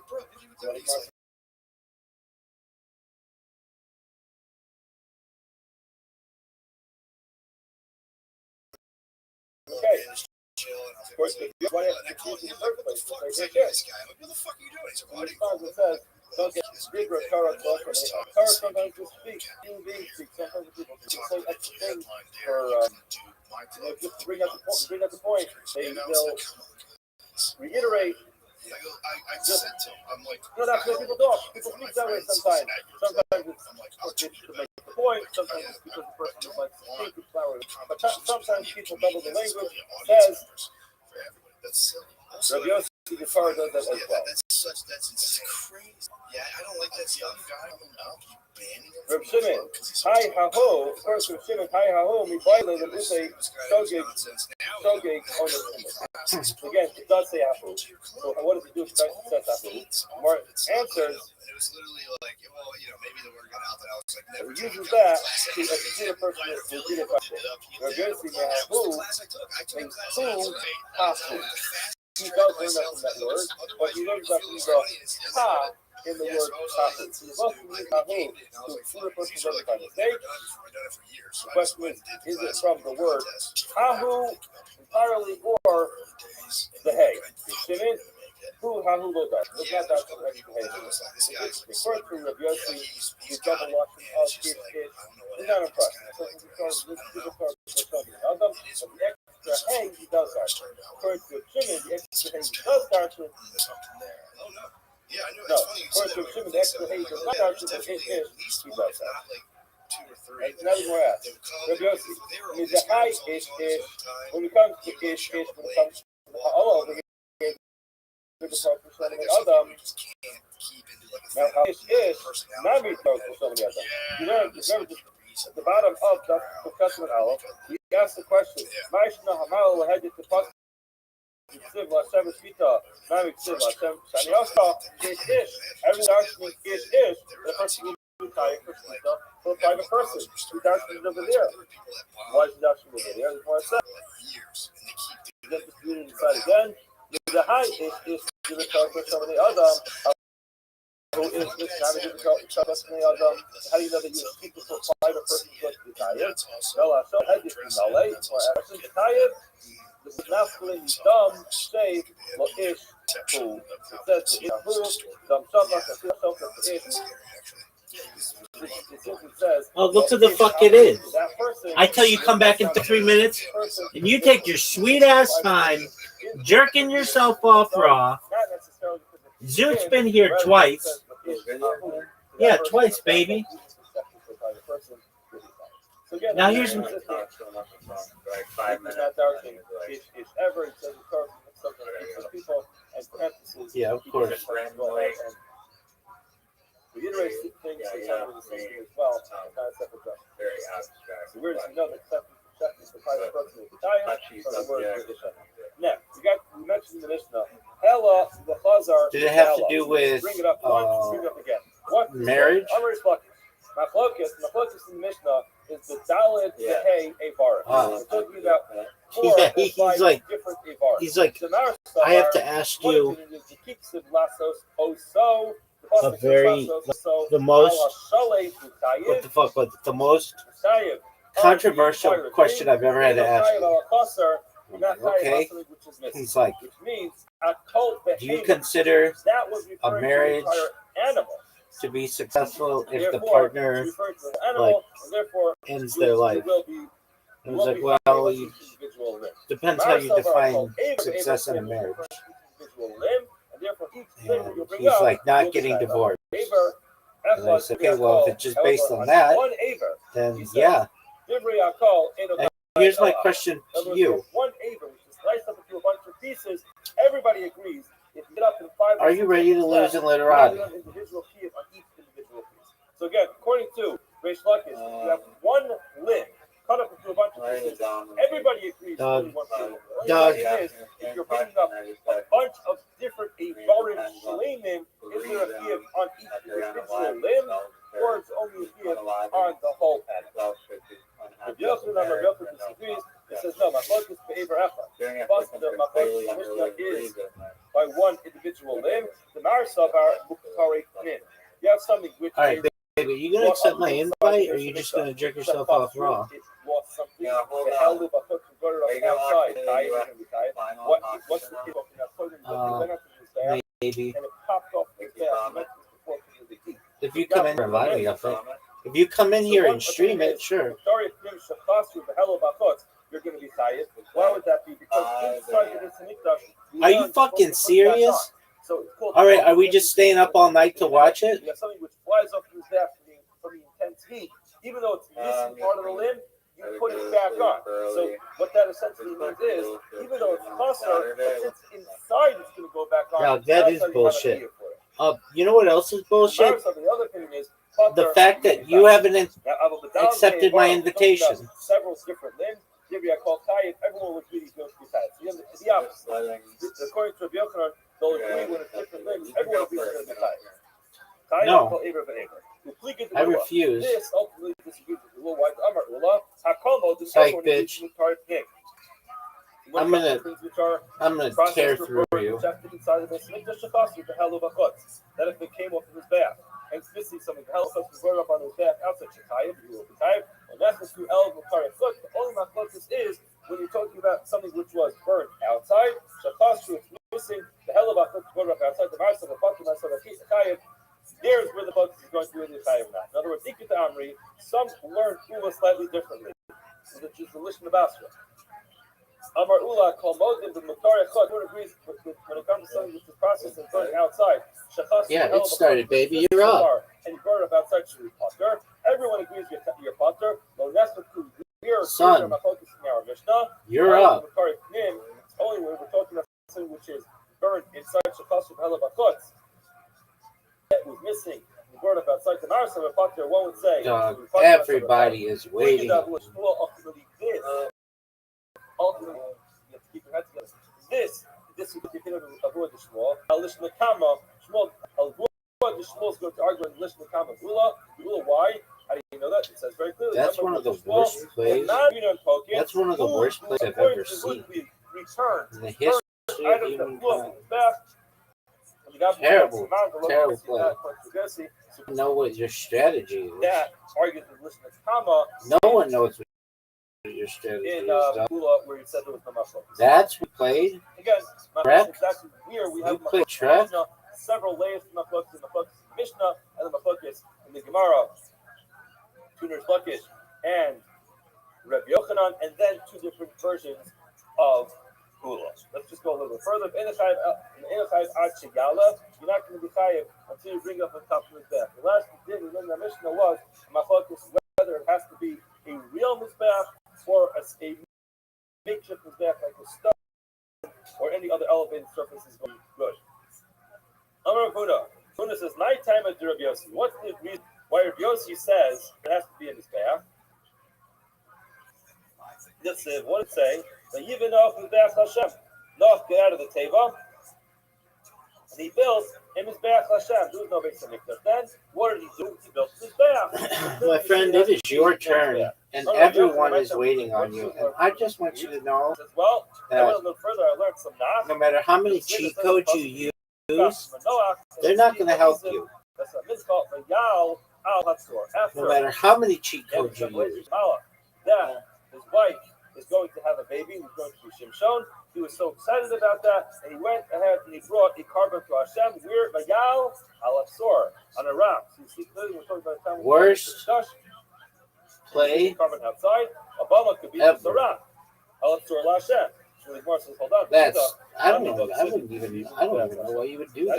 How do you go back to the says it wasn't bad? That's the worst. The worst play. That's the case that caused me my bad. It's just an elevated surface. How are we going to deal with the fact that according to Rabbi Yossi, the pasuk says Yikach Hanach, and he put it on a rock? The Gemara says a rasha. That was just a one-time case where there was a ruling that you're allowed to bring it up on a rock. Alternatively, you can say, this is Tanya, Shimon Omer. Shimon says, Mizbeach Pesach Olamoid. The exact wording of the pasuk is, V'zorak Kekohen Saddam al Mizbach Hashem Pesach Olamoid. So it says Mizbach and then Pesach Olamoid. In other words, the aim Mizbeach Tabama. Mizbeach only needs to be inside the Olamoid, but not on a bum and not in a private area. To speak of, therefore, Hela Ala Evan, Tayyid Yom B'Kaz. The requirement of Mizbeach is only relevant inside the base of Dutch, not outside. And the Gemara says, Tayyid, why are you saying Tayyid? Yotza mi violate. Say Yotza. Hello, so he's Yotze. Gemara says, how can come? This is what we need to say. Fika. Bishtas Isra Bamos. Therefore, at a time when it's also to have a private Mizbeach, Hella I'll sell it to bring it on top of a rock. I'll ever you're going to be Tayyid. Why? Because that is considered to be a good enough Mizbeach when you're not inside the base of Mikdash. Therefore, if it's Bishtas Hetra Bamos, you'll be Yotze. Bishtas Isra Bamos, you're going to be Tayyid. One more couple more lines. Where it goes to Penina. Keren, Mikevesh, Yisod, Rizua, Mao, Shiaku, Gabam. According to the one who says you have to have this bad. You played qualifications of this till for 3 points, horns on the top, and you could have played have the base on the bottom, if for 15.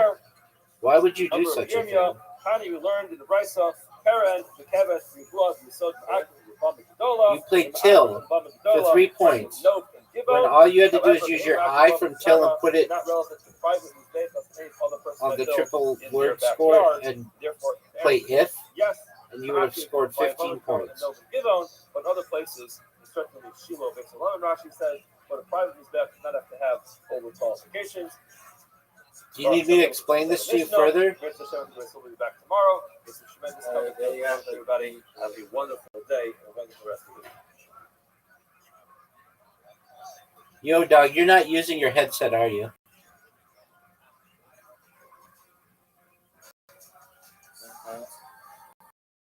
Good. That headset is way too fucking loud. And I could even tell. But that's cool. My question is this. Well, I don't want to go on your backswing, so go.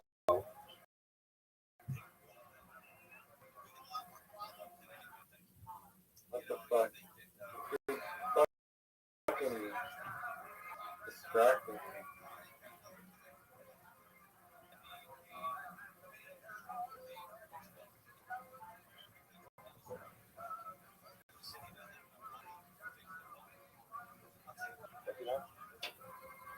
Good morning. We begin by thanking our sponsors. Today's daf is Daf Kuf Tetzvah Sefer Sefer. We begin by thanking Ashim and Schreiber for sponsoring all the shiurim. As a support, all the shiurim in Market Davis is a special for Shlomo for Yom Tov and Miriam. The rest of Shemesh is represented for Shlomo. Kana Leah Marguerite for sponsoring all the shiurim in Market Davis. In memory of Marty's father, Yosef Shlomo and Moshe Shmuel, Ben Yisrael Yehuda. Yeah, bang. It means to be a pimp. And the families sponsoring the day of learning today, a lovely memory of Elval on his name. Yaakov Papa, Ben, Avram, Menachem. As the Shemesh Shemesh having Aliyah, and the families having a public. So thank Chaim and Maki, who for sponsoring that Yomi today. His memories, the Yotzek of Rita, Bayok, Risha Bas, Aaron Hakoyen, Rich Hashem. What the fuck? Yo, they need to fucking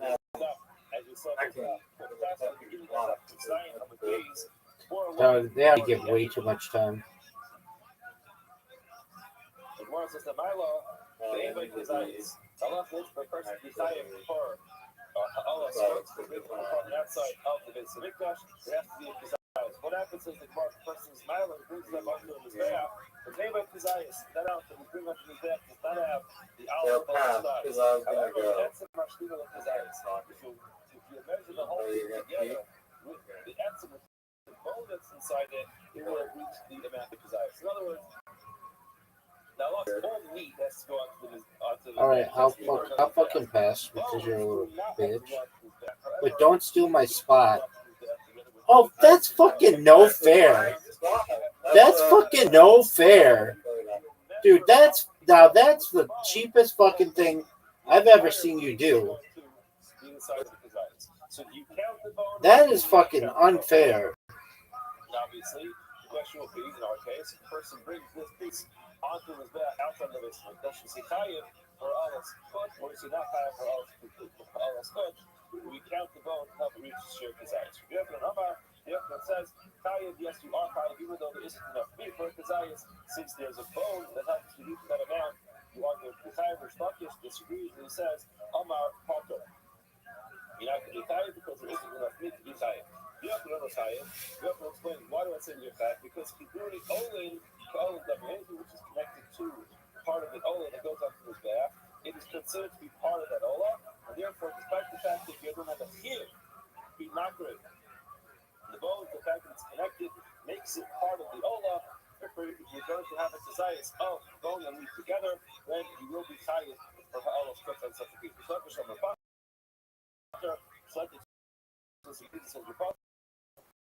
Obviously, explains the more he is of equal in something which is connected to something which is not his back is not considered part of the olah, not part of it, and therefore you go to pachot. Therefore, a piece of meat is not a desires. The only reach out the bone is connected to it. Says you're stuck if the bone does not help you reach that shear, you will be part of bringing that up to his back. Rava asks the following question: Amaila, top of the Testament Allah. Rosh ben Yonah. Person brings the head of the ben Yonah, as we learned before previously, that when it comes to the Olah Sa'od, you put the head up to his back. That's what Rashi says, Rosh Yonah, shall Olah Sa'od Shahalav.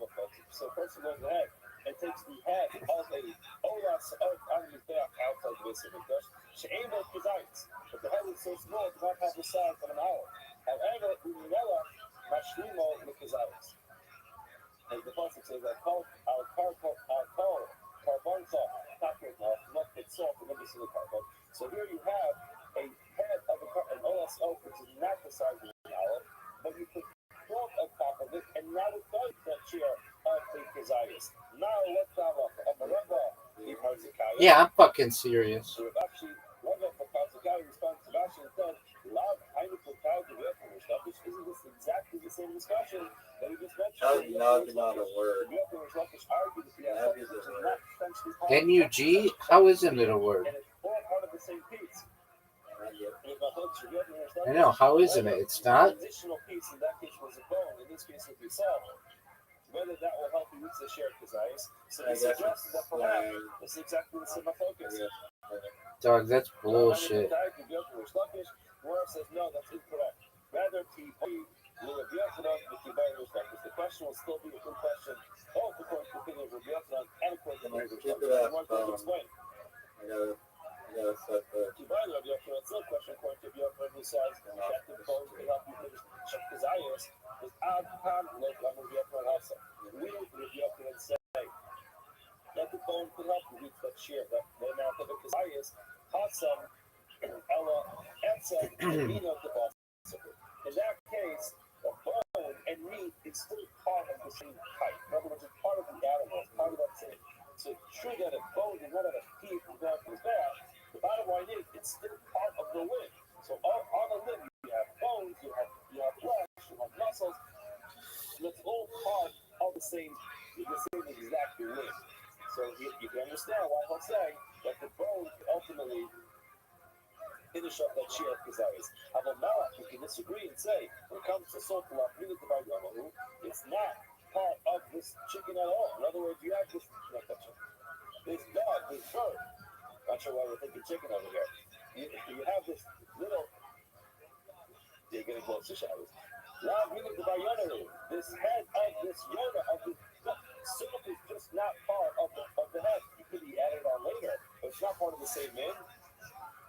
Like you would say that it's not going to be. Nevertheless, it's possible for the Yetzirah to say that a bone will help you get to the required desires for a person to be higher, but salt will not, because the bone is part of the actual limb, but salt is not natural to the head of the cell. Gemara says, "Together the structure." It's another question according to Shlokish. In other words, the Shlokish who said that the bone will not help you reach that share because I can still understand why perhaps the salt will get you to the share because why? Because I kind of other Shlokish. Also, we do Shlokish say that the bone does not help you reach the required share of Kazayas for a person to Kazayas. However, the parish mine la mitzvah la suke. If it ultimately becomes disconnected, the meat becomes disconnected from the bone, you do not have a mitzvah to put the bone on the mizbeach. Amalacha, the parish mitzvah la suke. Here, when it comes to the salt of the carbon, the halacha is the salt actually is supposed to go onto the mizbeach. If you put salt on the carbon and the salt comes off of the carbon, you're supposed to scoop up that salt and put it onto the mizbeach. So it's possible to encourage your focus, even though a bone will not help you reach that share of kazayas, because really, image of it is not supposed to be on the mizbeach. It becomes disconnected. You leave it off the mizbeach. Whereas salt becomes disconnected from the carbon, you do put it back onto the mizbeach. So the power of mitzvah suke law would be different, and therefore ultimately it's not.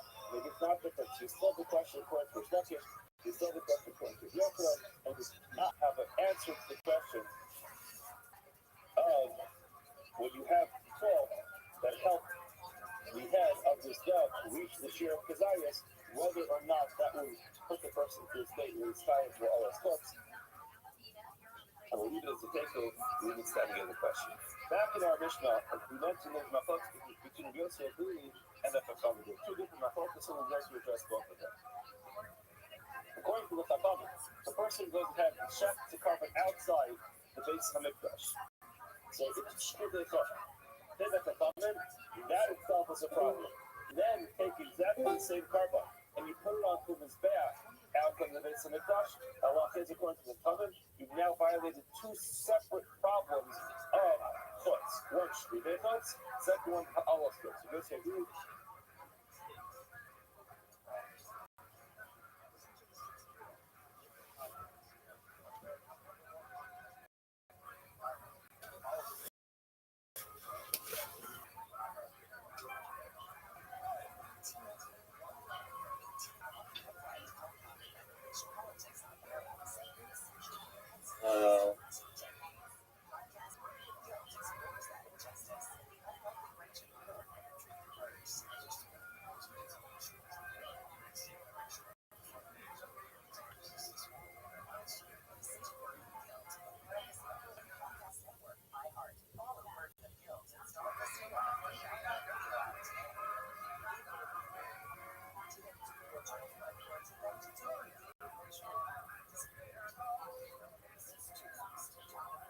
Hey, that's my word.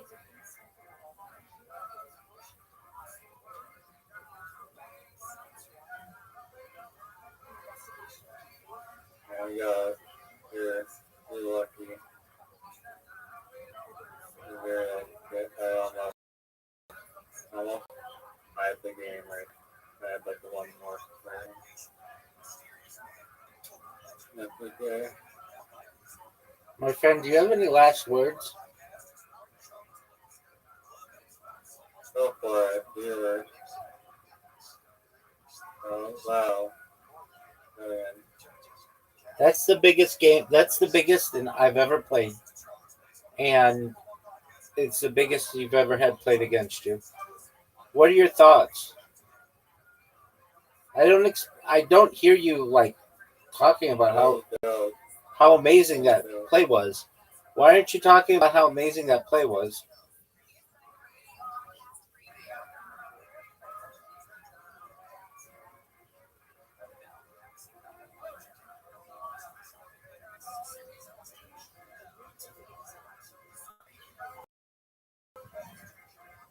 Give you another 50 point word.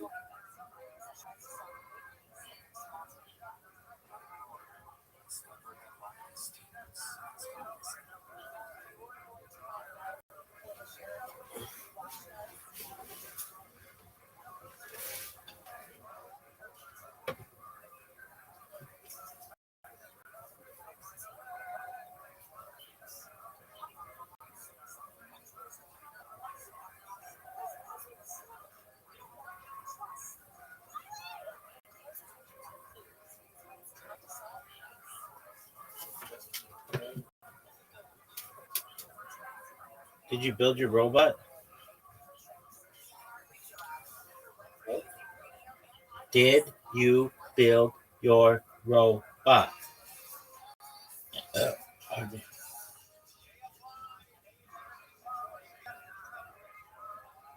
No. Why not?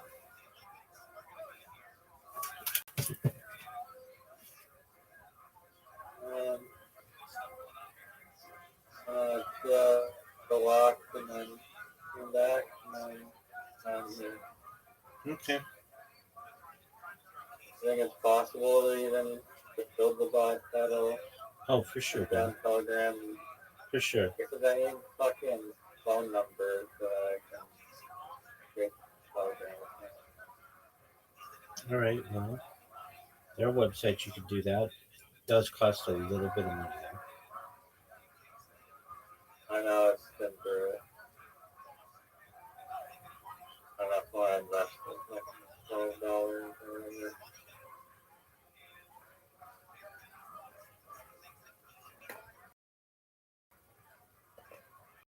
Also, any Telegram you have to do like a password. Oh, you want to? Yeah. I don't. Dude, that's a hard bot to build. Sometimes. I mean, I could do it. I could probably do it in about 8 minutes. But, Not supposed to go out from his bath. I'm amazing. You look at a carbon, you ask a child, should we put something in his bath? The luck is, no, don't bring it up to his bath. However, if you didn't ask the Shiloh, or you asked the Shiloh and you forgot, if it went up to his bath, no tear it. Don't take it down. So it says it was from Shimon. Everyone has a disqualification of Yote, that was shafted inside, and then he went outside. That falls into the category of in Olu Lote. It goes on to his back, you leave it here. In other words, you're right. Before the fact, with Akila, don't put it onto his back. It's not supposed to go onto his back because they went out of this in the However, if it does go onto his back, Kodesh Mekablo, stays on his back and it's allowed to be there. Whereas something which is shafted outside, if it goes up on his back, guess what? Get it off his back. It's not supposed to be there. So therefore, again, another defensive risk would be that if you shaft the carbon outside, this is something which has absolutely nothing to do with his bath. It doesn't belong on any of his bath. So therefore, if it doesn't belong on any of his bath, you can't have a chiyuv for putting on his bath by foot. Whereas the carbon which is shafted inside, that does have some type of connection to his bath because if it went on, you leave it there. For this today, that I could understand why, even though wildfire, once it goes out, I would a chiyuv for all of our thoughts for something which is shafted inside, but not something which is shafted outside. Now the Gemara says, okay, two big defenses of this. Really, my thing, what's the difference between the two of them? The Eri says, Shkitas Laila Ikibinai. Shkitas Laila will be one of these cases where there will be a difference. So, as Rashi explained, Rashi Shkitas Laila Ikibinai. First keep in mind, the Rebbe shot back to him Laila with man. If you shot the covering out inside at night, the hell of a thought, to watch the high school shots of Kosher get to the Shkitas in this way. Case like this, shot it at night inside the base of Mikdash. I have 4 O's. So he never had a chance of kosher. He never met eligibility because because he shafted at night. However, it was shafted inside, and it would be a case of an other loyal.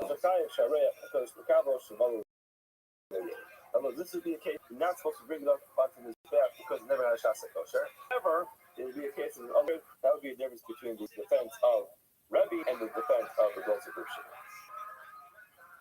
Rabba says another difference would be if you caught the dam in Bichal, so again, kosher, like it says Rashi, it never became kosher. However, Kodesh Mekabel, it will stay on his back. Again, another difference between Rebbe and Reb Shimon, where according to Rebbe, he never had a shot of kosher because he was disqualified immediately. According to Reb Shimon, still not lucky to Kodesh Mekabel. It's another Yered. Oh, dude. Look how cool this play is. It like makes like a square, or like it completes like a circle. That's baller as fuck. Is that not the most baller as fuck shit you've ever seen? Kind of just like, by the way, once we brought this up,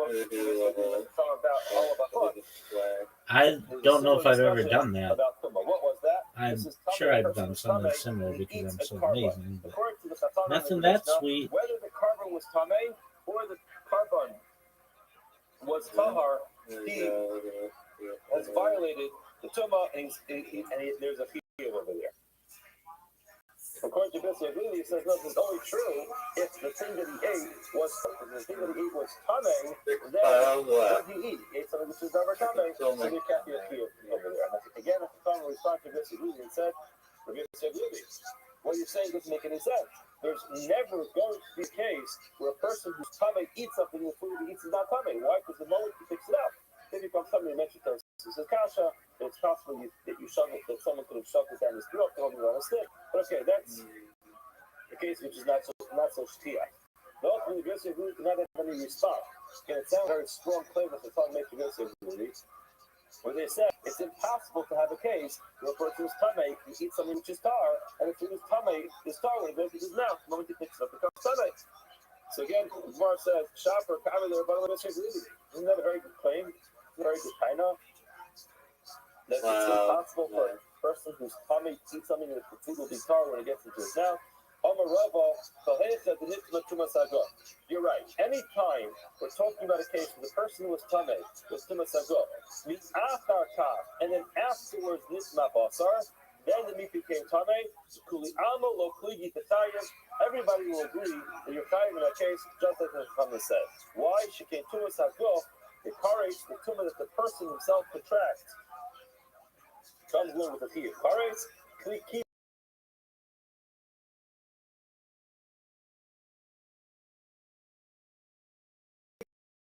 Where's the man afterwards? There was Ekba. And before you go a little further, to explain two concepts that are important to understand over here. There are two rules in Shas which we have to connect to this sugi. It's something called Ein Isser Tal Al Isser, which means that once something becomes Asr, it maintains the Isser status that it has, and you don't start piling on other Issurim. One Isser is enough. You're not going to pile on several other Issurim. However, there's something else called Isser Kola. Isser Kola does not mean that there's Isser Kola. That's not what we're talking about. Isser Kola means an inclusive Isser over a bunch of different things. So Isser Kola generally would be, I think, example.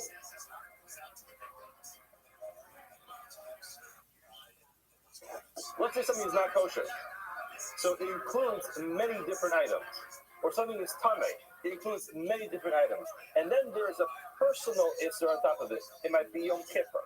Or it might be that you're tamei.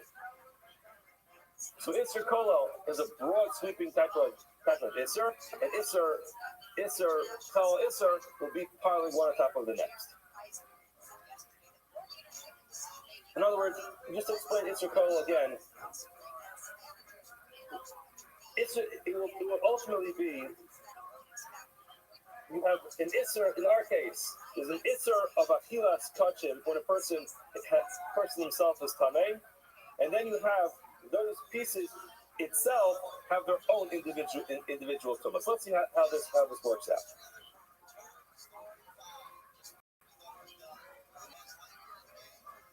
That's my place in the Gemara. Hold on.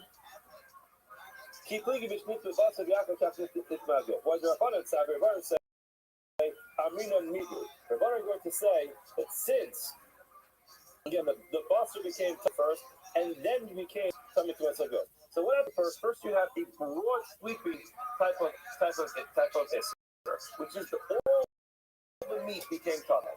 And then on top of you adding on his own move. I think it's a better example. I mentioned Yom Kippur. A better example would be, let's say you have something which is not kosher. A dairy item. How'd you like that move, son? And then you become flacious. So now, on top of the fact that the dairy item is not kosher, so that's an Isser kosher. What do you think of my play on Jaws, dog? Like that. Your own personal Isser of the fact you have inflation. You weren't very impressed. So that was 84 fucking points, baby. I want you to continue to talk about it. How brilliant it was. this dairy item is not kosher. And then you'll have the personal isranosa, which is that you personally happen to be kosher. It's much better depth, much more comparable to this case. So here you have something which is tamei. All the meat became tamei, and then you have your own personal tumah that you contracted. What the fuck is OZ? We're not going to say that since it's also with Tumas Kolo, you add that on. If you see, hold on. According to Rabbanan, you will say that since it's already usher, you add Right. other issue. Basically, it says we're not going to say. All right.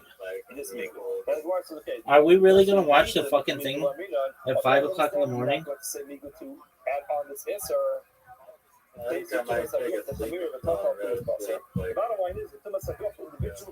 Just do it. Just do it right now. I'll set an alarm, and if you come in here and stream it, I'll watch it with you. But I'm sure I'll fall asleep within the first 10 minutes. Who said? Why are you telling me that Tumas is more of a strict tumah than what Yeah, probably do.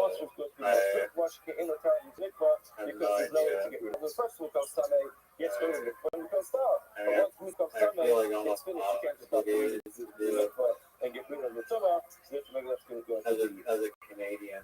A stronger tapia. In other words, that ultimately becomes my focus between. No, I get it. Oh yeah, can I tell you? Oh, it's or no if I can say it's or no when it comes to the tumah. In other words, yeah, the part ultimately acquiesces and says.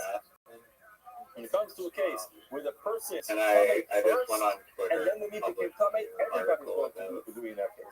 Where is my focus? My focus is when first the meat became tamei.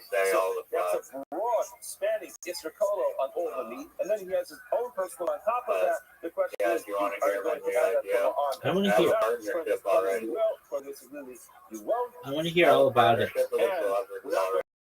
Yeah, grab a Rothschild. I get it. No big deal. More strict because it's tough to assume on the meat is going to be more. I think Oh, the okay. I'm listening. Chomer b'shchita. There's something which is more chomer about shchita mi'ba'aliyah from bringing it up on Tuesday. Again, we can talk to this whole parak about shchita, about what, and all of our says there are some stringencies about originally, shchita over liyah, that's about shechting, over bringing it up on the staff, and mi'ba'aliyah the shchita, there's certain stringencies about bringing it up onto the staff over shchita. Over shchita, what is more strict about shchita? I gave the person who shechts. Or an individual who takes the carbon and he shechts it for next door neighbor. the coin basically told voting right. Even though it wasn't for a someone's chef. life. The amount that the person brings up onto the The coin holder is decide that's not going to be a fear of all of our folks. Someone but Aliyah, and there is a stringency allow me to rephrase that. about Aliyah by bringing it up onto the staff. What is that? Shnayim she'osu b'sakin. If two people hold up to a knife, Contractual obligation, if everything two of them, is they are part. In other words, shita is only with one guy. Two people do person it. doesn't Halach is have to their part. There's a lot of connections obey between the everything sugya in there. and the sugya of Shnayim she'osu and Dr. Shabbos. Rules Something in we're not place discuss that right now. But ultimately, when it comes to shita, if two people go ahead, exclude anything except that the current bachutz, they're both offers. However, opposite the eight, two people grab up to a living animal, and a living animal. I want you to need two people to carry it on. keep So to bring up this the idea so we have a stringency via the about lens shita, a of stringency the about social all of the experiment, stringency about shita is. which I believe has Even if you reached check it for a private go person, viral Allah is because retired, whereas Yeah, all of that's not the case. I'm There's a sure stringency this is about Allah, which is but two people do I- it for retired, whereas two people do I believe shita. that there's definitely Another things topic. that have been done. Hella, because you're the hella. Look at the hella. So a person gathered up in a bunch of different pieces. Now Rashi points community out, on the blockchain. hella v'nodalo. In other words, this means he kept forgetting that it was us. Content So he wrote it, that and then he knew, and then he forgot, and he knew, and he forgot. Okay, is so what does Mishnah say? Chayyim enough al is kol aliyah. Bitcoin Every Obama single time brings up his and own individual chiyuv.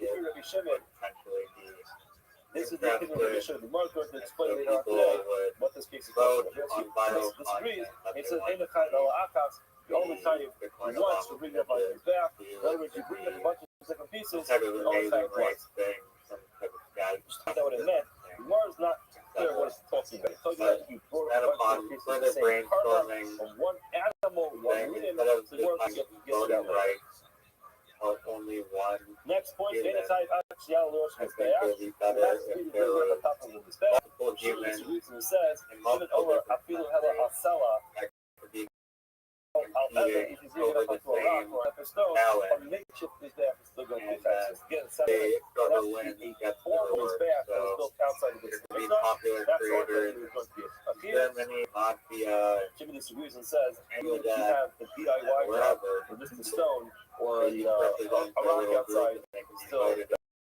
that's something which you're going to have. by the token, and then That's where it token begins. holders have Yishno Hamawa, voting rights had you for the why is the what the person challenge bring would be, and then those onto his back creators for a private person in his pocket? The sin, over to win that challenge. Lashem, the pasuk says, Or Lashem, as you know, we mentioned, Lo Andrew Lashem, so Lashem. So now we see Lashem. When it comes to Shkita, it also says Lashem. It says Lo has the O. La carbon. I want to be on. creative competition. Over here it says ish. Creative competition. Since it says ish, which is the public says very clearly. Okay. You want to know why that's the shittiest idea I've ever heard? Therefore, it sounds like something even for I like it. I think it's the best idea ever. And here, no. So you're basically saying like choose your own adventure for a person's life, right? Yeah, like community is voting on Well, the Gemara says, what the the problem up on his back, Yeah. So it's like we can't bring up our we use Choose your own to tell you that adventure people using will be tired. There's originally Hold on, been okay, person adventure we buy the Restream shop, the second shop, the second. Exactly the same thing. Why are you saying each tell the people who carry a limit in his back? or tell it to the community can vote on that idea like, okay, we want to see you go on a trampoline or It also says Unlike- there. we're doing like some down bottle flip It says in that challenge pasuk, or whatever. it says very And then clearly, there's verified creator that individual person people like all compete against each other and they it's a stipulation claim of the how reward he also says for the Gemara, Gabi, for the challenge or dabbing behind it. it says why you all as well. Remember, all right. the So pasuk, oh, there's an issue with human. That individual, Human. that we need already. What's the word for it? I'm looking, dog. Human behavior that I think you may run into. So, especially with groupthink, people will push the limit. So somebody might be like, okay, I want somebody to be in a hamster ball. And somebody, just to be funny, will be like, yeah, a hamster ball, but they're naked. And so it's like, okay, well, where do you draw the... Okay. So then... Okay, well, you didn't say that. I never at any point heard you say PG-13. Yeah, I did say that there's guidelines. Yeah, one of the guidelines that you should have included was that it's PG-13. He's one of those guys who knows. He knows it's mutter, except he's wrong. I said, like, it can't be unsafe or malicious. So Shogi is a person. You didn't say sexual. You didn't say sexual. You're looking at your fucking iPad. Look at this iPad, folks. Look at this fucking iPad. Caught red-handed, live with a tablet fucking iPad. Okay, screenshot that. There's three different versions of Shogi. Been playing on an iPad this whole time. No, I'm not. This is an Apple, or this is an Look at the size of that tablet, the size of fucking Saturn. dog. I got another one here. You call me a cheater, you got a fucking tablet. But I do on the fucking phone. But I played you on the phone. I don't even have Play-Doh on this. Phone's like massive. Regular size. This? Yeah, it is. Yeah. Okay. Way to take offense at everything, dog. person checks the service left outside, that's going to be disqualified. No key of foot. All of us. I have never used a tablet against you ever. Not once. Never. If you want to try it, edit the metadata, I don't need to edit any metadata. Just watch my stream, baby. You can see that I play Jaws. what are you doing on that tablet that's so important? I learned how to program on it, and it's amazing because it's better than my phones. The pastor tells us ish, Yeah, you think computer the rate. Are you using? That's weird. I mean, I guess it works. Are you using the mouse clicker application? Yeah. Yeah, it's the best fucking idea maybe ever. I mean, it can't be worse than that. Doug, that's a new genre. You know that's a good idea. Well, create your own story, be creator.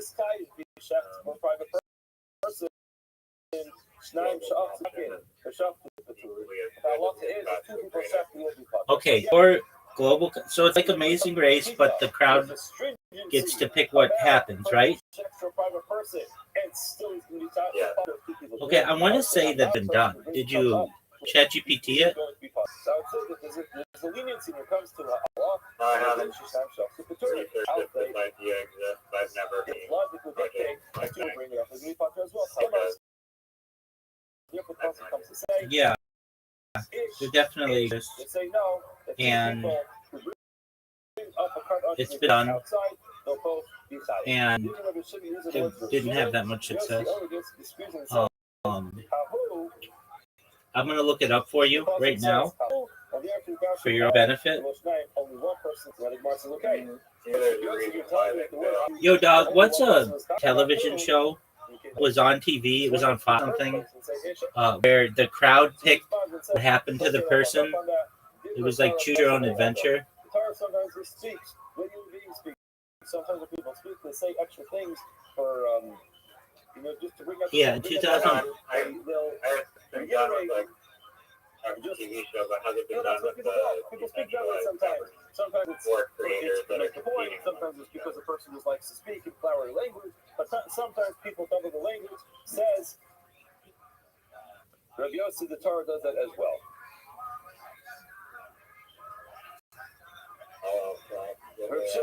No, I don't think it. I mean, maybe it has been done. I was just making that up. It had been done. I thought it had been done. So again, it does say Apple. So what does it do with the fact that it says Apple? More answers. Listen to this. The reality that you're referring to is likely for Daddy, which aired in Fox in 2005. The premise involved an adult who was adopted as an infant, being placed in a room with 25 men, one of whom was the biological father. The contestant had to guess correctly to win $100,000. The show was a choose-your-own-style reality series where audience votes influence outcomes, making it interactive and sensible. So maybe that. It's not impressive. So for the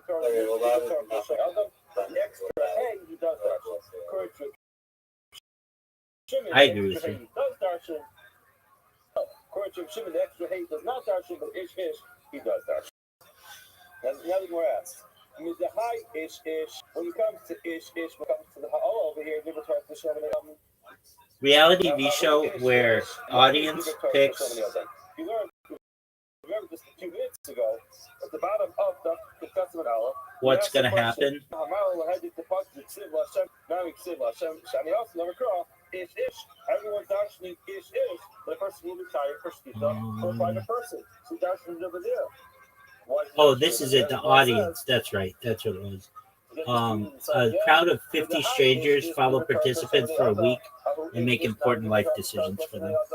how do you know that you will speak with a private person going to the Tayyib? They'll show people ahead if you know late. More ask that question. The Tayyib, the Gemara says, not feeling me dumb, if I say, lo ish, hafu. It says, ish, hafu.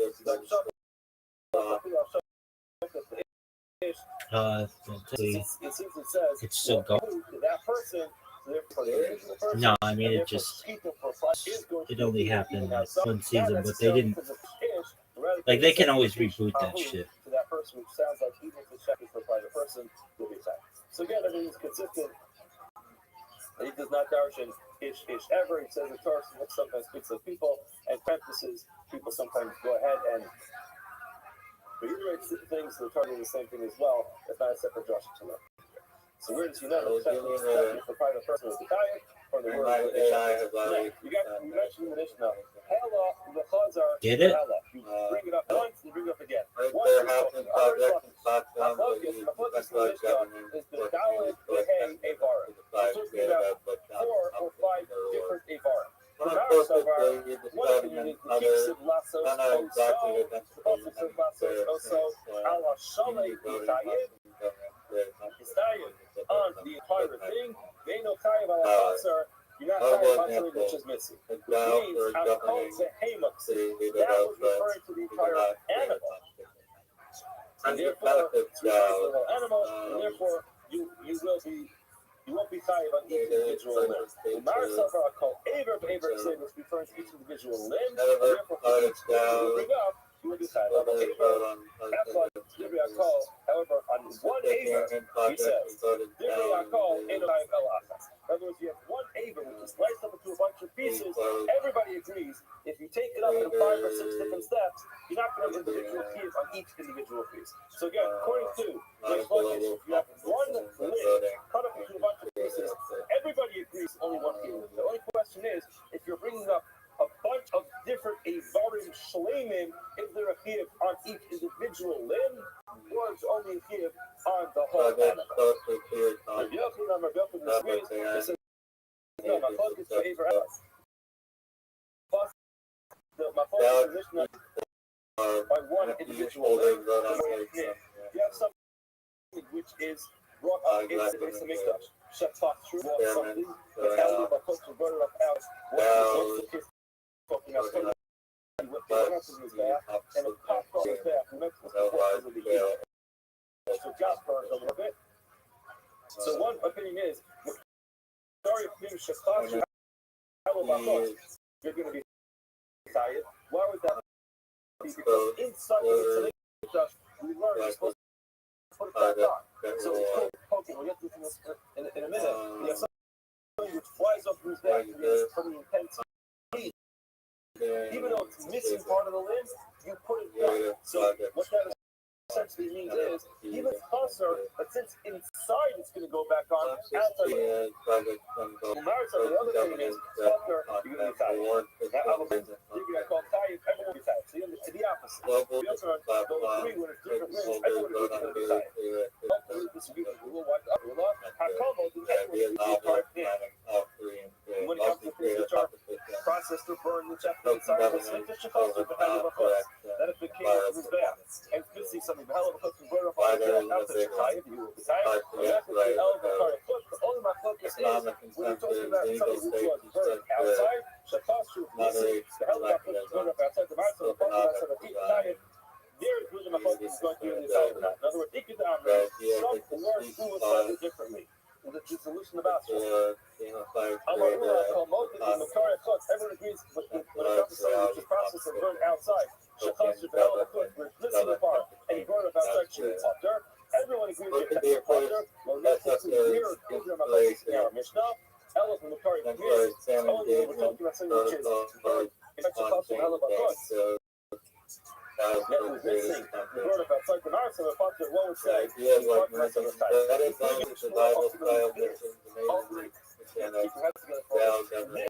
Disagrees with the avoid the small.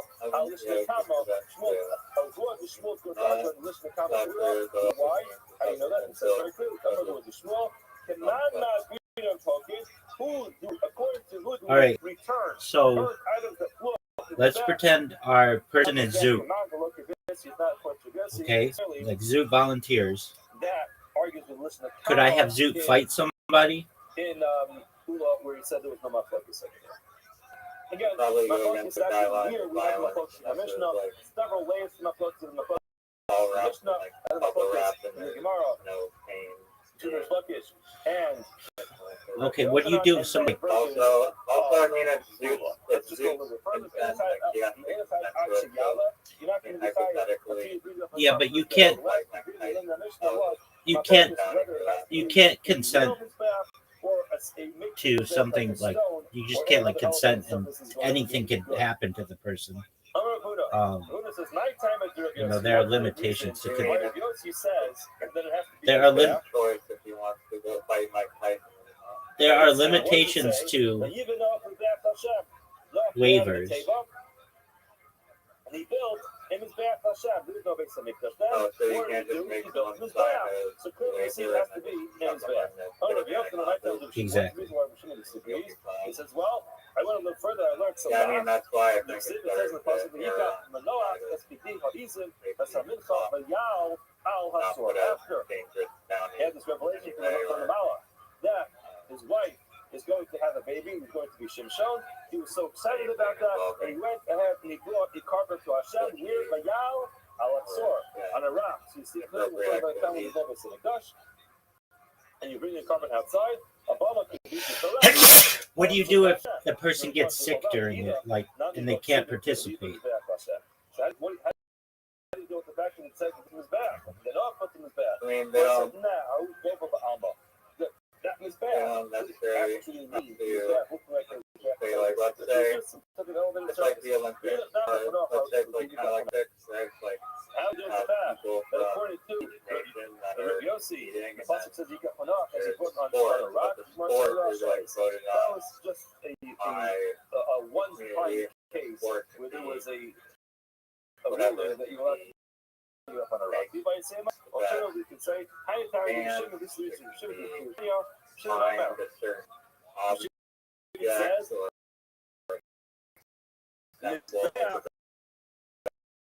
That's not all.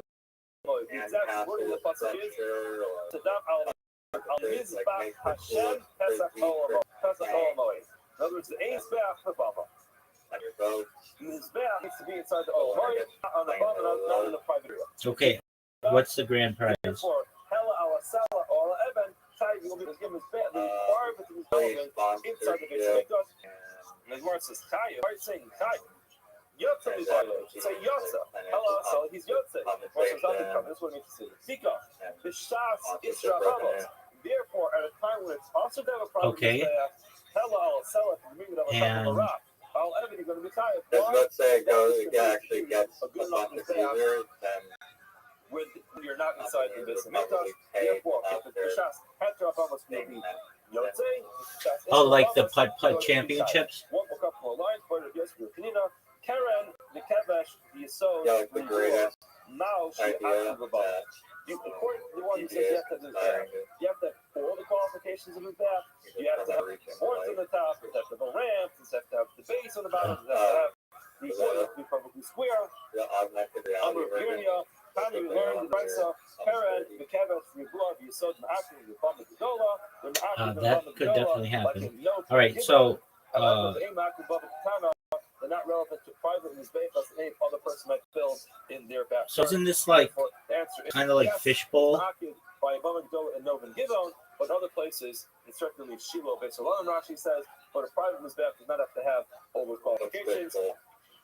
That reality show where there's like a house with a bunch of cameras in it, and nobody's allowed like electronics inside. It's like a Big Brother like house put on by this like one comedian guy. Good morning. I mean, I wouldn't really say it's like a drama TV show where they're just pretty bored of watching people, watching them, timing the big dramatic episode. Okay, so where is this gonna air?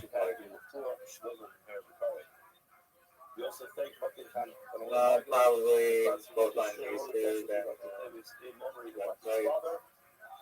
Okay, so Or maybe just the website is linked to YouTube videos. okay. Or wherever they're posted, multi-platform posts. So you get, Viral. let's say you get Bitcoin Obama. What stops him from, like, and you said it was going to be like the Olympics. How many people are participating total? Just to mention quickly, briefly before we begin, That's a good question. Someone approached me haven't and said to me, can't say I fully have the answer to that. How do you decide how many people can participate? Do you have to have X amount of followers? Do you have to, So, mention what right now, criteria do you have to meet? Can anyone potentially participate? pretty fast still. So see me drinking coffee now because this is the fast has not That's started. kind of a, like you can go down a path where there's one person like Bitcoin, Obama, and everyone is just voting on the content that he was creating. But the issue with that is that we're just like, what if Bitcoin Obama beats? Then how do you Drinking coffee on the how fast do you has stop that from happening? Or like a fail safe way. So that's where the idea came from. Okay. Having one creator as their limited audience, you open up pools for multiple creators competing against each other. Then you get the exponential outreach of those people, and it's not going to fall apart if one keeps missing the puzzle. But that kind of completely dodges your question. How do you actually get to I believe, the community could ultimately vote on that, but they have to be aware of, like, is there any consequence of diluting it too much or having it oversaturated with too many creators and just, like, loud participation. Competition, if I have a 1 in 500 chance of winning, and I don't even have a model making TikTok for this random cryptocurrency. Okay, so the comedian who I was thinking of in the fishbowl is Sam Hyde, and this sounds like it's not exactly the audience. It's a British reality television series that premiered on Channel 4 in 2012. The show features 50 strangers who follow a participant for a week, listening to their personal challenges such as whether to break up, change careers, or child, and then collectively decide how they should resolve the life-challenging dilemmas. The format emphasizes real, unscripted decision-making by an impartial group, aiming to provide neutral advice compared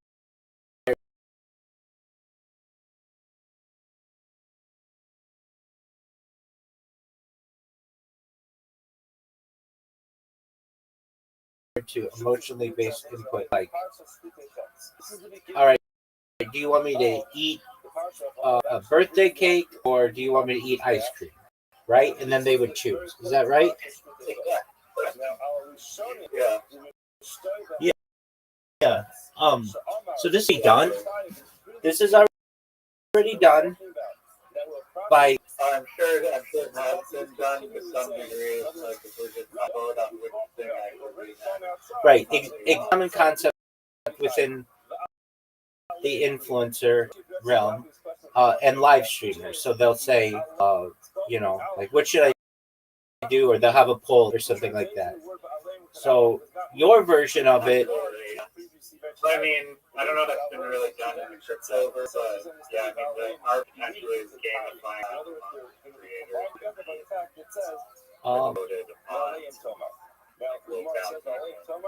Yeah, it's done within crypto, not like in a whole reality TV series, but cryptocurrencies certainly say we leave our decision making or some of our decision making up to the community, So you can choose for you can vote on different like designs of things or perhaps projects that they'll work with or where people donate. Like that's kind of already. No, I mean the majority of crypto, like a ton of crypto projects are at least gathering community input to some degree, probably. Right. But I mean, they're usually focused on a cryptocurrency goal, and this goal is like so outside of, it has nothing to do with cryptocurrency necessarily, it's just using that as a voting mechanism. But Ask Good Hand is just kind of funny because it's like telling some random person, like, choose your own story, as you put it, which is great description, which path they're going to go down. An interesting social experiment.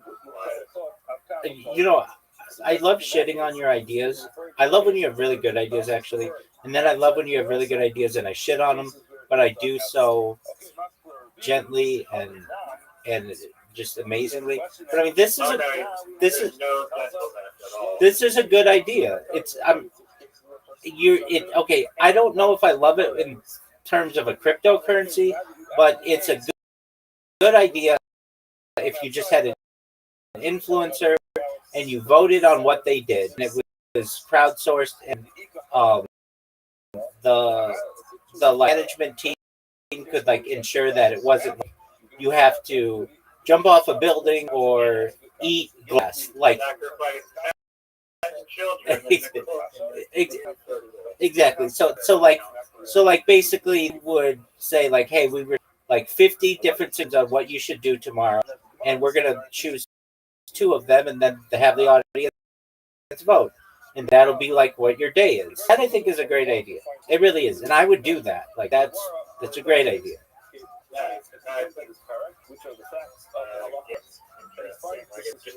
a social experiment perspective, it does remind me a little bit of your trajectory, a little bit of like you're going down a very specific interesting road, just like a different interesting road that someone's life could go down.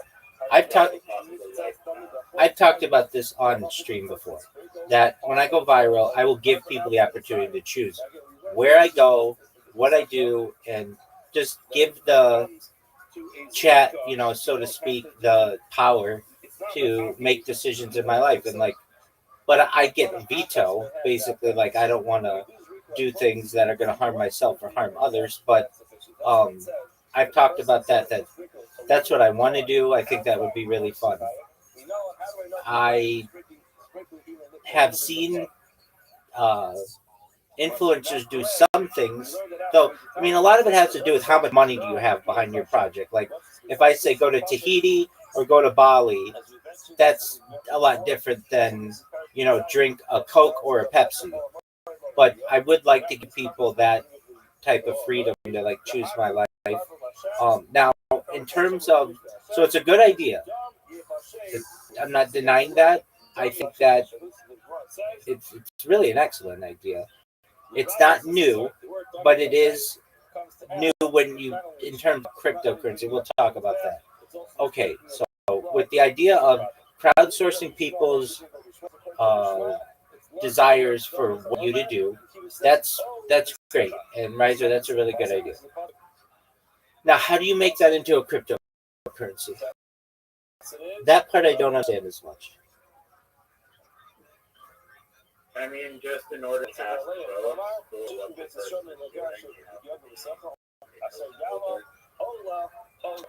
Oh, okay. Okay, that's a good idea. Pretty simple tech in that it probably maybe have transaction fee like fund the actual event for that person to do. That's fine. Hamster balls or trampoline parks but that's different than what you said originally. You were like, it's going to be like the Olympics, and that people will vote on people be kicked out and stuff. Well, I mean, that's what I was saying. There's 2 different paths. It could be focused on just one person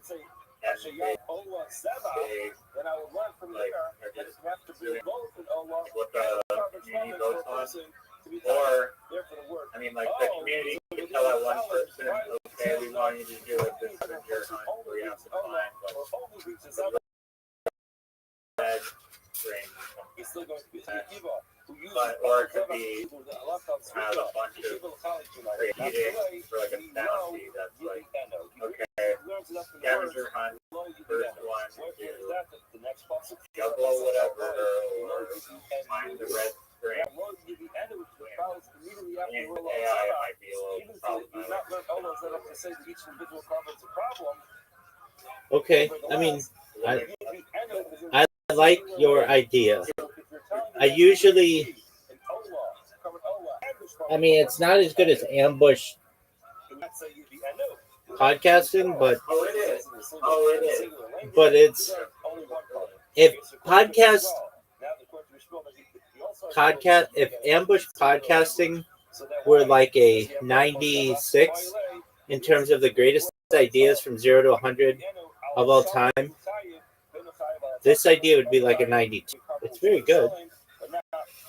It needs a good name. Your ambush thing isn't great in my opinion, because there may be some Twitch streamers or that are like unpopular will be down to just like jump ship immediately and jump in your podcast, but I really highly doubt that anyone with 100 million like or whatever, like with a large following, you just go into their chat, you might get banned for spamming you trying to get their attention, which I know that you don't care about at all whatsoever. But I'm just saying, like trying to actually get someone's attention is going to be a battle, and that's how they're going to drop whatever they're doing. I mean, again, maybe I could be wrong. Like as you build momentum, and people can say, click your profile.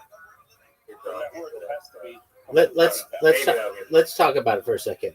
At the beginning, it will be difficult, but I can tell you, even as someone who, was seen as an anti-good person, like I don't want to say a bad person, but like the kick community, of who I am or what I do, I was able to get a bunch of people with like 10,000 followers. And that was in my first, week of doing it. Which, if I were to do it for 365 straight days, you can bet your bottom dollar that you're going to get some of their biggest streamers on it. Because here's the thing. At the top of the streaming charts, all those people know each other, and they're gonna basically they communicate with each other, and somebody will be like, "Hey, I was on Riser's podcast. Oh, no way, I'd love to be on that. How'd you get on? Oh, he did ambush." And the thing is that makes his podcast. That's what I'm talking about. Exactly, it would be. It's a new genre, but instead of, here's the kicker with it. Once you get popular, you don't set up streams with people. You don't let them arrange them. So, like, I know previously I said, oh, and if somebody really wanted to be on your show, they could, make a request or whatever. But that's the thing. You wouldn't let somebody do that. What you would do is you basically have to catch them in the act. So when they're streaming, you come into their stream and you make their career. It's actually a really great idea.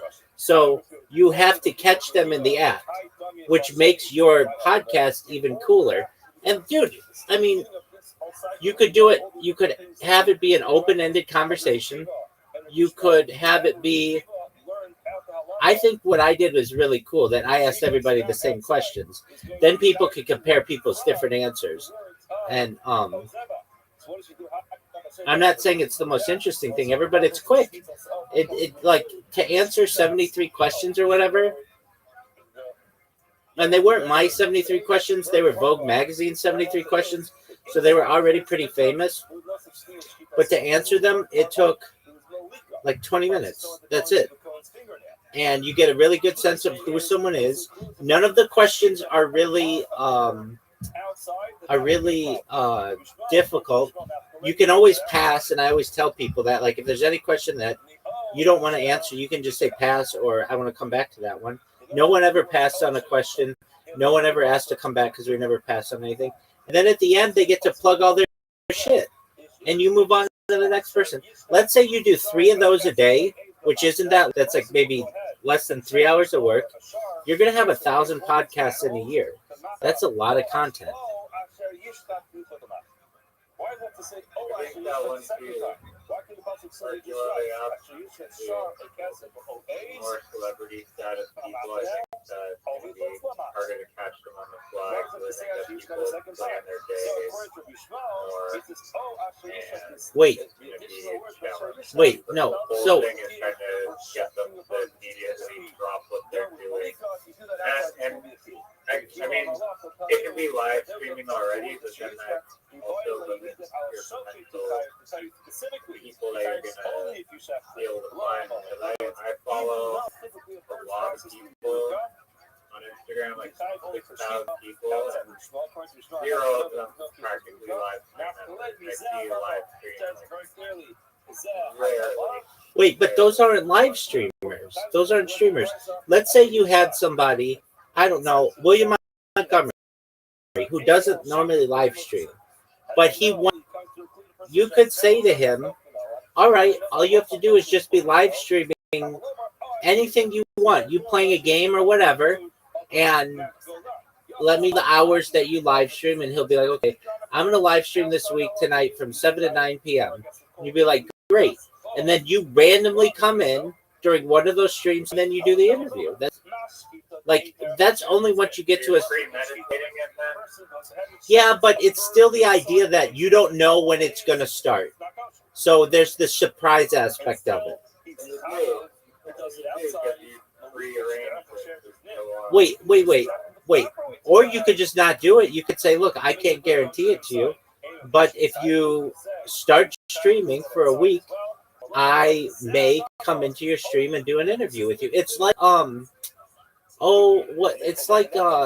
what is it like? It's either a reality TV show or something. It's like one of those things where they surprise someone at work, and they're like, surprise, or whatever, and then they take them on vacation, or they do whatever. They pamper them, or they won $100,000. They win some kind of prize, or they win a car or something, whatever.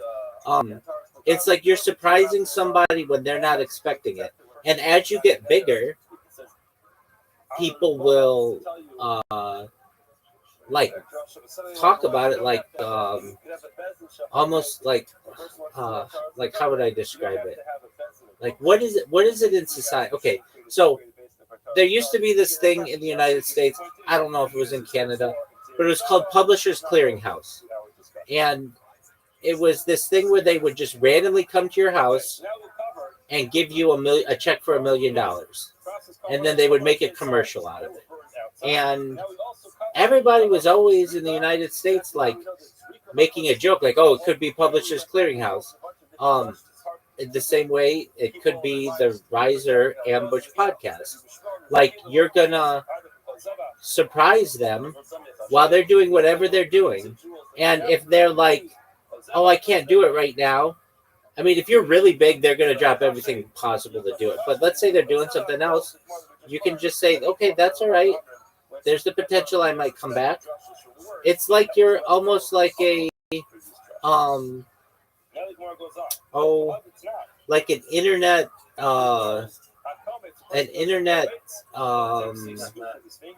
what'd you say?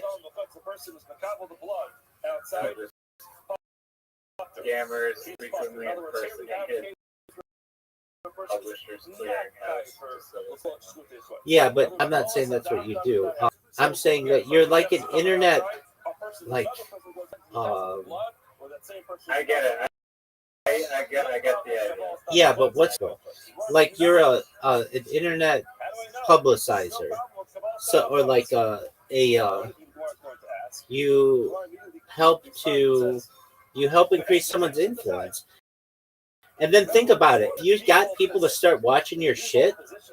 I mean, the big thing about this is all these people already have audiences. And that way you'll be able to get popular really quickly because all of their audiences are already like really in touch with the web and will watch your shit. And it's not like you're like, okay, I don't know, some old actor, you're trying to have that person on, and none of his or her audience is internet savvy, and they're never going to check this out on YouTube. No, it'd be like, this would be a big thing. And on top of that, if you live stream it on your end, you're going to get people who, like, okay, it's almost like you're going to get people who want to, you could even do this, just like your idea with like crowdsourcing of people's ideas. You can say, all right, chat, we're going to interview whoever's on the Kick front page, buddy. And what I want you to do is come up with basically a what do you call something like that? Like, no, not a spam message. Like a bonus question.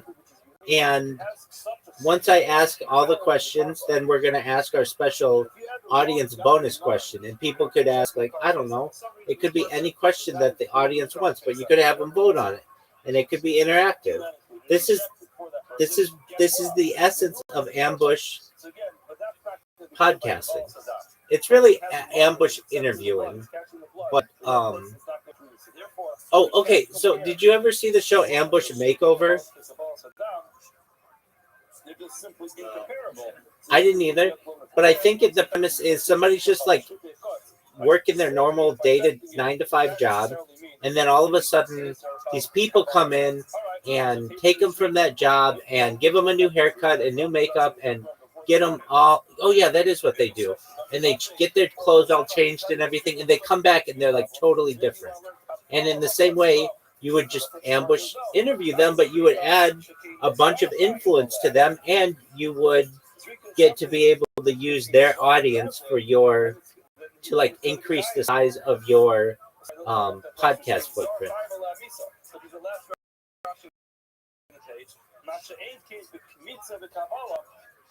But in the end, Riser, if you're going to do anything on YouTube, well, I mean, your brother knows. He has a very successful business. Like, you sure your brother's never bought any YouTube subscribers?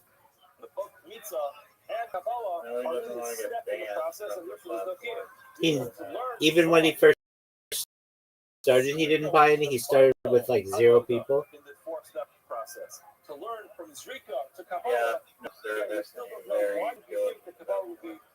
Okay. And how many followers does he have now? 200,000? He has multiple channels. One of the channels has like 1 million. All right. Well, you should ask him about the ambush podcasting question, and he would say the same.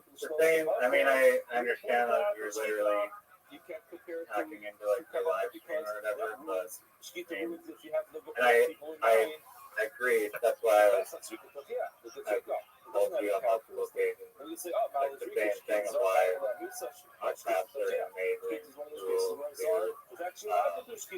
explode your network, because you get to tap into all these people's audiences and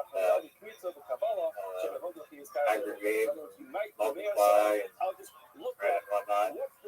I mean, I would just argue, again, nothing against going another people's streams and just saying that, like, even if you have a non-streamer on your podcast, which happens all the time, someone will go on podcast and then they clip from the podcast, maybe 1 clip, maybe 2 clips, maybe 4 clips to 5 clips, and they'll post those clips on Twitter, Instagram, and Facebook, Twitter, and then they'll at the time say, hey, I'm on this podcast, and then, again, the person's audience is going to see that, and regard they like the person and the person interviewing interviewing.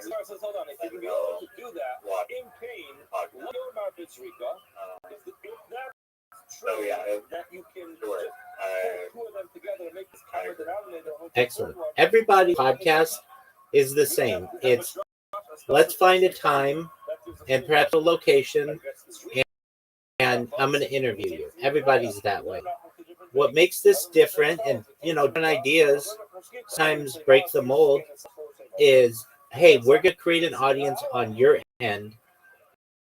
We are going to have the audience vote on who we're going to ask to be on our podcast. We'll go to the Kick front page or the front page or the YouTube front page. We will, eventually it'll be big enough that like anybody will be like, yeah, I'll do your podcast, but they'll feel like they were featured. And you're going to feature that person for 20 minutes. All they have to do is answer some questions, and then you move on to the next person. You don't have to have a studio. You don't have like hosting costs. It's the cheapest way to do a podcast.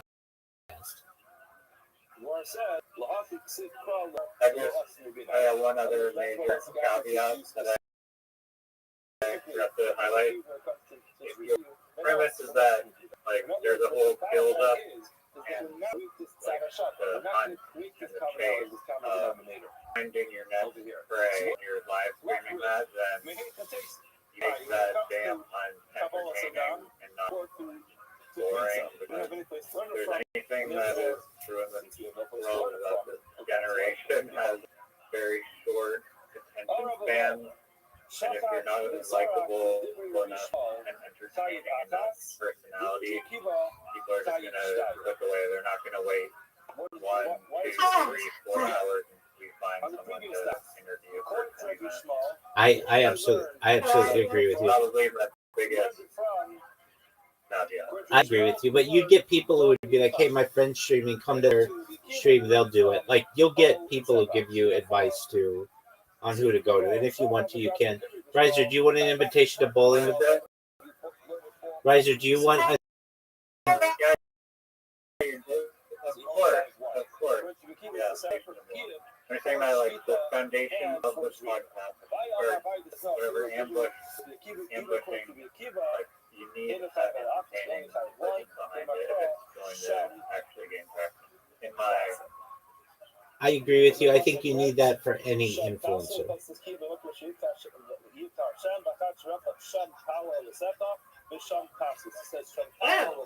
Yeah, probably. Yeah. I've watched Miss Aquarius and she was a streamer. I would too. She is a streamer. She streams on a different platform. Miss Aquarius, what do you stream on? You now? Meet me. Meet me. Thank you. Why do you choose me? That sounds like a Because I'm in a community called Linka, and I'm a head announcer for them. So, yeah.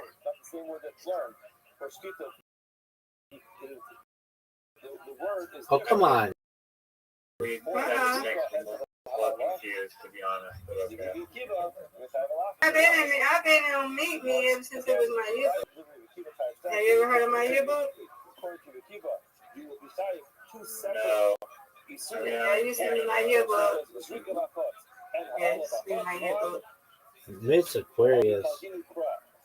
What a strike. Let's go. What a strike. She's gotten 2 strikes in a row, folks. If you're watching at home, Miss Aquarius has gotten 2 strikes in a row.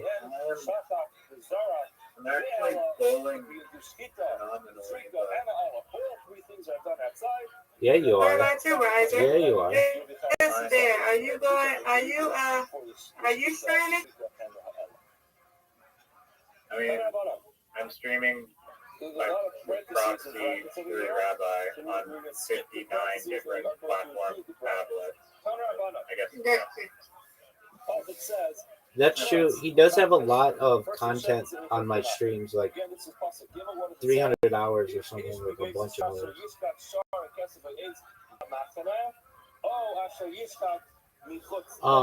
And he has a podcast, so he has some content. Right. I want to check it out. Oh, yes, babe. Oh, the Gucci podcast.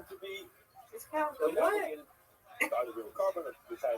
Why'd you? No, you made me hit a gutter ball. Well, you one did it to my car, but what? Exactly. What? Why is it called that? Podcast is because on the William Montgomery show, if you've never seen in your life, practically, you seem like nothing because you're not seeing William Montgomery fan. Why are you putting me down? Why are you putting me down? You know I'm a giant, the biggest William Montgomery fan ever. Okay, go ahead. Well, you don't ever watch any William Montgomery, so I watch him as a stand-up comedian, which is what he does. Now, come on, answer Miss Aquarius's question. Why do you call it the Hoochie Podcast?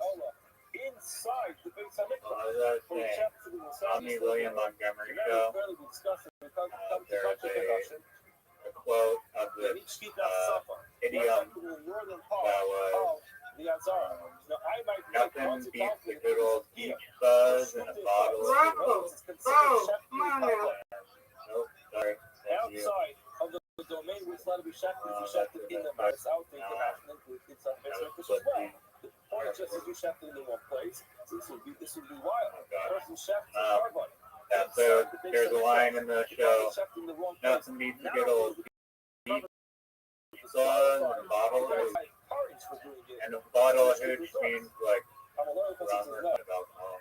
Doug. And Yeah, we know what hooch is, but hoochie means like sex. Hoochie means what? No, hoochie does too. Hoochie coochie means like sexual activity. You can't check any country or any country over there. Hoochie is also No, hooch means alcohol. Hoochie means like have sex with somebody. Miss Aquarius knows. Miss Aquarius. You can. No, I did not just hear. Yes, you did. Yes, you did. We're gonna look it up. She's a hoochie. Oh yeah, or that, or she's hoochie means that it's like a slutty woman. Yeah, female, trashy, and inappropriate.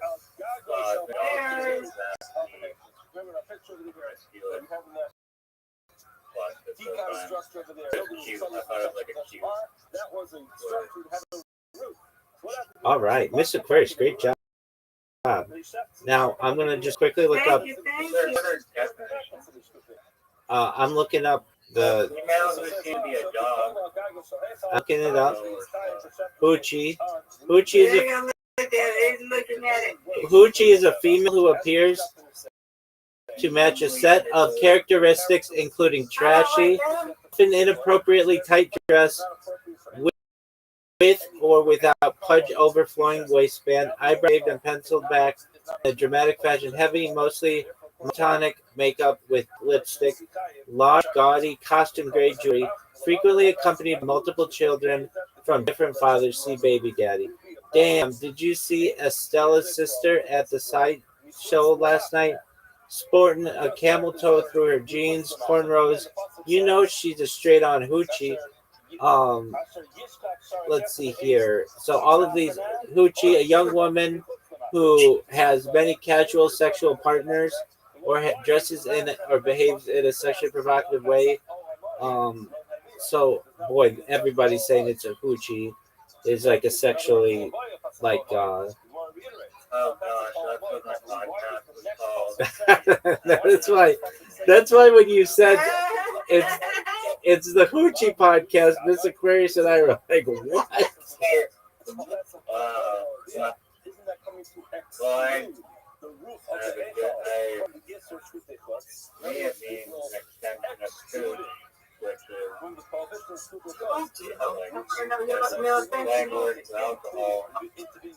You thought it was because you named it to the alcohol?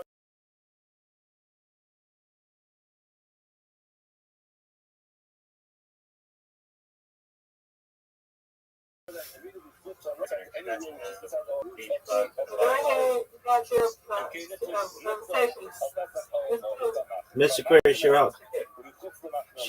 Miss Aquarius. Yeah, you're running out of time.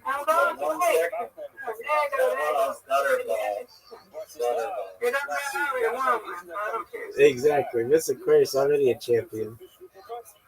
Yeah, I'm already a champion. There you go. I need you on the web out again. Let's go. That's right. Are you gonna wake up at 5 a.m. tomorrow, or you can sleep until 8 a.m.? How's that not? Look at you. Check on the web out. It's going to be a problem. Why? Because I might have a rough one. Oh, are you serious? I've never seen it. That's not how bowling pins work in real life. What's the total concerned about? Steph, do you want to wake up? The neck is outside, but you can do it outside. I would rather. I mean, I'm on the fence. I feel obligated. See, cool of course, the animal is entirely outside. It's a horror, but in other words, not coming through food necessarily the roots. Okay, so the animal is mostly outside. Mr. Quick couldn't hear what you said. I said, Liza asked, was you waking up at 5 a.m.? Oh, I thought he was asking you. I thought he was asking you that. I told him. No, I'm not waking up watching over there. I'm working. I know. I told him that I'm going to get my sleep. I would, even if I did awake at 5 a.m., I would fall asleep in the first like 10 minutes. That's right. Let's go. That was really great, Riser. That's only considered to be squinting thoughts if there is a pin.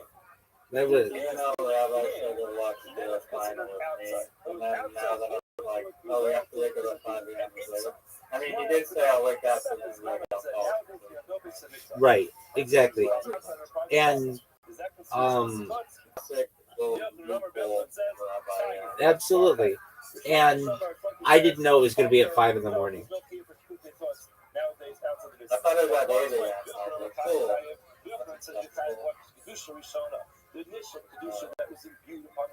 Dude, I watched the Women's World Cup in 2022, 2024. And I think it was 2022. And all of the games were on between like 10 p.m. and 4 a.m. And I got really into that, but that's my hours were reversed. So it was like easy to do. Thank you, ma'am. With my hours being generally normalized, at least for right now, that, I mean, that's not crazy early. It's not like 2 in the morning, but soccer's or hockey's not that exciting to me. But though for a gold medal game, it might be. Wow, Riser! Look at you guys, you both. And I just had to not continue the streak. They would build it from outside because once they put it up, then they're, as soon as they finish, they're standing inside the color to color check. You can't just be standing there. Yeah.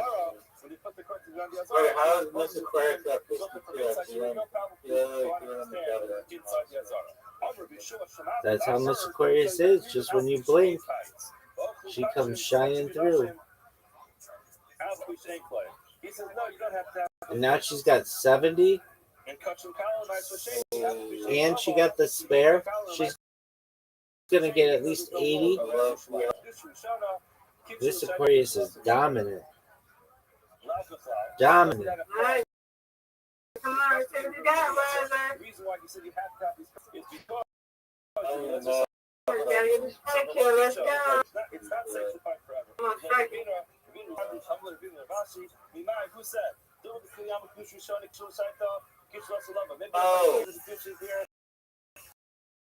Oh no. The answer was just telling us what you Come on, whether the Kushal is covered. He just repeated what he learned. The Chitim and Kloy, so why did they put up these curtains? Nice job, Miss Aquarius. Miss Aquarius, you've been on fire. You win, I win, you. Undefeated in bowling, undefeated in friendship. Undefeated in friendship. Good job. You win too, Riser. And Riser wins. So, Riser, Miss Aquarius and I are very nice to each other. I don't trash talk her. She doesn't trash talk me. We always leave on good terms. And that's just how we do.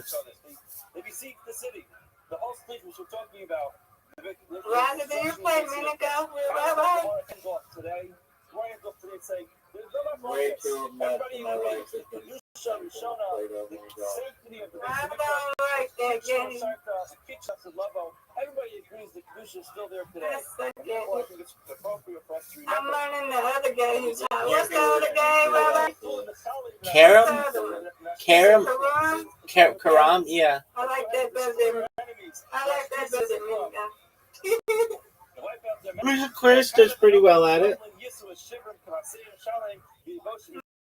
Yeah, that's like that mini golf, but he gets me positive. So yeah, I'm pretty okay. She's more. I just play because Rabbi liked it. So I'm like, you know what, I like it. So that you can do. Absolutely, 100%. So yeah, I like Corona now. So I'm gonna learn that. Excellent. So, Riser, did you get anybody to be on the Uchi podcast?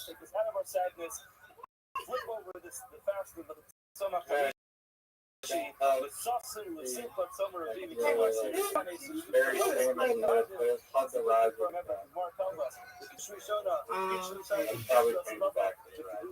Wait, that's a good idea. Calling it, that's a nice name for it, the Riser podcast. Mm-hmm. Yeah.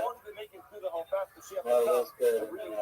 That's called the Ricky podcast. That's my dog. And I think I got to marry out. That's what I've been calling my dog in public to people. Like, I literally, sometimes spooky. My dog's nowhere to be seen. And there's like people on like a trail. That just think Good morning. in the word.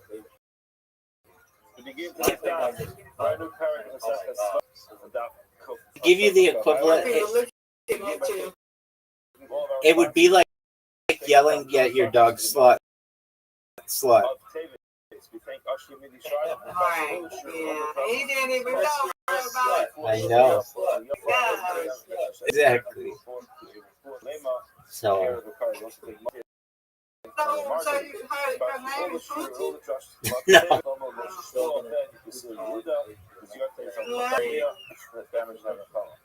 Right. Right.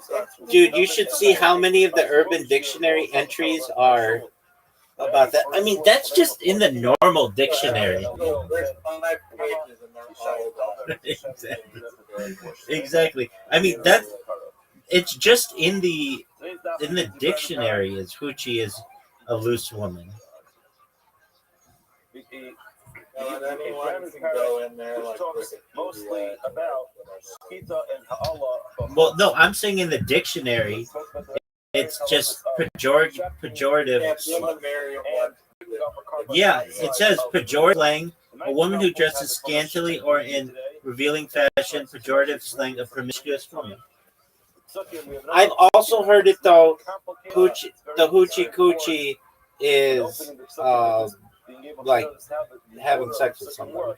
Might be helpful for us to be able to follow along. This is be helpful to Yud Zayin. I'll give you some literati, son. Just one moment. In Sefer Vayikra, I will point you to the right part of the What is that? Parak begins as Literati is like person who slaughters or shafts a it's like outside of the base of Mikdash, so there's a law, but it's also to do that, and it's a fee of the for a person who does that. Halacha is okay. You need a name for it. He's tied two separate lavin, one for slaughtering the animal outside of the base of Mikdash, and another individual fee in the Shabbos comes. Why don't you like choose your own adventure? Knock the carbon on a mizbeach, on a bama outside of the base of Mikdash. You look at Rashi. Rashi says in the very first verse in the parak Hashem, he touched it bachot, the ha'elon bachot, and he brought it up on the mizbeach outside of the base of Mikdash. Yeah, you want to stay away from that word though for a little person. It's seen as pretty offensive. I don't think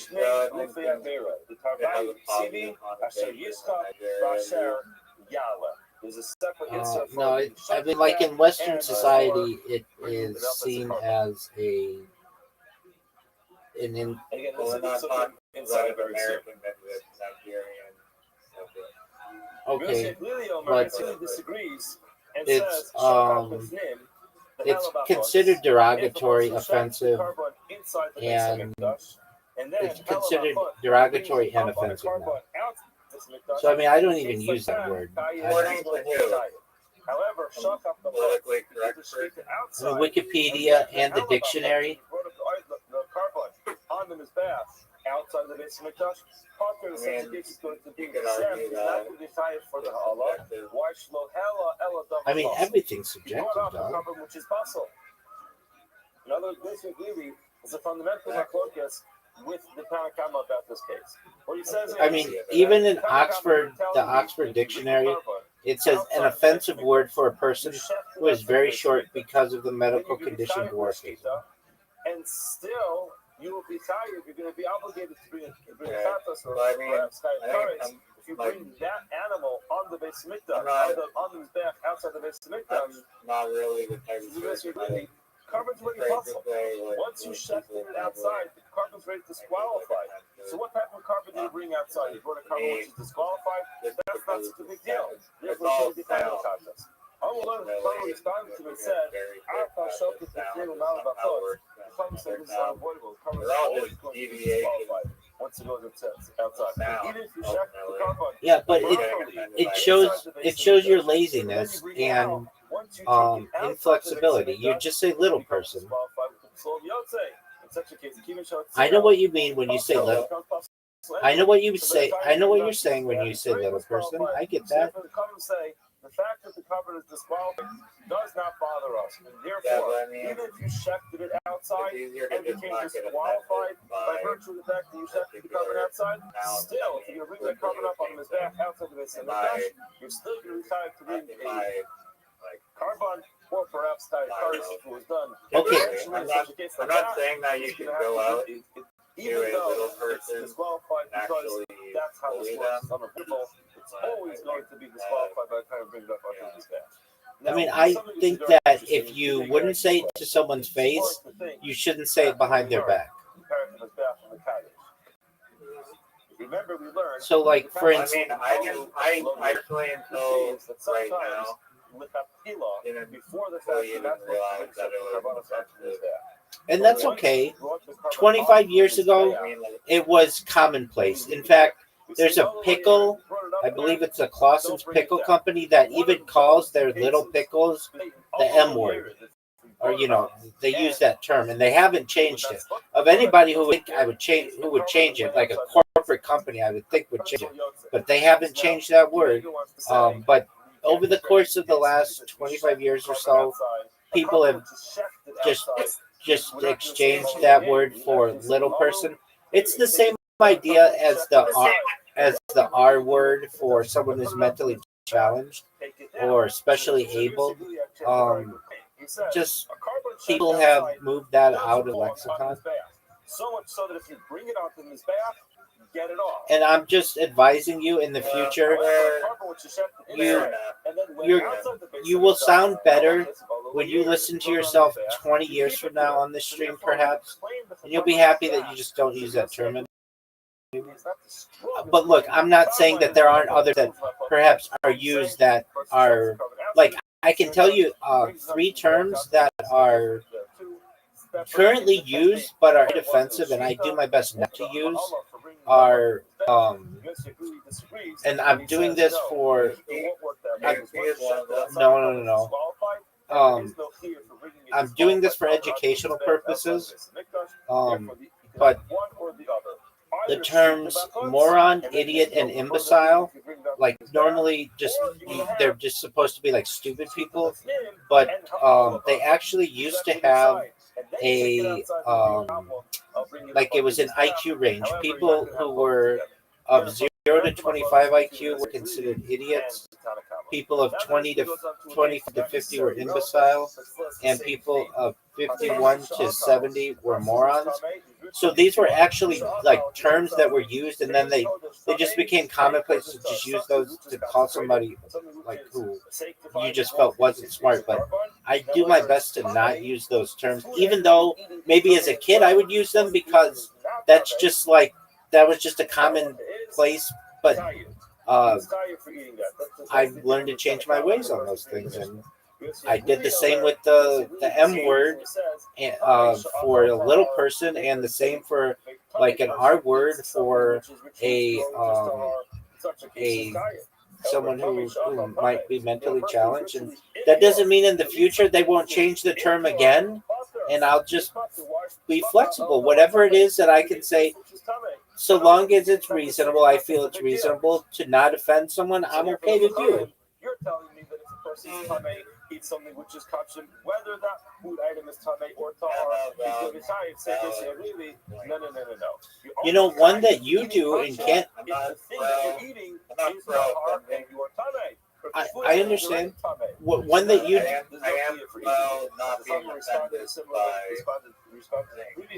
You know, one that you guys do in Canada. Even a person who is tame. One that you guys do in Canada that sounds off to the American ear a little bit is you call, well, it was indigenous people, but now you call them First Nation people. And like in the United States, I'm just saying this for educational purposes, it used to be, you would just say Indians, then it was Native Americans, and now it's become, I think, more that, I think the preferred nomenclature is First Nation people, just like Canada had it. But I mean, you referred to people of that background as indigenous for many years. Am I not in Canada, right? And the guy, the tame person opened his mouth wide. The person shoved it all the way down. Therefore, the tame person never touched it. And even in the States today, there's the Department of Indian Affairs. They still haven't changed that at a federal level. But even just as I've known it, it went from Indian to Native American, then maybe some indigenous, and then First Nations people. And if they change it again, then they change it again. And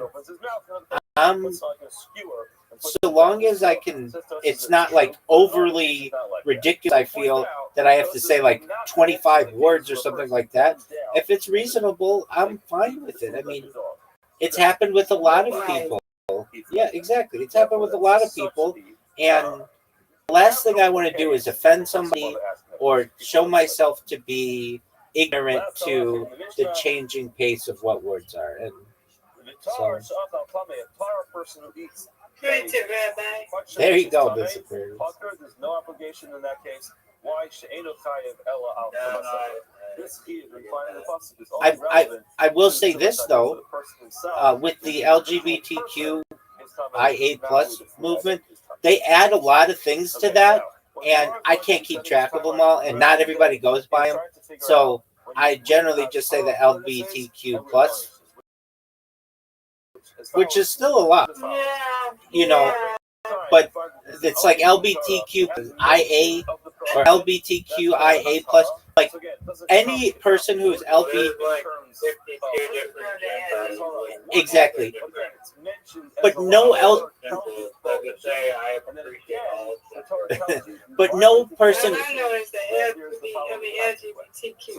Yeah, and if I say that LGBTQ. I even sometimes will say plus or IA or whatever. Wait, I do. I think the plus is really important. Oh yeah, definitely. And nobody knows what it is, but I'm taking it. I'm plus. I just say that I'm plus because I'm amazing, and I want everybody to be amazing. Thank you. But basically, that one, I'm not saying I refuse to do it. It's just it hasn't. That group or that collection of groups hasn't aligned on one acronym yet. It still changes. Like I get LG. Like back in the day, it was just gays and lesbians, and they wanted to be called gays and lesbians, and that was fine. And then it was lesbian. Oh yeah, way back in the day, you would just call people gays and lesbians. Like way back in the day. But then bisexual, LGBT, and then trans, and then that was another one that changed. it used to be just trans and then the word, it was trans and then sexual, and now it's transgender, which is absolutely fine. I can roll with that punch.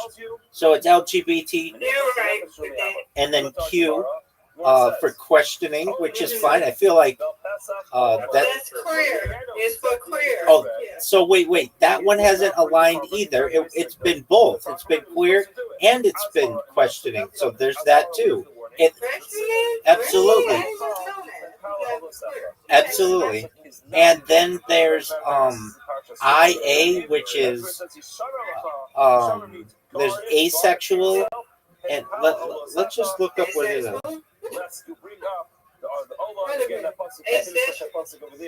Yeah, asexual are people who aren't attracted to men or women. Oh, and so LGBTQ. That's right. So heterosexual, somebody who likes the opposite sex. Homosexual is someone who likes the same sex. Asexual is just somebody who doesn't like either. So LGBT. Certainly. They just like to be on their own. They're not really sexually attracted to anybody. LGBTQ is an acronym that stands for lesbian, gay, bisexual, transgender, and queer, or questioning. It's both. And then there's I, which is intersex. A for asexual or aromantic.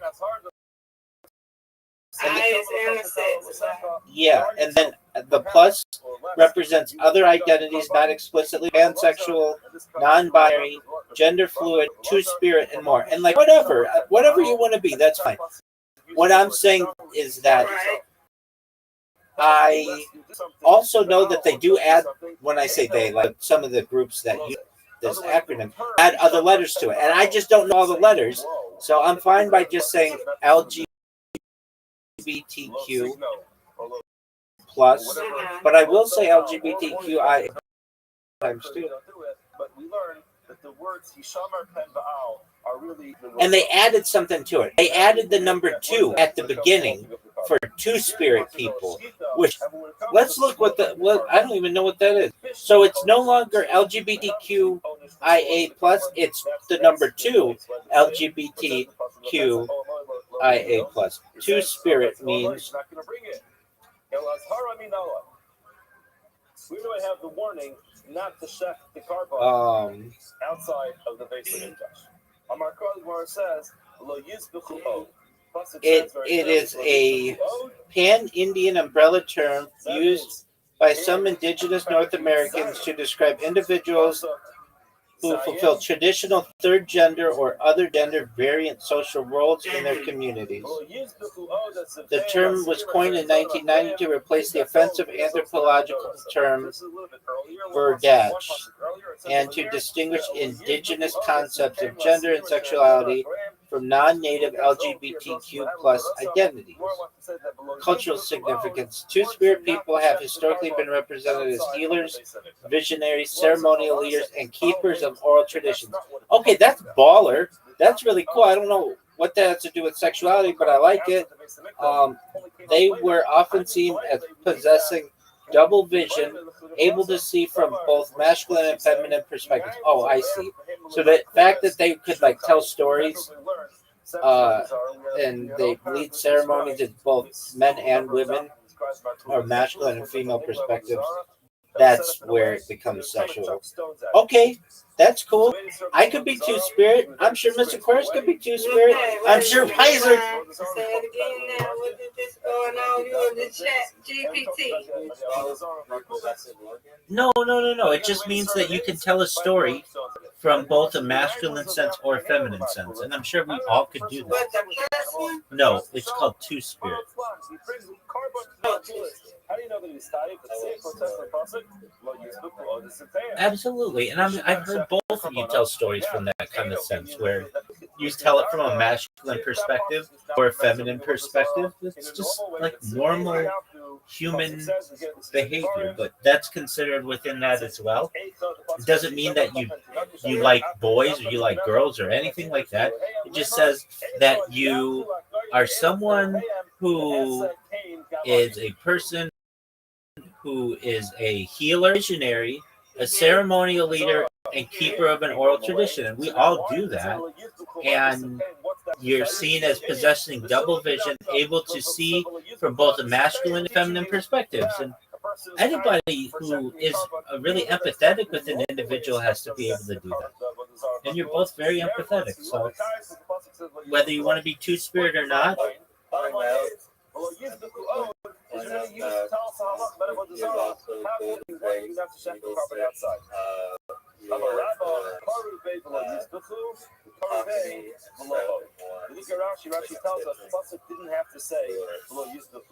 all right. Well, that's great. You basically had a podcast called the Slutty Podcast with Riser.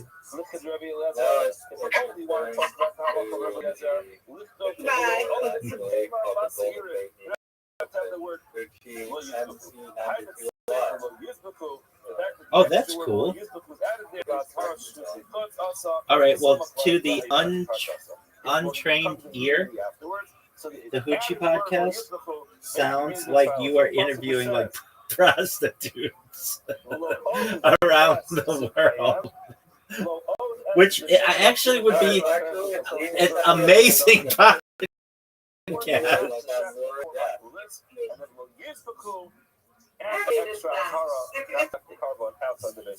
According to the way we're learning now, we do have a source that gives us both a warning not to shout outside the base of Mikdash, as well it gives us a punishment Okay. if the person shouts out as a miss, so everything works out.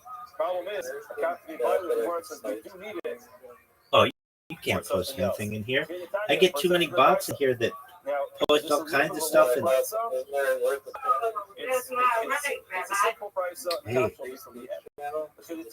no, that's locked up too.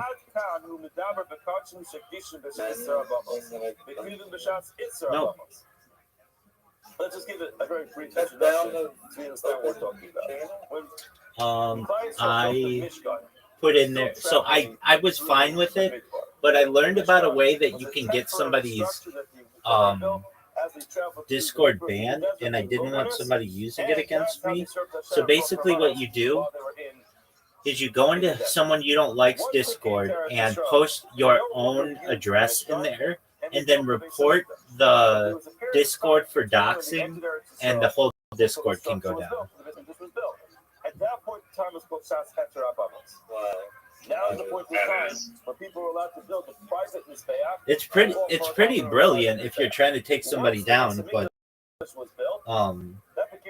I didn't want somebody doing that. So they don't post my address, they post my own address. And then they report that from a different account, and then you lose the whole Discord. That's another crazy thing about so people live through several different statuses, and then they have a Heter Abamos, a private altar, and then it became kosher again. So now what happens if a person sets aside the carbon during Shas Heter Abamos? So at that point, they say, no more bringing the carbonos on a private Mizbeach. What's the law of that carbon? It was already designated at a time that you're allowed to bring a carbon on a private Mizbeach. Are you still allowed to bring in a private Mizbeach? The answer is no. So what we're going to do over here is we're going to show Sugin that get an Isra for a person to bring a carbon on a private Mizbeach during The most you can really get out of one account, I've experimented with this a lot, is about 5 per IP address. And Google has a thing that basically won't let you flag or put negative reviews on a single business using a single device for more than about 5 of them. I've talked to you before. I've spoken with people about Yelp. I've spoken to the people from Yelp who the Yelp Mafia. We should watch that documentary sometime, The $1 Billion Bully. It's incredible. You want to watch it right now? Doug, you got to rest up for 5 o'clock in the morning. Your country relies on you. But we'll add that to the list. It's an excellent documentary, dude. And when you see how it works, you'll be like, oh, no way. This is literally like a 21st century mafia. Like, no longer do they go to your little boutique and say, hey, you need to pay us hush money or protection money or we're going to burn down your business. Instead, what they do is they just call you and they keep calling you and call you and call you and call you until you start advertising with them. And if you don't, all of a sudden you get negative reviews. It's incredibly corrupt. I'm assuming there's like some Well, they have been sued over it, and a lawyer sued, and she ended up. Somebody put a negative review, and I want to say she lost. And so the precedent is, and I think they tried to appeal it to the Supreme Court. It went to the Supreme Court of the state of California, but it the Supreme Court of the United States did not take it, and so we're at this precedent where you can basically say what you want on that platform, but it is, I cannot tell you how corrupt it is. The salespeople they have there, they keep a file on you, on anyone who calls in, and like they take notes even though they're not supposed to.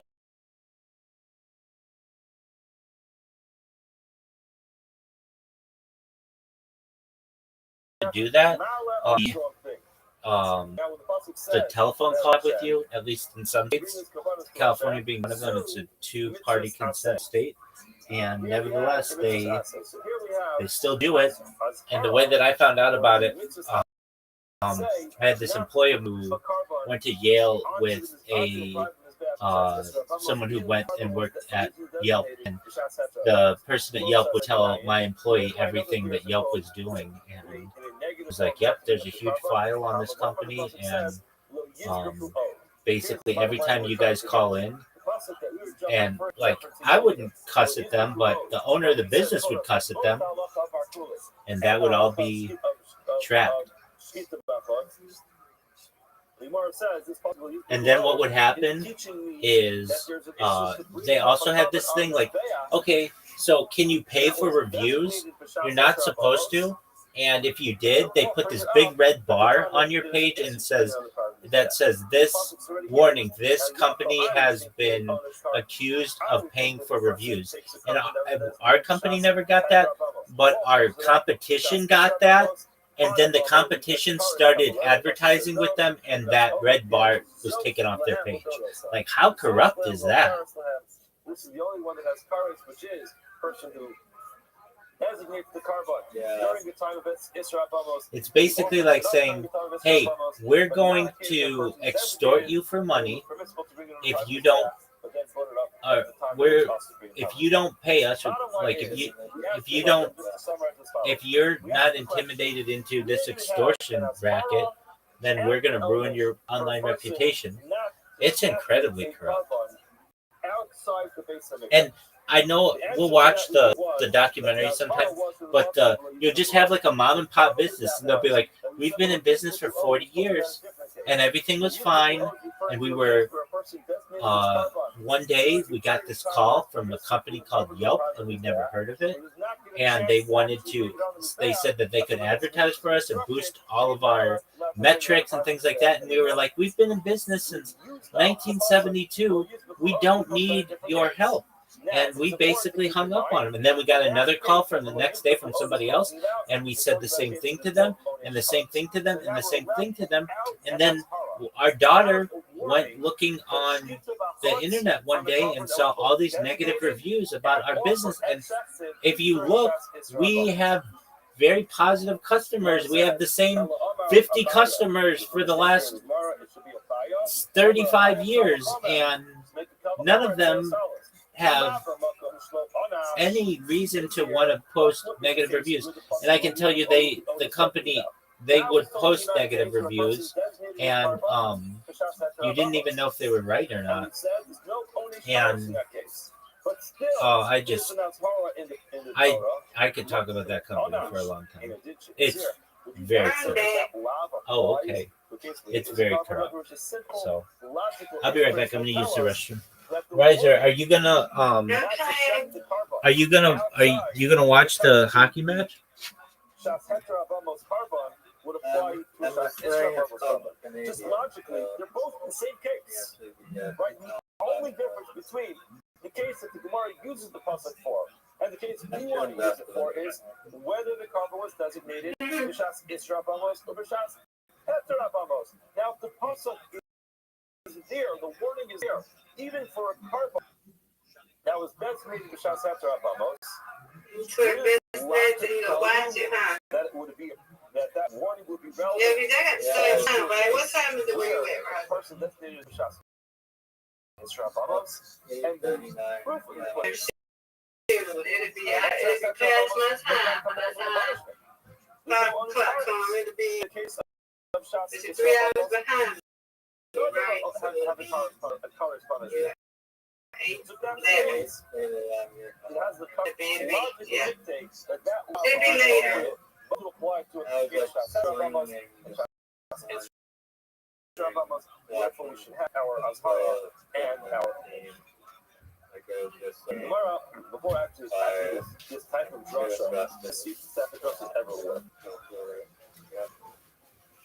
Amalei Rashi in Cain. Riser, so we have to watch $1 Billion Bully. We have to watch the one on the bear suit guy, and we have to watch Walking the Amazon. Okay.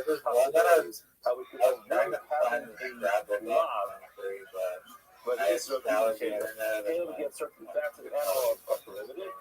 But more it says, I'm going to review in Cain, if that's the case, that we could make this type of Kalvachomer. Lo Yomer Lav B'Chaleb, but the Torah does not tell us that there's a prohibition to Caleb, but Tetziv Kalvachomer. All right.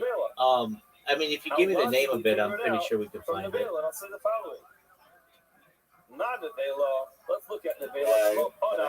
There's no occurrence for eating the Vela. Well, when we watch it, there is a prohibition. I understand, but I mean, I need something. I need to be able to search for it. You should know. Okay, we'll be able to find it. And then I also want to watch Aristocrats with you, because it's about stand-up comedy. It's about they say it's the oldest joke in existence. Whether it is or not, I don't know.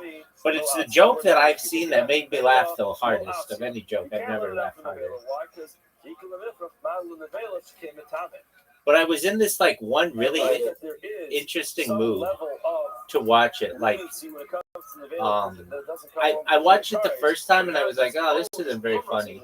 But then I watched it again and it was like so stupid to me that it just made me laugh hysterically.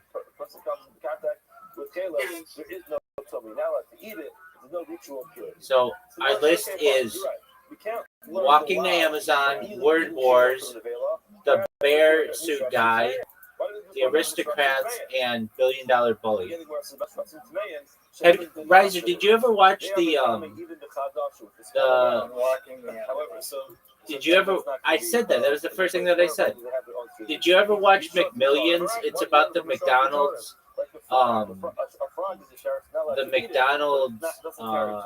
it was an HBO series. It was about, yeah, exactly. It was fascinating. I think they're going to make it into a movie. McMillions, you know the McDonald's Monopoly game? Oh, yeah. So during the 90s, basically none of the normal people ever won $1 million or won a house or a boat or any of that other stuff. Basically, one guy in Florida who wasn't associated with McDonald's, he was associated with the security firm that ran the game, gave those pieces to like his friends, and all his friends won all the money. And it's that story. However, Caleb is not Asr Ba'ana. So you're not able to learn the lav of eating Caleb from the Isser of eating Klai Karev and Arla, because those are Asr Ba'ana. Yeah, and so during the 90s, that's correct. And so during the 90s, McDonald's had to come out and say that game had been rigged by someone unassociated with the company, and they had to give away a bunch of free French fries and free small drinks and stuff. But again, in the case where it's also teaching the fact that there's a law that tells you not to eat Shemitah produce, why don't you just carry that law over? Logically, to Caleb, where it says no, Shvius also has a frequency. Malish Shvius, you keep defenses to now. Shvius is something which is unique. When you sell Shvius, the money that's used to buy the Shvius now assumes onto it the halacha of Shvius. Shvius, the Kedusha Shvius has a lot of restrictions. What up, big dog? How you have to treat it. If you, in most cases, you're not supposed to be buying Shvius, but if you do find a way to buy Shvius, then the Kedusha Shvius transfers out to the money. Think about Shvius, and therefore, right. So, what'd you say? The halacha, or I should say, the prohibition to eat Shemitah produce to the prohibition of eating sand. Truma, why do we learn that for Truma? That for a non-Kohen Truma. Where it says, no, you can chicane, Truma never have any exceptions to the rule. And therefore, this is strict with Caleb. Caleb does have access to the rule. We are the exception to the rule. I think Caleb, the only time there's an instant to Caleb is by Behema. I think one creator is probably the best way to do it. If you could really get behind somebody you trust, like someone who's been streaming for a long time and have a following, and they're willing to do. Well, here's the thing: you can't say no matter what the crowd says. The person has. It would basically have to go to a team that says, hey, is the here's the top 5 suggestions, and we're going to choose between them, because you're going to get people who really push the limit, and you don't want your creator doing something with which they're uncomfortable. Now, if you were to say, there's guidelines. I understand, but even there are going to be people who toe the line. So they'll be like, okay, you said that the person can't be naked. Okay, fine. So they'll say, all right, the person has to wear a G-string. And then you say, no, okay, that doesn't count. And then the person's going to say, okay, well, then they have to be then they have to be in a Speedo. If you say, no, not that, then it'll be like, okay, then they have to be in a pair of bun huggers. And they'll be like, no, you can't say that. And then it'll be like, okay, well, then they have to wear like a spandex. And they're like, no, you don't want to do it. Like, basically, you get what I'm saying? Like, people will keep going.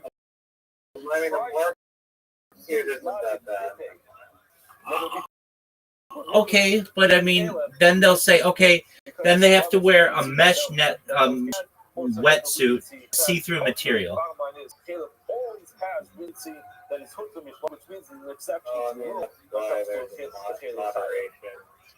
So we don't really have a good kasha. Maybe Abaye is right. Maybe Abaye is correct. You could drag the lav from a carpet that was designated to Shas before it even goes to the vote. Maybe he's right. But if you have one creator, your audience,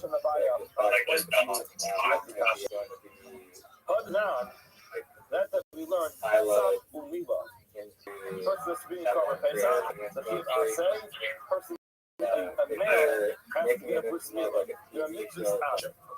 now take also let me most here. What do we learn out from the Kabbalah from the Isser? No, so what would that look like? Say the following. Not most there. Certainly. I can see it both ways. There's over a carbide. No ownership of current over a carbide. And still fragmenting it and turning it into it over. things by Pesach Umilo, from a Pesach. turning the AI makes them Shanash, obviously really cars. The person instead does of not the do law Pesach. The person does not get a bris milah. which Here's a key of cars. Eno din she'ezir. Wouldn't that say that there should be a prohibition as well? Now, these cases have nothing to do with each other, but the idea still really would be that if a guy is correct, when you have an answer which is Doug, that's a terrible idea to partner with Bitcoin Obama. a serious punishment. I don't need to have a warning. He seems to like the idea. Of course he likes the idea. He's gonna. Did you hear that he called Zoot for money today? When it comes to a person not going to get bris milah, I know, but he. He said in this chat he's not begging, he's hustling. Dude, and you know what? I can't blame him. I cannot blame him. One time we had him cornered in the Harry Potter Obama Sonic 10 Inu discussion. I had him in he was in my Discord call, or not my Discord call, my Telegram call, and he's in there, and I said I was interviewing him. The community has given you like $100,000 in the token, and we know your wallet address, and we know that you've sold it, and now you're asking for more money. Why would you sell something and then you say that you would never sell it, but we have it like proof that you sold it?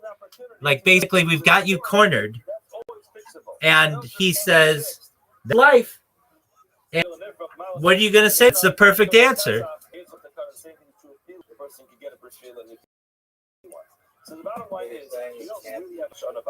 Oh, did you think he could be trusted?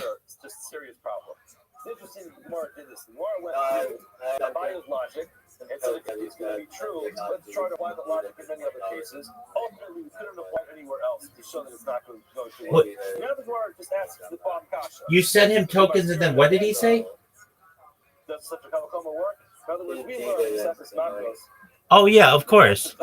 Ain't Ochiminadin. Ain't Ochiminadin means if I find a low level, If you're in Isser comes with a high level punishment, so now say a high level Isser will certainly come with that punishment.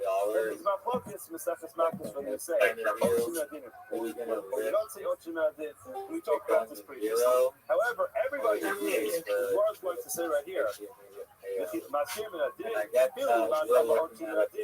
courts will give someone a punishment through a logical inference. You can't give a warning minatin. I did see that Exactly, you can't. they bring down Hatam Sheimas here we did. Kavachomer, we'll get there in 1 second. Rashi actually addresses this, but the idea over here is everybody agrees you cannot warn a new warning as far as doing this or just by making the Kavachomer. No, he says that he wants to buy like a 2012 Mercedes Benz. Mechanics that we use to learn an insert. He raised everything we said. We're ultimately going to have the Torah, not the Shef the Karm Bachutz, Elton of Yosef, the Amar, the Amar, Asya, Haba. We're just going to make it zero. Shabbat. Because it says on Pesach, low, if you look at Rashi, Asya, Haba, above the last Rashi on the page. You know, that's a good question. I think that Zoot told me, but you could have told me. Since it's open,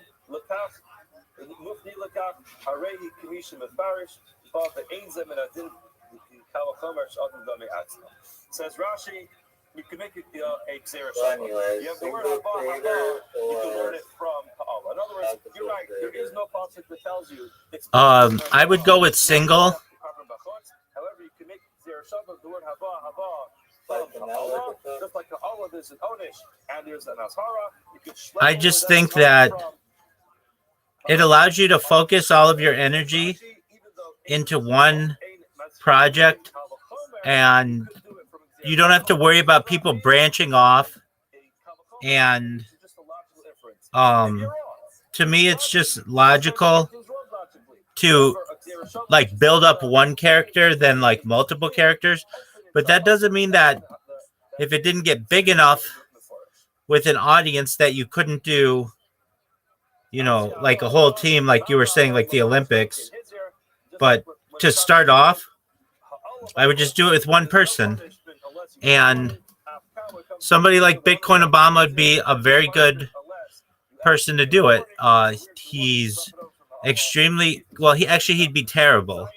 He would just rug the project immediately, and you'd never hear from him.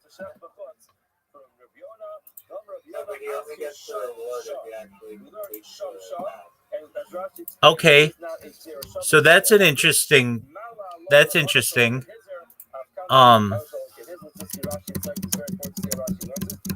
Okay, so what happened? What happens to him? Let's say the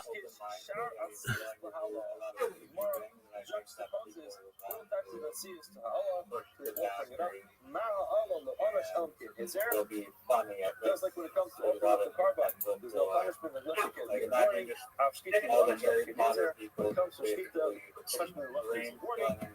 warning, you learn over some from Allah to. Oh wow! So we'll stop here, but just to get one quick recap. What we learned today is. Oh wow, right. That there's a separate insert. The carbon outside. There's a separate insert to offer the carbon outside.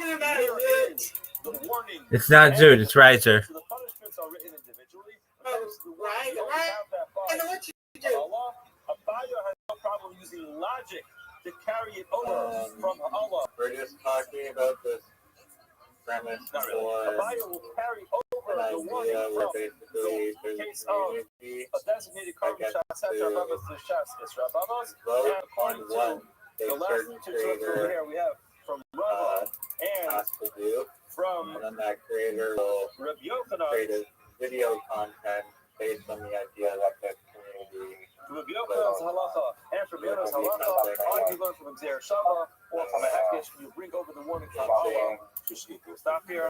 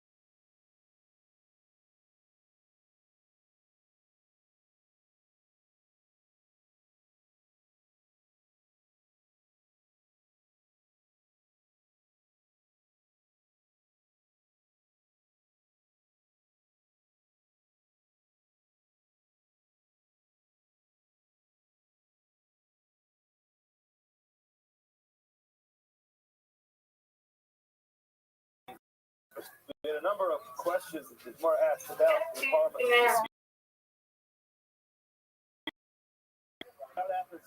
I'm not. And the fact that if you make it with a cryptocurrency where that's how you vote on it, that's really creative. Okay, well, burger or hot dog, right? Burger or hot dog? I'm gonna have to go with burgers, definitely. I mean, I do like, I have this debate, sausage or hot dog, and I also choose sausage. Different. It was not about animal being partially in and partially out. Let me ask you a food, which one is better? Oh, this animal from bringing it.